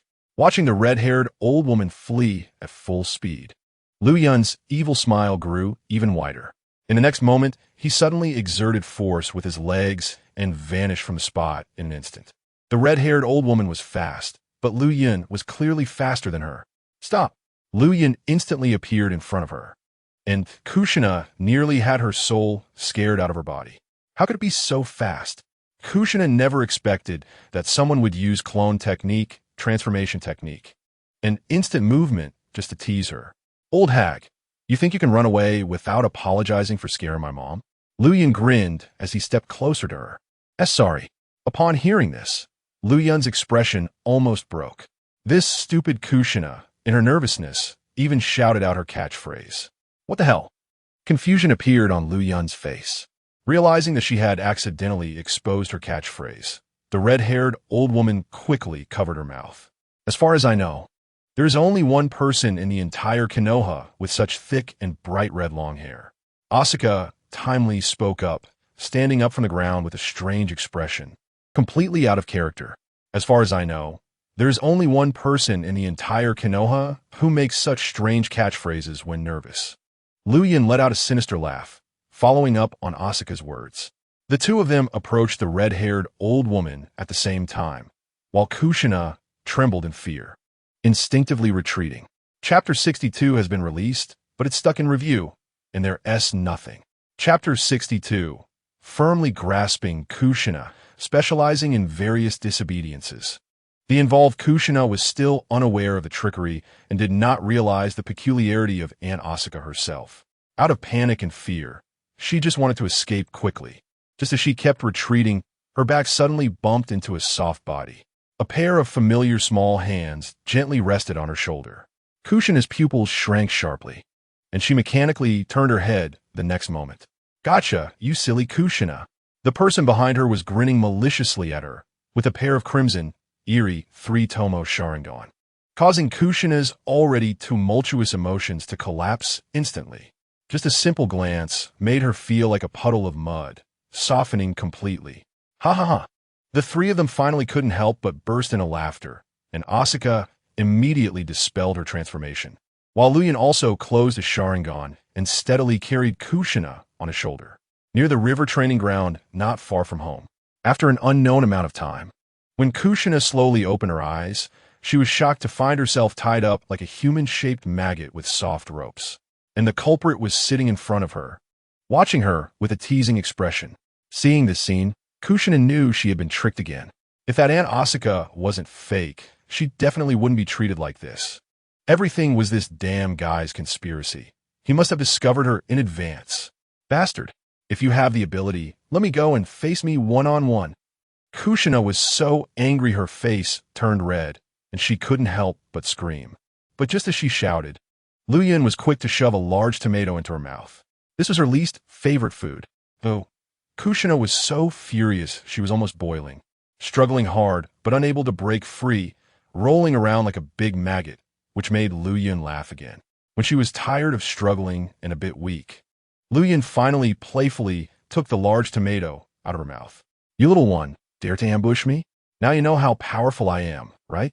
Luyan poked at her big round face with his finger, unable to hide his gloating tone. The next moment, Kushina fiercely bit at his finger. Luyan was startled by her sudden action, but fortunately, he quickly retracted his finger. Otherwise, he would have definitely bled from that bite. "I'll bite you, you bastard." Kushina bared her teeth and threatened. "Are you a dog? It seems you don't plan to give in, huh? Today, I'll teach you a lesson," Luyan said, directly picking up some small gadgets he had prepared. First was a small jar of red paint and a brush. Luyan picked up the brush, dipped it in the paint, and held it in front of Kushina. "What are you going to do, big bastard?" Kushina screamed in surprise. "I'm going to paint a big tomato on your face, and then on the other cheek a big pig's head, hee." Luyan said with a creepy laugh, bringing the brush closer and closer. "No, go away." Kushina screamed in fear, which hurt Luyan's eardrums. The next moment, he stuffed the big tomato back in her mouth. He held Kushina's body with one hand and used the other hand to start painting on her pretty face. The process was quick and straightforward. He really did what he said, painting a big tomato and a big pig's head. Ooh, Kushina glared at him with red eyes. If looks could kill, Luyan would probably be dead on the spot right now. "Huh?" Luyan tossed the brush aside, looking at his masterpiece, and couldn't help but laugh out loud. "Hee, little flower face, you seem to still be unconvinced?" Luyan leaned his face closer to hers, and instead of letting her go, a sinister smile appeared on his face. Seeing his perverted reaction, Kushina felt as if she had been doused with cold water, and her anger dissipated by 7 or 8 points. "Big brother specializes in all kinds of disobedience," Luyan said while moving to Kushina's side. "I remember. You got hit on this cheek yesterday, right?" Luyan pointed to the spot that wasn't tied up. Kushina's eyes widened, watching Luyan's palm rise high. Just thinking about what was about to happen made her pretty face turn pale. Before that hand even came down, her tears had already started to flow out of fear. Being hit there really hurts. She already had some psychological shadows. Out of the corner of his eye, Luyan caught a glimpse of the tearful girl, and his heart was slightly touched. In the end, he couldn't bear to hit her, and the raised palm was immediately retracted. "Forget it, big brother is in a good mood today, so I want to hit your little butt." Luyan clapped his hands and stood up. Hearing this, Kushina visibly let out a huge sigh of relief, but with Luyan's next sentence, her heart tightened again. "However, I have plenty of ways to deal with you," Luyan said, pulling out a new brush. He then took the tomato out of Kushina's mouth. "Bastard, let me go. If you keep bullying me like this, I won't pay attention to you anymore. I will tell Auntie. You will regret it. Don't come any closer. Seeing that the other party ignored her warnings and threats, Kushina was scared and screamed again. Luyan walked up behind her again and directly took off her sandals. What are you doing? Let me go, you scummy pervert. Luyan grabbed her delicate little foot, grinning with a malicious smile. Keep cursing. I don't believe I can't handle you. Luyan held her ankle and gently brushed the fluffy tip of the brush on the sole of her foot. Stop it, you pervert. Kushina tried to hold back her laughter and tears, cursing loudly again. Hearing Kushina's curses, Luyan didn't stop his movements. Uffed. The little foot was unbearably ticklish. And Kushina soon couldn't help but burst into laughter. Ha, brother Luyan, ha wrong ha. Kushina laughed so hard that tears fell from her eyes. She couldn't hold on for long before she began to plead for mercy. Hee, what did I do wrong? Luyan temporarily stopped. Hoo. The moment he stopped, Kushina couldn't help but start gasping for breath. She had almost laughed herself to death just now. I shouldn't have ambushed you, brother Luyan. I shouldn't have threatened you. Please, brother Luyan, show mercy this time. After catching her breath, Kushina softly pleaded, her teary-eyed appearance truly exemplifying what it means to be pitiful. Brother Luyan loved this kind of act, so he immediately dropped the brush in his hand and walked up to Kushina. If you had submitted earlier, you wouldn't have to suffer like this. Luyan held her round face, making her eyes meet his, and after doing this, he directly began to untie her. Kushina had a faint smile on her face, but her gaze gradually became sharp and fierce. As if sensing her emotional shift, Luyan suddenly stopped his movements. Brother Luyan, I was really wrong. Chapter 63. Was Luyan beaten death? Unable to distinguish between reality and illusion. I was really wrong. Kushina was so scared that her face turned pale, and she almost couldn't help but cry out loud. Little cutie, what's wrong with you? Why are you about to cry again? I just wanted you to submit. You already admitted your mistake, and I forgave you. Brother will help you untie the ropes now. Luyan reached out and touched her cheek, then smiled and helped her untie all the ropes on her body. All right, it's getting late. Today's training has been delayed. We should hurry up and start. After Luyan finished speaking, he took Kushina's little hand, preparing to take her to the big tree where they practiced last time. We should indeed start, brother Luyan. Kushina lowered her head, her eyes shining with a chilling light, her long red hair rising without wind. She suddenly called out to Luyan. What's wrong? Luyan instinctively turned his head back, only to see Kushina looking at him with a sinister smile. The next moment, an irresistible, terrifying force gripped his wrist, and he was forcibly pulled towards her. Go die. A fair iron fist struck his face hard, and Luyan was knocked back, spitting out saliva. Before he could react, the force on his wrist came again, and Luyan felt like he was flying. Then he was heavily slammed onto the hard ground.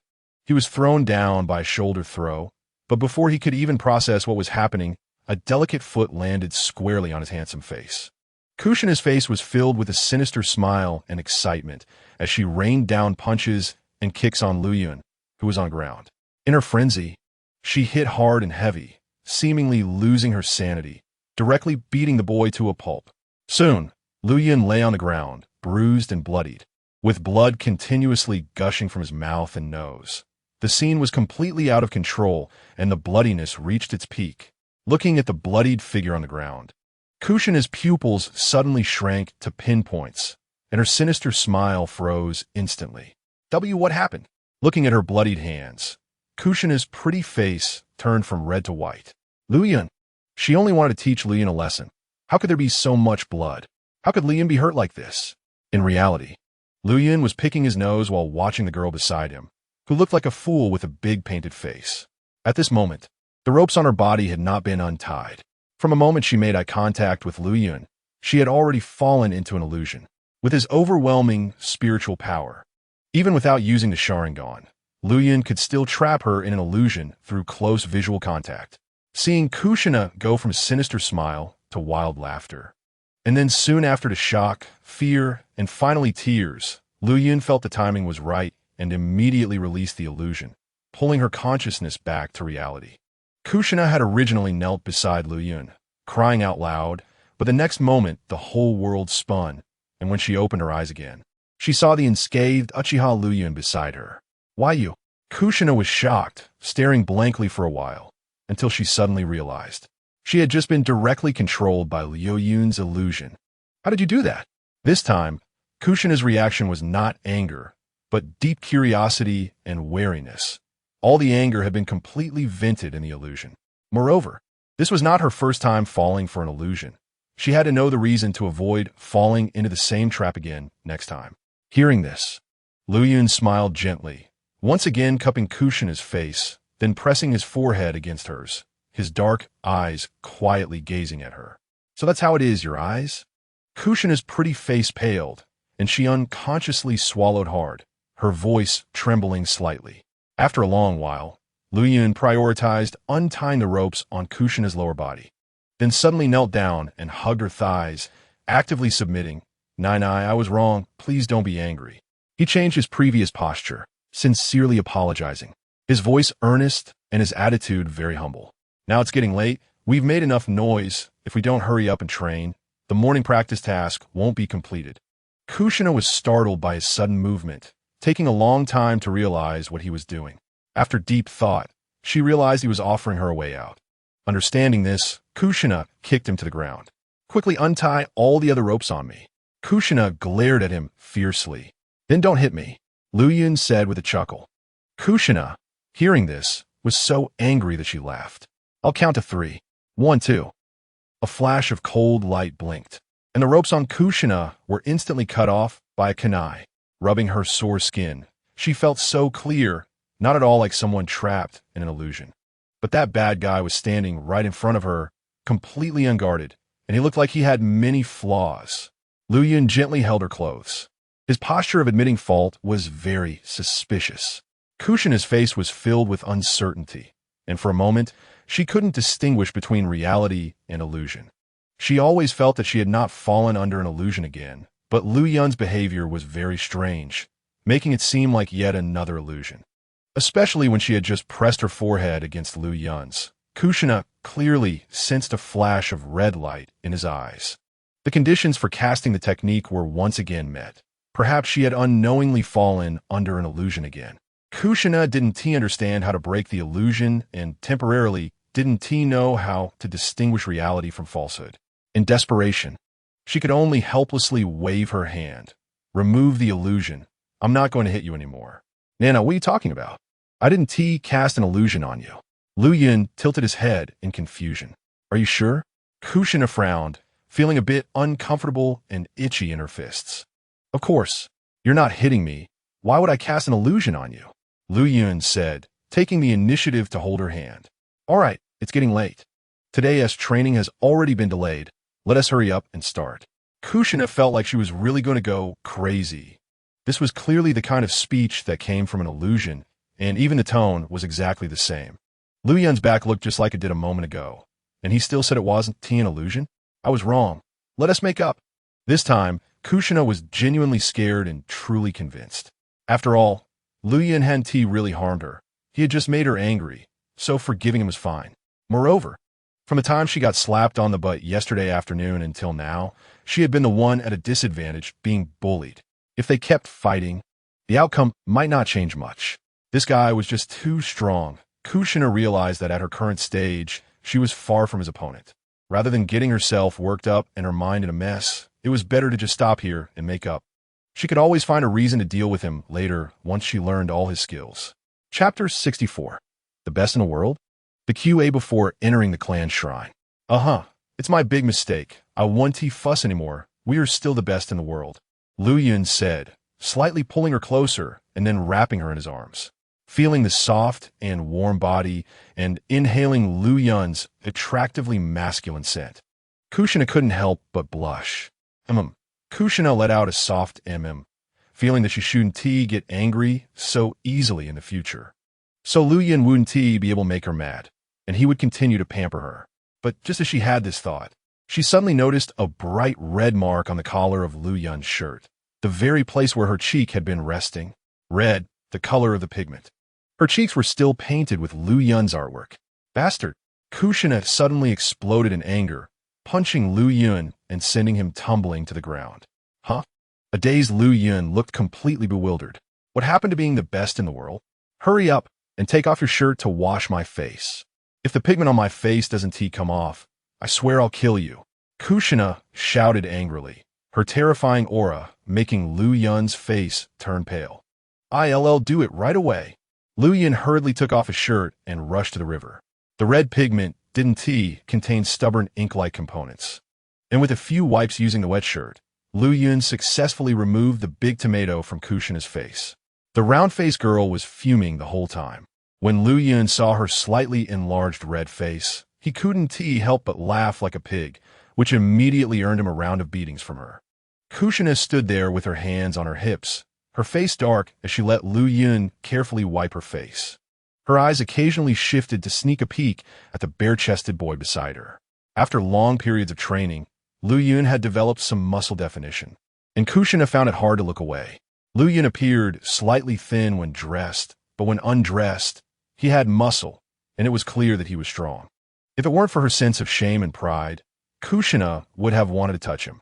Seeing but not daring to touch, she unconsciously swallowed several times.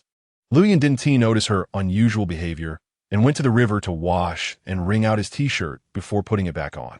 Today you continue to climb the tree, Lu Yun said, summoning several shadow clones to start their daily training. Wait, let a shadow clone catch me at the bottom. To consider her own behind, Kushina thickened her face to make this request. Lu Yun glanced at her sideways and, after a moment, reluctantly nodded. All right, but don't get angry and flip out. Kushina replied, I know, you're so annoying. The main body began a new day of physical training. One shadow clone practiced fire attribute transformation, another helped Kushina climb the tree, and another ran to the river to play with a new fishing method. Lightning release, earth walk technique. The shadow clone quickly formed hand seals and then slammed down onto the muddy bank. In the next moment, electric current flowed underground and then quickly spread into the river. Fish leapt out of the water due to the electric current, but the shadow clone remained expressionless. A technique that couldn't even kill fish was clearly a failure in Lu Yun's eyes. He obviously needed to practice more. Time passed swiftly, and by the end of the day, Kushina still hadn't mastered the tree-climbing training. This left her feeling defeated, thinking of herself as a complete failure. A little food bucket who excelled only at eating. Fortunately, Lu Yun had done enough mental work with her, which prevented her from losing confidence. That day, while Lu Yun was not home, 2 Uchiha clan members came to visit him, but unfortunately, they couldn't meet him and had to leave disappointed. When Lu Yun learned of this from his mother, he wasn't surprised, as the Uchiha clan's mid-year clan meeting was the next day. The Uchiha clan liked to form small groups, and he was well respected among the Uchiha kids at the ninja school. Some would actively come to befriend him, some out of fear, and of course, a small portion would be hostile, even hateful. However, after the incident of 1 against 7, no Uchiha dared to bully him openly anymore. After all, the little brat was no longer the easily bullied little weakling he used to be. His punches were quite hard, and those who had truly been beaten up understood this well. Of course, not only was his punch hard, but his words were also sharp and poisonous. Sometimes Uchiha clan members would avoid him, let alone provoke him. Other elementary school students thought that Uchiha Lu Yun was protected by Uzumaki Kushina, but only those who had suffered losses knew that Lu Yun was the real boss. The name Black-Red Duo was passed down from an Uchiha clan member's mouth, and Black Sha was ranked ahead of Red Sha. In the eyes of the Uchiha bullies, Blood Red Chili was still too inexperienced. Standing side by side with the little mixed hair was just barely enough to qualify. The next day, Lu Yun wore a short-sleeved shirt with the clan emblem and entered the Uchiha clan area right on time. I am Uchiha Lu Yun, representing my mother Uchiha Asaka to attend the meeting. Before entering the shrine, Lu Yun needed to introduce himself to gain entry, as there were clan members specifically responsible for registering attendees. Actually, he was just there to go through the motions. He wasn't even the main body, just a somewhat special shadow clone. The registering clan member looked at the blackish-purple mixed hair and instinctively frowned. Which branch are you from? Who is your father? From the 3rd Elder's branch. My deceased father is Uchiha Shun. Lu Yun answered the inquiry. Soon, the clan member responsible for registration found the names of Asaka and Lu Yun in the family tree. Why didn't anyone from your family attend the last year-end clan meeting? The registrar questioned sternly, as he viewed such behavior as disrespectful to the family. Uchiha rarely had clan members who dared to miss such a significant meeting. We were delayed by some matters. Lu Yun casually replied. What matters could cause a delay? What could be more important than the family? Why didn't you find someone to relay the message if you didn't come? Do you still have a family in your eyes? The registered attendee's face was filled with displeasure. The registered attendee in front of the ancestral hall was a middle-aged man, and people in this age group often liked to lecture the younger generation, most of whom were quite rigid. I don't know, I forgot what delayed me, after all. It was all last year's matter. Lu Yun casually said with his hands in his pockets. He came to attend the meeting today, not to be interrogated by this old man. You. Lu Yun's simple remark made him so angry that his face turned red. But the next moment, Lu Yun ignored him and walked straight into the ancestral hall. Chapter 65. The famous scene of Mangekyō. Uchiha Hayato's provocation. Again, the Uchiha clan's ancestral hall is roughly divided into two parts, inside and outside, and covers a vast area. Today is the mid-year clan meeting, and the ancestral hall is bustling with people, very lively. When Lu Yun arrived, he heard some clan elders speaking. He listened for a while, but soon found it extremely boring. The whole speech was about family glory, just some meaningless nonsense. After enduring nearly an hour of the old man's talk, the most important mealtime for the clan meeting soon arrived.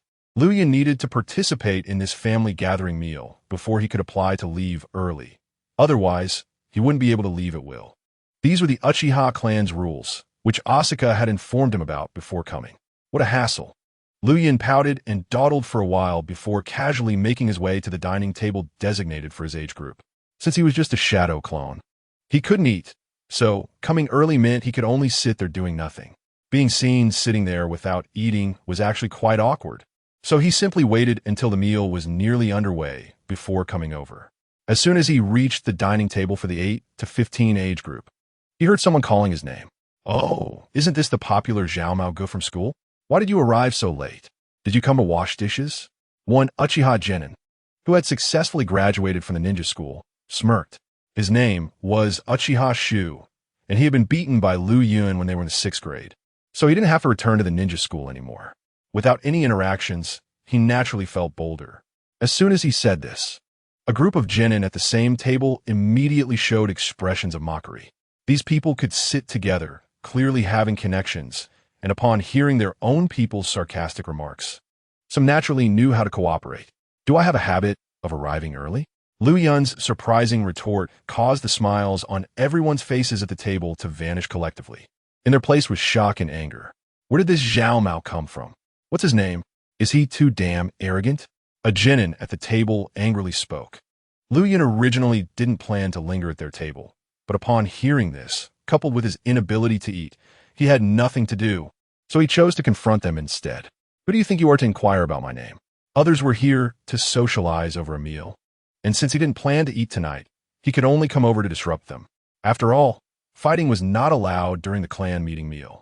He was quite skilled at verbal sparring. Moreover, he didn't take this group of kids seriously at all.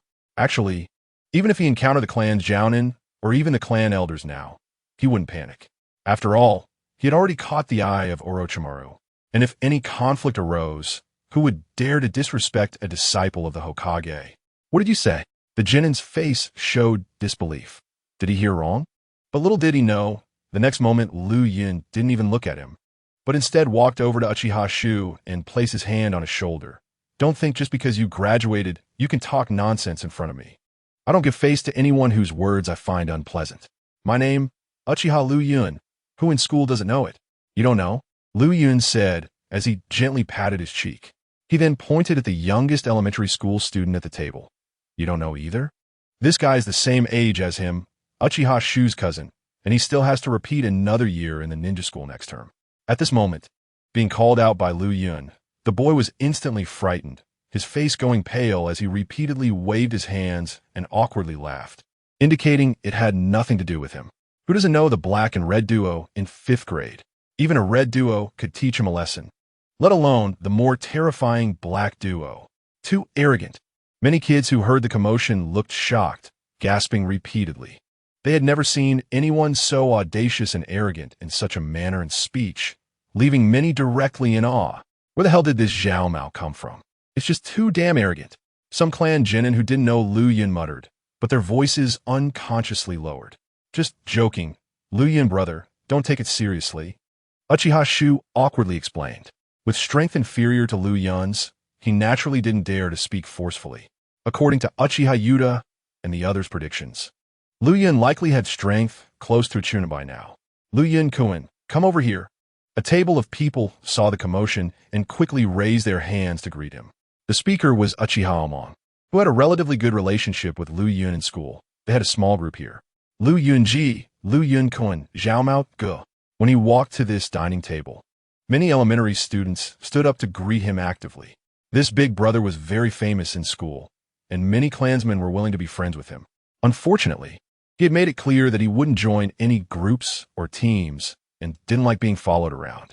If it weren't for this, he probably would have had a considerable number of younger brothers by now. Lu Yun sat down with them, chatting and laughing, but he didn't touch any of the delicious food on the table. Despite this, many people still actively served him food. My stomach is a bit uncomfortable today, so I really can't eat. I appreciate my brother's kindness. I'll treat everyone to dinner another day, Lu Yun said with a polite remark. Why stay here if you can't eat? Just leave if you can't eat. A very discordant voice suddenly rang out. Lu Yun instinctively looked in the direction of the voice and immediately saw an old acquaintance. Uchiha Hayato, Lu Yun exclaimed in surprise, mentioning this name. Lu Yun-kun, that guy Hayato recognized Fugaku-kun as his big brother after graduating. You'd better not confront him directly. Just endure it and it will pass, Uchiha Aomong whispered at this moment. Uchiha Fugaku, Lu Yun murmured, then looked at Uchiha Fugaku, who was sitting at the same table as Uchiha Hayato. Lu Yun certainly knew Uchiha Fugaku, including the original's memories about him. This guy was the grandson of the elder and the future clan leader of the Uchiha clan. At such a young age, he had already gathered a large group of followers around him. Just now, Fugaku had also seen Lu Yun's arrogant demeanor and felt that someone who didn't understand being low-key couldn't achieve great things and would eventually meet a disastrous end. Thus, he secretly signaled Uchiha Hayato to speak up, as Uchiha Fugaku wanted to see what that once timid little Zhao Mao could say now. Chapter 66, Confronting Men and Flirting with Women. The highlight moment of shadow clones facing Uchiha Hayato's provocation. Lu Yun did not heed Uchiha Aomong's suggestion to endure. He was just a shadow clone. If it came to it, he could just blow up. What was there to be afraid of? Even if it was revealed that he was a shadow clone, it wouldn't be a big deal. At most, the clansmen would think more highly of him. It was a jutsu that Uchiha Itachi could master at a young age. Even if the one who came today was not a shadow clone, but the real Lu Yun, he wouldn't be afraid of the likes of Uchiha Hayato or any elder's grandson. Lu Yun slowly stood up from his seat and walked straight towards Uchiha Hayato. Oh, I thought it was someone important. Turns out it's just Uchiha Hayato, the white-eyed wolf. What is this? Did getting your graduation headband make you bold? Have you forgotten how you came to me begging for forgiveness before? Lu Yun said with a laugh as he walked. You're talking nonsense. Uchiha Hayato's face instantly changed, turning red with anger, and he trembled all over. Who is the white-eyed wolf?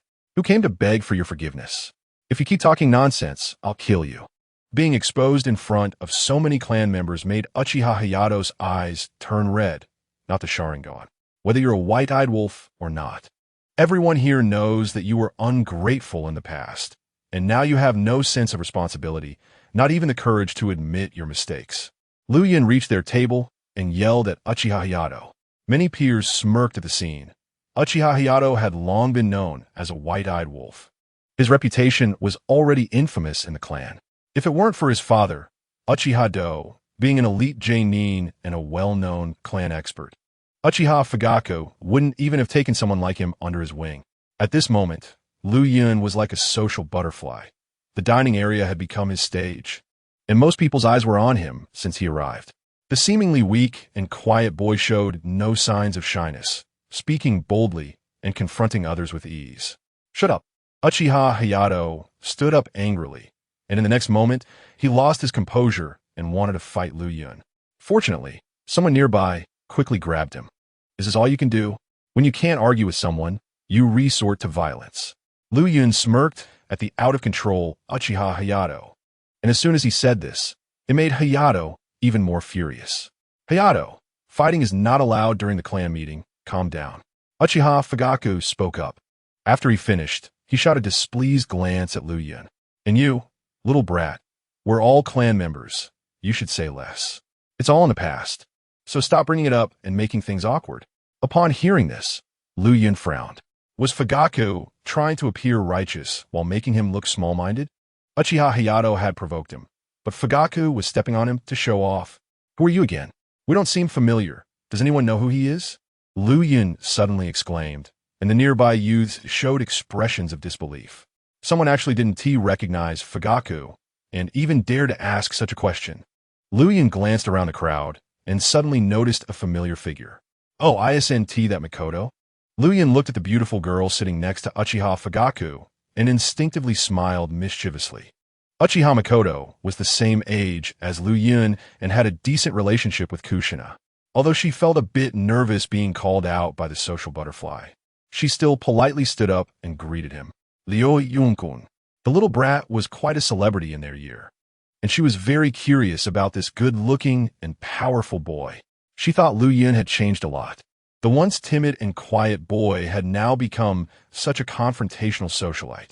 Unfortunately, Liu Yun had already moved out of the Uchiha compound, and they were not in the same class, so it was destined that they would have little interaction.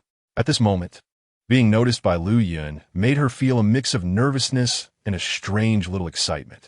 Sorry, I didn't notice Miss Makoto was here. I should have come over to greet you sooner. Miss Makoto, can you tell me who that guy next to you is? Liu Yun asked knowingly. The two were sitting together, and their relationship seemed a bit unusual. Liu Yun asked just to annoy Uchiha Fugaku. Oh, he's Fugaku-kun. Liu Yun-kun, you don't know him? Uchiha Makoto replied with an awkward smile. Damn it, who in the clan doesn't know Fugaku-kun? What are you pretending for? One of Uchiha Fugaku's followers shouted angrily. Some had long found this brat annoying. Haha, I don't know him. Otherwise, why would I need to ask Miss Makoto? Liu Yun chuckled, unfazed by the insult, and instead smiled at the visibly angry Uchiha Fugaku. This guy was trying to show off at his expense, thinking he was still the timid little brat from before. If they made him uncomfortable, he certainly wouldn't let them feel comfortable either. Are you blind? You don't recognize the grandson of the elder? Another follower of Uchiha Fugaku stepped up to scold Liu Yun. What? I thought he was someone important, but it turns out he's just a grandson? Liu Yun looked shocked at the follower. As he said this, many girls covered their mouths in surprise, while the other male youths gasped in disbelief. Is Liu Yun really going crazy? Uchiha Qingmong and others broke out in a sweat. They didn't expect this brat would openly provoke the elder's grandson.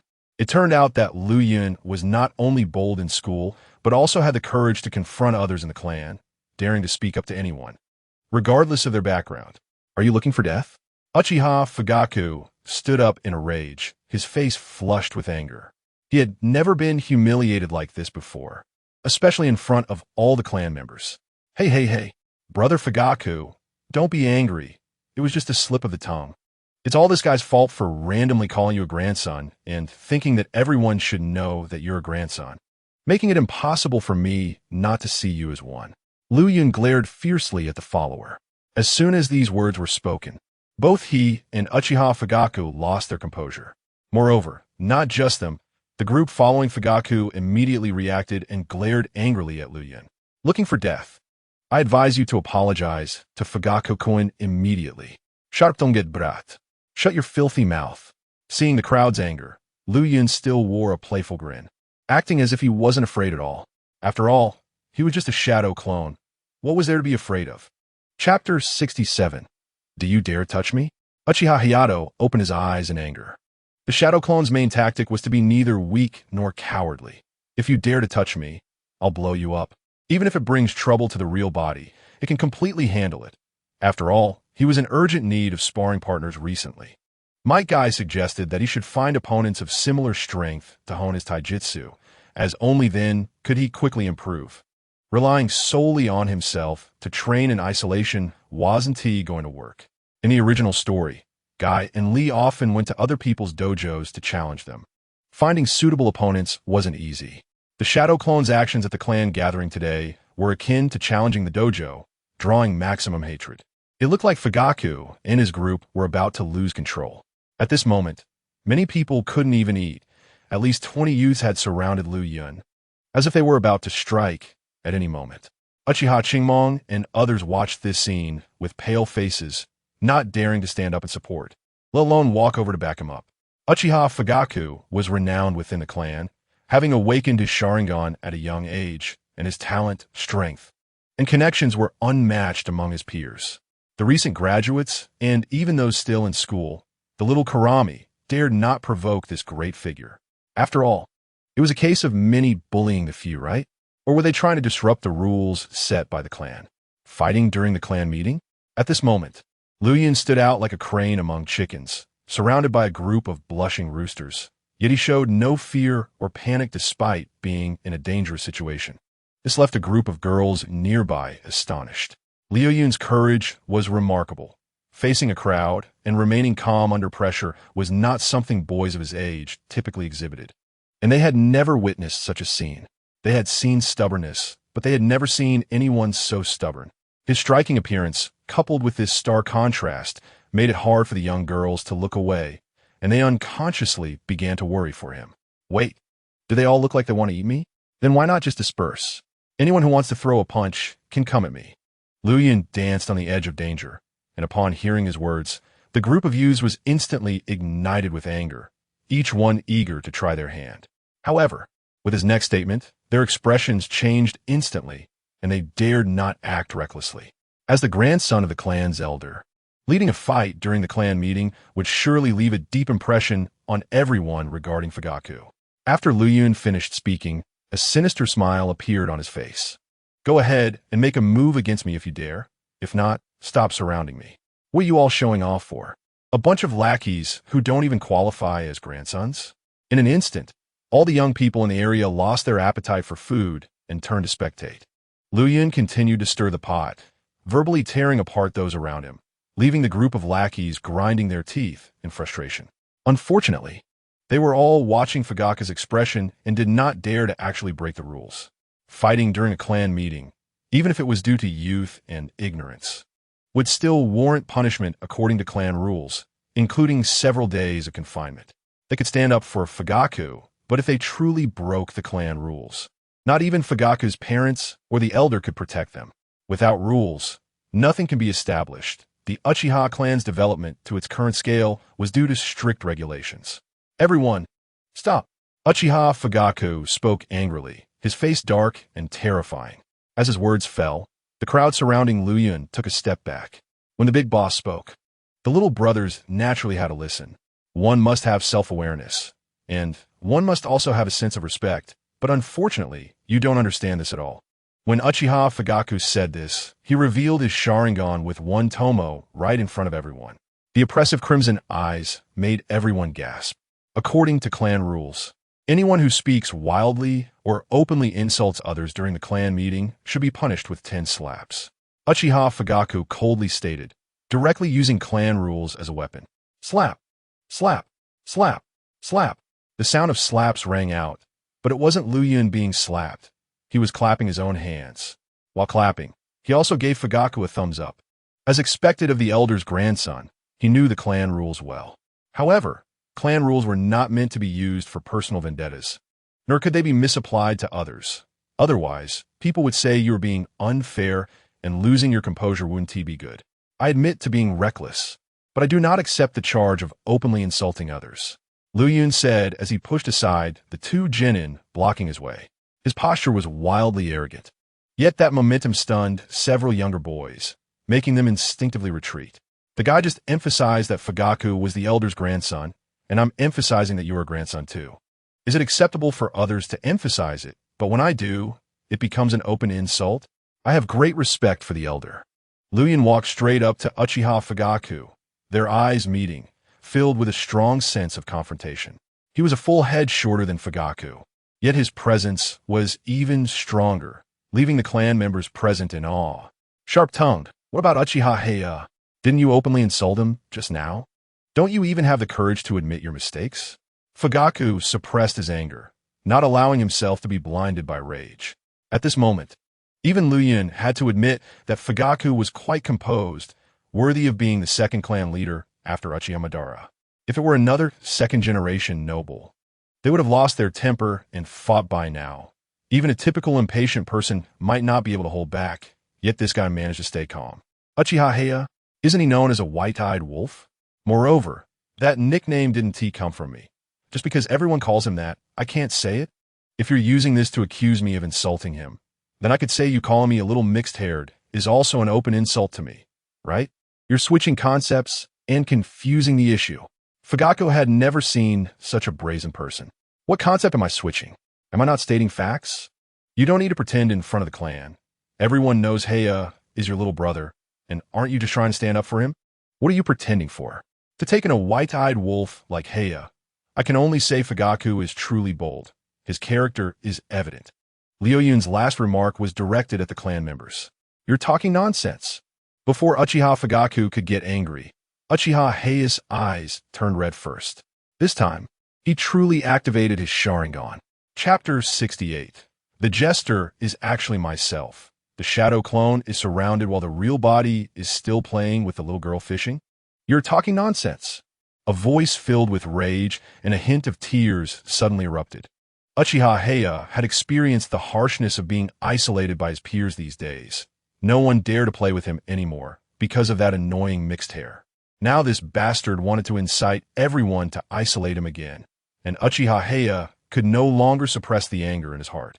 Under the intense, emotional turmoil, his eyes turned blood red, and two black TOMOE emerged in his gaze. Oh, Heia has awakened. What?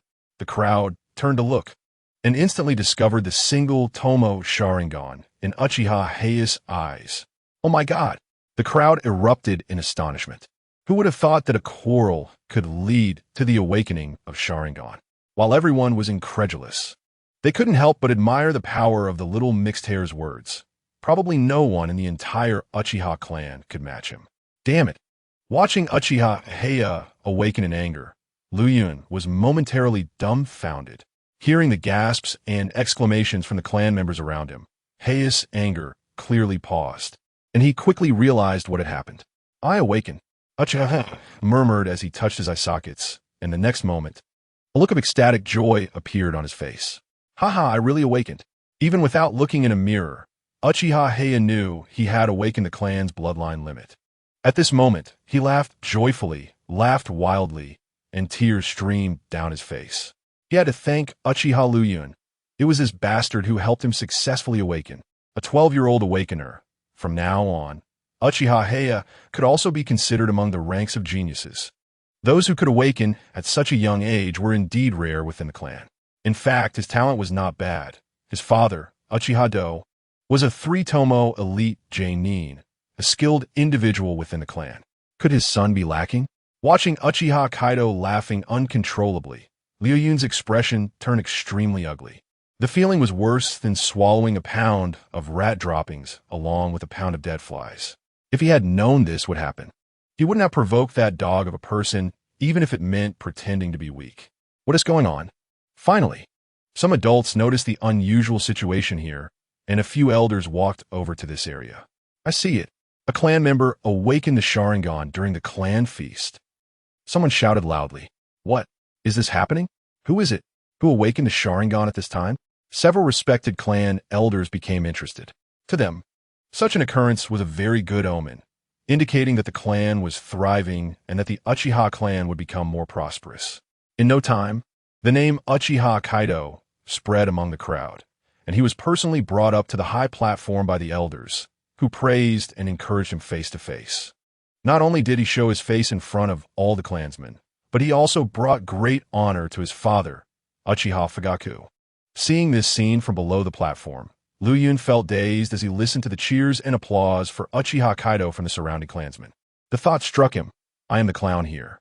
By the time the clan meeting was nearing its end, Uchiha Kaido deliberately sought him out, just as Liu Yun was about to leave. Haha, Liu Yun, where are you planning to go? Uchiha Kaido blocked his path. At that moment, he was incredibly arrogant, addressing him as little brother and not hiding his pride and mockery. Liu Yun's mouth twitched involuntarily as he averted his gaze. neither responding nor looking at him. At such a time, saying anything would feel powerless. Haha, Liu Yun, take a look at my Sharingan, how is it? It's all thanks to you. Uchiha Kaido stepped into Liu Yun's line of sight, forcing him to see his 3 TOMOE Sharingan. I must thank you, Liu Yun. You helped me awaken the Sharingan. The elders have already promised to focus on nurturing me. Huh? Uchiha Kaido said, and unexpectedly grabbed Liu Yun's hand. Feeling the sweaty warmth of Uchiha Kaido's palm, Liu Yun was instantly disgusted, and goosebumps rose all over him. The next moment, he forcefully shook off Uchiha Kaido's hand. Get the hell away from me, you disgusting dog. Liu Yun shouted angrily, looking somewhat exasperated. Ha. What's wrong, little mixed hair brother? Are you getting anxious? You were so arrogant before. Why are you suddenly breaking down? Uchiha Kaido wore a smug expression, buzzing around him like a fly that couldn't be swatted away. Hello, uncle. I'm not feeling well and want to leave early to rest at home. Not long after the banquet started, Liu Yun had already thought about leaving early. The clan meeting at mid-year was just truly beginning at this point, with CH Nin, J Nin, and clan elders gathering to discuss clan affairs.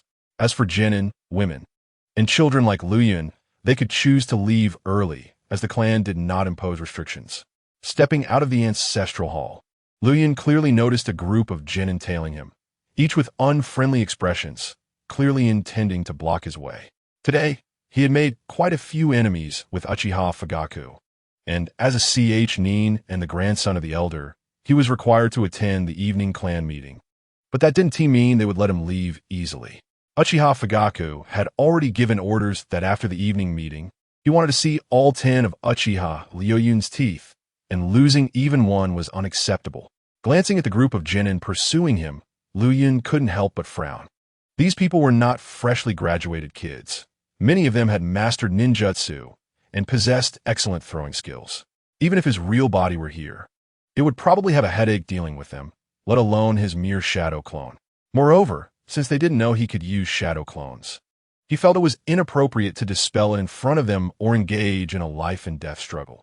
After all, taking down a few soft targets wouldn't be very useful. Of course, he didn't want to just explode without doing anything. His shadow clone also wanted to keep dancing for a while longer. In its view, as long as it could still move, it should keep dancing until its chakra ran out. With these thoughts in mind, Liu Yun suddenly pushed off the ground with his feet, and his entire body shot out at an astonishing speed. Not good. The little mixed hair is trying to run. Everyone chase after him. At this moment, there were many bystanders. They had initially planned to follow him and act when there were fewer people around. But now that Liu Yun was making a run for it, they couldn't care about anything else, and a group of people began to chase after his shadow clone. 15 Uchiha members split into 3 groups, launching a large encirclement operation. Meanwhile, Liu Yun's real body was at the night market stall, happily fishing for goldfish with a pretty girl, completely unaware of the predicament his shadow clone was facing. Chapter 69, Drawing the Fire Away. The poor clan soldier who takes the blame and the indignant genin. Have you found him? No, that dog is too fast. He disappeared as soon as he turned the corner. At this moment, within the Uchiha clan grounds, a group of Uchiha kids was pursuing Liu Yun's shadow clone. Be careful. The opponent might use transformation jutsu or invisibility jutsu. Every living thing within the encirclement must be carefully checked. Don't let them slip by unnoticed. As ninjas, they naturally knew what evasive techniques ninjas might employ. At this moment, hiding in a tree, Liu Yun furrowed his brows upon hearing these words. Most of the people in the clan grounds were in the ancestral hall, and there were very few people wandering outside, mostly women and children. It would be difficult for Liu Yun to use transformation jutsu to escape, let alone cause any trouble. Wait, maybe I can use this point, go against the grain, and let these little brats suffer a big loss. Liu Yun quickly devised a clever plan. The next moment, he jumped down to the ground and quickly fled in one direction. The little mixed hair is over there. Someone come. A genin shouted, and the nearby pursuers were momentarily distracted, rushing towards the same direction. I remember seeing a patrolling clan soldier nearby. Where did that guy go? Liu Yun murmured under his breath, a hint of anxiety appearing on his face. Found him, over there. Seeing the person he was looking for, Liu Yun instantly hid close to him without a word. What is going on? Where did this little brat come from? What is he doing? Uchiha-chun, who was originally lying on the roof board, gazed in confusion at a mixed-hair boy who was pinching his nose and climbing into a large garbage bin. If that kid was sneaky, he was waving at him. If he didn't have any issues, he was hiding and acting strange. What normal person would actively climb into a garbage bin? Was there something delicious inside? Uchiha-chun scratched his head, hesitating whether to jump down and check what was happening. Have you found him? No, but he is definitely nearby. He can't escape. A group of little brats angrily surrounded him, and at that moment, the dazed Uchiha-chun was right in the center of the encirclement. There is someone on the roof. Soon, someone spotted Uchiha-chun on the roof. Don't let him escape. That guy is likely the little mixed hair. An elite genin shouted commands. What's going on? Faced with a group of genin closing in, Uchiha-chun felt a bit panicked. He was a patrolling clan soldier and also a nin, responsible for patrolling the clan grounds daily, primarily to prevent outsiders from entering and to guard against thieves and fires, among other things. Why are there so many people? Did they see me slacking off and come and get me? Seeing the unfriendly expressions on the faces of the approaching people, Uchiha-chun couldn't help but start to think wildly. But wait, they were just a bunch of useless genin. What kind of guts did they have to meddle in Grandpa's affairs? What do you think you're running, dog? A genin sneered and cursed. Huh? Who are you cursing at? Uchiha-chun widened his eyes in disbelief. Are you still pretending? Stupid dog. You don't even know to find a genin to use transformation jutsu? Don't you know that the chunin are all in the clan hall for a meeting now? With a dog brain like yours, you dare to openly insult young Master Fugaku? Another genin sneered and cursed. As soon as he said this, the surrounding genin burst into laughter, mocking the little's foolishness. In their eyes, the little had clearly panicked and lost his cool, which was why he was acting so stupidly. What nonsense are you talking about? What transformation jutsu? And what does it mean for you to surround me like this? I'm a clan soldier. My duty is to patrol. If everyone is attending the clan meeting, who will stand guard? Who will protect the safety of the clan grounds? Uchiha-chun's face darkened. If it weren't for the fact that these kids were many in number and had cursed him a couple of times, he might have already chosen to turn against them. Get out of the way quickly. Obstructing the law enforcement of clan soldiers is not a light offense. Uchiha-chun threatened coldly with a stern face. Pretending, keep pretending, and you won't be able to keep it up for long. The previous elite genin coldly spoke again. At this moment, someone was carefully investigating everything around them and had not completely surrounded him. There weren't many hiding spots nearby. The houses underfoot were just one-story buildings. 3 genin went inside to search, but found no trace of the little. How's the search going? The elite genin, suppressing the urge to act, asked one last time. Nothing found. There's only this one person in the entire encirclement. No other living thing. Someone reported loudly. Hey, you guys are looking for a 10-year-old kid, right? That kid is hiding in that trash can. Uchiha-chun quickly spoke up to clarify the situation. He felt that the earlier little kid was very suspicious, and this group of people should all be his enemies. This could be a misunderstanding, and he didn't want to take the blame for no reason. Nonsense. I've already searched that place. Don't pretend, you dog. A genin shouted angrily. Bakayuru.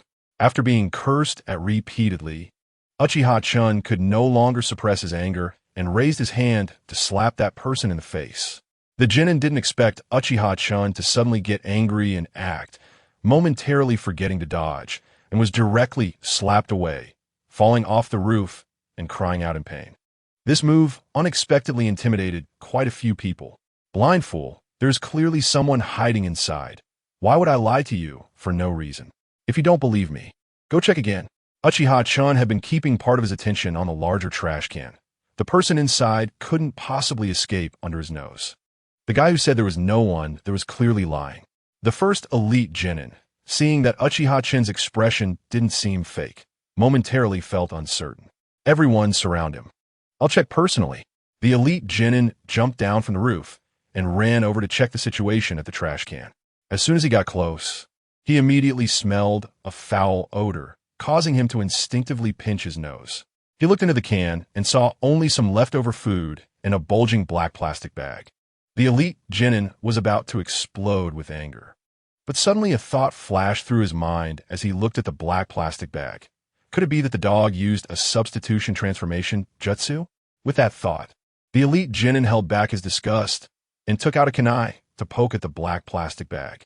A strong, foul odor instantly assaulted him, and the black plastic bag was filled with cat litter and cat feces, overwhelming him with a pungent smell that almost made him cry. Realizing he had been humiliated, the elite genin kicked the trash can over and pointed at Uchiha Chun, angrily shouting, "Everyone, give him a good beating." As his words fell, the roof instantly erupted into chaos, and cries of pain echoed through the night. Chapter 70. You think you can just say wrong person and let it go? You think you can run away? The watchful eyes from Konoha's higher-ups. You little brats, have you all gone mad? Uchiha Chun glared with his double TOMOE Sharingan, cursing loudly. He was beaten black and blue, but had also taken down several genin. As the group fought, they suddenly sensed something was off. Logically speaking, a transformation jutsu would reveal itself after being hit a few times. This chunin had taken so many punches that it was impossible for the transformation to hold. Wait, stop hitting. A genin shouted loudly. We might have really hit the wrong person. As he spoke, many chose to stop, quickly realizing something was wrong. How could this happen? We clearly surrounded the little. He had no chance to escape or hide. How could he have evaded our search? Many faces showed expressions of surprise. Woosbang! Taking advantage of this rare breather, Uchiha Chun hurriedly sent out an emergency distress signal, obstructing law enforcement and assaulting clan soldiers. You scoundrels won't get away.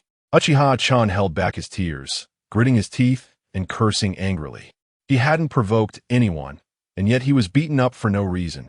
And after all, they told him they hit the wrong person? He had never suffered such humiliation in his life. Run! Seeing that the clan's alarm signal had been sent out, the genin no longer dared to question the identity of the clan soldier in front of them. They realized they had caused a huge mess and scattered like birds and beasts.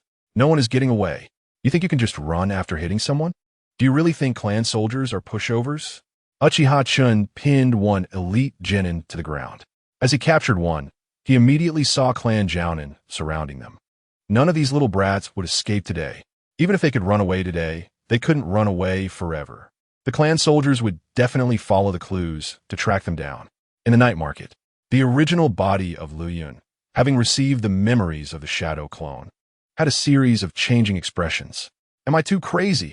Liu Yun couldn't even believe that the shadow clone was split from him. The other party completely inherited his sharp tongue and arrogance, even surpassing him in craziness during the clan meeting. The hatred value had completely maxed out, not getting killed on the spot or blown up, and surviving until the end to dismiss it was indeed strange. What's wrong? Who's too crazy? Noticing Liu Yun's abnormality, Kushina blinked her big eyes and asked curiously. Nothing. After Liu Yun calmed down, he found it somewhat amusing. He had to acknowledge the wild words of the shadow clone. A feud with Uchiha Fugaku had been established. In the end, surrounded and handled quite well. But having that Uchiha Heian guy, this was something that made Liu Yun's original body feel uncomfortable for a long time. That dog was really lucky. Not only did he awaken the Sharingan, but he also caught the attention of the clan elders. Liu Yun muttered in dissatisfaction. What are you talking about? Why are you acting so strange? Kushina stopped and looked at the distracted little with curiosity. You remember that guy Uchiha Heian, right? Oh, what bad guy? He awakened the Sharingan. What?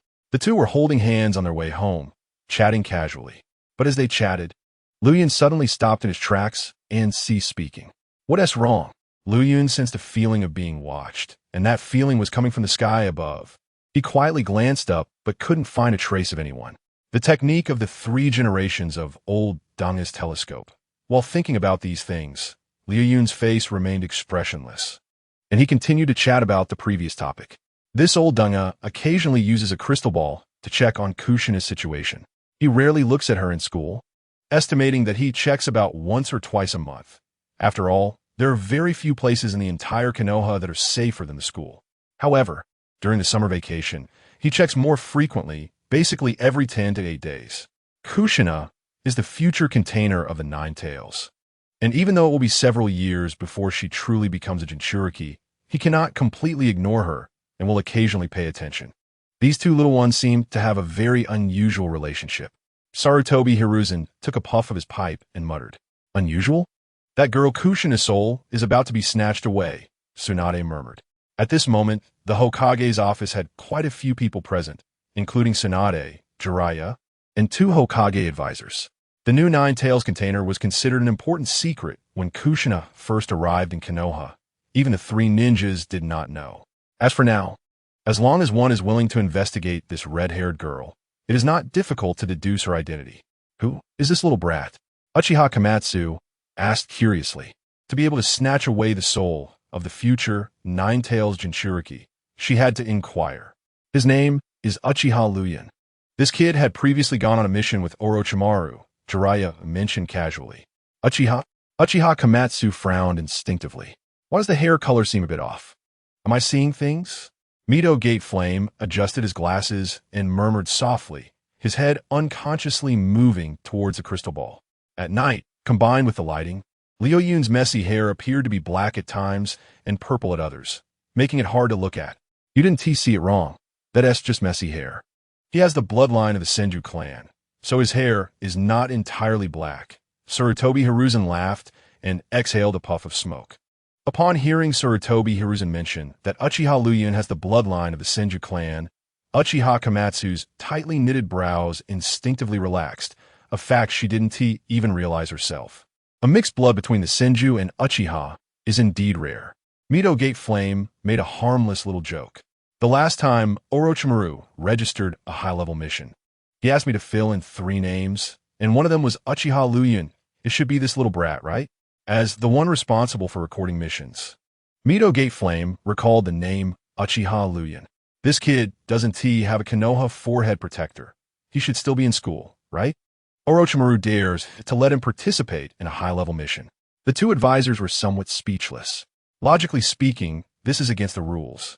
When Mito Gate Flame filled in that name, he was a bit confused and didn't immediately recall who Uchiha Luyan was at that time.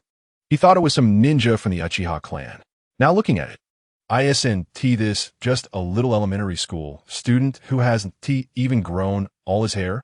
Daring to participate in high-level missions before graduating. Is he trying to fly high? Who knows, but that guy Orochimaru seems to have high hopes for him, Jiraiya casually said. The 3 ninjas often gather to drink and chat. Jiraiya had heard Orochimaru mention Uchiha Luyan. Orochimaru evaluated him as a monster-level genius. Tsunade, what are you thinking? Why have you been keeping your head down and not speaking? Sarutobi Hiruzen noticed his disciple's abnormality. Chapter 71. A monster who knows how to accumulate power in secret. Brother Dai is busy with dating recently. Tsunade, what are you thinking? Why have you been keeping your head down and not speaking? Facing her teacher's inquiry, Tsunade suddenly came to her senses. In nothing. Just now, all she could think about was Liu Yun, this extraordinary anomaly, and she didn't know whether she should tell her teacher about it. Her grandmother, Uzumaki Mito, had told her to keep it confidential and specifically stated that even her teacher, the third Hokage, could not disclose it. At such a young age, possessing a chakra amount comparable to that of a Jonin, and suspected of awakening the Uchiha clan Sharingan. Her grandmother even directly stated that this guy possesses extremely strong ocular power. Any one of these points would attract the attention and high regard of Konoha's higher-ups. One could say that Uchiha Luyan is an even more special existence than Kushina. Tsunade couldn't imagine how far he would go in the future, because this child is simply too exaggerated. Not only is his talent exceptional, but he's also frighteningly disciplined. She had secretly inquired about Liu Yun from Kushina more than once and knew what that guy usually does. It can be said that aside from training, he is studying. Most of his time is spent improving himself, which is extremely different from children of the same age and has a strong purpose. Among the 3 ninjas, she is the second after Orochimaru to feel wary of Uchiha Luyan. If she hadn't truly gotten to know Uchiha Luyan, Tsunade would think he was just an ordinary kid, at most a little genius. But if one truly understands this person in detail and pays attention to his life, one would find that this child has a very clear purpose. He has been secretly accumulating power and is growing at a breathtaking speed. If this child were just an ordinary person, Tsunade wouldn't be wary of him.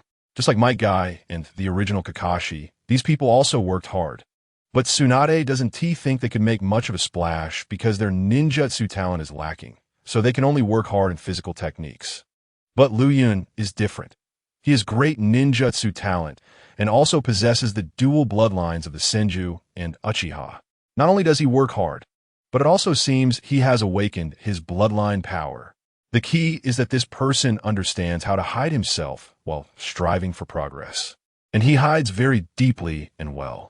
Thinking carefully, Tsunade inevitably felt a chill run down her spine. Fortunately, Liu Yun's family background is clean. His mother is from the old Senju clan, and his father's loyalty to Konoha is beyond doubt. He has a cheerful and steady personality, and he dotes on Kushina, which creates a very strong bond, leading Tsunade not to think too much about the potential dangers. If it weren't for these factors, Tsunade would have unhesitatingly exposed this person. Then she would discuss with Konoha as higher-ups the risks posed by Liu Yun, such as whether there would be a possibility of harming Konoha in the future, and whether to enhance brainwashing efforts separately, or to establish bonds or something. While it wouldn't endanger his life, being subjected to increased supervision and management would be inevitable. Her grandmother specifically instructed her not to reveal anything. So Tsunade could only help keep someone a secret. Liu Yun doesn't realize he has already been nearly exposed, but according to his thinking, exposure is actually just a matter of time. Every day before dawn, he runs around Konoha. Can the patrolling ninjas and Umbu not know about this role king? As long as he keeps the secret of the 3 TOMOE Sharingan and doesn't expose his eyes, he doesn't care much about revealing some of his ninjutsu talents. While escorting the pretty girl home, Liu Yun was surprised to see an unexpected scene in a small park. His brother Dai was actually on a sweet date with a woman in the small park. Discovering this, Liu Yun quickly pulled Kushina into the shadows and then secretly watched the two on the bench. I was wondering why brother Dai has not been keen on training recently. It turns out he has busy dating, Liu Yun muttered, which made Kushina unable to help but feel curious. Brother Dai? Could it be the one who always accompanies you for morning exercises? Yes, my brother Dai is amazing. His taste is unique, actually liking more robust women. And he even knows how to give flowers, more romantic than I am. Liu Yun said while secretly observing the two, laughing. You understand romance? When did you, a training fanatic, understand romance? Kushina couldn't help but roll her eyes at him.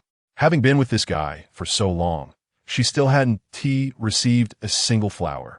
And he still has the audacity to say he understands romance? Liu Yun was momentarily at a loss for words. However, after a quick mental processing, he still stubbornly said, Isn't going to see the cherry blossoms with you romantic? Isn't it romantic to go to Hokage Rock to enjoy the scenery together? Isn't it romantic to catch little goldfish and stroll through the night market?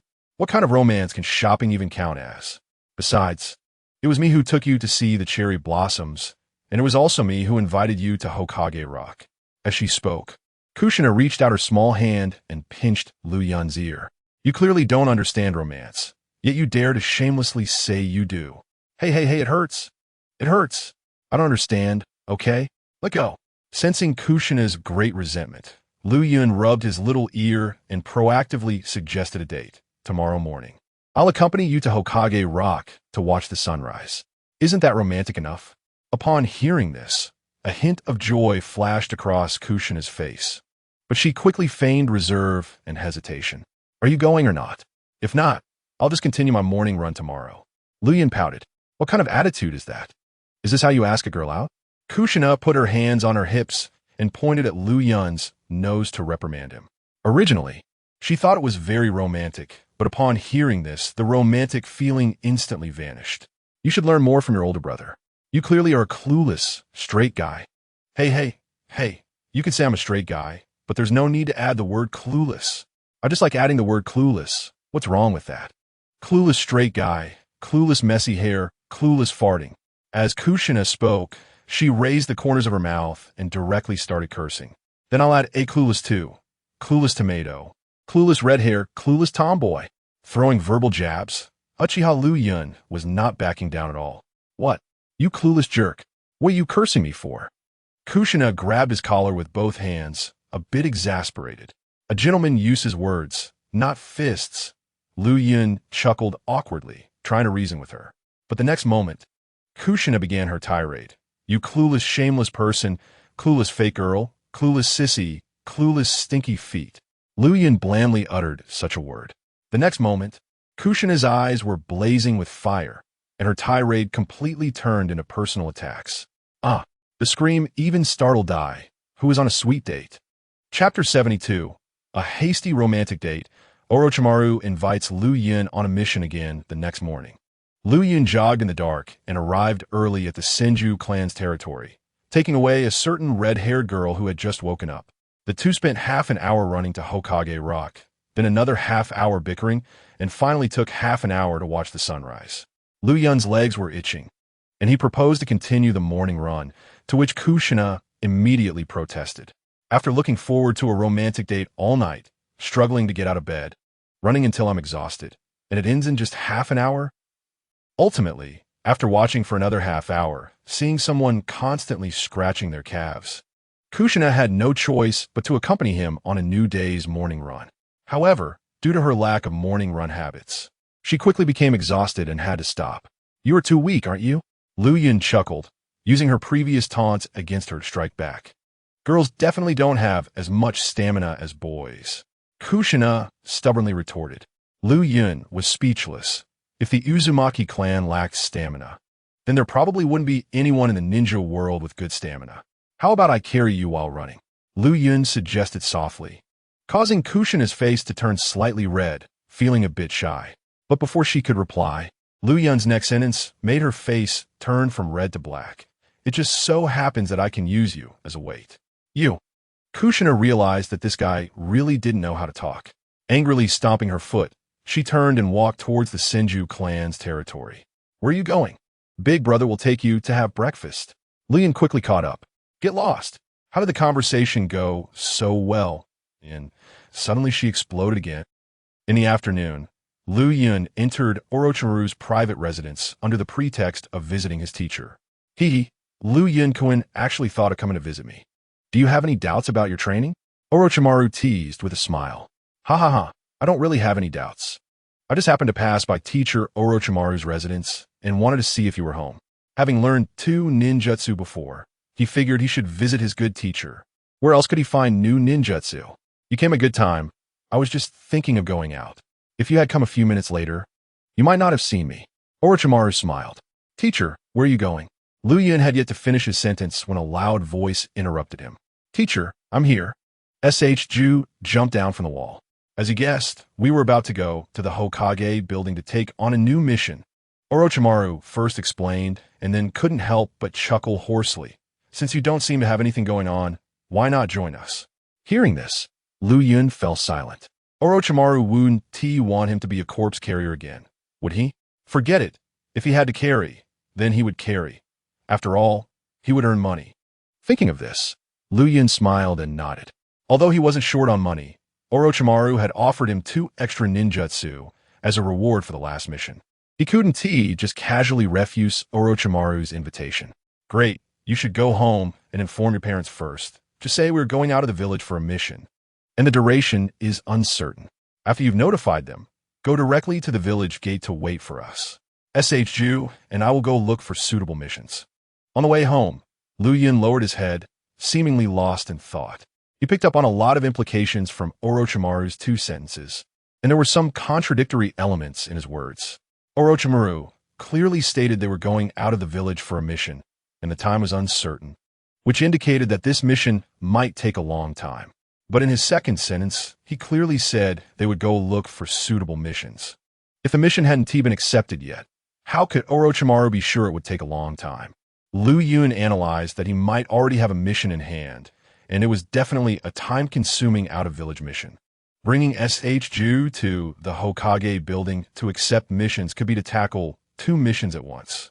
Ninjas emphasize efficiency in everything they do, especially those like Orochimaru who believe life is short. Thinking about these things, the next moment Liu Yin directly separated a shadow clone. The main body went home to inform his mother, Asuka, about his itinerary, while also preparing the items he needed to take with him. The shadow clone went to the Senju clan's territory to explain the situation to Little Tomato and asked her to practice climbing trees against a wall at home.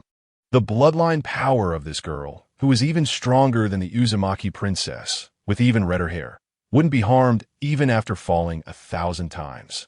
When she previously complained about her, but hurting from falling, that was entirely an excuse. Falling from a tree high up and being caught steadily below. This game was something KUSHINA could play all day without getting bored. An hour later, Orochimaru and his disciples arrived at the village gate. Senju, burdened with a lot of luggage, while Orochimaru was empty-handed, appearing relaxed and carefree. Teacher Orochimaru, let's set off. Orochimaru waved his hand and led the way out of the village, with the two hurriedly keeping pace with him. 3 days later, at a small village on the border between the land of waterfalls and the land of fire, Orochimaru led the two boys, having already laid an ambush within the village for a whole day. After leaving the village, Orochimaru had issued a command for a forced march, and the three had reached the border in just 2 days. Their mission rank was A, and the task was to eliminate rebellious ninjas from the land of waterfalls.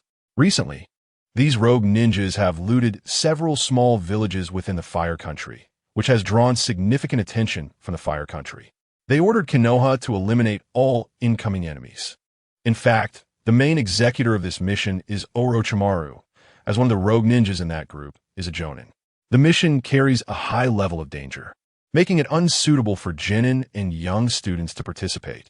However, Orochimaru, being bold and skilled, believes he can let his disciples witness the true battle between high-level ninjas. Thus, he disregarded the opinions of others and the advice of the Hokage's advisors, taking 2 young ones with him once again. With many strangers arriving, possibly the targets of the mission, you two hide well and do not reveal yourselves or act independently. Orochimaru has already grasped the enemy's movements through small summoning snakes scattered outside. Follow orders and wait for my signal to appear.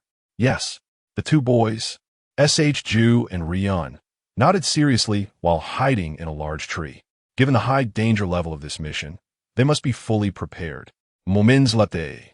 A group of fierce bandits swaggered into the village entrance. Charge! A Takinen jonin named Mangekyō waved his hand, followed by 2 chunin, 6 genin, and a small group of mountain bandits, fiercely entering the village.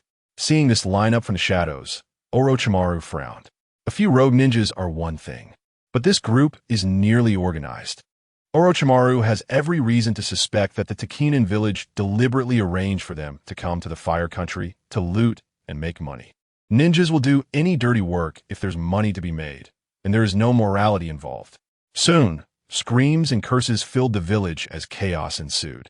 Orochimaru had not informed the villagers to evacuate beforehand, fearing that it would alert the enemy, so casualties were inevitable when the bandits entered the village. However, Orochimaru did not delay. After confirming the number of enemy ninjas and that he could handle them, he decisively revealed himself. Ninjutsu. Hidden shadow, snake hands. Orochimaru suddenly sprang from the shadows, his arm transforming into several venomous snakes that lunged at Mangekyō and a chunin. Ambush! Mangekyō shouted and instantly retreated, while the other chunin, unable to dodge in time, was bitten in the throat by a venomous snake and died on the spot. Orochimaru struck swiftly and mercilessly, killing a chunin in 1 hit. He's a jonin. Retreat! Mangekyō shouted to his teammates to withdraw decisively. Their goal was clear, to make money in the Fire Country, and once they spotted a Konoha ninja, regardless of the opponent's strength, they had to retreat immediately, without engaging in battle. "Oof, do you think you can escape?"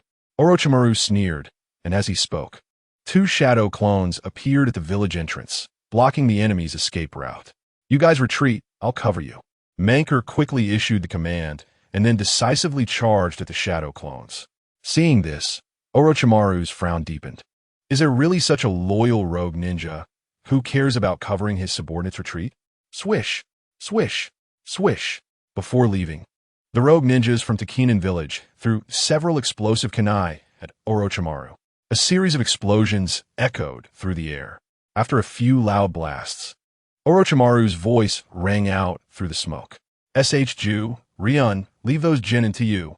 With his words, the 2 boys immediately jumped down from the tree. Originally, Orochimaru planned to handle this mission himself and let them watch. However, the number of rogue ninjas exceeded his expectations, and with the change in plans, he felt he could let the 2 boys try their hand. Remember, if you can fight, fight. if not hold back. After dropping this line, Orochimaru immediately engaged in battle with the Tekinen Jonin. Yes, the two boys responded and quickly chased after the fleeing Tekinen Jonin. Orochimaru's main body was fighting the Tekinen Jonin. One shadow clone was suppressing a Chunin, and another shadow clone quietly followed the two boys from behind to prevent any unforeseen circumstances. Ju, don't rush too fast. Watch your footing, uninstinctively warned, pulling back some distance. Although in the original story, Ju didn't seem to die in such a place. He couldn't guarantee there wouldn't be any deviations. Given the current situation, plus Ju's reckless chasing, it seemed quite reasonable for him to step into an explosive trap. Watching from the side, Rion felt his scalp tingle and his eyelids twitch, instinctively keeping his distance. Don't dawdle. If you're late, they'll escape. Ju would not heed the advice of a mere student. Though he was only a Genin now, he likely wasn't even matched by ordinary Chunin. Rion was just an ungraduated student who should be following his lead, not instructing him. I know, just stay calm and be careful. Especially since the enemy might have set traps to hinder us, Rion hurriedly said. He had little more to add, and this was already his limit for warnings. If Ju couldn't hold on, there was nothing he could do. There are many enemies. I might not be able to look out for you, so be careful. Ju shouted, reminding rather than contradicting Rion's earlier comments, as they had already caught up with the Tekinen Jonin. Ju was the first to throw a kunai tied with an explosive tag. With a loud explosion, the scene became chaotic. Rion pulled out 4 shurikens from his ninja tool bag, and without thinking, he threw them at the target Genin. One Genin was startled by the speeding weapon, raised his kunai to deflect 3 shurikens, but the last one plunged into his chest, causing him to scream in pain.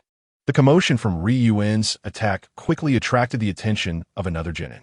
Seeing that he was young and lacked even a forehead protector, the Tekinen Jonin became furious and stopped, intending to kill this little brat before escaping. Damn it, what kind of stray dogs dare to block our way? The Tekinen Jonin shouted, then threw his kunai, aiming at Ryuen's head. Bang! Rion raised his kunai and swung it forward, easily knocking down the incoming kunai to the ground. Witnessing this, the Tekinen Jonin's expression changed drastically as he realized that this little brat was not to be underestimated. Rion reached into his ninja tool bag again, taking out 2 kunai with both hands and throwing them vigorously at the 2 target Genin. His actions were clean and decisive, showing that he was a skilled practitioner of throwing techniques. The Tekinen Jonin raised his hand to knock down the incoming kunai, but to his shock, just as he was about to act, another kunai came flying even faster. What? The later kunai accurately struck the earlier one, causing their trajectories to change instantly. Without exceptional insight, it would be extremely difficult to defend against such an attack. The Tekinen Jonin barely managed to deflect the kunai aimed at his vital points, while the other kunai struck his shoulder successfully. Fortunately, due to the collision-style throwing technique being unpredictable, most of the attacking force was dissipated in the impact, so this kunai did not inflict significant damage. He only bled a bit, without even hitting bone. However, while he was relatively unharmed, the other Genin was not so lucky. That earlier one had been struck in the chest by Ryuen's shuriken and, unable to dodge the Uchiha kunai throwing technique, was killed on the spot when a kunai hit his throat. Bastard! Seeing a comrade die, the Tekinen Jonin's eyes turned red with rage as he grabbed his kunai and charged straight at Rion. The throwing technique of this little brat is too formidable. He cannot let the opponent continue to kite him. He believes that as long as he can get close, he can take this little beast down with a single strike. Chapter 74. Level task completed, another task begins. Facing the tall Tekunin, wielding a weapon and coming on strong, Liu Yun pulled out his last kunai. Having never fought a ninja before, this was a perfect opportunity to gain some combat experience and test out his skills. When he left, he didn't bring many kunai or shuriken, and now all the hidden weapons in his ninja tool pouch were gone. Even if the opponent didn't come at him, he would take the initiative to engage in close combat. Seeing that the little brat neither fled nor avoided him, the Tekunin's eyes turned fierce, and the kunai in his hand slashed directly at Liu Yun's head. Clang! A metallic clash sounded as Liu Yun stood his ground and directly blocked the heavy blow. What? The Daikunin's eyes showed shock. A little brat who hadn't even fully grown could actually block his attack head-on. His full force strike didn't even make the other party take a step back. The Daikunin's thoughts were still stuck on the disparity in size and age between them. His understanding of chakra was very shallow, and he had never conducted precise scientific control. Liu Yun's feet were firmly planted on the ground, and his arms gathered a large amount of chakra. Just the strength in his limbs was enough to withstand the opponent. After blocking the strike, Liu Yun exerted force with both hands, pushing the opponent back while throwing his weapon with great strength. The kunai flew towards the opponent's face at high speed. The Daikunin was startled by the deadly intent, feeling a sharp pain in his forehead, and instinctively turned his head to dodge. Unfortunately, Liu Yun had used lightning attribute chakra when exerting force, and the kunai, imbued with lightning, flew too fast to dodge. A small portion of his ear was instantly sliced off by the kunai. His life was temporarily saved, but before he could catch his breath, he saw Liu Yun shoot out like a missile, moving so fast that he could barely see. The next moment, he felt a sharp pain in his abdomen. Liu Yun's fist had accurately hit his body. The Daikunin flew backward, unable to stop himself from spitting out a mouthful of blood before he even hit the ground. Liu Yun's punch was heavy. This time he faced an enemy ninja and had no intention of holding back. The Daikunin flew over 10 meters and crashed into a large tree before coming to a stop. Liu Yun quickly formed hand seals, preparing to deliver his final blow. Fire release. Great fireball technique. Liu Yun opened his mouth and unleashed a gigantic fireball, its terrifying power shaking the Daikunin to his core. He never imagined that a little brat who was even a ninja could be so powerful and even master ninjutsu. The great fireball rapidly magnified his eyes, engulfing him and a large tree behind him. Boom!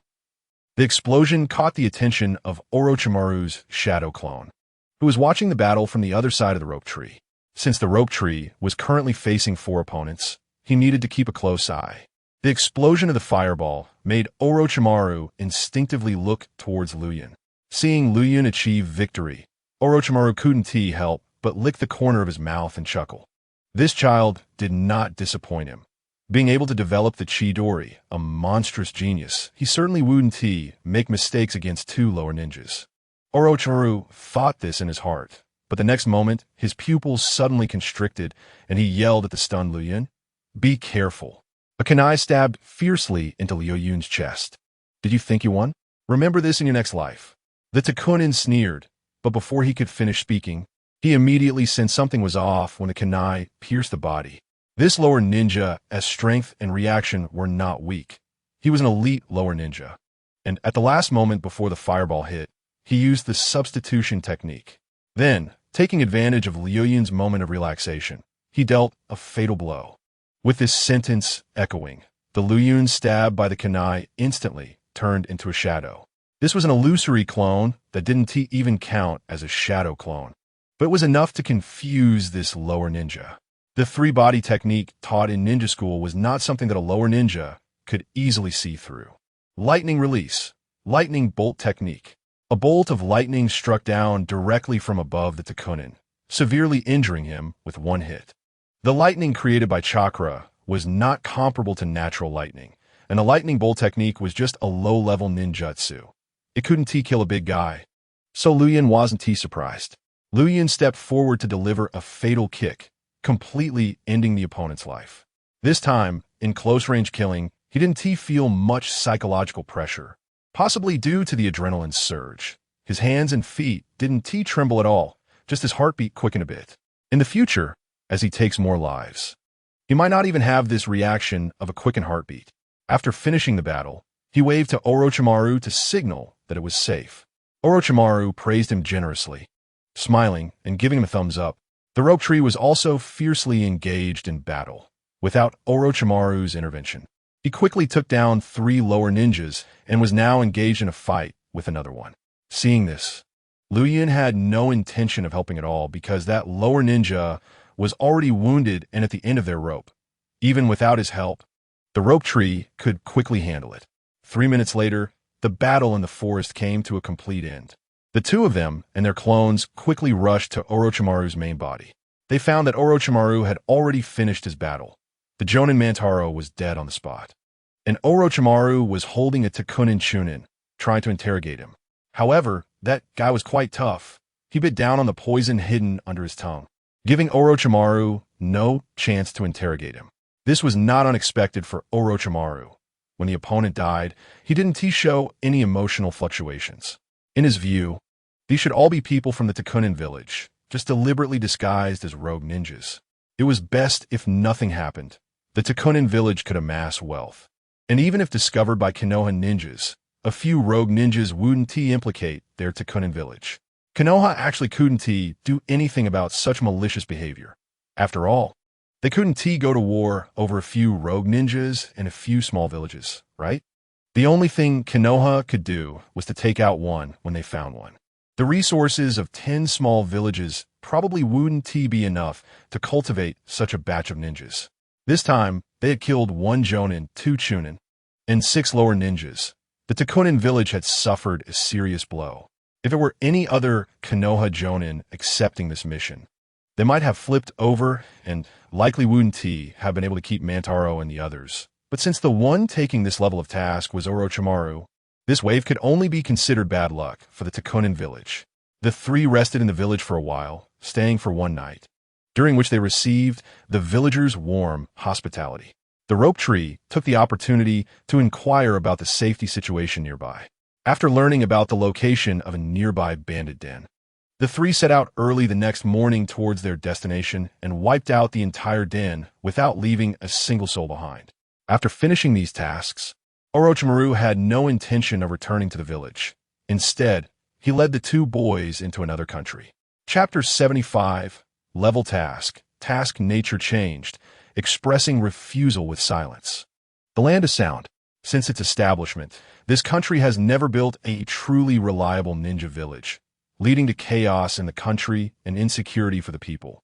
With countless mountain bandits and thieves, the daimyo of the Land of Sound, under pressure, often spends a large sum to hire ninjas from major countries to eliminate mountain bandits and thieves, and sometimes even seeks assistance from other countries to suppress rebels and riots. After entering the Land of Sound, Orochimaru focused on one thing: killing bandits. 3 people made their way from the border, killing along the way. Luyan didn't even know what his true purpose was until they wiped out 3 bandit dens, at which point Orochimaru roughly clarified the mission. A-level mission? Upon hearing Orochimaru explain the mission's level, Shunshu instantly became excited, dancing with joy. This was the first A-level mission he had taken since starting missions. Moreover, it seemed that A-level missions were privately notified by the Hokage. Missions of this level would never be shown to ordinary ninjas for selection and were classified as top secret. Was this A-level mission just about exterminating bandits? Luyan curiously inquired. Initially, he was taken aback by the level. Asking a mere elementary school student to participate in an A-level mission was tantamount to courting death. Fortunately, Orochimaru explained that the mission's danger level was not high. It was just that the Land of Sound was offering a large sum of money, and this mission was time-consuming and labor-intensive, combined with some political factors, leading to its classification as A-level. Orochimaru had completed over 100 A-level missions in the original story, and he figured bringing along 2 kids would be fine. So it should be no problem. The main task was to exterminate the bandits, and there were some minor reasons that I won't go into detail about. Orochimaru chuckled hoarsely and didn't intend to reveal the entire mission. 2 days later, on a night, the 3 appeared before a rare large bandit den. According to intelligence, this bandit den housed over 1,000 people, making it one of the largest bandit strongholds within the Land of Rice. For safety's sake, the 3 stayed nearby for half a day to gather specific intelligence on the Heian stronghold. You 2, 1-person guard each mountain pass, and make sure not a single bandit escapes. Orochimaru instructed in a low voice while pointing at a rough map. Do we just need to guard the pass without killing anyone? Luyan quietly asked. He had become numb to killing over the past few days. Who knew how many people he had killed? His heart had already turned dark, and now whenever he saw a person, he would instinctively pay attention to their neck and heart. No, and try not to kill anyone. The Lonely Cave will handle it themselves. We just need to guard the entrances Orochimaru said with a tone of chilling indifference. Lonely cave? Liu Yin instinctively frowned. Are you planning to let those snakes go in and eat people? Hee hee. Liu Yin is quite clever, Orochimaru praised with a smile. Hearing this, Liu Yin's pupils suddenly constricted and his eyes slightly narrowed. To be honest, he was somewhat resistant to this mission. If Orochimaru wanted him to kill bandits, that was fine. He would definitely have no objection to wiping out this 1,000-person bandit den.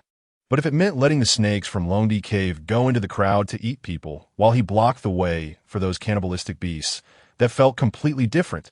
No, it wasn't just a feeling. Even the nature of the mission had changed. Orochimaru seemed to be appeasing those beasts, making Liu Yin feel like he was no longer human. What? You unwilling?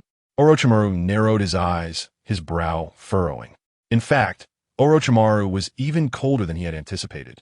In his eyes, ordinary people lived in great pain, and sometimes killing was just a way of helping them find relief. For example, in the original story, when he first encountered Yahiko, Nagato, and Konan, his first reaction was to kill the trio to end their tragic and painful lives. A notion that shocked Jiraiya and Tsunade at the time. At this moment, Orochimaru's intention was to make use of the useless. The bandits were going to die anyway, so it was better for them to serve as live sacrifices for Lonely Cave. Liu Yin's view was that killing should not involve cruelty.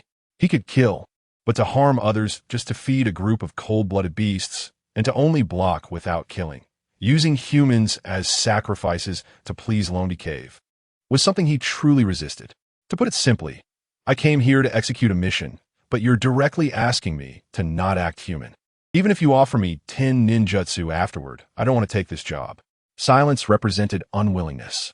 Orochimaru coldly stared at him for a moment before turning to Shinshu. Shinshu, what do you think?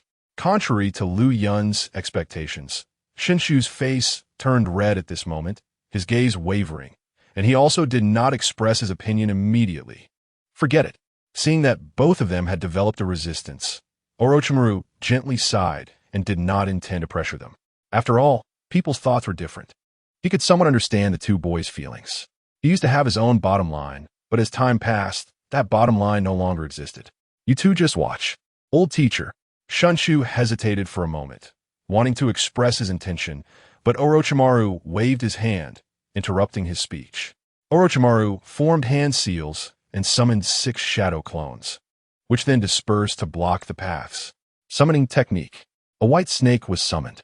Liu Yin and Shinshu saw from a distance on a high ground that one person and one snake seemed to be discussing something. Half an hour later, a large group of variously colored, fierce snakes surged into the Heiyun stronghold. The chilling sounds of fear and screams quickly echoed throughout the stronghold. In Liu Yin's eyes, the snakes from Lonely Cave were devouring people, even swallowing multiple individuals at once, thoroughly enjoying themselves. This was a feast. They relished the feeling of living beings struggling inside them. Ordinary people and a few low-level ninjas were completely helpless against these large snakes. Even explosive tags couldn't harm the tough-skinned snakes, and the entire Heiyun stronghold fell into despair. Many bandits began to scatter and flee, but all exit directions were guarded by Orochimaru's shadow clones, forcing them back into the Heiyun stronghold with walls of earth and water. With ninjas in front and large snakes behind, the number of people in the Heiyun stronghold was rapidly dwindling at an astonishing rate. The screams and fear even spread beyond the stronghold, and both Liu Yin and Shinshu could clearly feel that terrifying sense of despair. Even though they did nothing, they couldn't help but breathe rapidly, eventually gasping for air. Chapter 76. Orochimaru's covert deal with the daimyo of the Land of Sound. Mission completed. Night. The terrifying screams and the hissing of snakes in the Heiyun stronghold finally came to an end. Liu Yin and Shinshu jumped down from the high ground and then actively entered the stronghold to meet Orochimaru. Pack up all the valuable things inside. Orochimaru waved his hand, looking somewhat fatigued, then casually sat on a large rock. Yes. The two nodded in unison and began a thorough search for valuables. In a stronghold of over 1,000 people, there was so much wealth that they couldn't fit it all into their storage scrolls. So they could only pick valuable treasures to pack. As for commercial goods and food, they set everything on fire, burning it all clean. After eliminating the Heiyun stronghold, the three went to a black market to turn the valuables they had looted in the past few days into cash. Orochimaru directly divided the cash into 3 parts. Luyan knew he couldn't refuse this huge gain outside the mission, so he simply used the excuse of buying a good weapon to hand the profits back to Orochimaru. Konoha had strict controls over weapons. In a non-graduated elementary school, a student couldn't buy a good blade at the Konoha tool shop. Orochimaru-sensei, could you help me pick a good sword or blade that can conduct chakra? As for the money, this plus the mission commission should be enough, and if it's not, I can make up the difference. Lu Yun explained the situation. He had lightning attribute chakra, and if he could match it with a good weapon, his combat power would see a significant boost. You little elementary school student, you seem to know quite a lot, even about weapons that can conduct chakra. Orochimaru squinted at him, licking the corner of his mouth with a wicked smile. His disciple, Shunshu, had been by his side for so long and still didn't know about such weapons. Yet this little student, Lu Yun, possessed much knowledge not typical for his age. He had heard the elders in the clan discuss this kind of weapon before, which made him curious. Lu Yun explained with a shy smile. Orochimaru nodded slightly. This explanation was barely acceptable, and he had no intention of disputing it. Although metals that conduct chakra were quite valuable, it wouldn't cost that much. I'll check it out for you when I get back. Thank you, Teacher Orochimaru. The three spent half a day grooming and resting in a small town before heading directly to the capital city of the Land of Sound. After a day's journey, Orochimaru finally brought the two into the daimyo's mansion in the Land of Sound. For such a small country, the daimyo's mansion was impressively constructed. The three were received and welcomed personally by the daimyo, and Luya noticed that the relationship between the daimyo of the Land of Sound and Orochimaru seemed quite unusual, which led him to think of many things. In the original story, Orochimaru established the Sound Ninja Village within the borders of the Land of Sound. He hadn't expected these two to hit it off so quickly. Orochimaru and the daimyo of the Land of Sound had a secret conversation in a back room, while Lu Yun and Shunshu enjoyed food and drinks in the reception hall, listening to music and admiring the dance, feeling quite content. Several dancers were enchanting and sexy, and their dancing skills were quite impressive. The two boys were momentarily mesmerized. Shunshu blushed, having only seen such inappropriate scenes in comics before. And now watching a dance comparable to a striptease up close, combined with the unique fragrance of the dancers, he felt shy yet curious, and the blood in his body stirred restlessly. Lu Yun was in a better situation than him. He had watched many suggestive videos before, and while the dancers were indeed captivating, they did not make him blush. Also, the dancers' makeup was too exaggerated. Lu Yun couldn't stand the heavy makeup, with pale faces and only a bit of crimson on their lips, which looked quite eerie. Not to mention, he hadn't grown enough to feel confident. Encountering this kind of scene at night might be hard to handle, unless the lights were turned off. At this moment, he was more focused on appreciating their dance. Their soft and graceful movements were breathtaking. He couldn't help but marvel at the luxurious life of these nobles, which seemed quite enjoyable. As night fell, Lu Yun and Shunshu shared a room, while Orochimaru accompanied the daimyo of the Land of Sound outside, and the group went somewhere unknown. By the time Orochimaru returned to the daimyo's mansion, it was already early the next morning, and his clothes were stained with obvious blood. Lu Yun suspected that he might have done something unspeakable again. It was probably related to another mission, and he didn't disclose the task details. Lu Yun and Shunshu didn't dare to ask further. After a night, Lu Yun noticed that the daimyo of the Land of Sound was noticeably warmer towards them. The three stayed in the daimyo's mansion for 2 days, perfectly experiencing the joy of being a lord. After that, Orochimaru bid farewell to the daimyo, picked up a large map marked with coordinates, and took the two boys to begin their journey to exterminate bandits again. The three cleared out more than half of the bandit dens within the Land of Sound, providing a relatively ideal living environment for the people of this country. Although this mission was not very dangerous, it was still more exhausting than expected. Of course, despite the hardship, the rewards were quite generous. Many people want to take on such missions but had nowhere to find them. Only Orochimaru, being a disciple of the Hokage, could accept such low-risk and particularly lucrative tasks.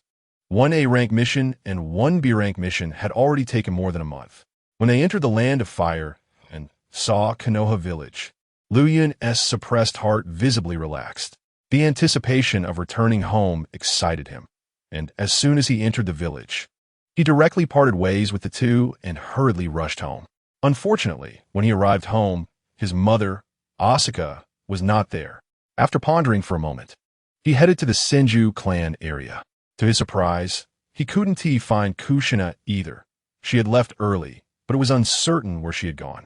What's going on? Why are both Mom and Kushina missing? Liu Yun couldn't help but furrow his brows. After some thought, he seemed to have realized something, and a glimmer of light flashed in his eyes. I know where Mom is. It had been a month since he left Konoha, and Liu Yun speculated that Asuka's flower shop should be nearly established by now. At this moment, being out during the day meant she must be working at the flower shop.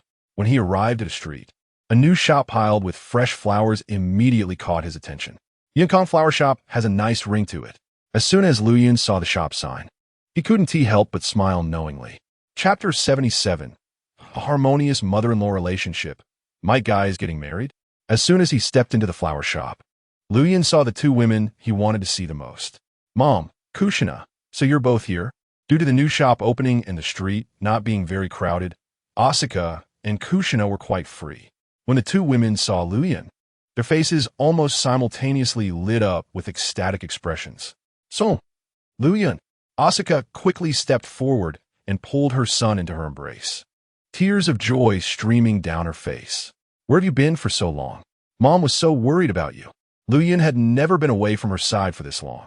She was so worried about his safety that she had gone to the Hokage building to find Sarutobi Hiruzen 2 or 3 times. Because the mission was in another country, and it took a lot of time, it had come to this. Liu Yun blushed as he wriggled out of Asuka's embrace and gave a rough explanation.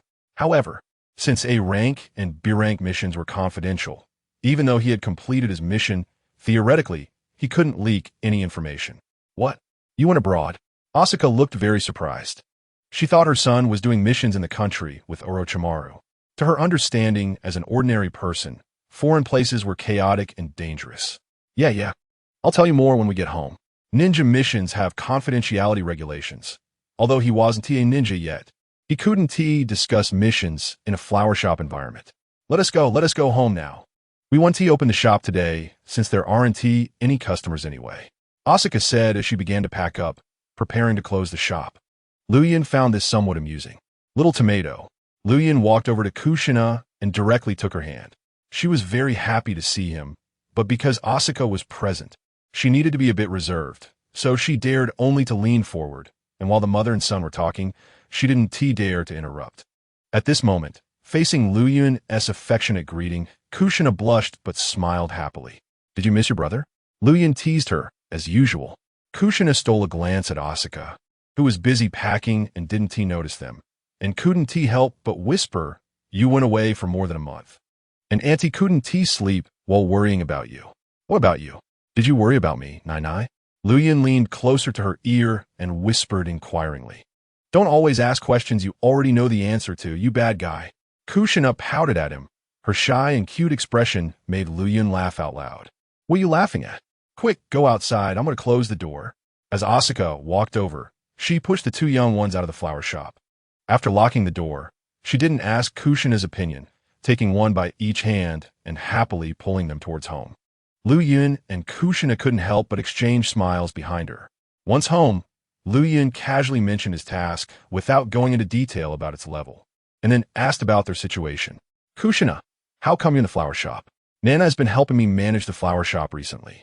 She's worried her mom might get too bored, so she comes to the shop to keep me company. Asuka poured 2 cups of fragrant tea for them and took the initiative to continue the conversation. No, I haven't helped Annie with anything. Mainly, I just like flowers and have nowhere else to go. Kushina explained shyly with a forced smile. Aunt Asuka treated her very well, and she felt a long-lost maternal love from her. Plus, with Liu Yun being away for a long time, she almost went to the flower shop every day to bond with Aunt Asuka while waiting for that little rascal to come back. Is that so? Liu Yun smiled at her, making her feel a bit shy. By the way, my son, Ushin Ming runs over every day to ask about your whereabouts. He said if you don't resume your updates soon, he'll hang himself at our doorstep because of the Dragon Ball manga's hiatus, Asuka said with a smile. And recently, he sent a large sum of manuscript fees, claiming it's a share of the profits, and a lot of it is his personal tips for you. He just hopes you can update the storyline soon. I actually forgot about this, Lu Yun said. It was unexpected for him that the task would take a month, so it was understandable for Ushin Ming to be anxious. Soon, Lu Yun created a shadow clone specifically to write the manuscript and send it to Ushin Ming. This was his source of income, and he couldn't just let it stop. The current manuscript fees were already considerable, and as the Dragon Ball manga gradually spread to more places, his earnings would only increase. And one more thing, your senior brother Dai got married a few days ago. He originally wanted to invite you to the wedding.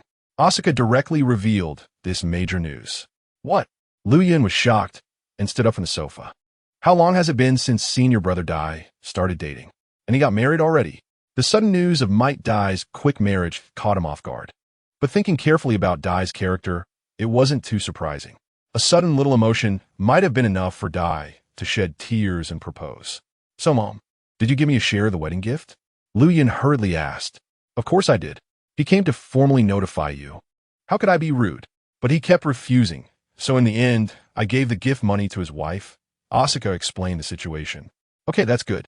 But it's not enough. Later, I still want to visit his house and prepare another wedding gift for him.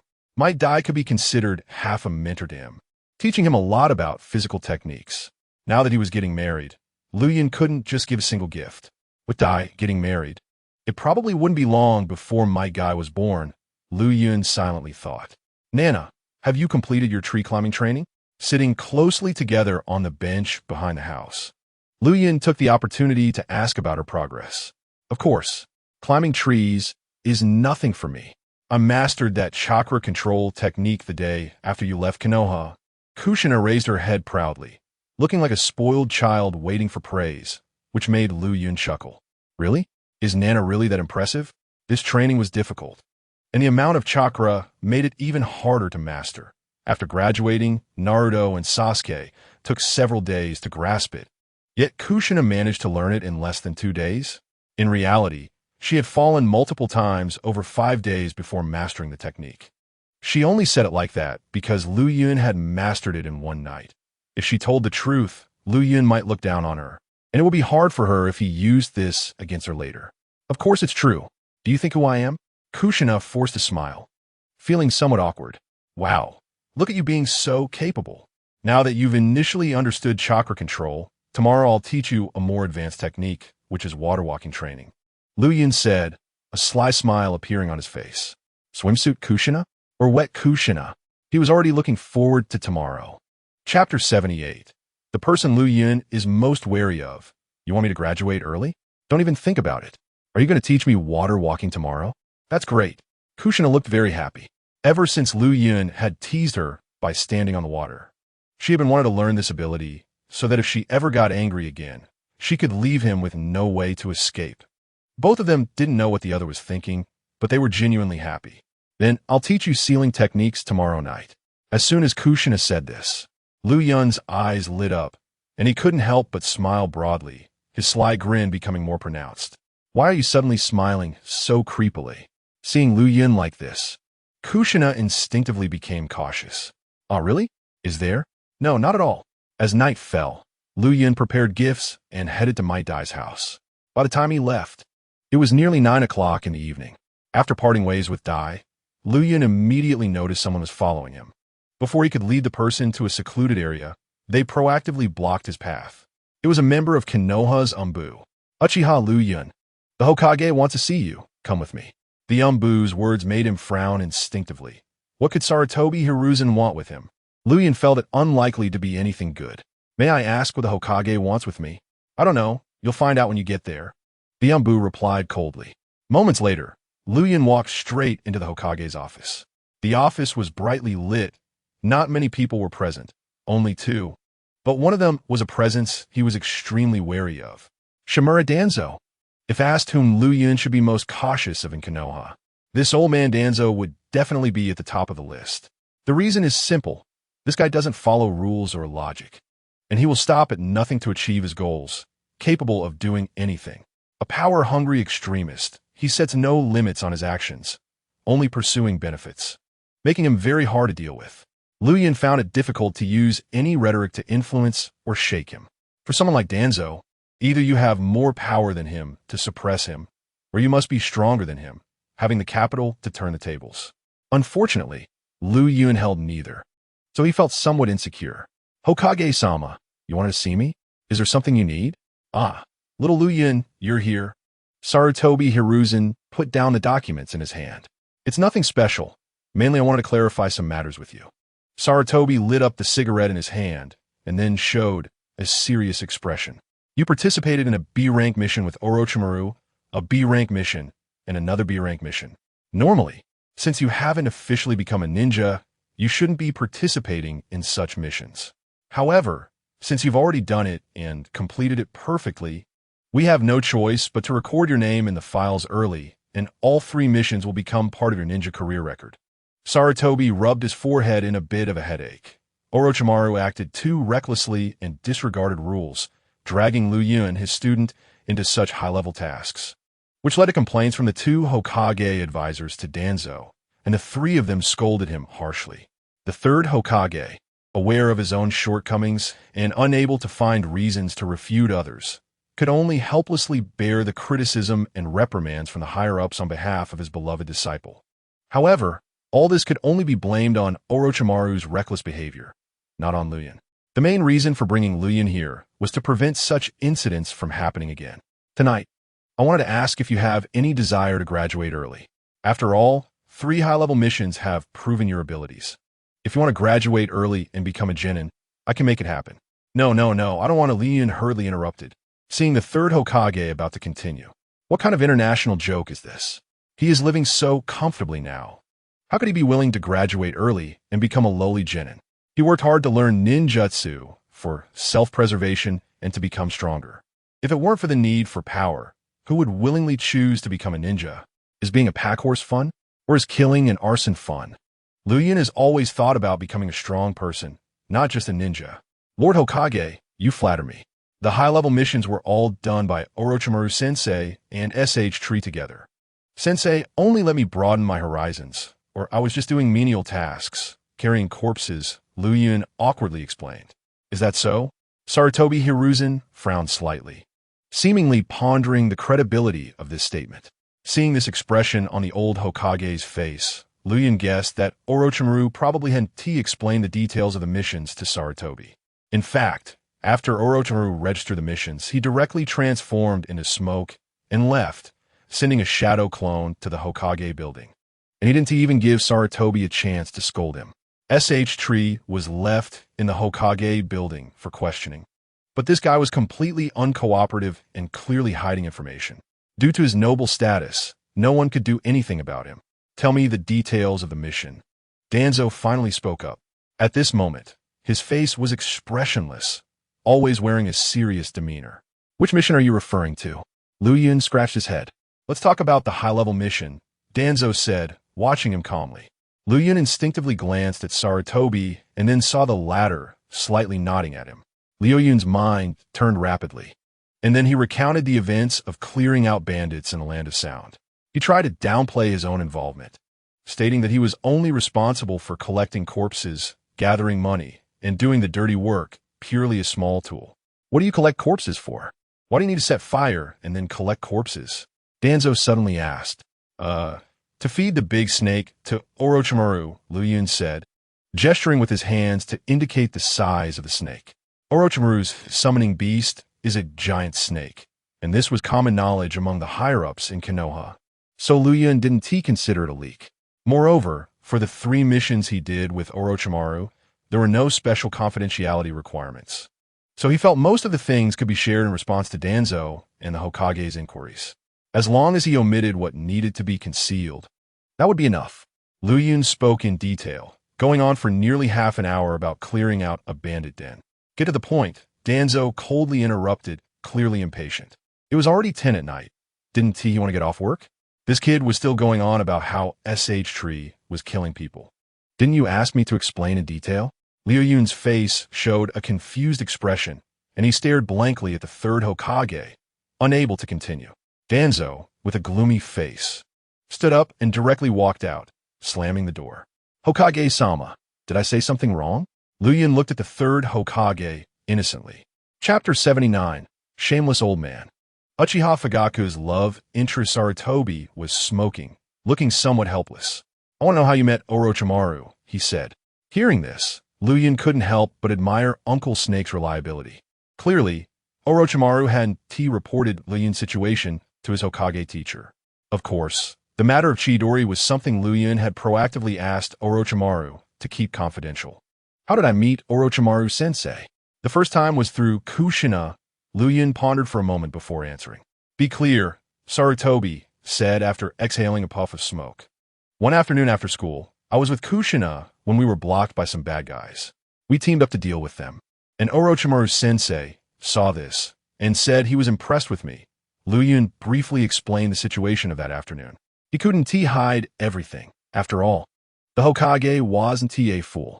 Of course, he wouldn't explain everything clearly. Some things only needed to be partially revealed, and intelligent people would connect the dots themselves. Sarutobi nodded and didn't ask for details or follow-ups. He only needed to know the general reason. So you really don't want to graduate early? With Orochimaru leading you.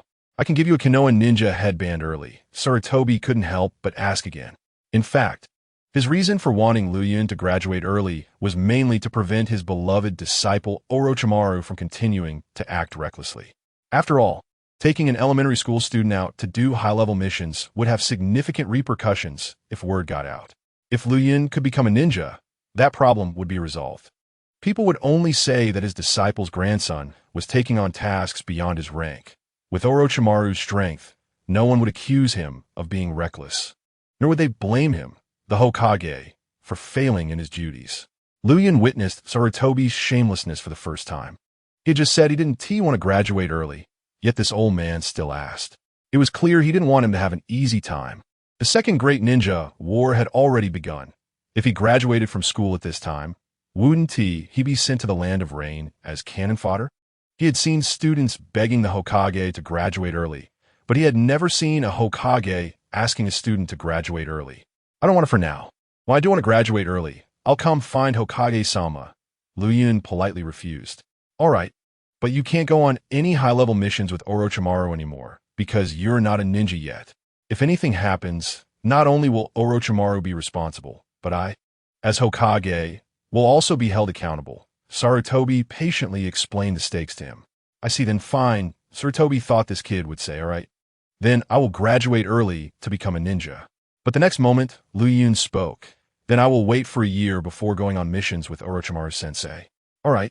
Another year of school is also good. Sarutobi showed a stiff smile. Since Liu Yun didn't want to graduate early, there was really no reason for him, as Hokage, to force him. Unless a war broke out with other great nations, it was possible for the school to consider shortening the 6-year curriculum, sending freshly graduated elementary students to become cannon fodder. Regarding the confidentiality of missions, Orochimaru should have talked to you about it, right? Sarutobi tapped the ash in his pipe and casually asked. Yes. Orochimaru-sensei said that even after completing the mission, we can't leak information. Well, that's good. Missions above level B are considered high-level tasks and are confidential to Konoha. Even family and close friends cannot disclose them. Sarutobi suddenly became serious. Yes, I understand. Liu Yun straightened his body, his small face full of seriousness. This appearance instantly amused Sarutobi, and the next moment, he waved his hand with a smile. Go back and sleep. Otherwise, your mother will be worried if she can't find you. Yes. Leaving the Hokage building, Liu Yun instinctively wiped the sweat from his face. Going on missions with Orochimaru has its pros and cons. The advantage is being able to use his snake skin as a shield, while the downside is that it would inevitably bring him into the higher-ups line of sight in Konoha. Ryu Cloud felt that with Orochimaru's current reputation, he might not be able to suppress someone like Danzo, but if the Land of Fire and the Land of Rain went to war, the name of the legendary 3 ninjas of Konoha would come into play. Then, as Orochimaru's designated disciple, he wouldn't have to fear that group of Konoha higher-ups. As long as he didn't make a major mistake, it was unlikely that anyone would come after him. Inside the Uchiha clan grounds, Fugaku received news from patrolling clan members that Uchiha Ryu Cloud had returned to the village. A shinobi from the clan entered the security team's office to relay the message to Uchiha Fugaku. Finally willing to come back, huh? Uchiha Fugaku muttered darkly. Previously, Uchiha Ryu Cloud had humiliated him in front of many clan members, and afterward, he had even schemed to frame Fugaku's subordinate that he had sent after him, resulting in Fugaku being implicated and punished. This debt was something Fugaku had kept in mind. He initially planned to deal with Ryu Cloud properly, making the little brat understand the consequences of offending him. But the brat had swiftly run off outside the village, causing his revenge plan to fall apart. Since the mid-year clan meeting, Fugaku had been constantly thinking about revenge, but unfortunately, that bastard Ryu Cloud had disappeared for a whole month. He suspected that Ryu Cloud was likely afraid of him seeking revenge, which was why he had chosen to leave the village to avoid the storm. In fact, he wasn't the only one thinking this way. Many clan members who witnessed their feud had similar thoughts. While some praised the little brat's cleverness, many believed it was a sign of submission, and besides, he couldn't stay outside the village forever. Sooner or later, he would have to face Fugaku.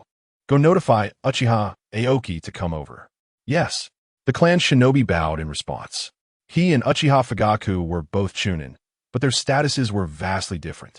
It was actually an honor for him to be commanded by this young master. At Ryu Cloud's home, "Mom, where did the letter on my desk come from?" Ryu Cloud asked Asuka, holding a letter. "I don't know. That letter was left here nearly a month ago," Asuka replied. She had found the letter at the front gate earlier. "By the way, what does it mean when it says to be careful of Fugaku? Did you have some conflict with that elder's grandson?" The letter warned Ryu Cloud to be cautious of Fugaku and advised him not to go out, especially at night. Hearing this, Ryu Cloud scratched his head. He had read the letter, and just from the handwriting and content, he could tell it was written by a girl. The letter even had a faint orchid fragrance. Ryu Cloud had no idea which girl had written him the letter, but he could rule out Kushina. What does it mean to be careful of Fugaku? Uchiha Fugaku was quite famous within the clan, and it was rare for clan members not to know him. "It's nothing, just a small matter," Ryu Cloud replied vaguely, but Asuka frowned unconsciously. "You didn't offend him during the mid-year clan meeting, did you? Tell me the truth." Asuka was a bit worried that young Master Fugaku held a high status and had become a chunin at such a young age. Ordinary people like them couldn't afford to offend him. "Really nothing, Mom. You shouldn't overthink it. Your son knows how to measure his actions," Ryu Cloud said. And as soon as he said that, Asuka's worries diminished significantly. Her son had indeed grown up and was quite reliable, so she probably thought too much. "All right, if there's nothing, that's best. It's quite late now. Go to bed." Asuka kissed his cheek and then gently pushed him toward his room. "Good night, Mom." Ryu Cloud's face flushed slightly as he dropped that line and ran into his room. In the dead of night, he lay on his comfortable bed but found it hard to fall asleep. During the past month, he had been sneaking into the thieves' lairs with Shoju every night, killing without mercy. The prolonged killing had left him mentally exhausted. Although he should have felt relaxed back home, the gaze of Konoha's higher-ups made him uneasy, especially after learning from Orochimaru about the exact situation on the battlefield of the Land of Rain. The Wind and Fire countries had indeed started fighting, marking the official beginning of the Second Great Ninja War, and the situation was becoming increasingly tense. Konoha was already considering sending more troops to the Land of Rain. The psychological trauma from the killings, the onset of the Second Great Ninja War, the scrutiny from the higher-ups, and even concerns about the future, all these factors contributed to his insomnia. Simply put, it was a lack of security. His current strength was not enough to make him feel at ease. Why the hell can't I have a system or something after crossing into the world of Naruto? Ryu Cloud sighed deeply. Others who crossed over usually relied on systems and golden fingers to take down Danzo and kick Uchiha. Meanwhile, his Sharingan was forcibly activated through the immense in-release energy generated by the fusion of two souls. This didn't really count as a cheat. It was more like a minor benefit from soul crossing, giving him stronger mental power than others. As he pondered these random thoughts, he gradually fell asleep. The next morning, Kushina arrived early at Ryu Cloud's home. Why are you dressed like that? Don't you think it's hot? Ryu Cloud couldn't help but comment on Kushina's strange outfit. Kushina was wearing a special waterproof bodysuit, clearly prepared for something. Swimsuit Kushina? Bet Kushina. I won't have the chance to see that scene, Ryu Cloud thought, as Kushina had always dressed conservatively. However, the outline of her figure under the bodysuit was still somewhat curvy, making Ryu Cloud feel he had gained a small benefit. It is hot, but it's okay. Once we get in the water, it won't be hot anymore, Kushina replied with a smile. Looks like the little girl has become smarter. All right, let's head to the riverbank now. Not seeing what he wanted to see made Ryu Cloud feel a bit regretful, but there would be plenty of opportunities in the future, so he wasn't in a hurry. At the river training ground, with a splash, Kushina fell into the water again. Ryu Cloud Shadow Clone pulled her up from the water. Relax your body, don't be tense, and keep a steady output of chakra from your feet, neither too much nor too little, and don't interrupt. Ryu Cloud patiently guided her training. Kushina found this training quite difficult, even harder than climbing trees. If she hadn't known how to swim, she probably wouldn't have dared to attempt it, even with Ryu Cloud beside her to protect her. The moment her feet touched the cold river water, she instinctively felt nervous, and it would take time for her to gradually adapt.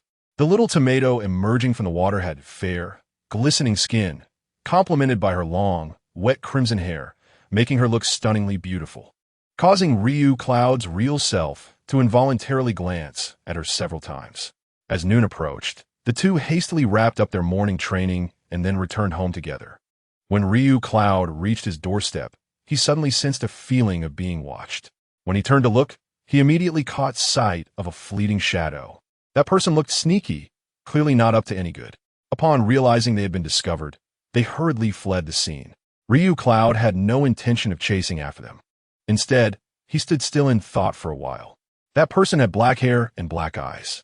Considering his previous conflict with Uchiha Fugaku in that letter, he speculated that this sneaky individual was likely sent by Fugaku to monitor him. They're already so eager to find me. It seems the shadow clone caused him quite a bit of trouble a month ago. Looks like I'll have to resolve this with force. Ryu Cloud muttered to himself, a cold glint flashing in his eyes. In this past month, he had experienced numerous battles and killings, mastering his abilities. In a one-on-one situation, he felt confident he could handle the Chunin Uchiha Fugaku. Of course, this is assuming the other party doesn't bring too many helpers and isn't shameless enough to have the family elder come to his aid. Just as he was thinking about these things, a timid voice suddenly interrupted his contemplation. Luyan, can I take a shower at your house? Kushina said, blushing. At this moment, she was covered in the muddy smell of river water, and her clothes were wet. If she ran back to the Senju clan like this, it would be a bit embarrassing if passers-by saw her. So, she followed Luyan home, planning to change clothes at his place. Of course, do you have clothes with you? Do you want me to go buy you a set now? Luyan asked with a caring smile. No, I thought of this before coming and brought a set of clean clothes, Kushina said, raising the small scroll in her hand, where her clothes were sealed with a sealing technique. That's good. You can go take a shower. The bathroom has new soap. You can use it to wash off the muddy smell. I know.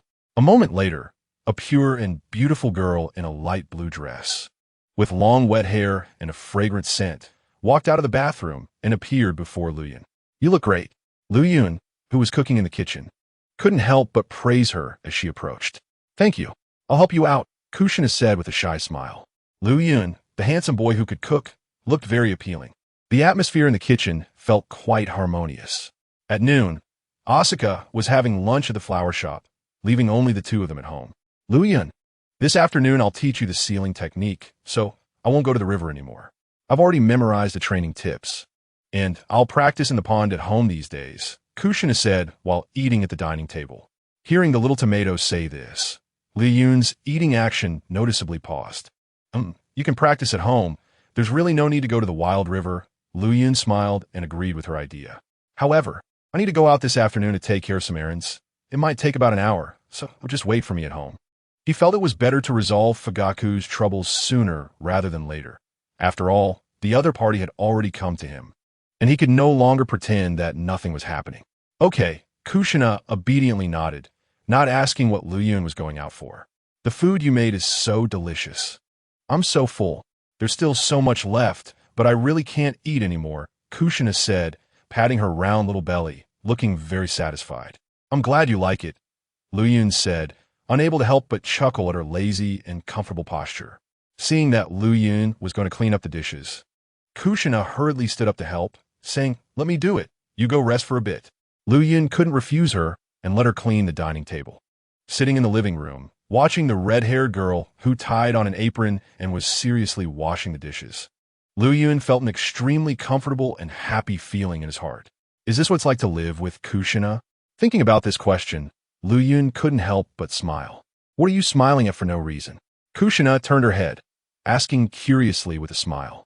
Nothing. I'm leaving now. If you get too bored waiting or feel sleepy, you can take a nap in my room, Lu Yun said, picking up his ninja tool pouch and preparing to go out. You're going out now? Come back early, Kushina said while wiping a cup with a cloth.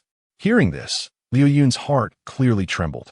If it weren't for fearing scaring the little tomato, he really wanted to run over and give her a big hug and kiss. Unfortunately, since the girl hadn't completely developed yet, Lu Yun could only force himself to calm down. Got it.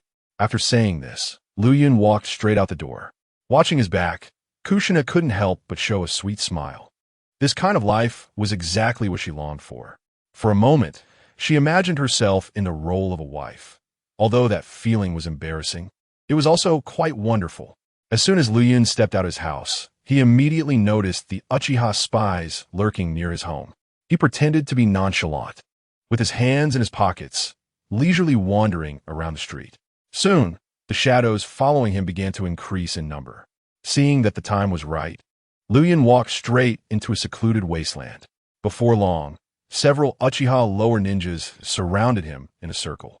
Uchiha Lu Yun, it's time to settle the score between us, Uchiha Heian said with an excited expression, unable to contain his joy.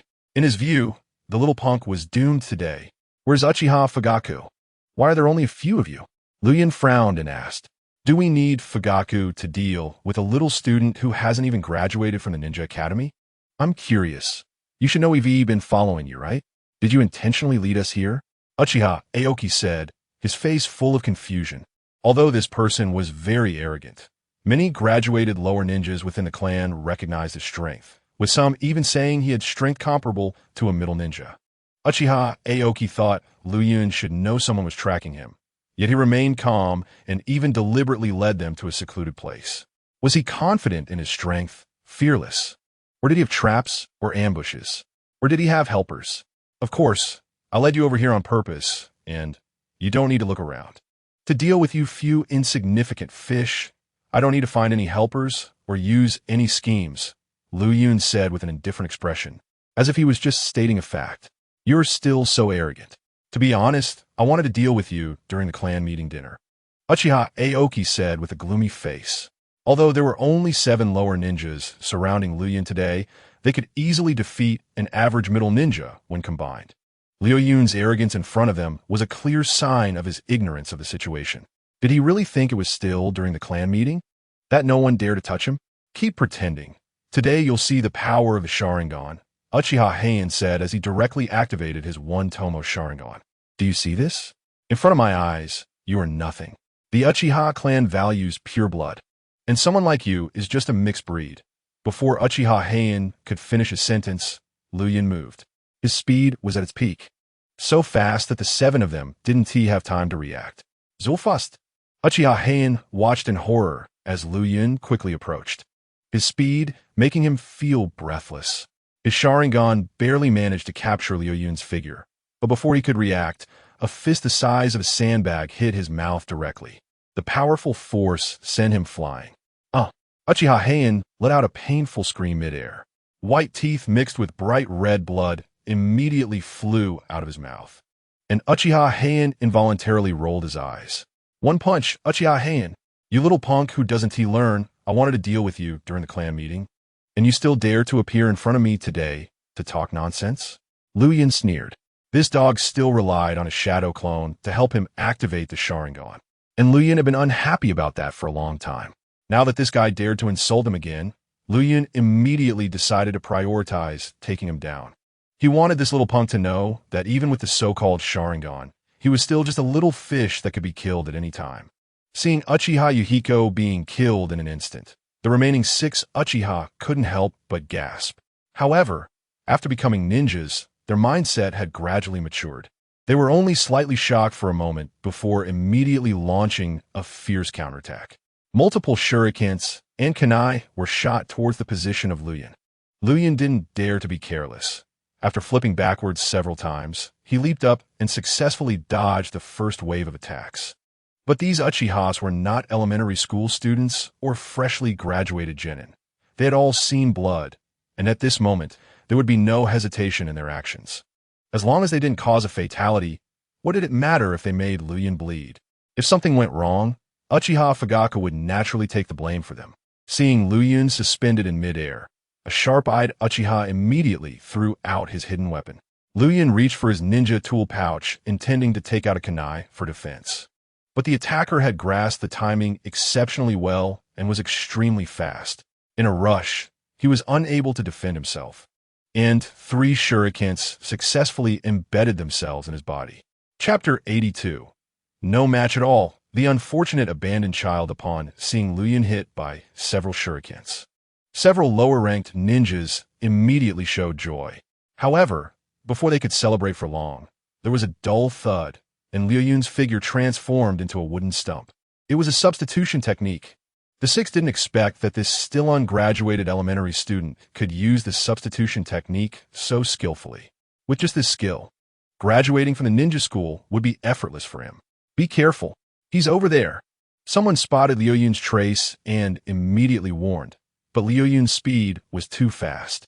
As soon as the direction was pointed out, the opponent's figure disappeared without a trace. Whoosh, whoosh, whoosh. Suddenly, from a patch of grass, the sound of sharp weapons slicing through the air emerged. The first 3 shurikens and the last 3 shurikens flew out one after another, almost simultaneously targeting 3 Uchiha lower ninjas. Faced with the incoming hidden weapons, 2 of them chose to block head-on, while 1 opted to dodge. Clang, clang, clang. The 6 shurikens collided with each other before being blocked or dodged, instantly disrupting the original attack paths. The chaotic shurikens shocked all 3 simultaneously. The next moment, a scream erupted as 1 shuriken successfully pierced 1 lower ninja's shoulder. The second lower ninja, who had chosen to dodge, was struck in the left arm by a mysterious weapon. The third lower ninja, however, was quick enough to use a kunai to knock down the incoming 2 shurikens, coming away unscathed. Fire style, Phoenix Fire technique. Uchiha Aoki directly launched a ninjutsu, and fireballs rapidly rained down on the patch of grass where Luyan was located. In an instant, that patch of grass was completely set ablaze, and a piercing scream came from within. Hearing the scream, everyone thought Uchiha Aoki's ninjutsu had succeeded, and several rushed toward the grass. But before they could close in completely, a cold voice drifted from the other side of the fire. Fire style, Phoenix Fire technique. Fireballs were spewed directly from Luyan's mouth and rapidly smashed towards the 4 who had approached. The fireballs he spat were large, with high temperatures, and their power was clearly stronger than Uchiha Aoki's fireballs. Even their launch speed was faster. This fully showcased his firepower abilities. The 4 Uchiha coming toward him. One elite lower ninja dodged at the moment he was hit, while another was struck by a fireball in the arm, panicking and trying to pat out the flames. One was particularly unlucky, getting hit directly and igniting completely. The last one, being far away, managed to roll and jump to avoid several fireballs. Help! The ignited lower ninja screamed in agony, and his closest comrade rushed over to help extinguish the flames. This kind of emergency couldn't afford to be slow. One careless move could lead to someone getting burned to death. Luyan didn't stop the others from rescuing. Instead, he suddenly appeared in front of Uchiha Aoki. So fast! The sudden appearance startled him, but as a possessor of the Sharingan, he could somewhat perceive Luyan's figure and launched a counterattack to a certain extent. Uchiha Aoki threw a punch towards Luyan's face, but Luyan's eyesight and reaction far surpassed his. He merely tilted his head slightly to successfully avoid the punch. Taking advantage of Aoki's momentum, Liu Yun exerted force with his legs, raising his right knee high and crashing it hard into Uchiha Aoki's abdomen. The terrifying force acted on Uchiha Aoki, and he let out a wah as he opened his mouth and vomited up the food he had eaten at noon, then collapsed to the ground, clutching his abdomen in pain. Liu Yun didn't bother with Uchiha Aoki any further. His eyes scanned the grass back and forth until he noticed something unusual, and then he disappeared from his spot, quickly pouncing into the grass. The next moment, a figure was violently kicked out of the grass. "With you few small fries, you dare to come and block me?" Liu Yun stepped out of the grass, casually brushing off the leaves stuck to him, looking disdainfully at the injured lower ninjas. "You want to find trouble with me? Then let Fugaku's grandson come personally." As Liu Yun spoke, he walked over to Uchiha Yuhiko's side and stomped hard on Uchiha Yuhiko's calf. Uchiha Yuhiko, who had originally been unconscious, instantly woke up.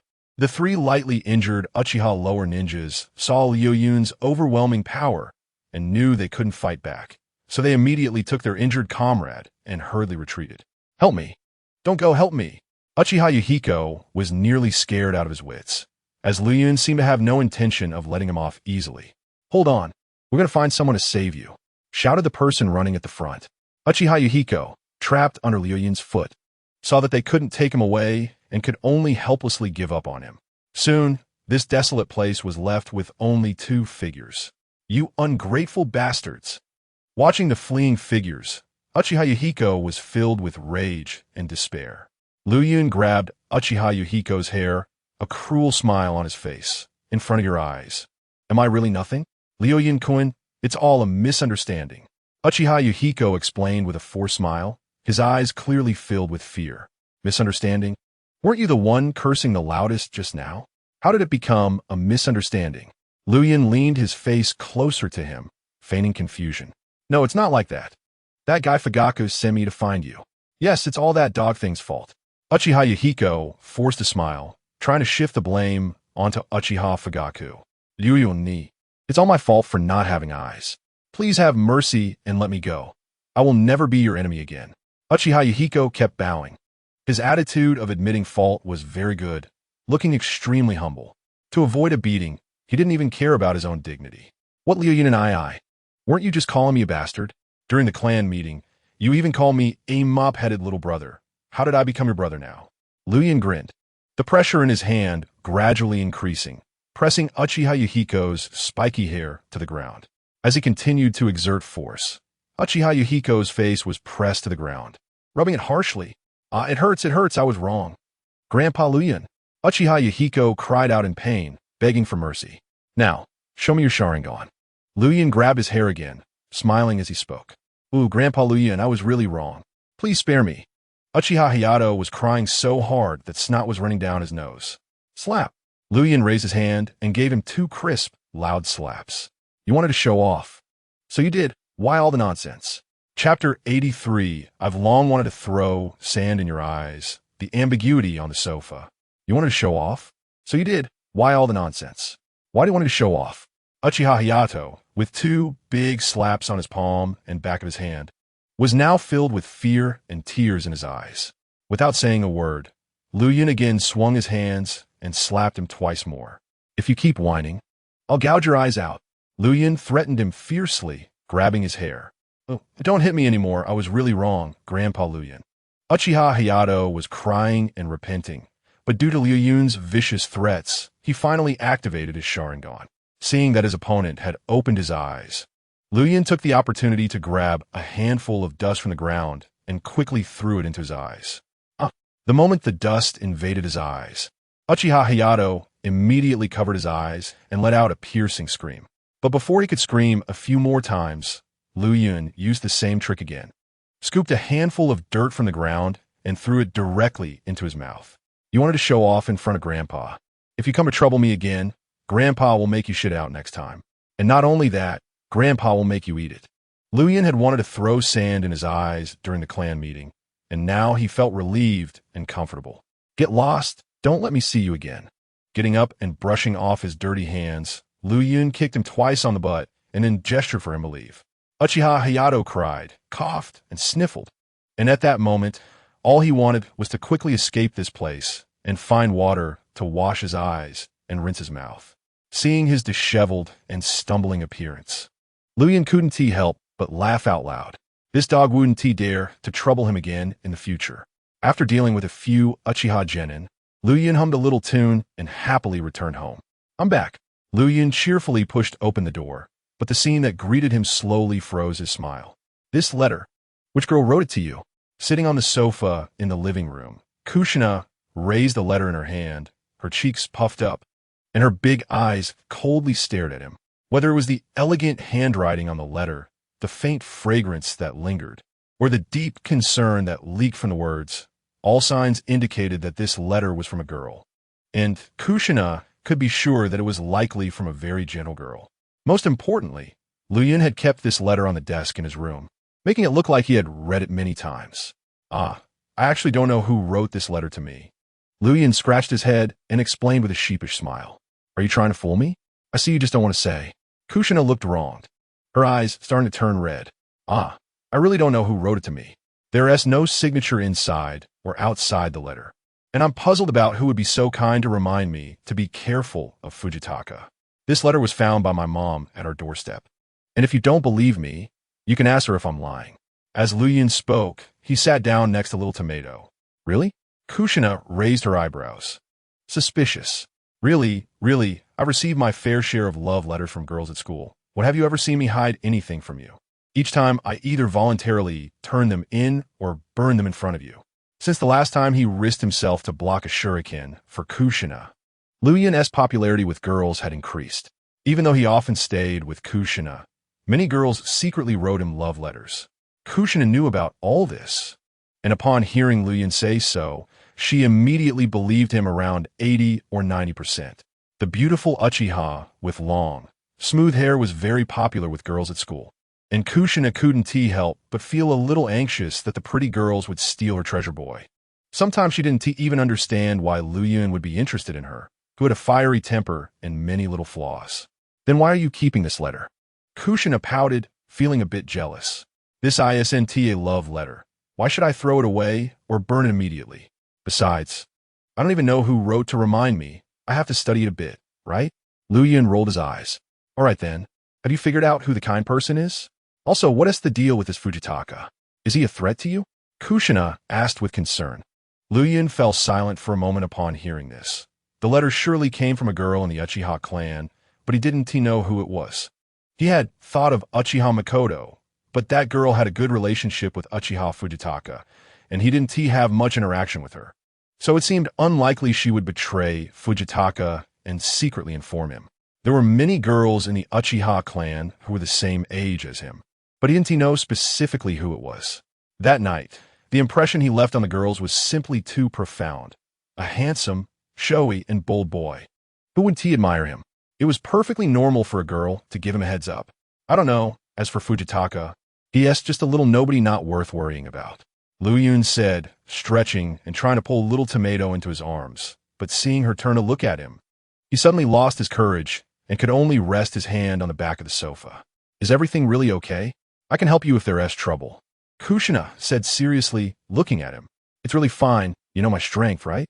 The person who wrote the letter just doesn't know my strength, which is why they think this Fujitaka can threaten me and remind me to be careful."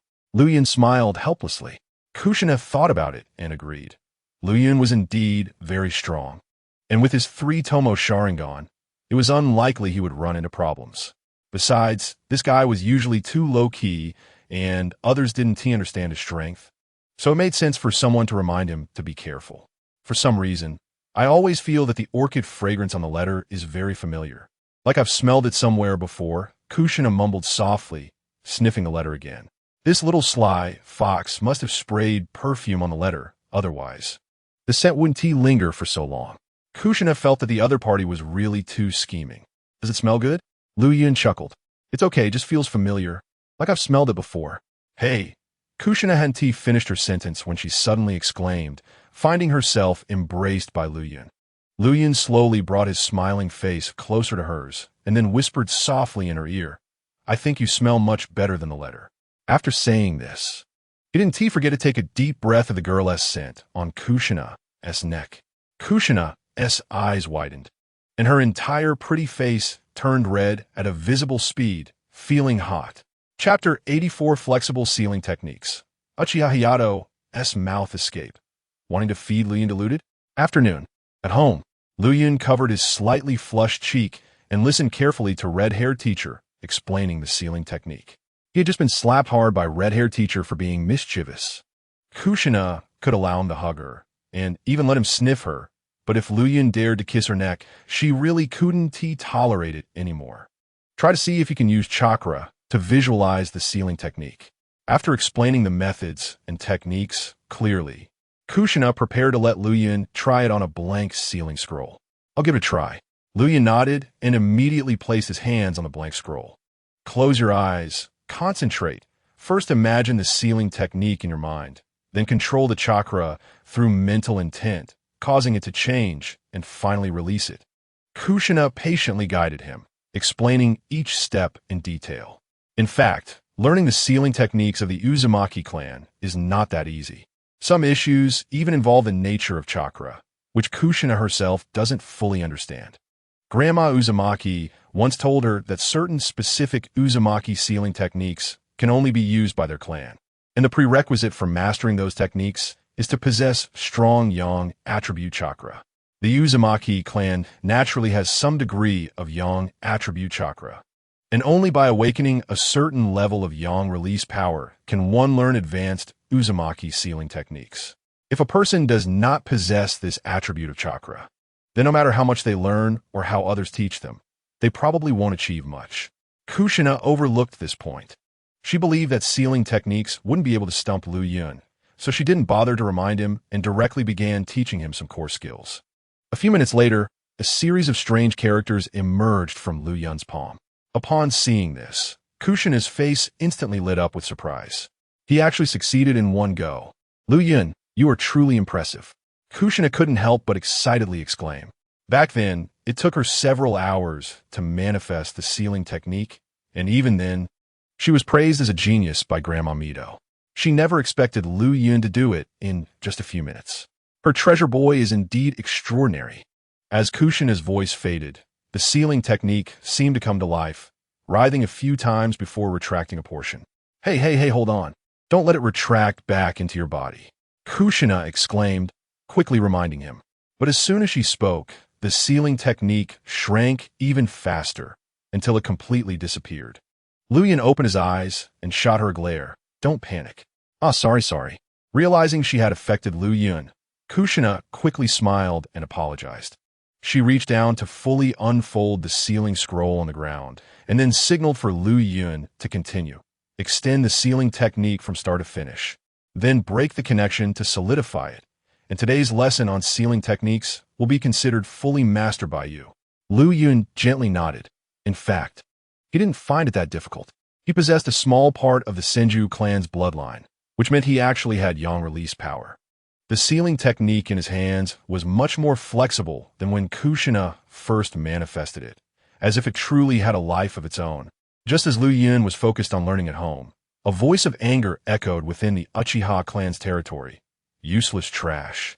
7 genin can't even defeat an elementary school student. What use are you good-for-nothings to me? Uchiha Fugaku glared at the few people in front of him with red eyes, looking somewhat exasperated. Wah, Fugaku, you had to stand up for me. That beast couldn't awaken his Sharingan, so out of jealousy, he threw sand in my eyes. Fugaku, look at my eyes. Uchiha Hayate's eyes were red and swollen, having lost several teeth, making his speech somewhat slurred, appearing extremely miserable. Seeing his loyal little brother in such a pitiful state, Uchiha Fugaku momentarily lost the will to continue scolding. He rubbed his forehead and then ordered someone to bring a small bottle of high-quality eye drops. You just graduated not long ago. Your strength isn't enough. I told you not to go. I said let Aoki and the others go, but you insisted on joining in the fun. Uchiha Fugaku sighed helplessly and handed the eye drops to Uchiha Hayate. Put a drop in your eyes. Thank you, Fugaku. Wah. Uchiha Hayate was moved to tears. I also want to contribute a little for Fugaku. Those guys abandoned me. That beast not only tormented me, but also said many bad things about you, calling you a grandson and saying you were a coward. Uchiha Hayate entered his mouth escape mode, focusing on inciting anger and making up wild stories. Uchiha Fugaku's veins began to bulge as he listened, and his hatred value soared. I was so angry at the time that even after he slapped me several times, I still argued back. Guess what happened? That beast actually said I was tough and stuffed yellow mud into my mouth. Wah, Fugaku, look. Uchiha hate opened his mouth, and Uchiha Fugaku could clearly see the remnants of dirty mud stuck between his teeth, combined with the clear handprint marks on Uchiha Hayate's face. Uchiha Fugaku couldn't help but believe his words. He never expected this most useless little brother would dare to be so tough for him. Thinking of this, he felt a surge of emotion and actively reached out to wrap his arm around Uchiha Hayate's neck. Good brother, I promise you I'll avenge you soon. That bastard knocked out a few of your teeth, so I'll knock out all of his teeth. That bastard fed you yellow mud. I'll feed him directly later. Uchiha Fugaku's face was full of seriousness and solemnity. Wah, thank you, Fugaku. You're my big brother. Uchiha Hayate wiped his tears, looking deeply moved. Big brother, when the time comes to feed that bastard, I'll provide the food. That guy isn't even worthy of eating solid food. Just right, I've been having some loose stools lately. Uchiha Hayate said this with a perverted grin on his face. Ahem, you can handle that part. Uchiha Fugaku pretended to be serious and coughed a few times. Although he thought this little brother was disgusting, with vulgar words and deeds that were beneath his dignity, he had to tolerate it since the guy was loyal to him and had a powerful father. Chapter 85. The Toad Sage's Prophetic Dream. A glimpse of the gods back. At the summit of Mount Myaboku, within a massive palace, a grotesque giant toad lay on its throne, fast asleep. At this moment, the old toad was dreaming. And this dream was both prophetic and a terrifying nightmare. It dreamed of a terrible change occurring in the ninja world. As if the ninja world was not following the trajectory it had previously seen in its dreams. A person who appeared out of nowhere changed everything.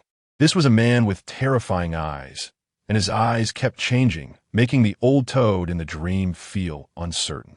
This prophetic dream was strange and fragmented. It couldn't clearly see the appearance of the person who triggered the change in the ninja world because the person's body was so dreamlike that it couldn't discern it clearly. However, certain terrifying scenes in the dream, as well as the other's eyes, were exceptionally clear and profound. In the dream, it even saw itself and glimpsed parts of the future of Mount Myaboku. It intentionally lingered at this dream node of Mount Myaboku, wanting to know what fate would befall Mount Myaboku when that person arrived. Sometimes the old toad would dream of two different outcomes simultaneously, just like when it foresaw the savior of the ninja world.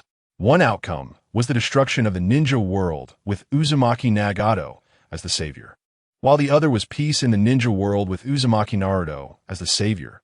Both outcomes derived from Jiraiya, the savior's master. At this moment, regarding the dream node of Mount Myaboku, two completely different fragmented scenes appeared. One fragment depicted the Holy Land in ruins, with blood and corpses everywhere, making the entire Mount Myaboku resemble a hell on earth, causing the old toad to feel a chill, as if it were in the depths of winter. The other fragment showed the Sage Mountain still intact, but the tranquil and peaceful Holy Land now had many unfamiliar figures, with some humans seemingly settling there, sharing this energy-rich natural fairyland with Mount Myaboku. The first result of the two fragments is, of course, extremely bad, which is something the old toad must strive to avoid in the future. The second result, in its view, is also not good. Sharing the sacred mountain with humans is something the Six Paths Immortal refused even when he was alive. In its eyes, the Toad Clan is the true master of Miyamoto Mountain. How could it allow others to sleep by its side? However, the existence that brings about the two results from Miyamoto Mountain is the same person, leading to a rough conclusion. That is destruction and submission. If it were to become enemies with that person, the first result of destruction would manifest, even if a group of immortals came to help them fight against enemies. It would be useless. If they submit at that person's feet, the territory of Miyamoto Mountain would inevitably be divided. It seems there is no choice. The old toad sighed with a mournful face. Leaving the dream node of Miyamoto Mountain, the old toad quickly witnessed the destruction of the ninjas. The reformer buried an entire era with his own strength. As the timeline progressed, That person's figure became increasingly dreamlike and harder to see clearly. The old toad rubbed its eyes vigorously, straining its mind to try to see a bit more of the future. Unfortunately, the later fragments became more fragmented and increasingly difficult to understand. It saw a towering divine tree that reached the heavens, and also saw a black-armored giant as tall as the heavens. At the end of the dream, time seemed to have passed for an unknown duration. The surrounding world had faded from its proper colors, yet that figure from the beginning to the end still existed in the world, as if it were an embodiment of eternity. This person kept walking forward, their steps never stopping. Toad Maru, with its wide red eyes, endured intense mental fatigue to try to see the ultimate direction of the other. Just as it strained to gaze at that tall figure, it suddenly saw that person abruptly stop. The dreamlike shadow quickly transformed into reality, and that immensely powerful existence, whose true face could never be seen clearly, slowly turned to look at the position where it was. That glance made Toad Maru's scalp tingle. The other indeed revealed a corner of their face, but it could no longer care to remember it. When that gaze was cast upon it, Toad Maru instantly felt a strong pain in its eyes, and the entire dream space began to twist and shatter. The old toad, sleeping in the grand hall, suddenly let out a shrill scream, and 2 streams of crimson tears flowed from its eyes. What happened? A group of toads outside heard the scream and hurried into the grand hall, with the fastest being a small green-skinned old toad. "My lord, what's wrong with your eyes?" the anxious deep work immortal asked, as there didn't seem to be any intruders around. "Why would the lord's eyes be injured and bleed? Go get healing medicine, and also bring out a talisman for healing. Let's treat the lord's injuries first." Deep Work Immortal instructed the nearby Shima Immortal in a low voice, gradually calming down. "No need, it's nothing serious." The old toad Immortal waved its paw wearily. At this moment, its mind was filled with the image of that immensely powerful being. No, to be precise, it was that last glance when the other turned back. It could no longer remember that corner of their face, or rather, it hadn't paid attention at the time, as all its focus had been drawn to that terrifying eye. That was an enchanting left eye that could captivate the heart and soul. When it cast its gaze on Toad Maru, 9 strange black magatama were even faintly trembling. Toad Maru could clearly feel a terrifying mental power pouring out from that eye. That power was so vast that it felt like a small boat drifting in the sea, when a wave of that eye's power crashed upon it. It had no room left to resist. That eye left a deep impression on it. It had seen a similar eye 1,000 years ago. Toad Maru believed it to be a special reincarnation eye because the 6 Paths Immortal's reincarnation eye was similar in color, and both had the same reincarnation ripples. However, that enchanting left eye was adorned with dense black magatama, resembling the 9 Magatama Sharingan that Kaguya Otsutsuki had on her forehead. Was it a reincarnation eye or a 9 Magatama Sharingan? Why could he be so powerful? I clearly do not exist in reality, and I am not even considered an illusion. Why could he still perceive me? Moreover, he could use it to forcibly shatter my dream and even injure my eyes. In Toad Maru's view, this kind of method had surpassed the realm of humans in its 1,000-year understanding. It simply did not seem like a person but a true deity. The old toad Immortal ignored the chattering green-skinned old toad beside it, covering its eyes and muttering to itself. Its eyes seemed to no longer see anything, and it did not know how long the situation would last. Was it temporary blindness or permanent blindness? This kind of special mental trauma could not be healed by medicine or talismans, and it was well aware of this, which is why it refused its descendants to waste treasures on its treatment. Chapter 86. An Unforeseeable Future. The vortex-like ominous eye. "My lord, are you really okay? Blood keeps flowing from your eyes. Let me help you stop the bleeding," Deep Work Immortal said, using hemostatic medicine and bandages, unceremoniously sealing the old toad Immortal's eyes. Once the situation stabilized completely, Deep Work Immortal dismissed the group of toads and then asked the old toad Immortal seriously, "My lord, what exactly happened? Why are your eyes injured? What are the reincarnation eye and 9 Magatama Sharingan? Who is he? Did you have another prophetic dream?" Deep Work Immortal asked all his doubts in one breath. Yes, it was indeed a prophetic dream, I dreamt of a god.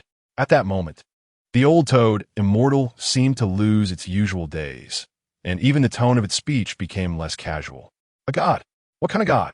Deep Work Immortal's face changed drastically as he urgently pressed for answers. An existence that could be called a god by an ancient being like the old toad immortal was something Deep Work Immortal could hardly imagine. It was an existence that could not be understood or defined. It was both a destroyer and a savior, having personally ended the era of ninjas, yet also seeming to have opened up another entire new era. This dream of mine was very fragmented, but because it was fragmented, it allowed me to see further. However, it seems that a mysterious power is interfering with my foresight, preventing me from seeing the true form of the god. Hearing the old toad immortal's words, Deep Work Immortal instantly felt his scalp tingle, but he also had a very puzzling question. My lord, didn't you just have a prophetic dream about Jiraiya? Are you sure he is the future savior's master? We haven't heard you mention any gods before. Deep Work Immortal had reason to suspect that the old toad immortal was suffering from dementia again or had fallen asleep in a daze, even though the bleeding tears were very strange. Your confusion is also my confusion. I don't even know why I had another prophetic dream. I clearly saw the general direction of the ninja world for the next few decades. The old toad immortal forced a bitter smile. Logically, its prophetic dream should never have any issues. It did not understand what caused this anomaly, only knowing that the existence like a god or demon was the source of all changes. So what now? Which of your dreams is real? Who is the savior? Does that god have any connection with Jiraiya? Should I summon Jiraiya? Deep Work Immortal asked a series of questions again. I also don't know which dream is real, nor can I figure out who the savior is, and I can't even determine the relationship between the other party and Jiraiya. I saw two saviors moving towards opposition. They seemed not to belong to the same camp. The Great Toad Sage patiently explained the dream he had seen before to the Deep Work Sage. I also saw the fate of Mangekyō Mountain. What? Upon hearing this news, the Deep Work Sage could no longer sit still. The Great Toad Sage spoke of two different outcomes from the dream: submission and destruction. That person is too domineering. The Deep Work Sage trembled all over, feeling both scared and angry. Since you say the dream represents the future, can I understand that both dreams could happen? Since the being in the second dream covets our Mangekyō Mountain, why not vigorously promote the development of the first dream and strive to make that blonde-haired, blue-eyed boy the savior of the ninja world? The Deep Work Sage proposed this idea. The Great Toad Sage fell silent upon hearing this, contemplating the feasibility of the idea. Ultimately, it shook its head heavily and uttered terrifying words that made the Deep Work Sage shiver. A god is a god because they are irresistible and unbeatable. If Mangekyō Mountain can intervene with him, then he is not worthy of becoming the ultimate god. This decision you're making now may very well lead to the first outcome of the second dream. The outcome the Great Toad Sage mentioned at this moment is the doomsday result for the Mangekyō Toad clan. I really want to become like that, right? So what should we do? The Deep Work Sage was so frightened that it became incoherent. Its one thought, one decision, could affect the life and death of the Mangekyō Toad clan, and it didn't dare to express its opinion anymore. The immense psychological pressure caused it to sweat profusely. With its temperament, experience, and ability, it was not enough to face such a situation. At this moment, the only one it could rely on was the old toad ancestor in front of it. The Great Toad Sage had lived for over 1,000 years, accustomed to life and death, and it would definitely be able to lead the Toad clan out of the predicament and guide them towards the future. The Deep Work Sage thought of these things, but the next statement from the Great Toad Sage directly shook its faith, causing its unease and fear to peak again. The future is no longer predictable. The Great Toad Sage let out a bitter smile. A single sentence revealed two meanings. The first meaning is that the future's variables are too great, and both dreams cannot be confirmed, so it does not dare to make a decision lightly. The second meaning is about its own condition. Its eyes had sunk into absolute darkness, and it even had a vague feeling that its precognitive ability seemed to have been wiped away by that person with a single glance. The large and small toads sat in the great hall in silence for a long time. The Great Toad Sage reached out to touch the residual blood that had flowed from its eyes. Great Lord, what do you want to do? Seeing the Great Toad Sage's strange behavior, the Deep Work Sage couldn't help but ask. The Great Toad Sage did not answer its question, but instead collected the remaining blood and then carefully began to paint on its belly. Soon, as it continued to smear, an extremely bizarre, scarlet strange eye was successfully painted. What is this? Is it an eye? The Deep Work Sage asked in shock. The eye painted on the Great Toad Sage's belly was a swirling strange eye. The Deep Work Sage's first impression of this eye was that it was eerie. The kaleidoscopic Sharingan's form differed from the eye drawn by the old toad. The pattern was for reference only. It felt like this might be the eye of some kind of monster or evil spirit. It's an eye, but to be precise, it should be a kaleidoscopic Sharingan. With its powerful mental sensing, it could still accurately draw the kaleidoscopic Sharingan from memory, even though it was blind at that moment. He is the initial eye of the god. What kind of thoughts and feelings do you have when you see this eye? The Great Toad Sage asked softly. Feelings? I can only say that I feel uncomfortable. To be blunt, this kaleidoscopic Sharingan looks very evil. Is the owner of this eye really a deity? Are you sure it's not a demon? This eye, drawn with blood, looks like an ominous eye. It's hard to imagine that it would belong to that savior. Also, what does the Great Toad Sage mean by the so-called initial eye? Could the savior's eye have other forms? Your feelings are consistent with my feelings in the dream. This deep and swirling strange eye feels like it could even devour the mind when you look into it. It will bring terrible disasters and slaughter to the ninja world. As you expected, this is a purely ominous eye. In the future, when you see the owner of this eye, you must unconditionally support and befriend them. Do not become enemies. Chapter 87. Uchiha Fugaku's Challenge Letter. Popular idol Susanoo brother. Night fell. Staying at home, studying sealing scrolls. Luyan suddenly heard a metallic clanging sound coming from his door. He put down the scroll and walked out of the house, quickly finding a conspicuous letter at the entrance. What is this? Luyan picked up the letter and examined it carefully, confirming there were no issues before opening the envelope. This was a challenge letter sent by Uchiha Fugaku, inviting him to a fair fight in the clan's territory tomorrow morning. The content of the letter was very over the top, as if inviting Luyan to a duel was a sign of respect. Uchiha Fugaku not only chose the time, but also decided the place himself. Upon reading this, Luyan couldn't help but shake his head and smile, then crumpled the letter into a ball and directly threw it into the trash can. A challenge letter wants me to rush over to meet? Does he really think he is Uchiha's elder? He actually had the intention to spar with Uchiha Fugaku, but seeing how pretentious the other party was, he didn't mind giving him a bit of a cold shoulder first. After all, he wasn't in a hurry, nor was he angry. What qualifications does a little brat have to teach him how to do things? Luyan would not indulge him. If he were to indulge anyone, it would be his little tomato. After all, there would be a day when the tomato ripens for him to pick. The little tomato didn't come to find me today. Is she practicing water walking at home? Walking alone down a street, Luyan muttered to himself. Today is the monthly payment day, and he planned to go to the Wuxianming bookstore to collect his accounts and check the sale situation. At this moment, in the Senju clan's territory, KUSHINA was seriously listening to Granny Mizuho explain the vortex sealing technique, looking more focused than she ever had in school. Previously, she had boasted in front of Luyan that she was the sealing technique expert. No one understood sealing techniques better than her, not even the school teachers.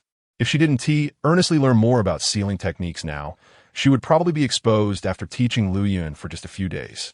The treasure boy was much smarter than she had imagined, and his learning ability made her call him a freak. If she didn't work harder to keep up, she would have no face to call herself a teacher in front of him in the future. She absolutely couldn't be slapped in the face too quickly. After leaving Wuxianming's bookstore, Luyan saw many ninjas on the street, moving hurriedly, and their expressions seemed heavy. Konoha had been increasing its troops towards the Land of Rain, and the situation was becoming more severe. Luyan felt that even if the Land of Rain declared war tomorrow, it wouldn't be surprising. In recent days, the number of eagles and hawks in the sky above Konoha had noticeably increased, and even ordinary villagers sensed the smell of war. Each person felt a certain level of panic and unease. Let them fight. After all, I'm just an elementary school student. You all can fight hard. It's best to end the war against the rain within a year. Even if he graduated from the ninja academy and became a ninja, Being forcibly called to the battlefield by Konoha to serve as cannon fodder, he would still avoid encountering that deadly tumor, Hanzo of the salamander from the Land of Rain. There truly is a real and genuine tumor, sac, inside him, and the toxic gas attack from the opponent caused great casualties for Konoha in the early stages. It can be said that anyone who encounters that thing is bound to have bad luck. In the early stages of the war, being hit by his deadly poison meant that even if one didn't die, they would still lose several layers of skin. Even though Tsunade later developed an antidote, it mainly reduced post-casualties. If one inhaled a puff of poisonous smoke on the battlefield, even if the antidote was used immediately, it would inevitably affect combat effectiveness. In the early stages, the three legendary ninjas combined were not Hanzo's match.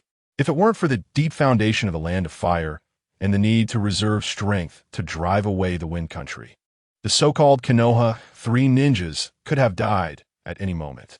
During this period, Hanzo was practically invincible in the ninja world, and no one dared to claim they could defeat him. After graduating as a ninja, Luyan did not want to face a poison user, as the risks were simply too high and the chances of him dying were extremely great. The next morning, many teenagers appeared in an open area within the Uchiha clan's territory. The news of Uchiha Fugaka challenging a prodigious elementary school student had already leaked out, and they all wanted to witness a grand battle. That elementary school student had gained immense fame within the Uchiha clan. At the 815 age group, almost no one didn't know about Zhao Maoge. Zhao Maoge's crazy quotes were widely spread in the clan and were even imitated by some kids. In terms of popularity and fans, Zhao Maoge was definitely above Uchiha Fugaku, especially among female fans. In that verbal duel, Zhao Maoge completely defeated Fugaku, and some diehard fans even defined him as a tough guy unafraid of power. The key was that this big brother was able to leave unscathed after humiliating Fugaku, which made people look at him in a new light. Many were secretly mocking Uchiha Fugaku for his incompetence, being humiliated and teased by an elementary school student, and yet he had no way to retaliate. These words reached Uchiha Fugaku's ears, making him so angry that his Sharingan nearly upgraded on the spot. For the sake of reputation and face, even though more than a month had passed since the clan meeting incident, he had to find a time to teach that mouthy Zhao Mao a lesson. Unfortunately, the people he sent out were useless. 7 genin couldn't even handle an elementary school student. Thankfully, he managed to suppress this matter, or else his already dwindling face would truly be lost. In fact, this duel was originally supposed to be kept secret. After all, a Chunin challenging an elementary school student was not a glorious matter for him, even if that little Zhao Mao had a record of 1 against 7. But he didn't know who leaked the news of his duel, which made him feel particularly embarrassed being watched by others at this moment. Don't let me find out who that bastard is that leaked the news, or I'll definitely tear his mouth apart, Uchiha Fugaku thought resentfully in his heart. Those who knew about his challenge to Zhao Mao were almost all his own little brothers and trusted aides, and there were only a few of them.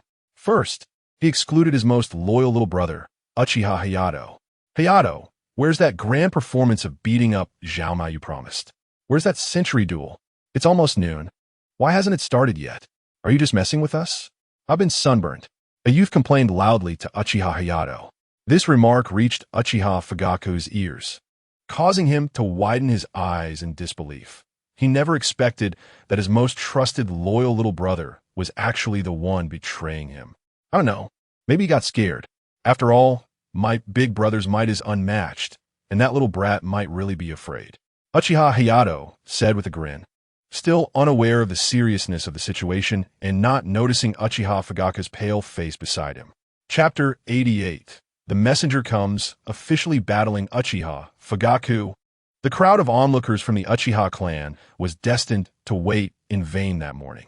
Many were using this matter to hype up Fugaku and belittle Luyan. But Uchiha Fugaku couldn't be pleased, as this duel was inherently undignified.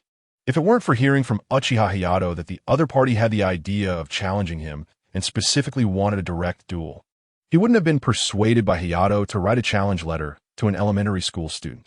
In the afternoon, just as Luyan was about to step out of his house to head to the training ground, 2 familiar members of the Uchiha clan came to find him. King Meng, Kianye, what brings you both here? Luyan greeted them with a smile. Liu Yun-kun, do you want to go out? They both nodded with friendly attitudes. Liu Yun invited them inside, and the three sat in the living room. Uchiha Chingmong took the initiative to explain their purpose. To be honest, Fugaka-kun asked us to find you. Oh, what about? Liu Yun poured them both a cup of tea and then sat directly on the sofa. He wants to ask why you missed the appointment this morning. Uchiha Chinya said with an awkward smile. Missed the appointment? A strange look appeared on Liu Yun's face. What does Uchiha Fugaka think he is? If he tells me to go somewhere, do I have to go? If he tells me to be there at a certain time, do I have to be there at that time? As soon as these words were spoken, the two were taken aback. After a moment of shock, Uchiha Chingmong couldn't help but laugh heartily. Liu Yun is right. For a dignified chunin to challenge a student who hasn't even graduated, yet is indeed a loss of decorum and dignity. I had too high an opinion of him before. Uchiha Chinya chuckled in agreement, but his smile seemed a bit stiff. Liu Yun-kun, Fugaka-kun is very strong. It said that he is not weaker than an average jonin. You would be at a disadvantage fighting him. Uchiha Chingmong didn't believe Liu Yun would be Uchiha Fugaka's match, and as a friend, he kindly reminded him. Indeed, I also don't recommend Liu Yun-kun fighting him. How about we help introduce you? You can apologize to him, and this matter should be easy to pass over. Uchiha Chinya suggested. Liu Yun couldn't help but roll his eyes at him. Have you ever seen me bow my head to anyone? Uchiha Chinya wanted to say that a few months ago, before the time travel, you often bowed your head and admitted your mistakes. Since Fugaku asked you to come, I'll give you face. Go back and tell him that in 1 hour, at Konoha No. 1 public training ground, I can accompany him for a good battle. By the way, remind him that I will only wait for him for 10 minutes. Latecomers will not be tolerated. Liu Yun's words shocked the two. They didn't expect this Zhao Maogu was serious. He really dared to have a direct battle with the Chunin Fugaku. The two tried to dissuade him, but Liu Yun remained stubborn, and they had no choice but to listen to his wishes and return to the clan to inform Uchiha Fugaku of this news. Very good, very courageous. I previously underestimated this little brat. Uchiha Fugaku, upon receiving the news, stood up angrily and said in a deep voice. The next moment, he grabbed his ninja tool pouch and directly set off for the appointment. Uchiha Chingmong and Uchiha Chinya exchanged glances and then hurriedly followed behind. An hour later, when Liu Yun arrived at Konoha No. 1 public training ground, he saw Uchiha Fugaku and others already present. I didn't expect you to really come. It seems you're not just all talk after all. Uchiha Fugaku sneered the newcomer. I didn't expect you to dare come either. I thought you were just a spoiled rich kid relying on your grandfather's power, Liu Yun replied with a grin. Sharp-tongued. I hope your strength is as tough as your words. Uchiha Fugaku said with a dark face, directly waving away the few people beside him. At this moment, there weren't many people present, and they were all members of the Uchiha clan. Apart from the two, there are Uchiha Chingming, Uchiha Chinya, an elite chunin of the Uchiha clan, and Uchiha Hanyu. Uchiha Hanyu was slapped hard by his older brother Uchiha Fugaku at noon, and his face is slightly swollen now. However, his big brother still didn't forget him and took the initiative to bring him along. This time when he encountered Liu Yun, he was no longer as arrogant as before. He was now behaving very obediently. Although he really wanted to shout a few things, given his previous painful experiences and lessons, he felt it was better to wait. After his brother Fugaku wins and the opponent suffers a crushing defeat, it wouldn't be too late to greet his 18 generations of ancestors. Whoosh! Liu Yun flipped his palm, and 3 shurikens appeared in his hand, which he then threw straight at Uchiha Fugaku. The battle officially began with his attack.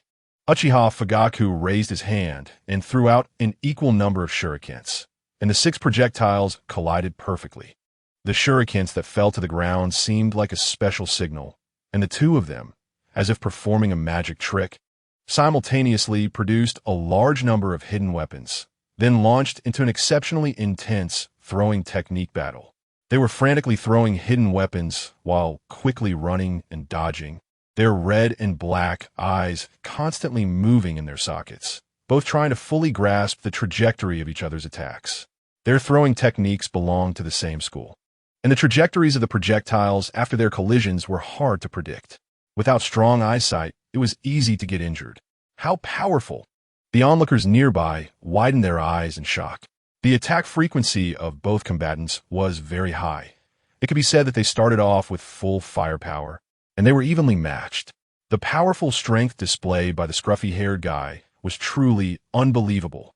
After a round of throwing techniques, both of their tool pouches were nearly empty. Luyan had 3 areas of damage on his clothing, but he wasn't injured. On the other hand, Uchiha Fugaku had a noticeable abrasion on his arm. In this exchange, both sides were evenly matched. Luyan's eyesight was stronger than Fugaku's, and even without the Sharingan, his perception was enough to handle Uchiha Fugaku. Having gained a slight upper hand, Luyan intended to expand his advantage, so he took the initiative to attack again. He held a kunai, exerted force with his legs, and launched himself at Uchiha Fugaku like a cannonball. Zulfust. Uchiha Fugaku was startled by his sudden acceleration, but relying on the Sharingan's powerful dynamic vision. He raised his kunai without a second thought and clashed with the fierce attack. What incredible strength! The moment they made contact, Uchiha Fugaku's expression changed. The rapid kunai strike unleashed an astonishing force, causing him to involuntarily take a large step back to relieve the pressure. The two kunai scraped against each other, creating sparks, both gritting their teeth and competing as the battle fell into a stalemate. Chapter 89. Fierce Battle. Setting up uncertain outcome? The tall and short figures remained locked in a stalemate for a while, and gradually, Luyan's disadvantage due to his youth and weakness began to show. Uchiha Fugaku started to gain the upper hand, forcing Luyan to flush with embarrassment and retreat repeatedly. Ultimately, he was at a disadvantage due to his younger age. In a certain patch of grass in training ground number 1, 3 pairs of eyes were intently watching the battle between the two, aside from the Uchiha clan. The 3 had originally planned to train at training ground number 1, but before they could get close, they heard Uchiha Hanyu's cursing, so they decided to conceal themselves and hide in the grass to see what was happening. The arrival of a scruffy-haired kid and the subsequent battle completely took them by surprise. They never expected to witness a grand battle here. One of the chubby guys took out some chips, and the 3 began to snack while watching the show. "You little brat, I admit you're quite good. Even mastering chakra control. Unfortunately, there are others who know how to use chakra too." Uchiha Fugaku sneered, his face twisted in malice. "Shut up," Luyan shouted, suddenly exerting force with his arms to push Fugaku away, and then swung his kunai again, engaging him in a new round of taijutsu battle. The sound of metal clashing echoed continuously in training ground number 1, sparks flying as both figures changed rapidly, moving at great speed. Taking advantage of a moment when they separated, Luyan threw his kunai at Uchiha Fugaku's forehead, but the rapid attack was still unable to escape the insight of the Sharingan. And Uchiha Fugaku immediately swiped his blade to knock the kunai away. Seeing that taijutsu wasn't yielding results, Luyan directly released his hands and began to form seals quickly. Fire release. Phoenix fire technique. As he completed the seals, Luyan opened his mouth and spat out a series of high-temperature fireballs. Upon seeing the scruffy-haired kid start to use ninjutsu, Uchiha Fugaku was surprised for just a moment before quickly retreating. During his retreat, he rapidly formed seals. Fire release. Great fireball technique. After dodging a few small fireballs, Uchiha Fugaku stabilized his position and launched a powerful counterattack. A massive fireball was expelled from his mouth, and all the incoming small fireballs were extinguished upon collision. The great fireball technique crushed the Phoenix fire technique and completely engulfed Luyan's figure. Luyan, Uchiha Qingming, and others were shocked. If Luyan was taken out by a single great fireball, it would be a big deal. Boom! The figure in the fireball transformed into a piece of broken wood. Body replacement technique. How impressive! The 3 in the grass couldn't help but exclaim in astonishment. And the 3 Uchiha watching also breathed a sigh of relief. Damn, this little brat is surprisingly strong. Uchiha Hanyu was sweating profusely. Luyan was much stronger than he had imagined. This guy had hidden himself so well in school, and he had been bullied for many years without any reason. Such cunning was truly chilling. If he had known the other party was this formidable, even giving him 10 times the courage, he wouldn't dare to provoke him. Body replacement technique. Where could he be? Uchiha Fugaku panted, his eyes filled with vigilance. Lightning release. Lightning strike technique. For a patch of grass at the edge of training ground number 1, Liu Yun's voice emerged. As his words fell, A bolt of lightning quickly formed above Uchiha Fugaku's head. With a terrifying thunderclap, Uchiha Fugaku was struck directly by the lightning. Is it over? Looking at the faint figure on the ground, Liu Yun panted and murmured. Bang! The figure on the ground suddenly exploded into a cloud of smoke. It was actually a shadow clone. Liu Yun's eyes widened in disbelief. So exciting. Hi, quickly sensed their exact location. Let us catch up. A boy with a pineapple head urgently instructed a ponytail boy. Okay. The ponytail boy immediately closed his eyes and activated his sensing ability. Over there. The ponytail boy pointed in a direction, and the three immediately set off. You were right. It really is over. A gloomy voice from above Liu Yun came from a tree. When? Liu Yun murmured, not turning his head to look at Uchiha Fugaku, but his eyes instinctively glanced upward. The next moment, Uchiha Fugaku descended from the sky and brutally stomped down on his back. For over a month, Uchiha Fugaku had wanted to step on him, and, at this moment, he finally got his wish. The boy underfoot let out a muffled grunt, and a twisted look of joy appeared on Uchiha Fugaku's face. However, before he could enjoy it for long, with another muffled sound, Liu Yun's figure exploded into smoke once more. Shadow clone. Uchiha Fugaku's pupils suddenly constricted, but his surprise didn't last long before a certain deep purple orb beneath his feet exploded directly. The smoke generated by the shadow clone explosion obscured his Sharingan, making him unaware of the purple orb's existence. Damn! A thought flashed through Uchiha Fugaku's mind, and a thick purple smoke immediately engulfed him. Liu Yun had been setting up since he used the lightning release ninjutsu, and if the smoke bomb under Uchiha Fugaku's feet had been replaced with an explosive tag, he would have undoubtedly died without any chance to react. Unfortunately, Liu Yun couldn't kill him, and the explosive tag was ultimately replaced with a smoke bomb. Whoosh! A kunai shot out, aimed at the position where Uchiha Fugaku had been standing. Thud! The slight sound of the kunai embedding into it reached Liu Yun's ears, causing him to frown instinctively. Sure enough, he was a step too slow. He knew without thinking that he had hit a substitute with Stump. The smoke bomb didn't cause harm, but it still gave him the opportunity to escape with the substitute. Liu Yun sighed, and then jumped straight down from tree. As he walked toward the open space, reappearing in front of everyone, Uchiha Fugaku quickly revealed himself as well. Both were panting heavily, having exhausted nearly all their physical strength and chakra by now. Uchiha Fugaku's chakra was about to run out, but he still had some physical strength left. Liu Yun was the opposite, having little stamina left, but still some chakra. Are we still fighting? Liu Yun asked, breathing heavily. The outcome isn't decided. Why not fight? Uchiha Fugaku replied coldly. Huh. Liu Yun sneered, not saying much more. The next moment, Uchiha Fugaku charged at him with kunai in hand. Liu Yun's weapon pouch was already empty, but even barehanded, he still didn't fear Uchiha Fugaku. Chapter 90. The Power of Genjutsu. 3 consecutive strikes to decide the outcome. Uchiha Fugaku charged fiercely, swinging his kunai down at Liu Yun. His speed wasn't particularly fast. Liu Yun took a step back and sidestepped, then threw a punch at his head. Uchiha Fugaku raised his hand to catch Liu Yun's incoming fist, but Liu Yun's punch no longer had its previous power. After catching the fist, he reversed the kunai and stabbed it toward Liu Yun's chest without a second thought. Liu Yun raised his other arm to block, then grabbed Uchiha Fugaku's wrist. Both of them held onto one of each other's hands, and the battle fell into a stalemate once more. You should be grateful to live in Konoha, and you should be grateful to have a good grandfather. Otherwise, with a waist like you, how could you have fought me until now? Liu Yun taunted at close range. At this moment, their eyes met, and his eyes shone with an unusual brightness. Uchiha Fugaku's veins bulged. No one had dared to speak to him like that his whole life.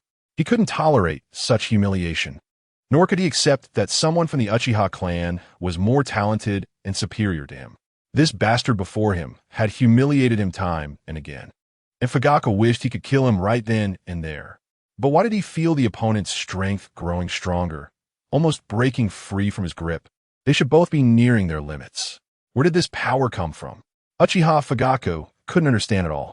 In the next moment, Liu Yun broke free from his grip, and with a twist of his other hand, Uchiha Fugaku suddenly found his arm being violently torn off. How is this possible? Uchiha Fugaku's pupils shrank to pinpoints, and he instinctively began to step back. But before he could retreat a few steps, Liu Yin closed in and grabbed his remaining hand. With a tearing sound, his other arm was brutally ripped off. Why is this happening? There was no sensation of pain. It was an illusion. Uchiha Fugaku wasn't stupid. He realized at once that he had fallen into a Jinjutsu. But how could his opponent easily trap him in such a Jinjutsu? He couldn't comprehend such a method. Logically, his mental strength should be stronger, and he was also the wielder of the one TOMOE Sharingan. Even if his chakra was insufficient, the one TOMOE's effects shouldn't be negligible. Yet he shouldn't have ended up in such a situation. Although he felt horrified and confused, Uchiha Fugaku had no time to think further. He hurriedly tried to bite his tongue, hoping to use the pain to break the Jinjutsu. Unfortunately, he was still a bit slow in his reaction. In reality, Liu Yin kicked towards his groin, and the intense pain instantly freed Uchiha Fugaku from the Jinjutsu. Uchiha Fugaku's eyes bulged, unable to suppress a shrill scream. Liu Yin landed an uppercut that hit his chin hard, causing Uchiha Fugaku's scream to abruptly stop, and his body was slammed back into an upright position from its previous bent stance. Liu Yin, seizing the advantage, jumped and delivered a knee strike to his soft abdomen. In an instant, Uchiha Fugaku felt his throat turn sweet, and he spat out a mouthful of blood. After enduring the heavy 3 consecutive strikes, Uchiha Fugaku collapsed weakly onto the ground. Now let me ask you again, do you still want to fight? Liu Yin panted while holding Uchiha Fugaku's hair and asked coldly. At that moment, Liu Yin appeared exceptionally terrifying in Uchiha Fugaku's eyes. Just looking at him made it feel as though if he dared to say he wanted to fight again, the other would kill him. Liu Yin exuded a killing intent. During the month he had spent on missions, he had personally killed countless bandits. The current killing intent scared Uchiha Fugaku, turning his face pale. He had already lost the ability and courage to continue fighting. Let go of Fugaku-kun. The elite Chunin who had come with Uchiha Fugaku spoke urgently. Liu Yin-kun, don't be impulsive. Liu Yin-kun, please show mercy. Uchiha Chia and Uchiha Qingmong spoke in succession. Liu Yin glanced at them briefly, then directly let go of Uchiha Fugaku's hair. This bastard was ultimately the grandson of the Uchiha elder, and after a moment of thought, Liu Yin chose to withdraw. He didn't want to finish off the young one only to have the elder show up. The Uchiha elder had the authority to mobilize the Konoha guard. If he seriously injured Uchiha Fugaku, the guards would dare to come and arrest him in no time, although it wouldn't be easy for him to be caught. Especially with Orochimaru as his mentor, it would still be bad to scare his own mother or trouble Orochimaru. He had an adult's mindset and would always consider the consequences before acting. Ultimately, he was still lacking in strength and had to be cautious. He picked up the kunai from the ground, breathing heavily as he walked aside. If those few wanted to rush him, he wouldn't fear them at that moment. His chakra had not yet run out, and even if he couldn't beat them, he could still escape. There shouldn't be a chance of failure here. The elite Chunin quickly came to Uchiha Fugaku's side to check on him. Uchiha Fugaku was in pain everywhere. His chin hurt, his stomach hurt, and even his groin hurt. He was in agony from head to toe. Speaking of his groin, Liu Yin had actually held back. If he had really kicked Uchiha Fugaku's groin, the Uchiha elder would definitely come after him, and even others might not be able to stop it. This time was just a lesson for him. Fugaku-kun, how are you? The elite Chunin asked in a low voice, looking at Liu Yin with hostility. Uchiha Fugaku, now drenched in sweat, managed to utter a single word with great difficulty. Leave. He had been utterly defeated in this battle. All right, the Uchiha Chunin nodded and then carried Uchiha Fugaku away from the number 1 public training ground. Wait for me. Uchiha Kagami hurriedly followed, his face pale with fear, even whiter than Uchiha Fugaku's. Earlier, he had boasted about making Liu Yin drink this kind of thing. If the other party found out, he couldn't imagine how Liu Yin would torment him. He might even beat it out of him and then force him to eat it. Fortunately, Liu Yin was in a bad state and had no intention of chasing him, or perhaps because he hadn't shouted this time, he was completely ignored. Liu Yin-kun, you're really amazing. Even Fugaku isn't your opponent. Uchiha Qingmong and Uchiha Chinya approached him, praising him repeatedly. However, Liu Yin's attention was clearly not on the two of them. His gaze was directed at a patch of grass. "Three of you, the fight is over. Aren't you going to come out?" Chapter 91. The Three Young Masters of Boar. Deer and Butterfly, the rogue entering the courtyard. "Three of you, the fight is over. Aren't you going to come out?" As soon as Liu Yun's voice fell, three figures suddenly emerged from the grass. The appearance of the three made Liu Yun feel both familiar and strange. It turned out to be the Boar, Deer, and Butterfly clans. "Haha, brother, you're amazing. Even a genius like Uchiha Fugaku isn't your opponent. May I ask your surname?" Nara Shikaku forced a smile, acting overly familiar. At that moment, Liu Yun's hair color was off, and he didn't have the Uchiha clan's fan symbol on his clothing, so they didn't even know which clan he belonged to. They thought he might be from the old Senju clan, as only that former family could suppress the Uchiha clan. Seeing Liu Yun didn't speak, Nara Shikaku seemed to think of something, patted his forehead, and quickly introduced himself. Sorry, I forgot to introduce myself first. My name is Nara Shikaku. This is Yamanaka Inoichi, and this is Akimichi Chza. The two-name nodded at Liu Yun with smiles. Indeed, the three young masters of the Boar, Deer, and Butterfly clans. Liu Yun thought, nodding at the three. "My name is Uchiha Liu Yun." "Uchiha." The three simultaneously showed surprised expressions, not expecting Liu Yun to be from the Uchiha clan. After all, Fugaku was the grandson of the Uchiha elder. Who would dare to fight him? Moreover, Liu Yun's hair didn't look like it either. The three were astonished for a moment. It turned out they had just witnessed an internal family conflict. Liu Yun-kun should still be in school, right? Yamanaka Inoichi couldn't help but voice this doubt. At that moment, Liu Yun wasn't wearing a forehead protector or a ninja vest, and as lower ninjas, the three had never encountered such a figure in the Hokage building. Moreover, they had never heard the name Uchiha Liu Yun in the ninja school, a prodigy who could defeat Uchiha Fugaku without controversy. This was their first time meeting someone like him. Such a person shouldn't be nameless. "Yeah, I'll be in 6th grade soon," Liu Yun said with a smile. "You're really an elementary school student." Akimichi Chza exclaimed, but the next moment he realized he had misspoken and quickly covered his mouth. This fellow was so strong. If they offended him, the three of them together might not even be able to beat him. "Who are you calling an elementary student? Are you three looking down on the Yun-kun?" Uchiha Chinya shouted loudly. Sorry, Yun-kun, my brother speaks without thinking, but he means no harm," Nara Shikaku hurriedly explained, giving Akimichi Chza a hard pat on the shoulder. "Haha, it's fine. I'm just an elementary student. I'm very happy to meet you all today." Liu Yun laughed and actively extended a friendly hand to the three. These three were the future actual leaders of their clans, truly influential figures. Making friends with them was definitely advantageous. At this stage, the Boar, Deer, and Butterfly clans appeared to be cheerful and outgoing, and such people should be easy to get along with. "Haha, it's our honor to meet a genius like Brother Liu Yun," Nara Shikaku said, extending both hands to shake with him. The others, Yamanaka Inoichi and Akimichi Chza, followed suit, shaking hands with Liu Yun in a show of friendship. Liu Yun introduced Uchiha Chingmong and Uchiha Chinya behind him, and for a time the atmosphere was pleasant, with everyone chatting and laughing. Since it was their first meeting, the three didn't dare to ask about the reason for the fight because it involved family infighting. Asking might be taboo, so they had to suppress their curiosity. Not long after, Liu Yun took the initiative to leave the Konoha No. 1 training ground, citing that he had something to do. Uchiha Liu Yun. When did such a prodigy emerge from the Uchiha clan?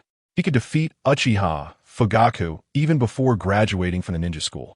He might turn the world upside down in the future. Yamanaka Inoichi couldn't help but mutter softly. "I don't know. I'll let the family check his information later to see who this young man is. Such a genius shouldn't be nameless," Nara Shikaku said with a serious expression.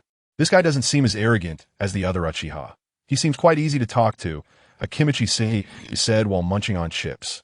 The two nodded instinctively to this, but Akimichi Chza's next words made them feel embarrassed. "He looks so soft and weak like a girl. I didn't expect him to be so strong and ruthless. Just that kick, punch, and knee strike were enough to make the three of us feel numb, gasping for air. They even thought one hit would be enough for them. Uchiha Fugaku actually took 3 hits head-on. Leaving the public training ground, Liu Yun went to the Senju clan's territory. What has Little Tomato been doing at home these days? Thinking of Kushina, Liu Yun couldn't help but smile. After passing through the gates of the Senju clan and arriving at a luxurious mansion, before he could call out, a faint sound of water caught his attention. Liu Yun followed the sound and soon saw Kushina struggling to learn how to swim in a small pond. In a nearby pavilion, Uzumaki Mito sat on a stone chair, watching her practice. Mito had already noticed Liu Yun's arrival, but she pretended to be old and blind, not giving any hint to Kushina. At that moment, Kushina was wearing a thin, cool short-sleeved shirt and a pair of square shorts, and her wet appearance made Liu Yun momentarily lose his focus. The youthful beauty, even if not fully grown, already showcased in excellent body proportion. Those slightly perky breasts, the delicate curve of her small waist, her long, fair legs, the smooth, flawless skin that seemed to glisten, her striking long wet hair, and her naturally beautiful features without any makeup. Watching this scene, Liu Yun's mouth gaped, momentarily stunned in place, unable to regain his senses for a long time. It wasn't until Kushina accidentally noticed the peeping Uchiha rogue and screamed that he finally came back to his senses. Liu Yun wiped the drool from the corner of his mouth, showing no signs of embarrassment of being discovered. Instead, he cheerfully greeted Uzumaki Mito grandma, pervert, standing there without a sound. Do you want to scare me to death? Kushina shouted with a red face, not daring to stand up in the water. I was just afraid of startling you and causing an accident, Liu Yun said, walking directly to the pond's edge. What are you coming over for? Don't look pervert. Kushina instinctively covered herself. You're not undressed. Why are you so nervous? Swimming is something little Liu Yun taught you. Why curse at someone the moment you meet? That's too rude. Mito stepped forward to mediate. At that moment, even though Kushina was wet, she wasn't exposed, which was why Mito didn't remind her. Liu Yun was able to walk over so confidently because of this. Exactly. What's there to be nervous about? What are you covering? Do you have something to cover? Liu Yun casually chimed in. Upon hearing this, Mito couldn't help but laugh. Ah, you shameless guy. I'm going to tear your mouth apart later. Chapter 92. Explaining the possibility of Rope Tree's death to Uzumaki Waterhouse.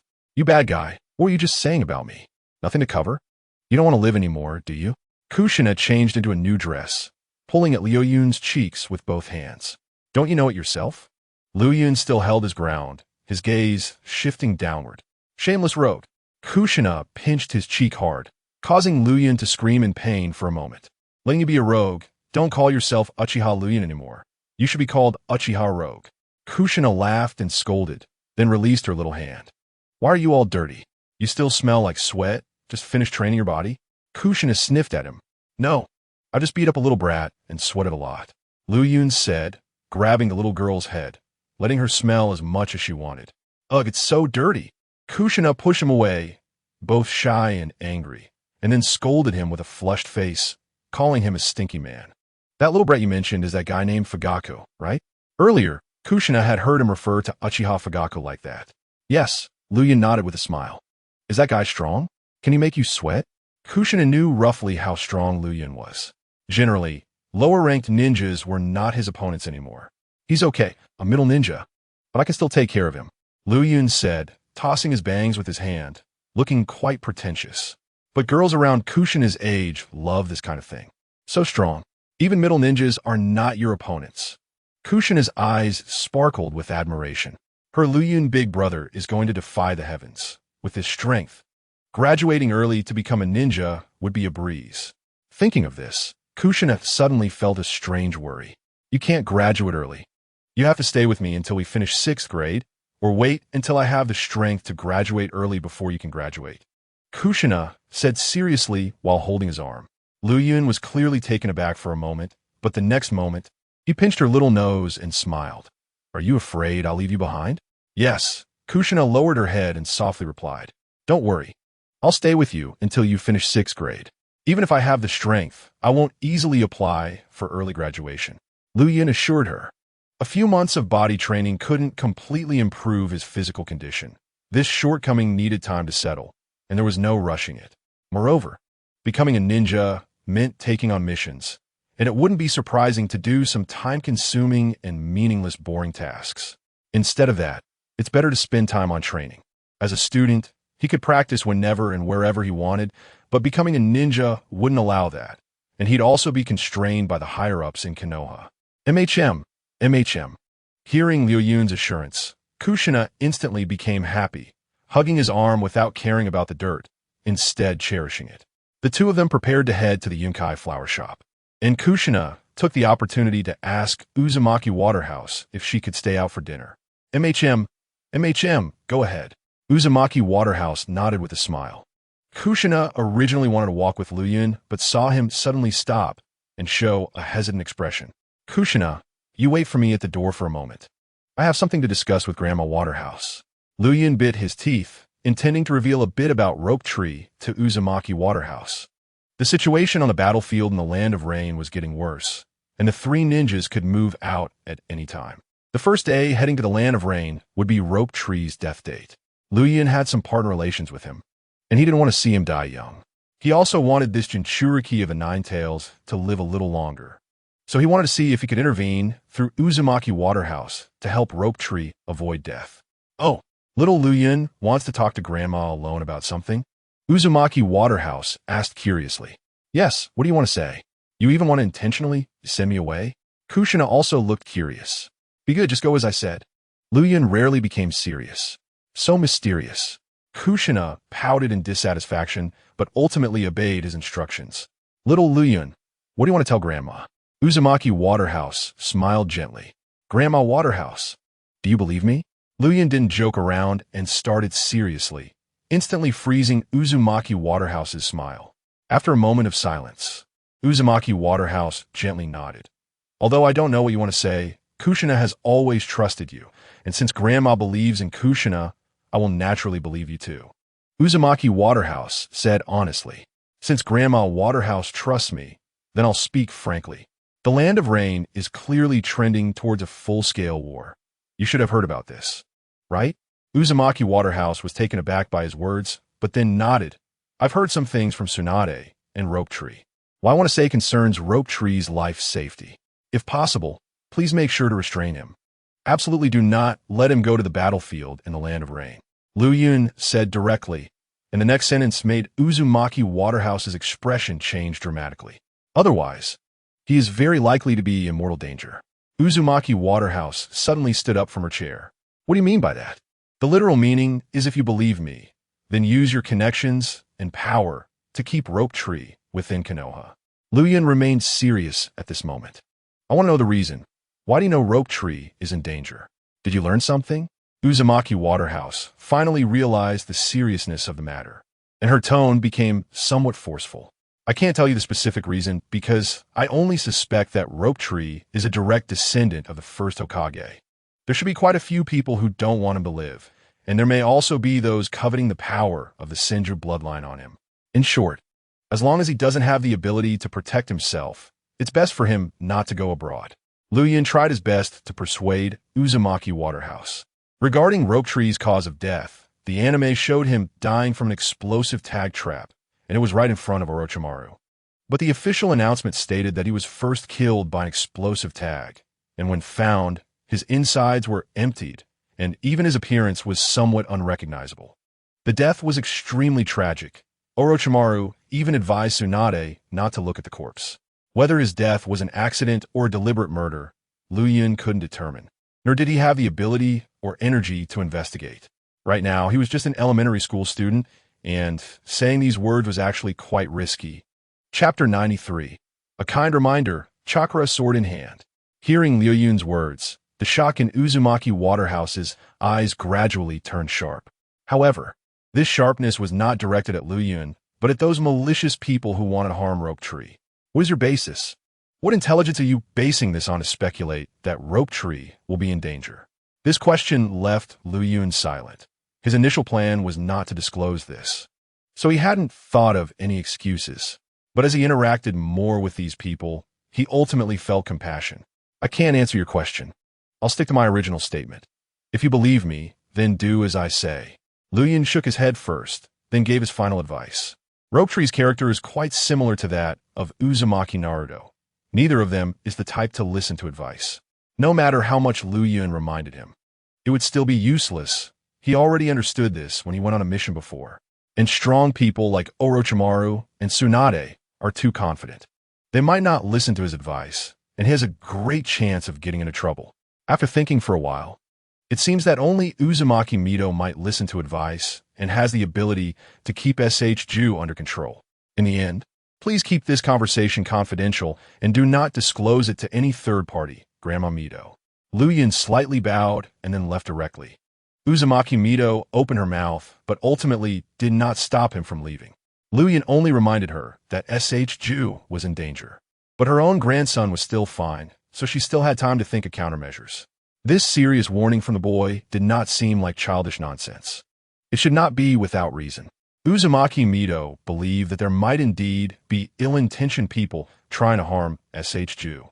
Although she was very curious about how Lu Yun knew all this and where his information came from, unfortunately, the other party did not want to say, and Uzumaki Mito had no way to force him.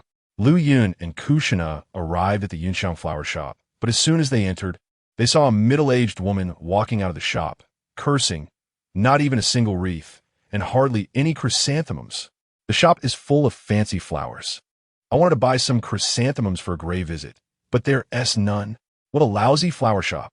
I'm really sorry. It's just that all the chrysanthemums have sold out today. The good ones were picked away not long ago. Asuka said apologetically as she saw the woman out of the shop. Mom, Auntie, hey, why are you both here together? Upon seeing the two arrive, Asuka immediately beamed with joy. Inside the flower shop, after Lu Yun heard what Asuka just said, a hint of schadenfreude appeared on his face. I remember someone saying before that they absolutely wouldn't sell funeral flowers or white flowers. How's that for you now? Before opening the flower shop, Lu Yun had suggested that Asuka focus on selling wreaths, funeral flowers, and flowers for visiting the sick, but he ended up getting a severe scolding from his mom. Asuka insisted on having fancy flowers for romance, indoor decoration, and festive occasions instead. It turned out that her mom was not cut out for business at all. During the first batch of fresh flowers, Asuka almost lost her shirt. If it weren't for her son having a good income, allowing her to make mistakes, she might have had to close the shop after half a month. How dare you mock your mother? Do you want to die? Asuka laughed as she tugged at his little ear. Ouch, ouch, ouch. Mom, let go. Serves you right. Kushina also learned what schadenfreude meant. She found it very amusing to see Lu Yun being punished. However, lately, many people have been buying chrysanthemums for mourning and carnations for visiting the sick, and she really didn't expect his business sense to be so good. The shop hadn't even opened yet, and he already knew what the people here needed. Asuka couldn't help but praise her precious son, leaving Kushina in a fog. It's going to get busier, Lu Yun whispered. Mom, if you were a bit smarter, you could communicate with the local flower farmers, try to monopolize or manipulate the flower market. You might earn even more. Unfortunately, Lu Yun didn't want to tire her out too much. Money was enough for him, so he didn't plan to help her grow her business. A flower shop was just a way to pass the time and not be too bored. By the way, a ninja sent over a beautiful long knife. He said it was something you wanted, and I have it here in the shop to pass on to you, Asuka said as she took out a beautiful long box. As soon as Lu Yun saw the item, he knew it must have been sent by Uncle Snake. The Yunxiang flower shop was very close to Orochimaru's residence, near the Konoha cemetery. Opening the long box, Lu Yun took out a black long knife. The knife was single-edged with a straight back, somewhat similar to the Kusanagi sword used by Sasuke. The long knife inside the black sheath shone with silver light, and the blade was made entirely of a special precious metal that could conduct chakra. What a beautiful knife! Kushina's eyes sparkled. Lu Yun pulled the entire long knife out. The sharp cold light, dazzling and intimidating, clearly showing its extreme sharpness. He instinctively swung the long knife, and a large bouquet of fresh flowers in front of him was instantly cut in half, the cut surface appearing very smooth. What a great knife! Lu Yun couldn't help but exclaim, a satisfied smile on his face. However, before he could enjoy it for long, he suddenly felt a chilling, murderous intent coming from behind. This is a bouquet of flowers reserved by someone else. Do you know how expensive this bouquet is? How dare you use it to test a knife? Asuka's voice came from behind, icy enough to make Lu Yun shudder. As expected, a scream soon echoed in the Yunxiang flower shop. Not long after, Lu Yun took Asuka and Kushina to to a high-end barbecue restaurant. They planned to have a barbecue dinner that night. Luyan had eaten here once before and thought the taste was quite good. "This place is really expensive," Asuka muttered as she looked at the menu. Even though their family was rich now, Asuka still felt it was extravagant to eat at such a high-end barbecue restaurant. Not long ago, she was just a frugal housewife, always pinching pennies and afraid to spend too much. Suddenly gaining wealth had not yet changed her consumption concept. Expensive? It's not like you're paying for it. Besides, Kushina and I are at the age where we are growing. Shouldn't a mom let us eat meat? Luyan teased with a smile. Eat, eat, eat. Eat as much as you want. Kushina, make sure to eat your fill later. This guy has a lot of pocket money, so let's not be polite with him. Asuka first rolled her eyes at him, then smiled as she urged Kushina. Oh. Kushina blushed and nodded instinctively, her mind racing with thoughts about Luyan's comment about being a mom, wondering if he was hinting at something. Whatever, if you have the ability, just eat me poor, Luyan said nonchalantly, pulling out his large wallet. The waitress serving the dishes looked on in astonishment. The wallet on the table was large and bulging, and it was clear without looking that this young man had considerable financial resources. Chapter 94. The war officially begins. Death remains. Time flew by, and more than half a month had passed, while Luyan was still immersed in a leisurely life of training and flirting with girls. A shocking piece of news came from the Hokage building. The Land of Rain had officially declared war on the Land of Fire. The demigod, known as Hanzo the Salamander, personally led the Rain Ninja Army to defeat the Konoha Ninja Army. And the situation on the battlefield in the Land of Rain was precarious. Sarutobi Hiruzen initiated a war mobilization in Konoha village and even dispatched 3 powerful disciples to the battlefield in the Land of Rain to prepare for battle against Hanzo. The news of the 2 countries going to war spread like thunder throughout the ninja world, causing many small countries to panic, while some large countries seemed eager to try their luck upon receiving this news. After more than 20 years of peace in the ninja world, the flames of war reignited. War has indeed arrived. Listening to the Hokage's mobilization speech coming from the distant loudspeaker, Luyan couldn't help but sigh softly. However, even if war breaks out, it's not a big deal. A mere rain ninja can't invade the Land of Fire, let alone Konoha. I still have more than a year of leisure time. Luyan whispered, then stomped his legs on the ground, and his whole body shot out like a cannonball, accompanied by a flash of blue blade light. A tree as thick as his waist was instantly cut in half by him. The chakra blade, enhanced by lightning, was unmatched in sharpness, and combined with the instantaneous speed, it truly achieved the effect of cutting through iron like mud. Inside the Senju clan, Uzumaki Mido kept SH-Ju confined at home, preventing him from following the large Konoha ninja army to the battlefield in the Land of Rain. This action immediately drew the attention of the 3 Sannin, who seemed somewhat puzzled by Mido's decision. Orochimaru felt that the battlefield was a good place to train people. He intended to take SH-Ju to the Land of Rain to achieve merit, and this was unanimously supported by Tsunade and Jiraiya. The usually uninvolved Uzumaki Mizuho suddenly ordered her grandson not to leave the country, and her attitude was extremely firm, leaving no room for discussion. Tsunade was confused and confronted her grandmother, only to be met with a harsh scolding. Of course, Tsunade was not one to have a good temper, and in a fit of anger, the 2 had a loud argument at home. SH-Ju was not an easy character either. He could not accept or understand his grandmother's decision, and he was restless at home, constantly shouting about wanting to go to battle. He claimed he wanted to inherit his grandfather and great-grandfather's will and become the 4th Hokage of Konohagakure. As the grandson of 2 Hokages, he could not back down or avoid battle. He accused his grandmother of not understanding him. Uzumaki Mizuho was conflicted. On one hand, she believed in Liu-Yun's warning. On the other, she was reassured by the 3 Sannin that they would take good care of her grandson. She had raised him since he was little, and how could she not understand SH-Ju's dream of becoming Hokage? However, she was truly afraid that Liu-Yun's words would come true, and that this last heir of the Senju clan would perish on the battlefield. On the day before the ninja troops departed, Uzumaki Mizuho was under immense pressure. The 3 Sannin were persuading her and assuring her that they would look after SH-Ju. The timing of the mission was fixed, and the ninja troops could not delay for him.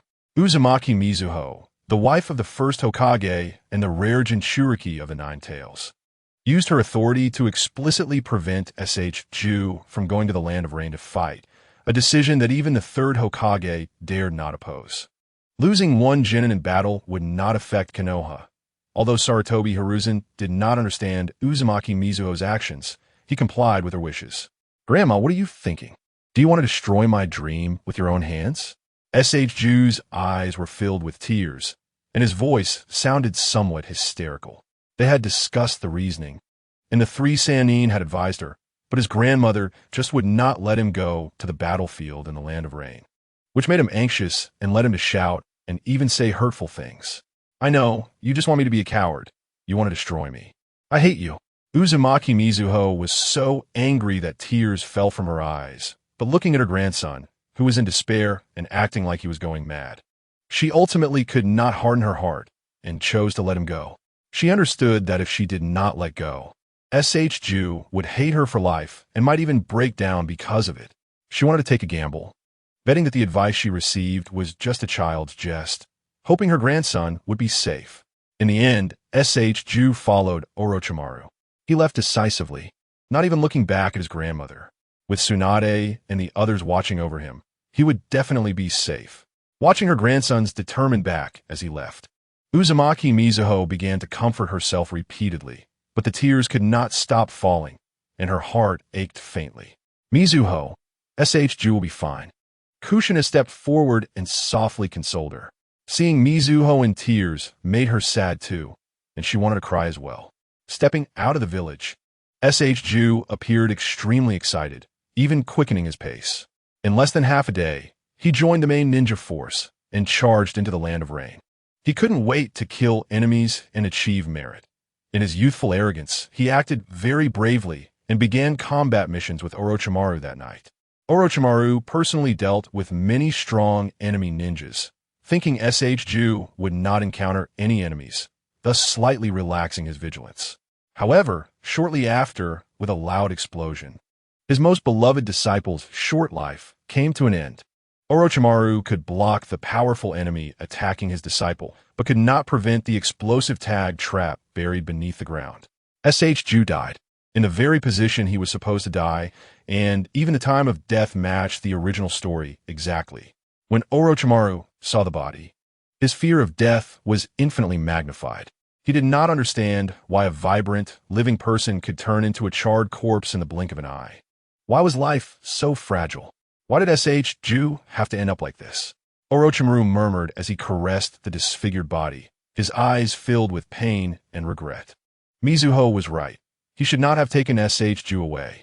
If it weren't for his insistence, perhaps Ju would not have died. Just that morning, he had confidently promised to take good care of Ju, but in less than a day, Ju had met with a tragic end right under his nose. At that moment, the fearless Orochimaru was even afraid to face the old woman, and he dreaded facing Tsunade as well. Trembling, he picked up the crystal pendant from the ground, and tears streamed down his snake-like eyes. Chapter 95. The pain of interfering with others' fates. Has the Nine-Tails Jinchuriki lost control? When Tsunade learned of her brother's death, she collapsed onto the ground, her mind consumed by intense fear and regret. She struggled to get up, wanting to rush into the morgue to see her brother, but Jiraiya stopped her with a hand. "Don't go in there." Ju had died a terrible death, completely unrecognizable. If it weren't for the torn clothing and Orochimaru's confirmation, Jiraiya would not have dared to believe that this was the lively, cheerful brother he remembered. "It doesn't matter. Seeing or not seeing is the same. It's not like I could tell," Orochimaru murmured. "Enough, Orochimaru," Jiraiya shouted loudly. In the original story, he would have said, "Because it is war, no one can avoid death." However, after his earlier promise to Uzumaki Mizuho, he could not bring himself to say such words again. Tsunade, rarely blaming Orochimaru, was the one most afraid of facing her grandmother. She was the one most filled with guilt. Looking at the terrifying, broken corpse in front of her and recalling the fierce argument she had with her grandmother, Tsunade suddenly found it hard to breathe, and the surrounding scene began to spin, causing her to faint on the ground. Seeing this, Jiraiya hurriedly picked her up. As he passed the hallway, he paused and glanced at the silent, head down Orochimaru before leaving the sorrowful place. The news of Ju's death reached Konoha the day after the two countries officially went to war. The death of this young prince enraged all of Konoha and simultaneously caused a strong shock in the Land of Fire.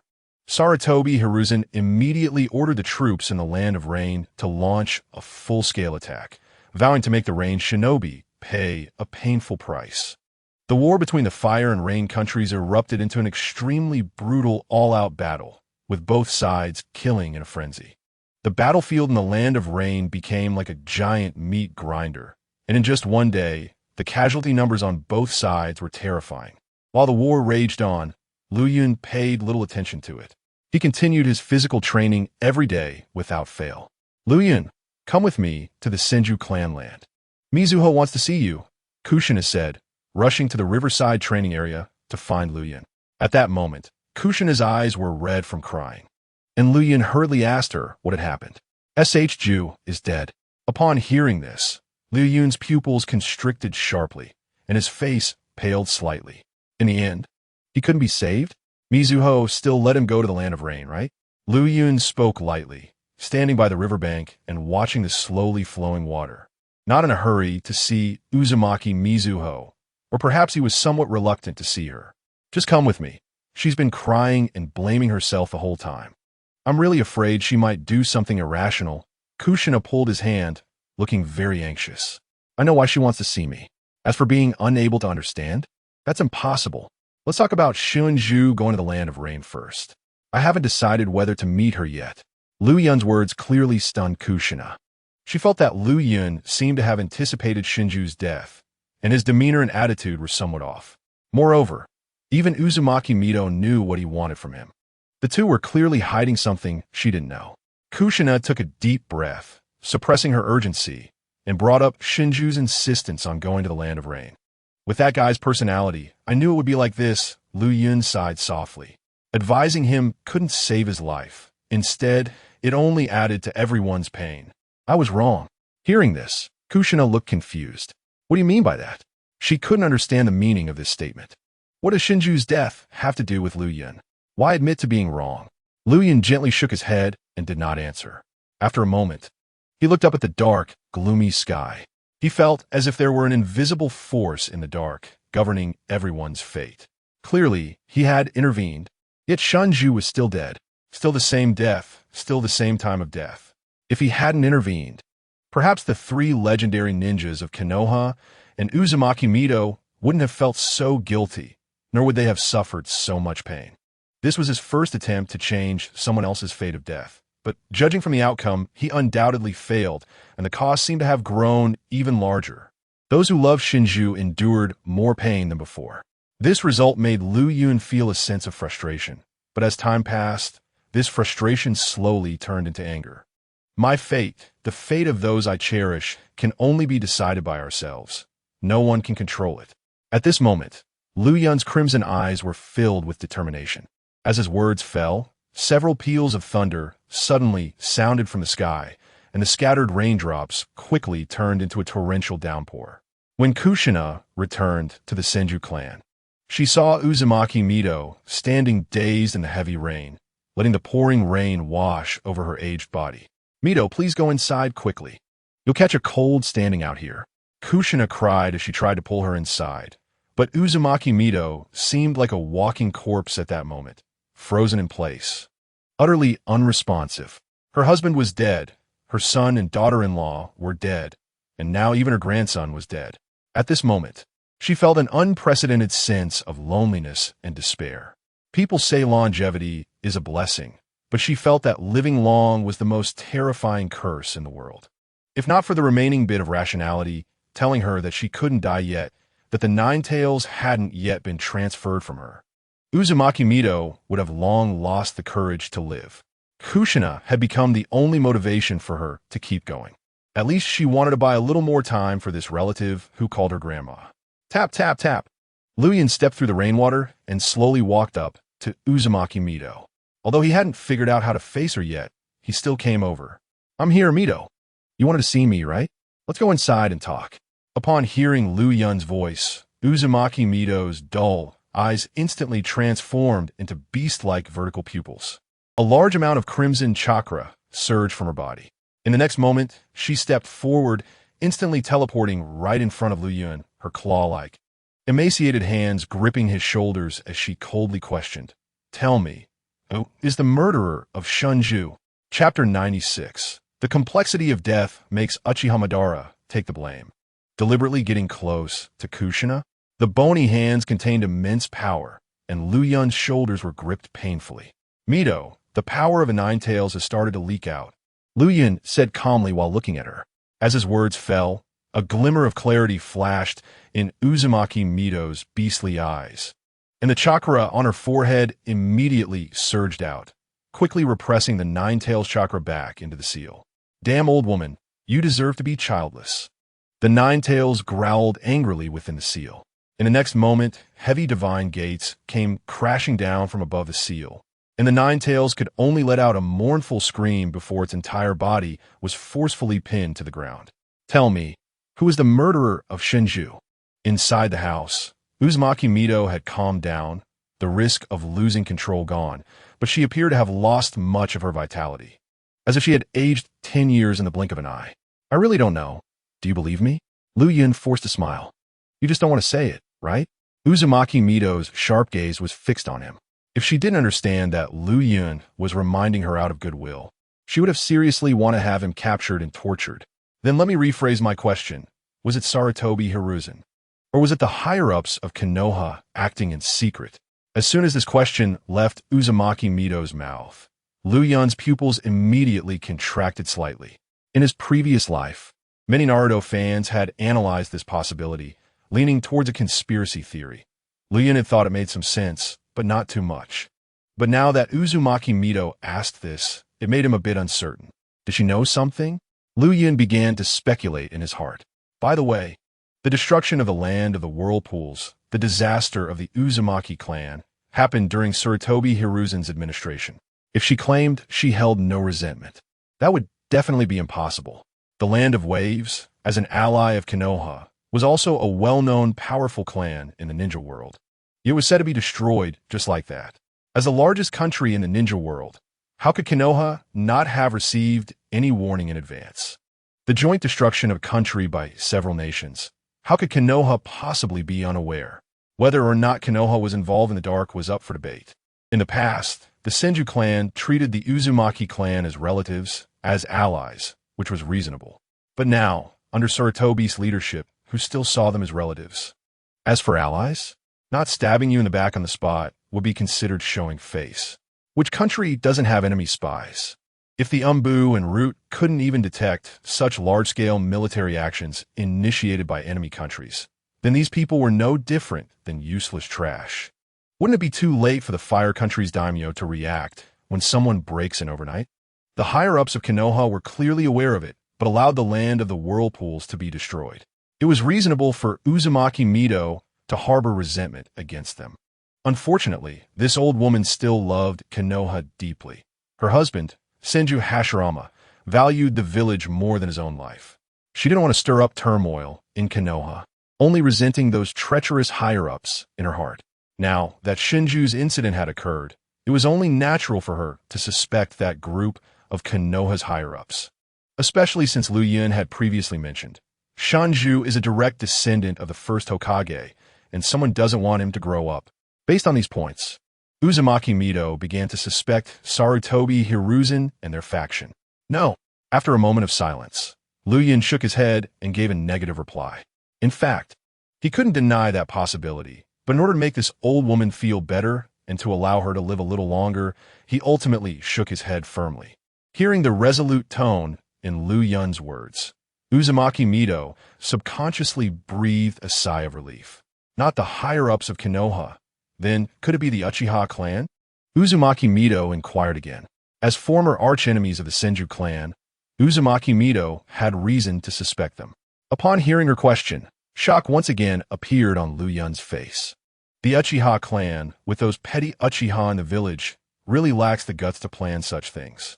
Uchiha Madara does have that capability, but he probably looks down on the idea of targeting a child. Wait, we can't be sure. After all, The death of Rope Tree could greatly escalate the war between the two countries. In a war-torn land of rain, it would be beneficial for him to cultivate Nagato. Even if it's not him, Kagaya could also be behind it, that dark ant who would love for the world to be in chaos. In fact, Rope Tree's death might really just be an accident, but everything became complicated because of his kind reminder. His mind was a bit chaotic at the moment, and he remained silent for a long time. Uzumaki Mito, however, rarely disturbed him, as she really needed an answer. She no longer believed in accidents because when Lu Yun reminded her, the concept of an accident ceased to exist in her heart. Lu Yun also didn't dare to tell her it was an accident because he knew this. It's not the Uchiha in the village, but it doesn't rule out the Uchiha outside the village. Lu Yun said something that took Uzumaki Mito by surprise. What does that mean? Uzumaki Mito rushed to ask. Uchiha Madara is not dead. Lu Yun intended to pin the blame on Uchiha Madara. Otherwise, it would be impossible to clarify this matter. What? Impossible? Uzumaki Mito exclaimed instinctively. She was certain that Uchiha Madara was killed by her husband, and she had even seen the body with her own eyes. How could Uchiha Madara not be dead? Probably only Senju Tobarama in the entire Konoha would suspect Uchiha Madara's survival, as he secretly hid the body. Of course, it's also possible he thought Madara's body was stolen by someone, rather than having risen from the dead, since he must have confirmed Madara's death when he took the body. There is nothing impossible. Some ninja techniques and forbidden jutsus can reverse life and death. Impossible? How could there be such a technique? You, a mere child. As Uzumaki Mito spoke, she began to realize something. How many secrets did this little boy, Lu Yun, really know? From his confident tone, it was clear he seemed to have witnessed events from years ago. He said his grandson might die, and it would happen in the land of rain. She didn't believe it, but what if it were true? If you don't believe it, then find someone to dig up Uchiha Madara's grave. I think you should know where he is buried. Upon hearing this, Uzumaki Mito's pupils suddenly contracted. Lu Yun didn't seem to be talking nonsense. She began to believe that Uchiha Madara had truly reversed life and death. I will send someone to investigate Uchiha Madara's status. After a long silence, Uzumaki Mito spoke in a deep voice. But before that, I want to know how you know so much. Do you know I have the Nine Tails? Do you also know Kushina's other identity? Did you approach Kushina on purpose? Chapter 97. The first battle of Konoha ends in defeat. A new semester hearing Uzumaki Mito question whether he approached Kushina on purpose, Lu Yun's expression immediately darkened. Grandma Mito, what are you talking about? At this moment, Kushina could no longer hold back and spoke up. The topic had shifted to her, and she hadn't understood the previous conversation, so she didn't dare to speak. Now, seeing the atmosphere and the questions were off, she felt that if she didn't say anything, it would lead to serious trouble. I know a lot, and am willing to tell you, purely for Kushina's sake, but that doesn't mean you can maliciously speculate about me. Lu Yun looked at her calmly, but his voice seemed a bit cold. Upon hearing this, Kushina immediately stood up, and although she wasn't very sharp, she could sense some underlying meaning. Grandma Mito, Lu Yun is not that kind of person with ulterior motives, and he definitely doesn't mean any harm towards me. I approach him on my own. You must have misunderstood him. Their words clearly stunned Uzumaki Mito, and then she lowered her head in regret. I'm sorry, child. I shouldn't have doubted you. As Uzumaki Mito said this, tears fell unbidden, and this scene made Kushina's heart ache. She hurried forward to comfort her. To be honest, Lu Yun didn't have to say so much to her. He explained everything out of kindness. Regarding Rope Tree's matter, he had given a kind reminder in advance, knowing it would invite suspicion and still willing to speak. Does it still need to be questioned if this child is good or bad? Didn't she already have enough clarity about his origins and background? So what if he knows many secrets and information? It's clear he also hopes Rope Tree can survive and genuinely likes Kushina. With these points, is it not enough to earn trust? Thinking of this, Uzumaki Mito felt too ashamed to face Lu Yun again. She kept apologizing with her head down, and seeing this, Lu Yun helplessly waved his hand. It's okay. You're just too concerned about Kushina, and I can understand that. He didn't blame this unfortunate old woman. It was already remarkable that she could maintain her composure in the face of losing her grandson. Moreover, he indeed had some suspicious aspects. Grandma Mito, please take care of your health. for Kushina's sake. Liu Yun said something meaningful and then stood up to leave. Wait, it's raining so heavily. Don't rush to leave. Kushina stepped forward and hugged his arm. My clothes are already wet. I'm not afraid of the rain. Please take care of Grandma Mito. I'll be leaving now. Liu Yun smiled and patted her head, then walked straight into the heavy rain. Kushina looked at his back with a worried expression. After standing in place in a daze for a long time, she returned to Uzumaki Mito's side. On the battlefield of the Land of Rain, after a brutal battle, both countries suffered astonishing casualties. The three ninjas struck with full force for the first time and immediately summoned large summoning beasts, causing the Rain Country ninjas to scatter in disarray. Later, Hanzo of the Salamander joined the battle, and the three ninjas experienced the terrifying power of a peak demigod for the first time. They faced their first significant defeat in their lives and almost died on the battlefield of the Rain Country.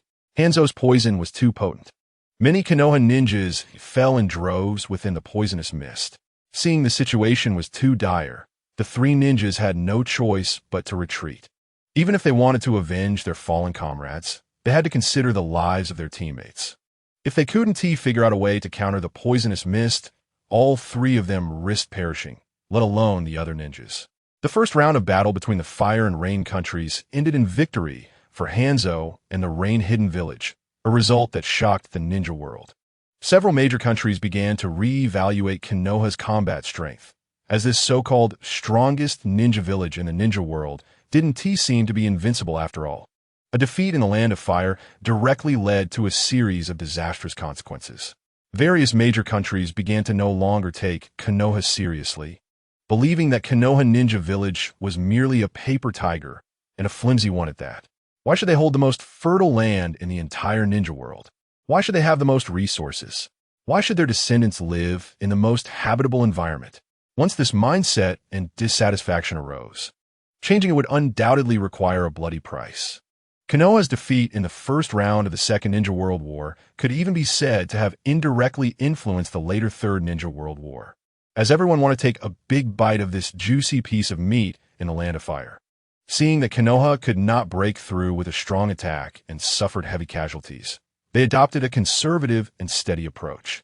After a high-level decision, they changed the mode of warfare, and the Land of Fire began to compete with the Land of Rain in comprehensive national strength. They blocked the economy, cut off trade, conducted assassinations and disturbances, and carried out sabotage behind enemy lines. The Land of Fire actively dragged the Land of Rain into the quagmire of war, clearly intending to engage in a protracted battle. Hans the Salamander could see this point, but he had no way to solve the fundamental problem. The Fire-Rain War had been raging for over a month, and the Konoha Ninja Academy welcomed a new semester. Due to the ongoing war, Konoha decided to shorten the curriculum for 6th grade students. The new students of Liu Yun's age would face heavier academic burdens, and the speed of graduation would also be significantly accelerated. The moment Liu Yun accompanied Kushina into the ninja school, a group of Uchiha descendants immediately caught his attention. Liu Yun-kun, Liu Yun ni, Zama Oji. Most of the Uchiha kids in the ninja school bowed to him in unison. It felt like a bunch of gangsters meeting their boss, leaving Liu Yun speechless. Liu Yun was now extremely famous among the younger generation, with many in his family spreading rumors of his extraordinary strength, claiming he had personally defeated the genius Nin Uchiha, Fugaku. The previous battle was kept strictly confidential by Uchiha Fugaku, with even AJ Nin visiting personally to request that Uchiha Aomon and Uchiha Senya not leak any information.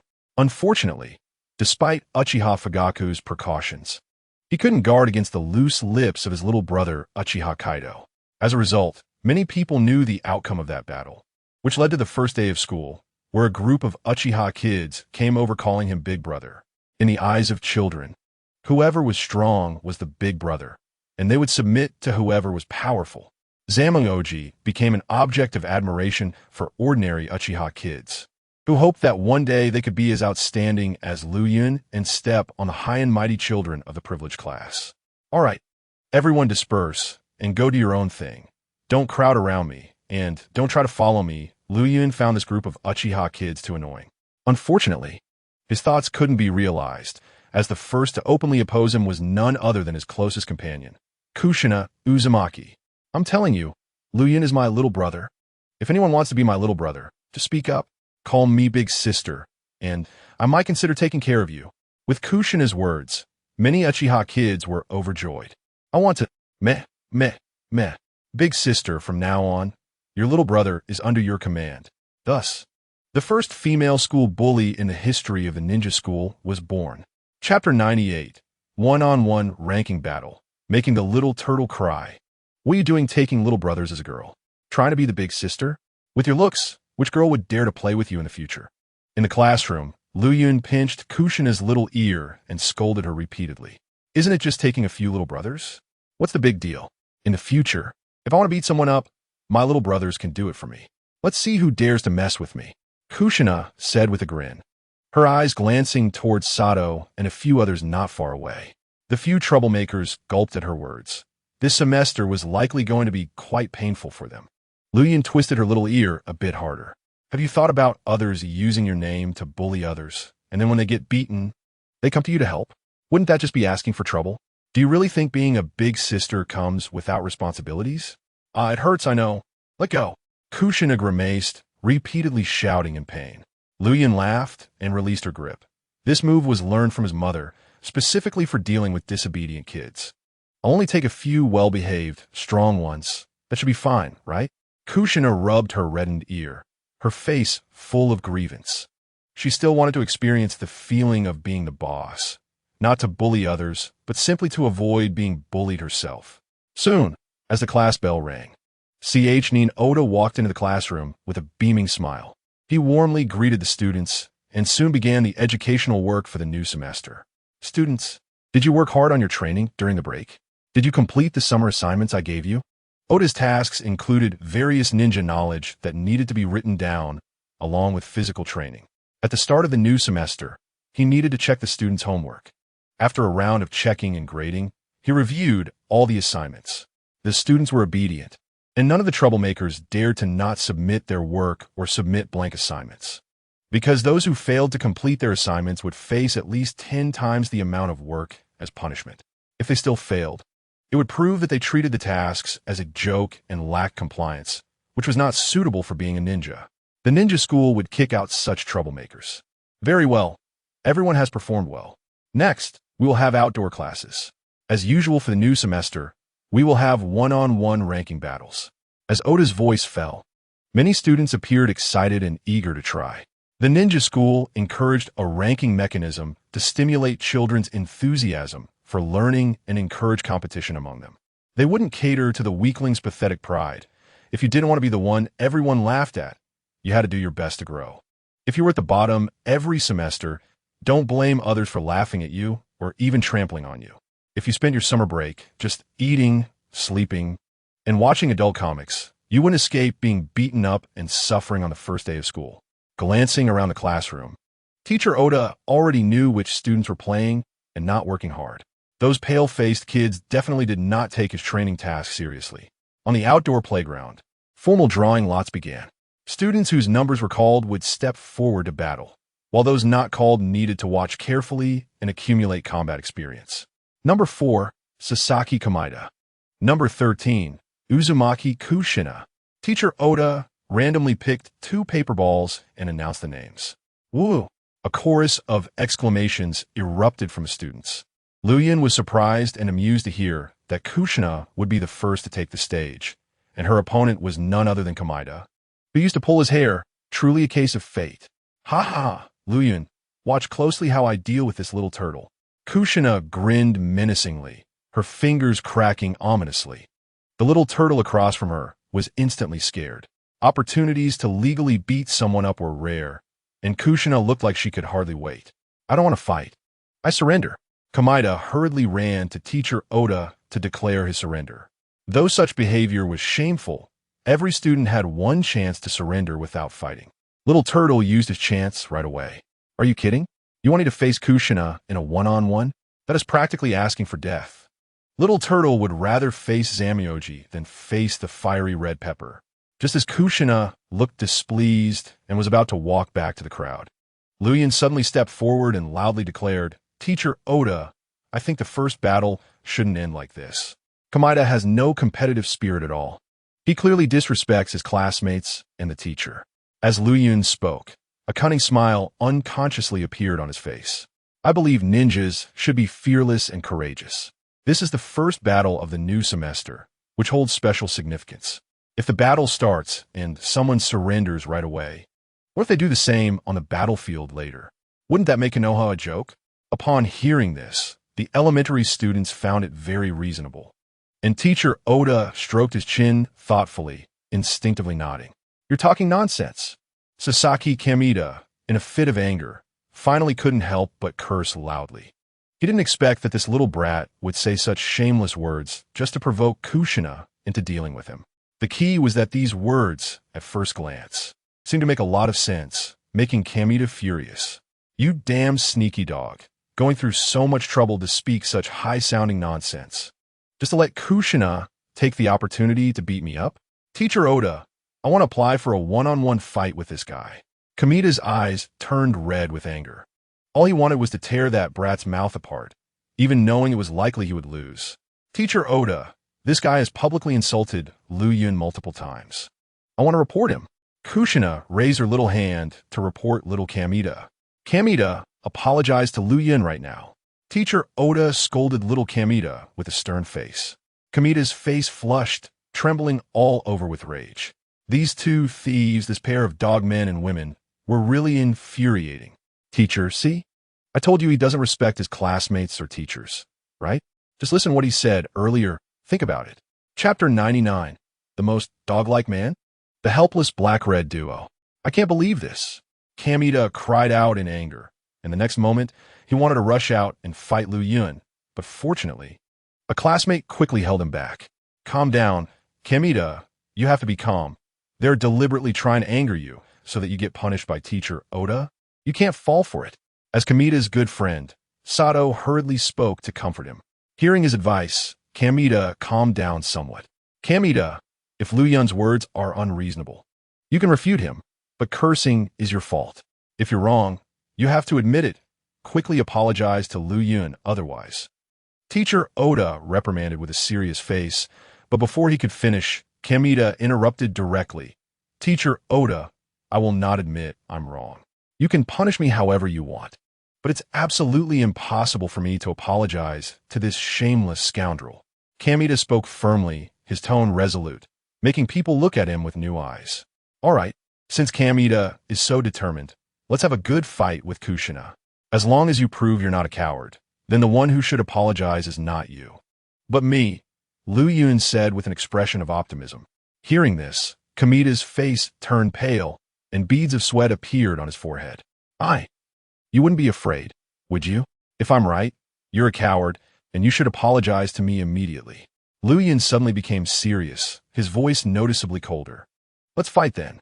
I'm not a coward. I would never apologize to you even if I die. Kamida shouted in anger, trying to bolster his courage. He was still young and hot-headed, unable to withstand provocation, knowing that Lu Yun had dug a trap for him, but still stubbornly jumped in. Both sides, get ready to start. Teacher Oda issued the command. Kushina grinned maliciously as she stepped forward, and Kamida, seeing this, instinctively stepped back in fear.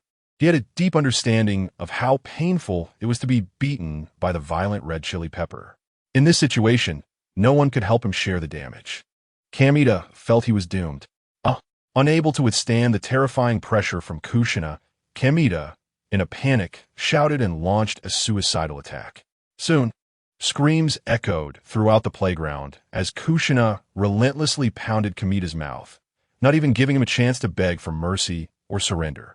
In the end, Teacher Oda couldn't bear to watch any longer and stepped in to stop Kushina, ending this one-sided beating. Damn it, that stinky brat, that disgusting tomato. You two will not have a good ending, Wa. Kamida cried while uttering the most vicious curses. He was beaten to a pulp by the blackened Kushina, with bruises all over his face and two of his teeth knocked out, making his speech somewhat slurred. Kamida-kun, it was my fault earlier. I misjudged you. You're definitely not a coward and lack fighting spirit. Lu Yun, bored, ran over to little Kamida's side to pass the time. Kamita-kun, you're really this.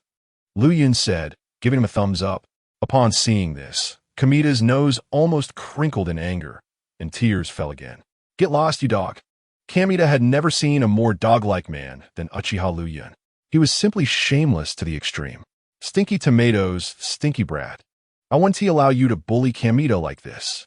Sato stood up indignantly. Hearing his pigeon being insulted, Kushina immediately became displeased. Hands on her hips as she counterattacked. When did Lu Yun bully him? It's obviously just praising Kamita. This guy is just a crybaby, crying at the slightest thing, even crying when praised. Aren't you ashamed to talk about Kamita? Who cried when my brother hit him last time? Sato said triumphantly. Upon hearing this, Kushina's expression darkened. But just for a moment, her face broke into a smile again. Your brother? Isn't he the trashy lower ninja who was one-punched? Damn you, stinky tomato. I won't allow you to insult my brother. Sato's face turned red with rage, fists clenched. What? I insulted him.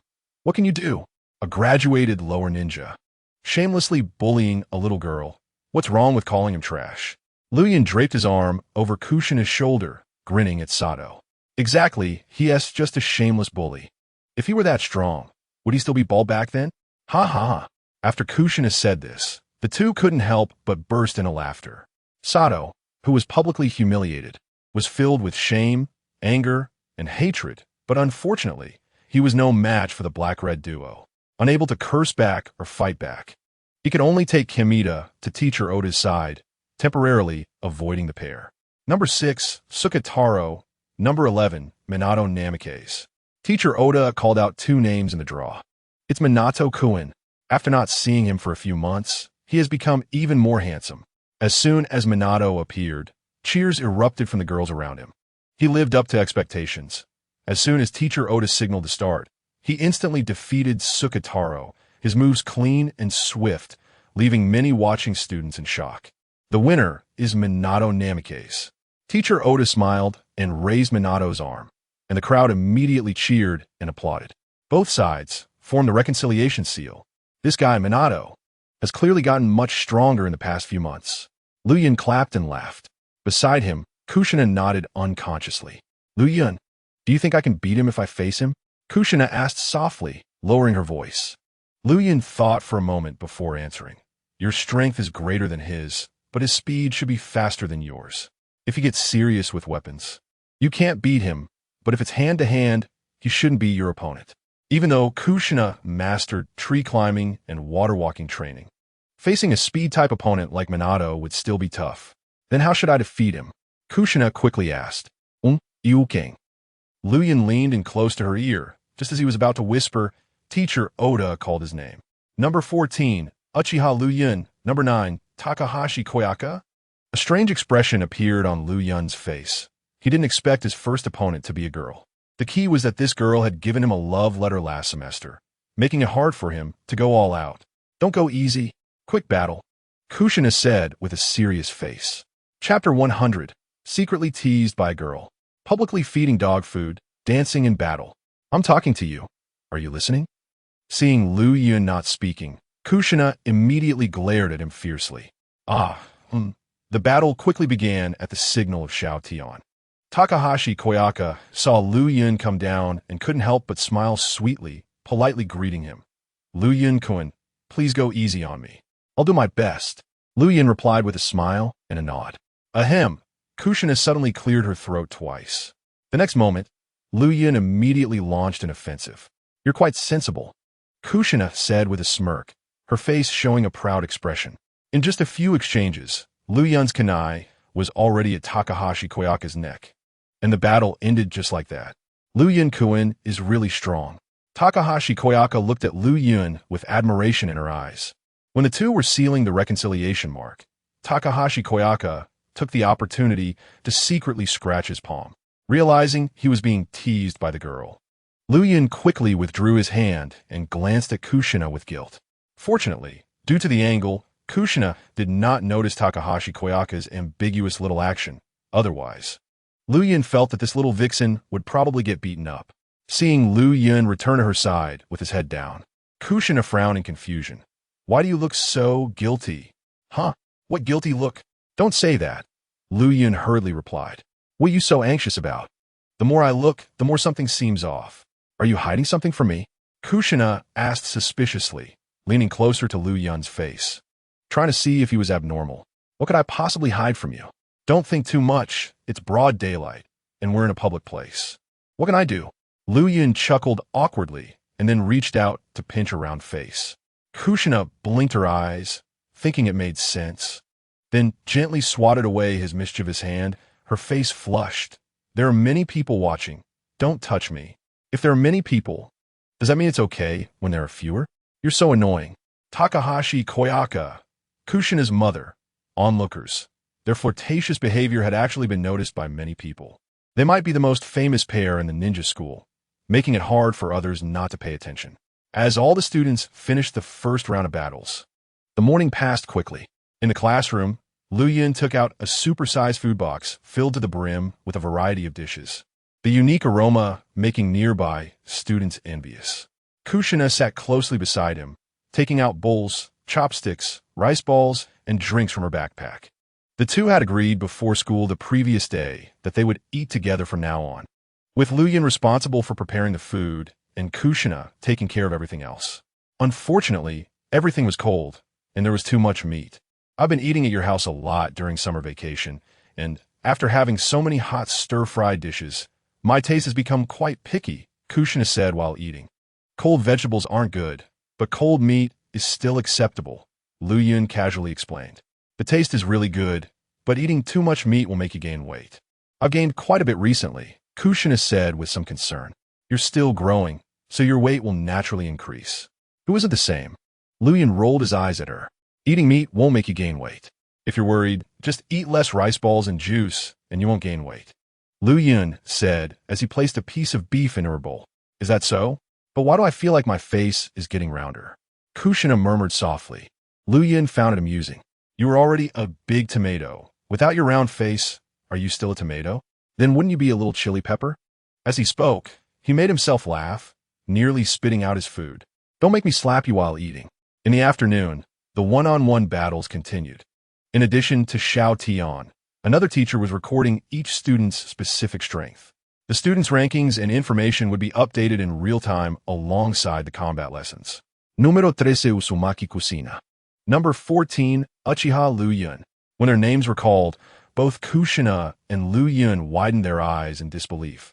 They hadn't expected to meet each other so soon. Fortunately, they had already made plans to handle this, with the outcome decided even before the fight began.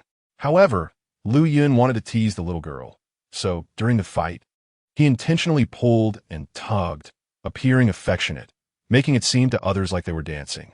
In fact, many people didn't think otherwise. Lu Yun had indeed just danced a few steps with Kushina, such as twirling her around by holding her hand and lifting her above his head while spinning, combining martial arts with dance, creating a unique beauty. Kushina was both shy and amused, feeling a mix of anger and laughter. Her pretty face turned into a big tomato. This scene made many people envious, and most of them, including the teachers, were wide-eyed, watching in stunned silence, each one having been force-fed a handful of dog food. Report. Teacher, I want to report these two. They're openly dancing during the battle and showing off their affection. This is completely disrespectful to their classmates and teachers.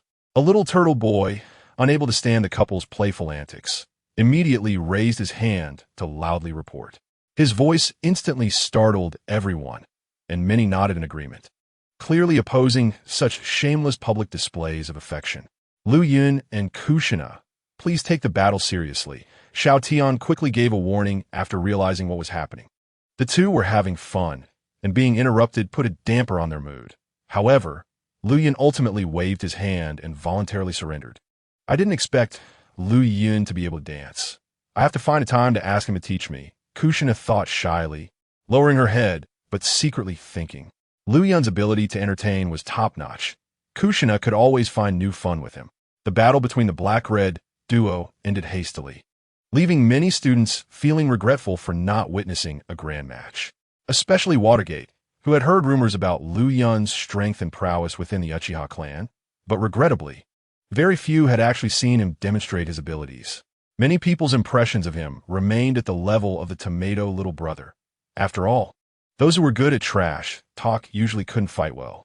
They thought if Liu Yin were really strong, he wouldn't always hide behind women and just talk. Moreover, the main reason was that Liu Yin had been weak in the past, leading many to not believe he could become so strong in just a few months. If Liu Yin surrendered, then wouldn't that mean there was no chance to fight him? Watergate felt quite regretful. Actually, he wanted to challenge Liu Yin the most since he had seen Liu Yin take down a lower ninja in an instant. However, if he wanted to become the top of the grade, according to the rules, he could only match up with someone who hadn't lost yet, unless he also lost once. Only then would they have the chance to match up for a fight. Chapter 101, Expanding Medical Ninjas. Facing the invitation from the 3 elders of Uchiha after a whole day, the ranking battles had only gone through 2 rounds to fully determine the students' rankings. It would probably take another 2 days. That afternoon, Xiao Tian revealed some news about the battlefield to the class. Due to the fierce fighting on the Fire Rain battlefield, there were many injuries and poisonings, but Konoha lacked medical ninjas capable of healing the wounded, resulting in many ninjas dying regretfully without timely aid. Konoha wanted to change this situation, so there was an urgent need to train a large number of medical ninjas to protect their injured comrades. Xiao Tian quickly conducted a round of tests in the class for those students who could attach chakra to their hands. He required them to take more medical ninjutsu courses in the future. It is now a time of war, and Konoha has exposed its shortcomings in medical capabilities during the conflict. They need to quickly address this gap, so they can only sacrifice some of the children's time and make them put more effort into learning medical ninjutsu. During class, Oda personally promised that as long as the medical ninjutsu could be learned, the students could receive their Konoha headbands early, without even having to take the body flicker technique exam, and could directly become honorable Konoha ninjas.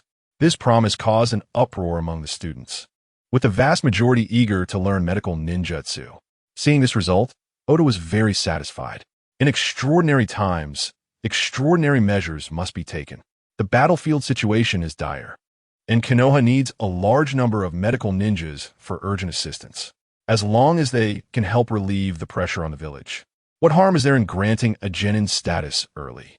It doesn't matter if their strength is lacking. As long as they can save lives, that's enough. Konoha's emphasis on medical ninjas is already showing signs, and it seems that the time is not far off from Tsunade's proposal that each team must be equipped with a medical ninja, Liu Yin thought to himself. Soon, he also took the initiative to showcase his talent for chakra control and was successfully selected to learn the medical course. Along with him was Kushina, the little girl, since she had already completed her training in tree climbing and water walking, making it easy for her to pass the medical ninja selection. Liu Yin supported her desire to learn medical ninjutsu. As the saying goes, having more skills is never a burden, and having another capability is another form of security. As for not having enough energy, then just use shadow clones. In fact, Kushina was not particularly interested in medical ninjutsu itself. If she really wanted to learn, she would have gone to study with Tsunade long ago. What piqued her interest was that Liu Yin wanted to learn. Then she wanted to follow along. As night fell, Liu Yin was sweating in the courtyard at home, but the sudden visit of an unexpected guest disrupted his training rhythm. Shinya, what brings you here? Don't you have a mission? The sudden visit of Uchiha Shinya, who had already become a genin, surprised him a bit. Liu Yin-kun, Elder-san asked me to come find you, Uchiha Shinya stated directly. Oh, Elder-san? What do you want that would make him send you to find a little student like me? Liu Yin's confusion deepened. I suspect he might be interested in you. This is a good thing. You should come with me, Uchiha Shinya said with a smile. Interested in me? Liu Yin was taken aback at first, then couldn't help but smile. Recently, your name and deeds have been widely discussed among the young members of the clan. Elder-san asked me about you and Fugaka-kun, and I told him about how you beat him. Then he sent me to find you, saying he wanted to meet you and might have plans to cultivate you. Uchiha Shinya explained the situation. Liu Yin instinctively frowned. He didn't think this was a good thing, but due to Uchiha Shinya's repeated urging and his curiosity, he followed him into the Uchiha clan grounds and met Elder San. Since Uchiha Madara left, the Uchiha clan had not selected a clan leader again, mainly because they couldn't find a qualified candidate. A group of unruly individuals wouldn't submit to anyone. It was hard to find a powerful Uchiha Q, only to end up being a pawn of the Hokage. The position of clan leader remained vacant, and during this period, several elders jointly controlled major clan affairs, each holding significant power. Among them, the power of the elder was the greatest, followed by the second and third elders, with the rest of the elders having less power. Luyin and Uchiha Chinya belonged to the same faction under the third elder, Uchiha Toyo. "May I ask what Elder Sen wants with me?" Upon seeing Uchiha Toyo, Luyin went straight to the point and asked about his purpose. "You're here." Uchiha Toyo greeted him with a smile as he set down his teacup. "I heard you personally defeated the precious grandson of the elder. You're quite impressive at such a young age." Uchiha Toyo praised him repeatedly. "Fugaka didn't take me seriously, which is why I was lucky enough to win," Luyin explained. "Is that so?" Uchiha Toyo nodded subconsciously, finding the explanation reasonable. "I heard your mother moved you away from the clan grounds? I'd like to know the specific reasons." Uchiha Toyo actively asked about this matter. For someone in his position, the trivial matters of small family were not something he usually bothered to inquire about, as he was quite busy with work, and Liuyin's family held little value for him. So even though Liuyin's family had moved away from the clan grounds, he had been indifferent. After all, mother and son were still nominally members of the Uchiha clan, and someone would still participate in the clan meetings. It was merely a matter of not living within the clan grounds. "There's no particular reason. I just wasn't happy living there and wanted to change my environment," Luyin explained casually. "Not happy living there?" This answer surprised Uchiha Toyo greatly, but seeing Liyun's indifferent demeanor, he was too lazy to ask more about the reasons. "With your abilities, you should be able to graduate from school easily, right? Are you interested in coming over to work for me? I can provide you with training resources to help you quickly become a powerful ninja." Uchiha Toyo got straight to the point, making his intentions clear. "Hee. I wonder what kind of training resources Elder San can provide me?" Luyin didn't refuse the offer immediately, but instead smiled and asked. Liuyin's question was very direct, so direct that even Elder San was taken aback. After regaining his composure, Uchiha Toyo frowned slightly, showing some displeasure on his face, feeling that this kid was somewhat ungrateful. "What do you want?" "Money, ninja tools, various ninjutsu knowledge, teachers. As long as you have enough potential, I have connections, beautiful women, and even power. I can provide everything you want, and all I ask for in return is your loyalty." Uchiha Toyo spoke with a stern expression, believing that these words would be enough to intimidate this inexperienced kid. However, the next moment Luyin burst into laughter. Chapter 102. "Do you want to pull fast one? Are you trying to fool a child? What are you laughing at?" Uchiha Toyo frowned. Liyun's attitude was very displeasing to him. "I'm sorry, I'm just too happy." The kid lost his composure. Luyin quickly adjusted his attitude. "Of course, I can offer my loyalty to Elder San. Since Elder San can give me what I want, let me state my request." As soon as these words were spoken, Uchiha Toyo's expression immediately darkened. He didn't expect this kid to really dare to make demands. Given his current status, which clan member wasn't grateful and eager to pledge loyalty to him? This kid was too ungrateful. "First of all, I want 500,000 Ryo. Then I want 3 level B fire release ninjutsu, or jinjutsu, 2 level A fire release ninjutsu, or jinjutsu, and 2 level S fire release ninjutsu, or jinjutsu, if possible. As for other things, I won't need them for now. I'll bring it up if I need anything else." Luyin spoke seriously, stating that he didn't ask for much. He could easily come up with 500,000 Ryo himself, and he was just mentioning it to make a point. The fire release and jinjutsu were what he was currently lacking. He didn't even dare to ask for level S ninjutsu, mainly because he thought it would be bad if he scared the other party with his first request. "Are you serious?" Uchiha Toyo's face darkened completely. "Huh? Did you think I was joking?" Liuyin's face was filled with surprise. Looking at the old man's expression, it seemed like he didn't want to give anything. After saying so much, was he just playing with a child? "Do you think you have that kind of value to make such demands?" Uchiha Toyo downed his cup of tea and coldly stared at Luyin. "Did beating Fugaka not prove my value? Moreover, didn't you say you could meet my demands?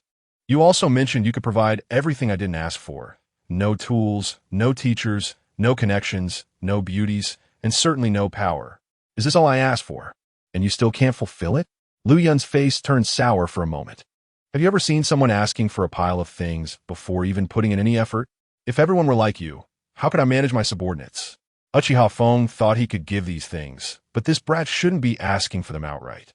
Lu Yun's attitude irritated him. He had never seen such a realistic child. Wait, didn't you say you would give this to me? Why does it seem like I'm the one asking for it? And what do you mean by not putting in any effort? Didn't you say you only wanted my loyalty? I can obey your orders in the future. To be reasonable.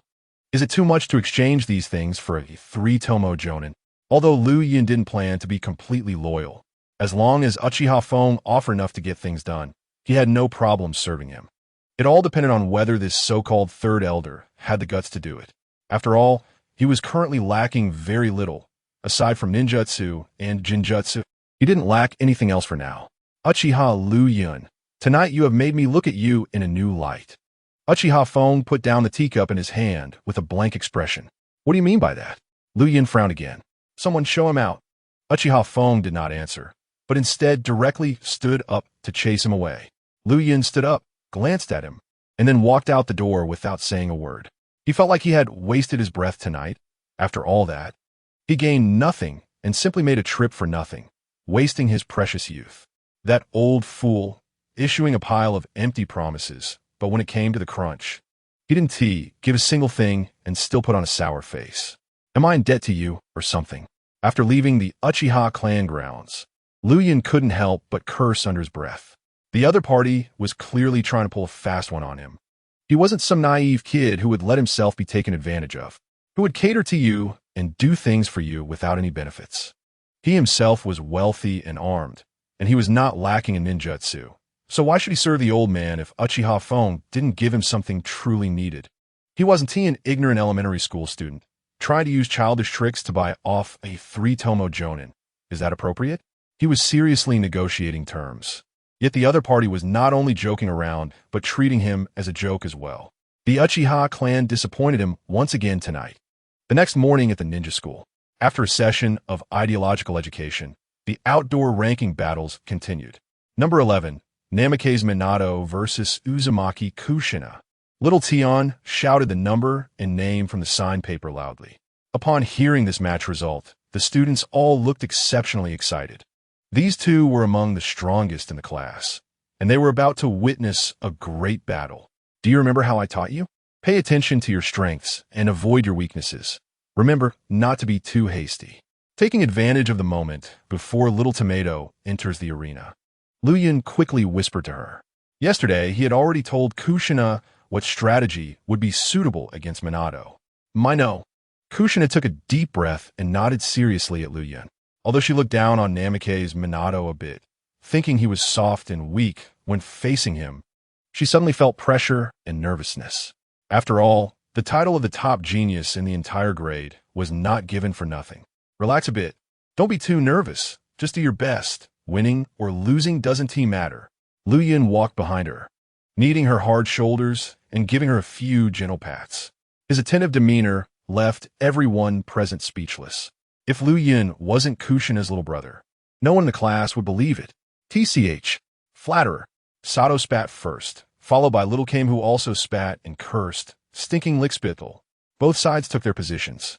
Kushina and Minato stood opposite each other, both bowing politely. The battle began.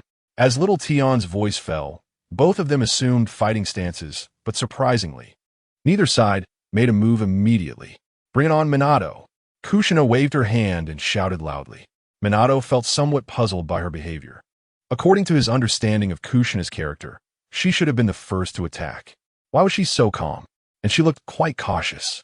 After hesitating for a moment, Minato, seeing that Kushina remained still for a long time, took the initiative to attack.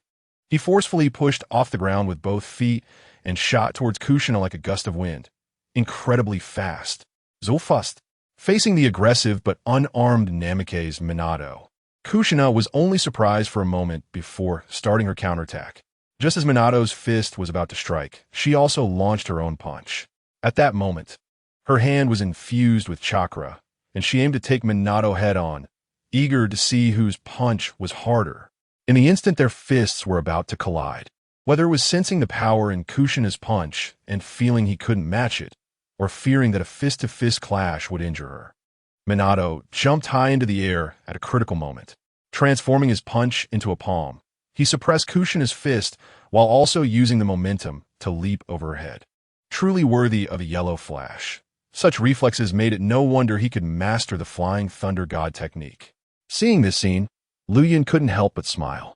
However, he also felt that he underestimated Kushina a bit. Minato wasn't from the Hyuga clan and couldn't see the chakra on her fist. He thought that a direct clash would hurt Kushina, which was why he leaped up to avoid it at the critical moment. In reality, if the two had clashed head-on, Minato would have been the one hurt, not Kushina. This fortunate miscalculation allowed Minato to narrowly escape a small crisis. However, he was now in mid-air, unable to dodge further. And Kushina would certainly not let such a good opportunity for an attack slip by. The next moment, Kushina quickly turned, bending her knees as she stomped the ground, leaving two noticeable footprints, clearly using chakra, and she lunged toward Minato at an incredibly fast speed. Minato was startled by Kushina's sudden explosive speed. He didn't even have time to react and could only hurriedly raise his arms to protect his neck and head. However, Kushina seized this opportunity, and just as Minato was about to land, she delivered a fierce and powerful attack with her arm. What immense strength! Minato's expression changed dramatically. He was immediately sent flying by that tremendous force. In midair, he spun several times before barely stabilizing himself, and when he landed, he left two long tracks in the dirt. So strong, Minato shook his painfully numb arms. At this moment, he finally realized he could no longer underestimate Kushina in front of him. Ha ha ha, impressive, right? This is the result of my training during the summer vacation. Taught to me by Luyan. Kushina laughed triumphantly. Watching her so pleased with herself, Luyan couldn't help but cover his face and smile. Indeed, very strong, and now, I'm gonna start taking this seriously. Minato smiled as he took out a kunai. Come on. Kushina also unhesitatingly drew a kunai from her tool pouch, her eyes sparkling with confidence. Many classmates in the class were cheering him on, especially the girls, whose voices completely drowned out those of the boys. Seeing a large number of classmates standing on Minato's side, with no one supporting Kushina, Luyan immediately stepped up to cheer for his little tomato. He started shouting loudly to encourage her. With the enhancement of chakra, his voice was not much quieter than that group of female classmates. What a sycophant. A big boy like him, always circling around Kushina. Isn't he ashamed? And he shouts so loudly. Some female classmates were jealous of Kushina, thinking that her tomboyish attitude didn't deserve to have a handsome protector. They also disapproved of Luyan, this little sycophant, for only fawning over Kushina and not them. So they couldn't help but mock him, venting their anger on Luyan.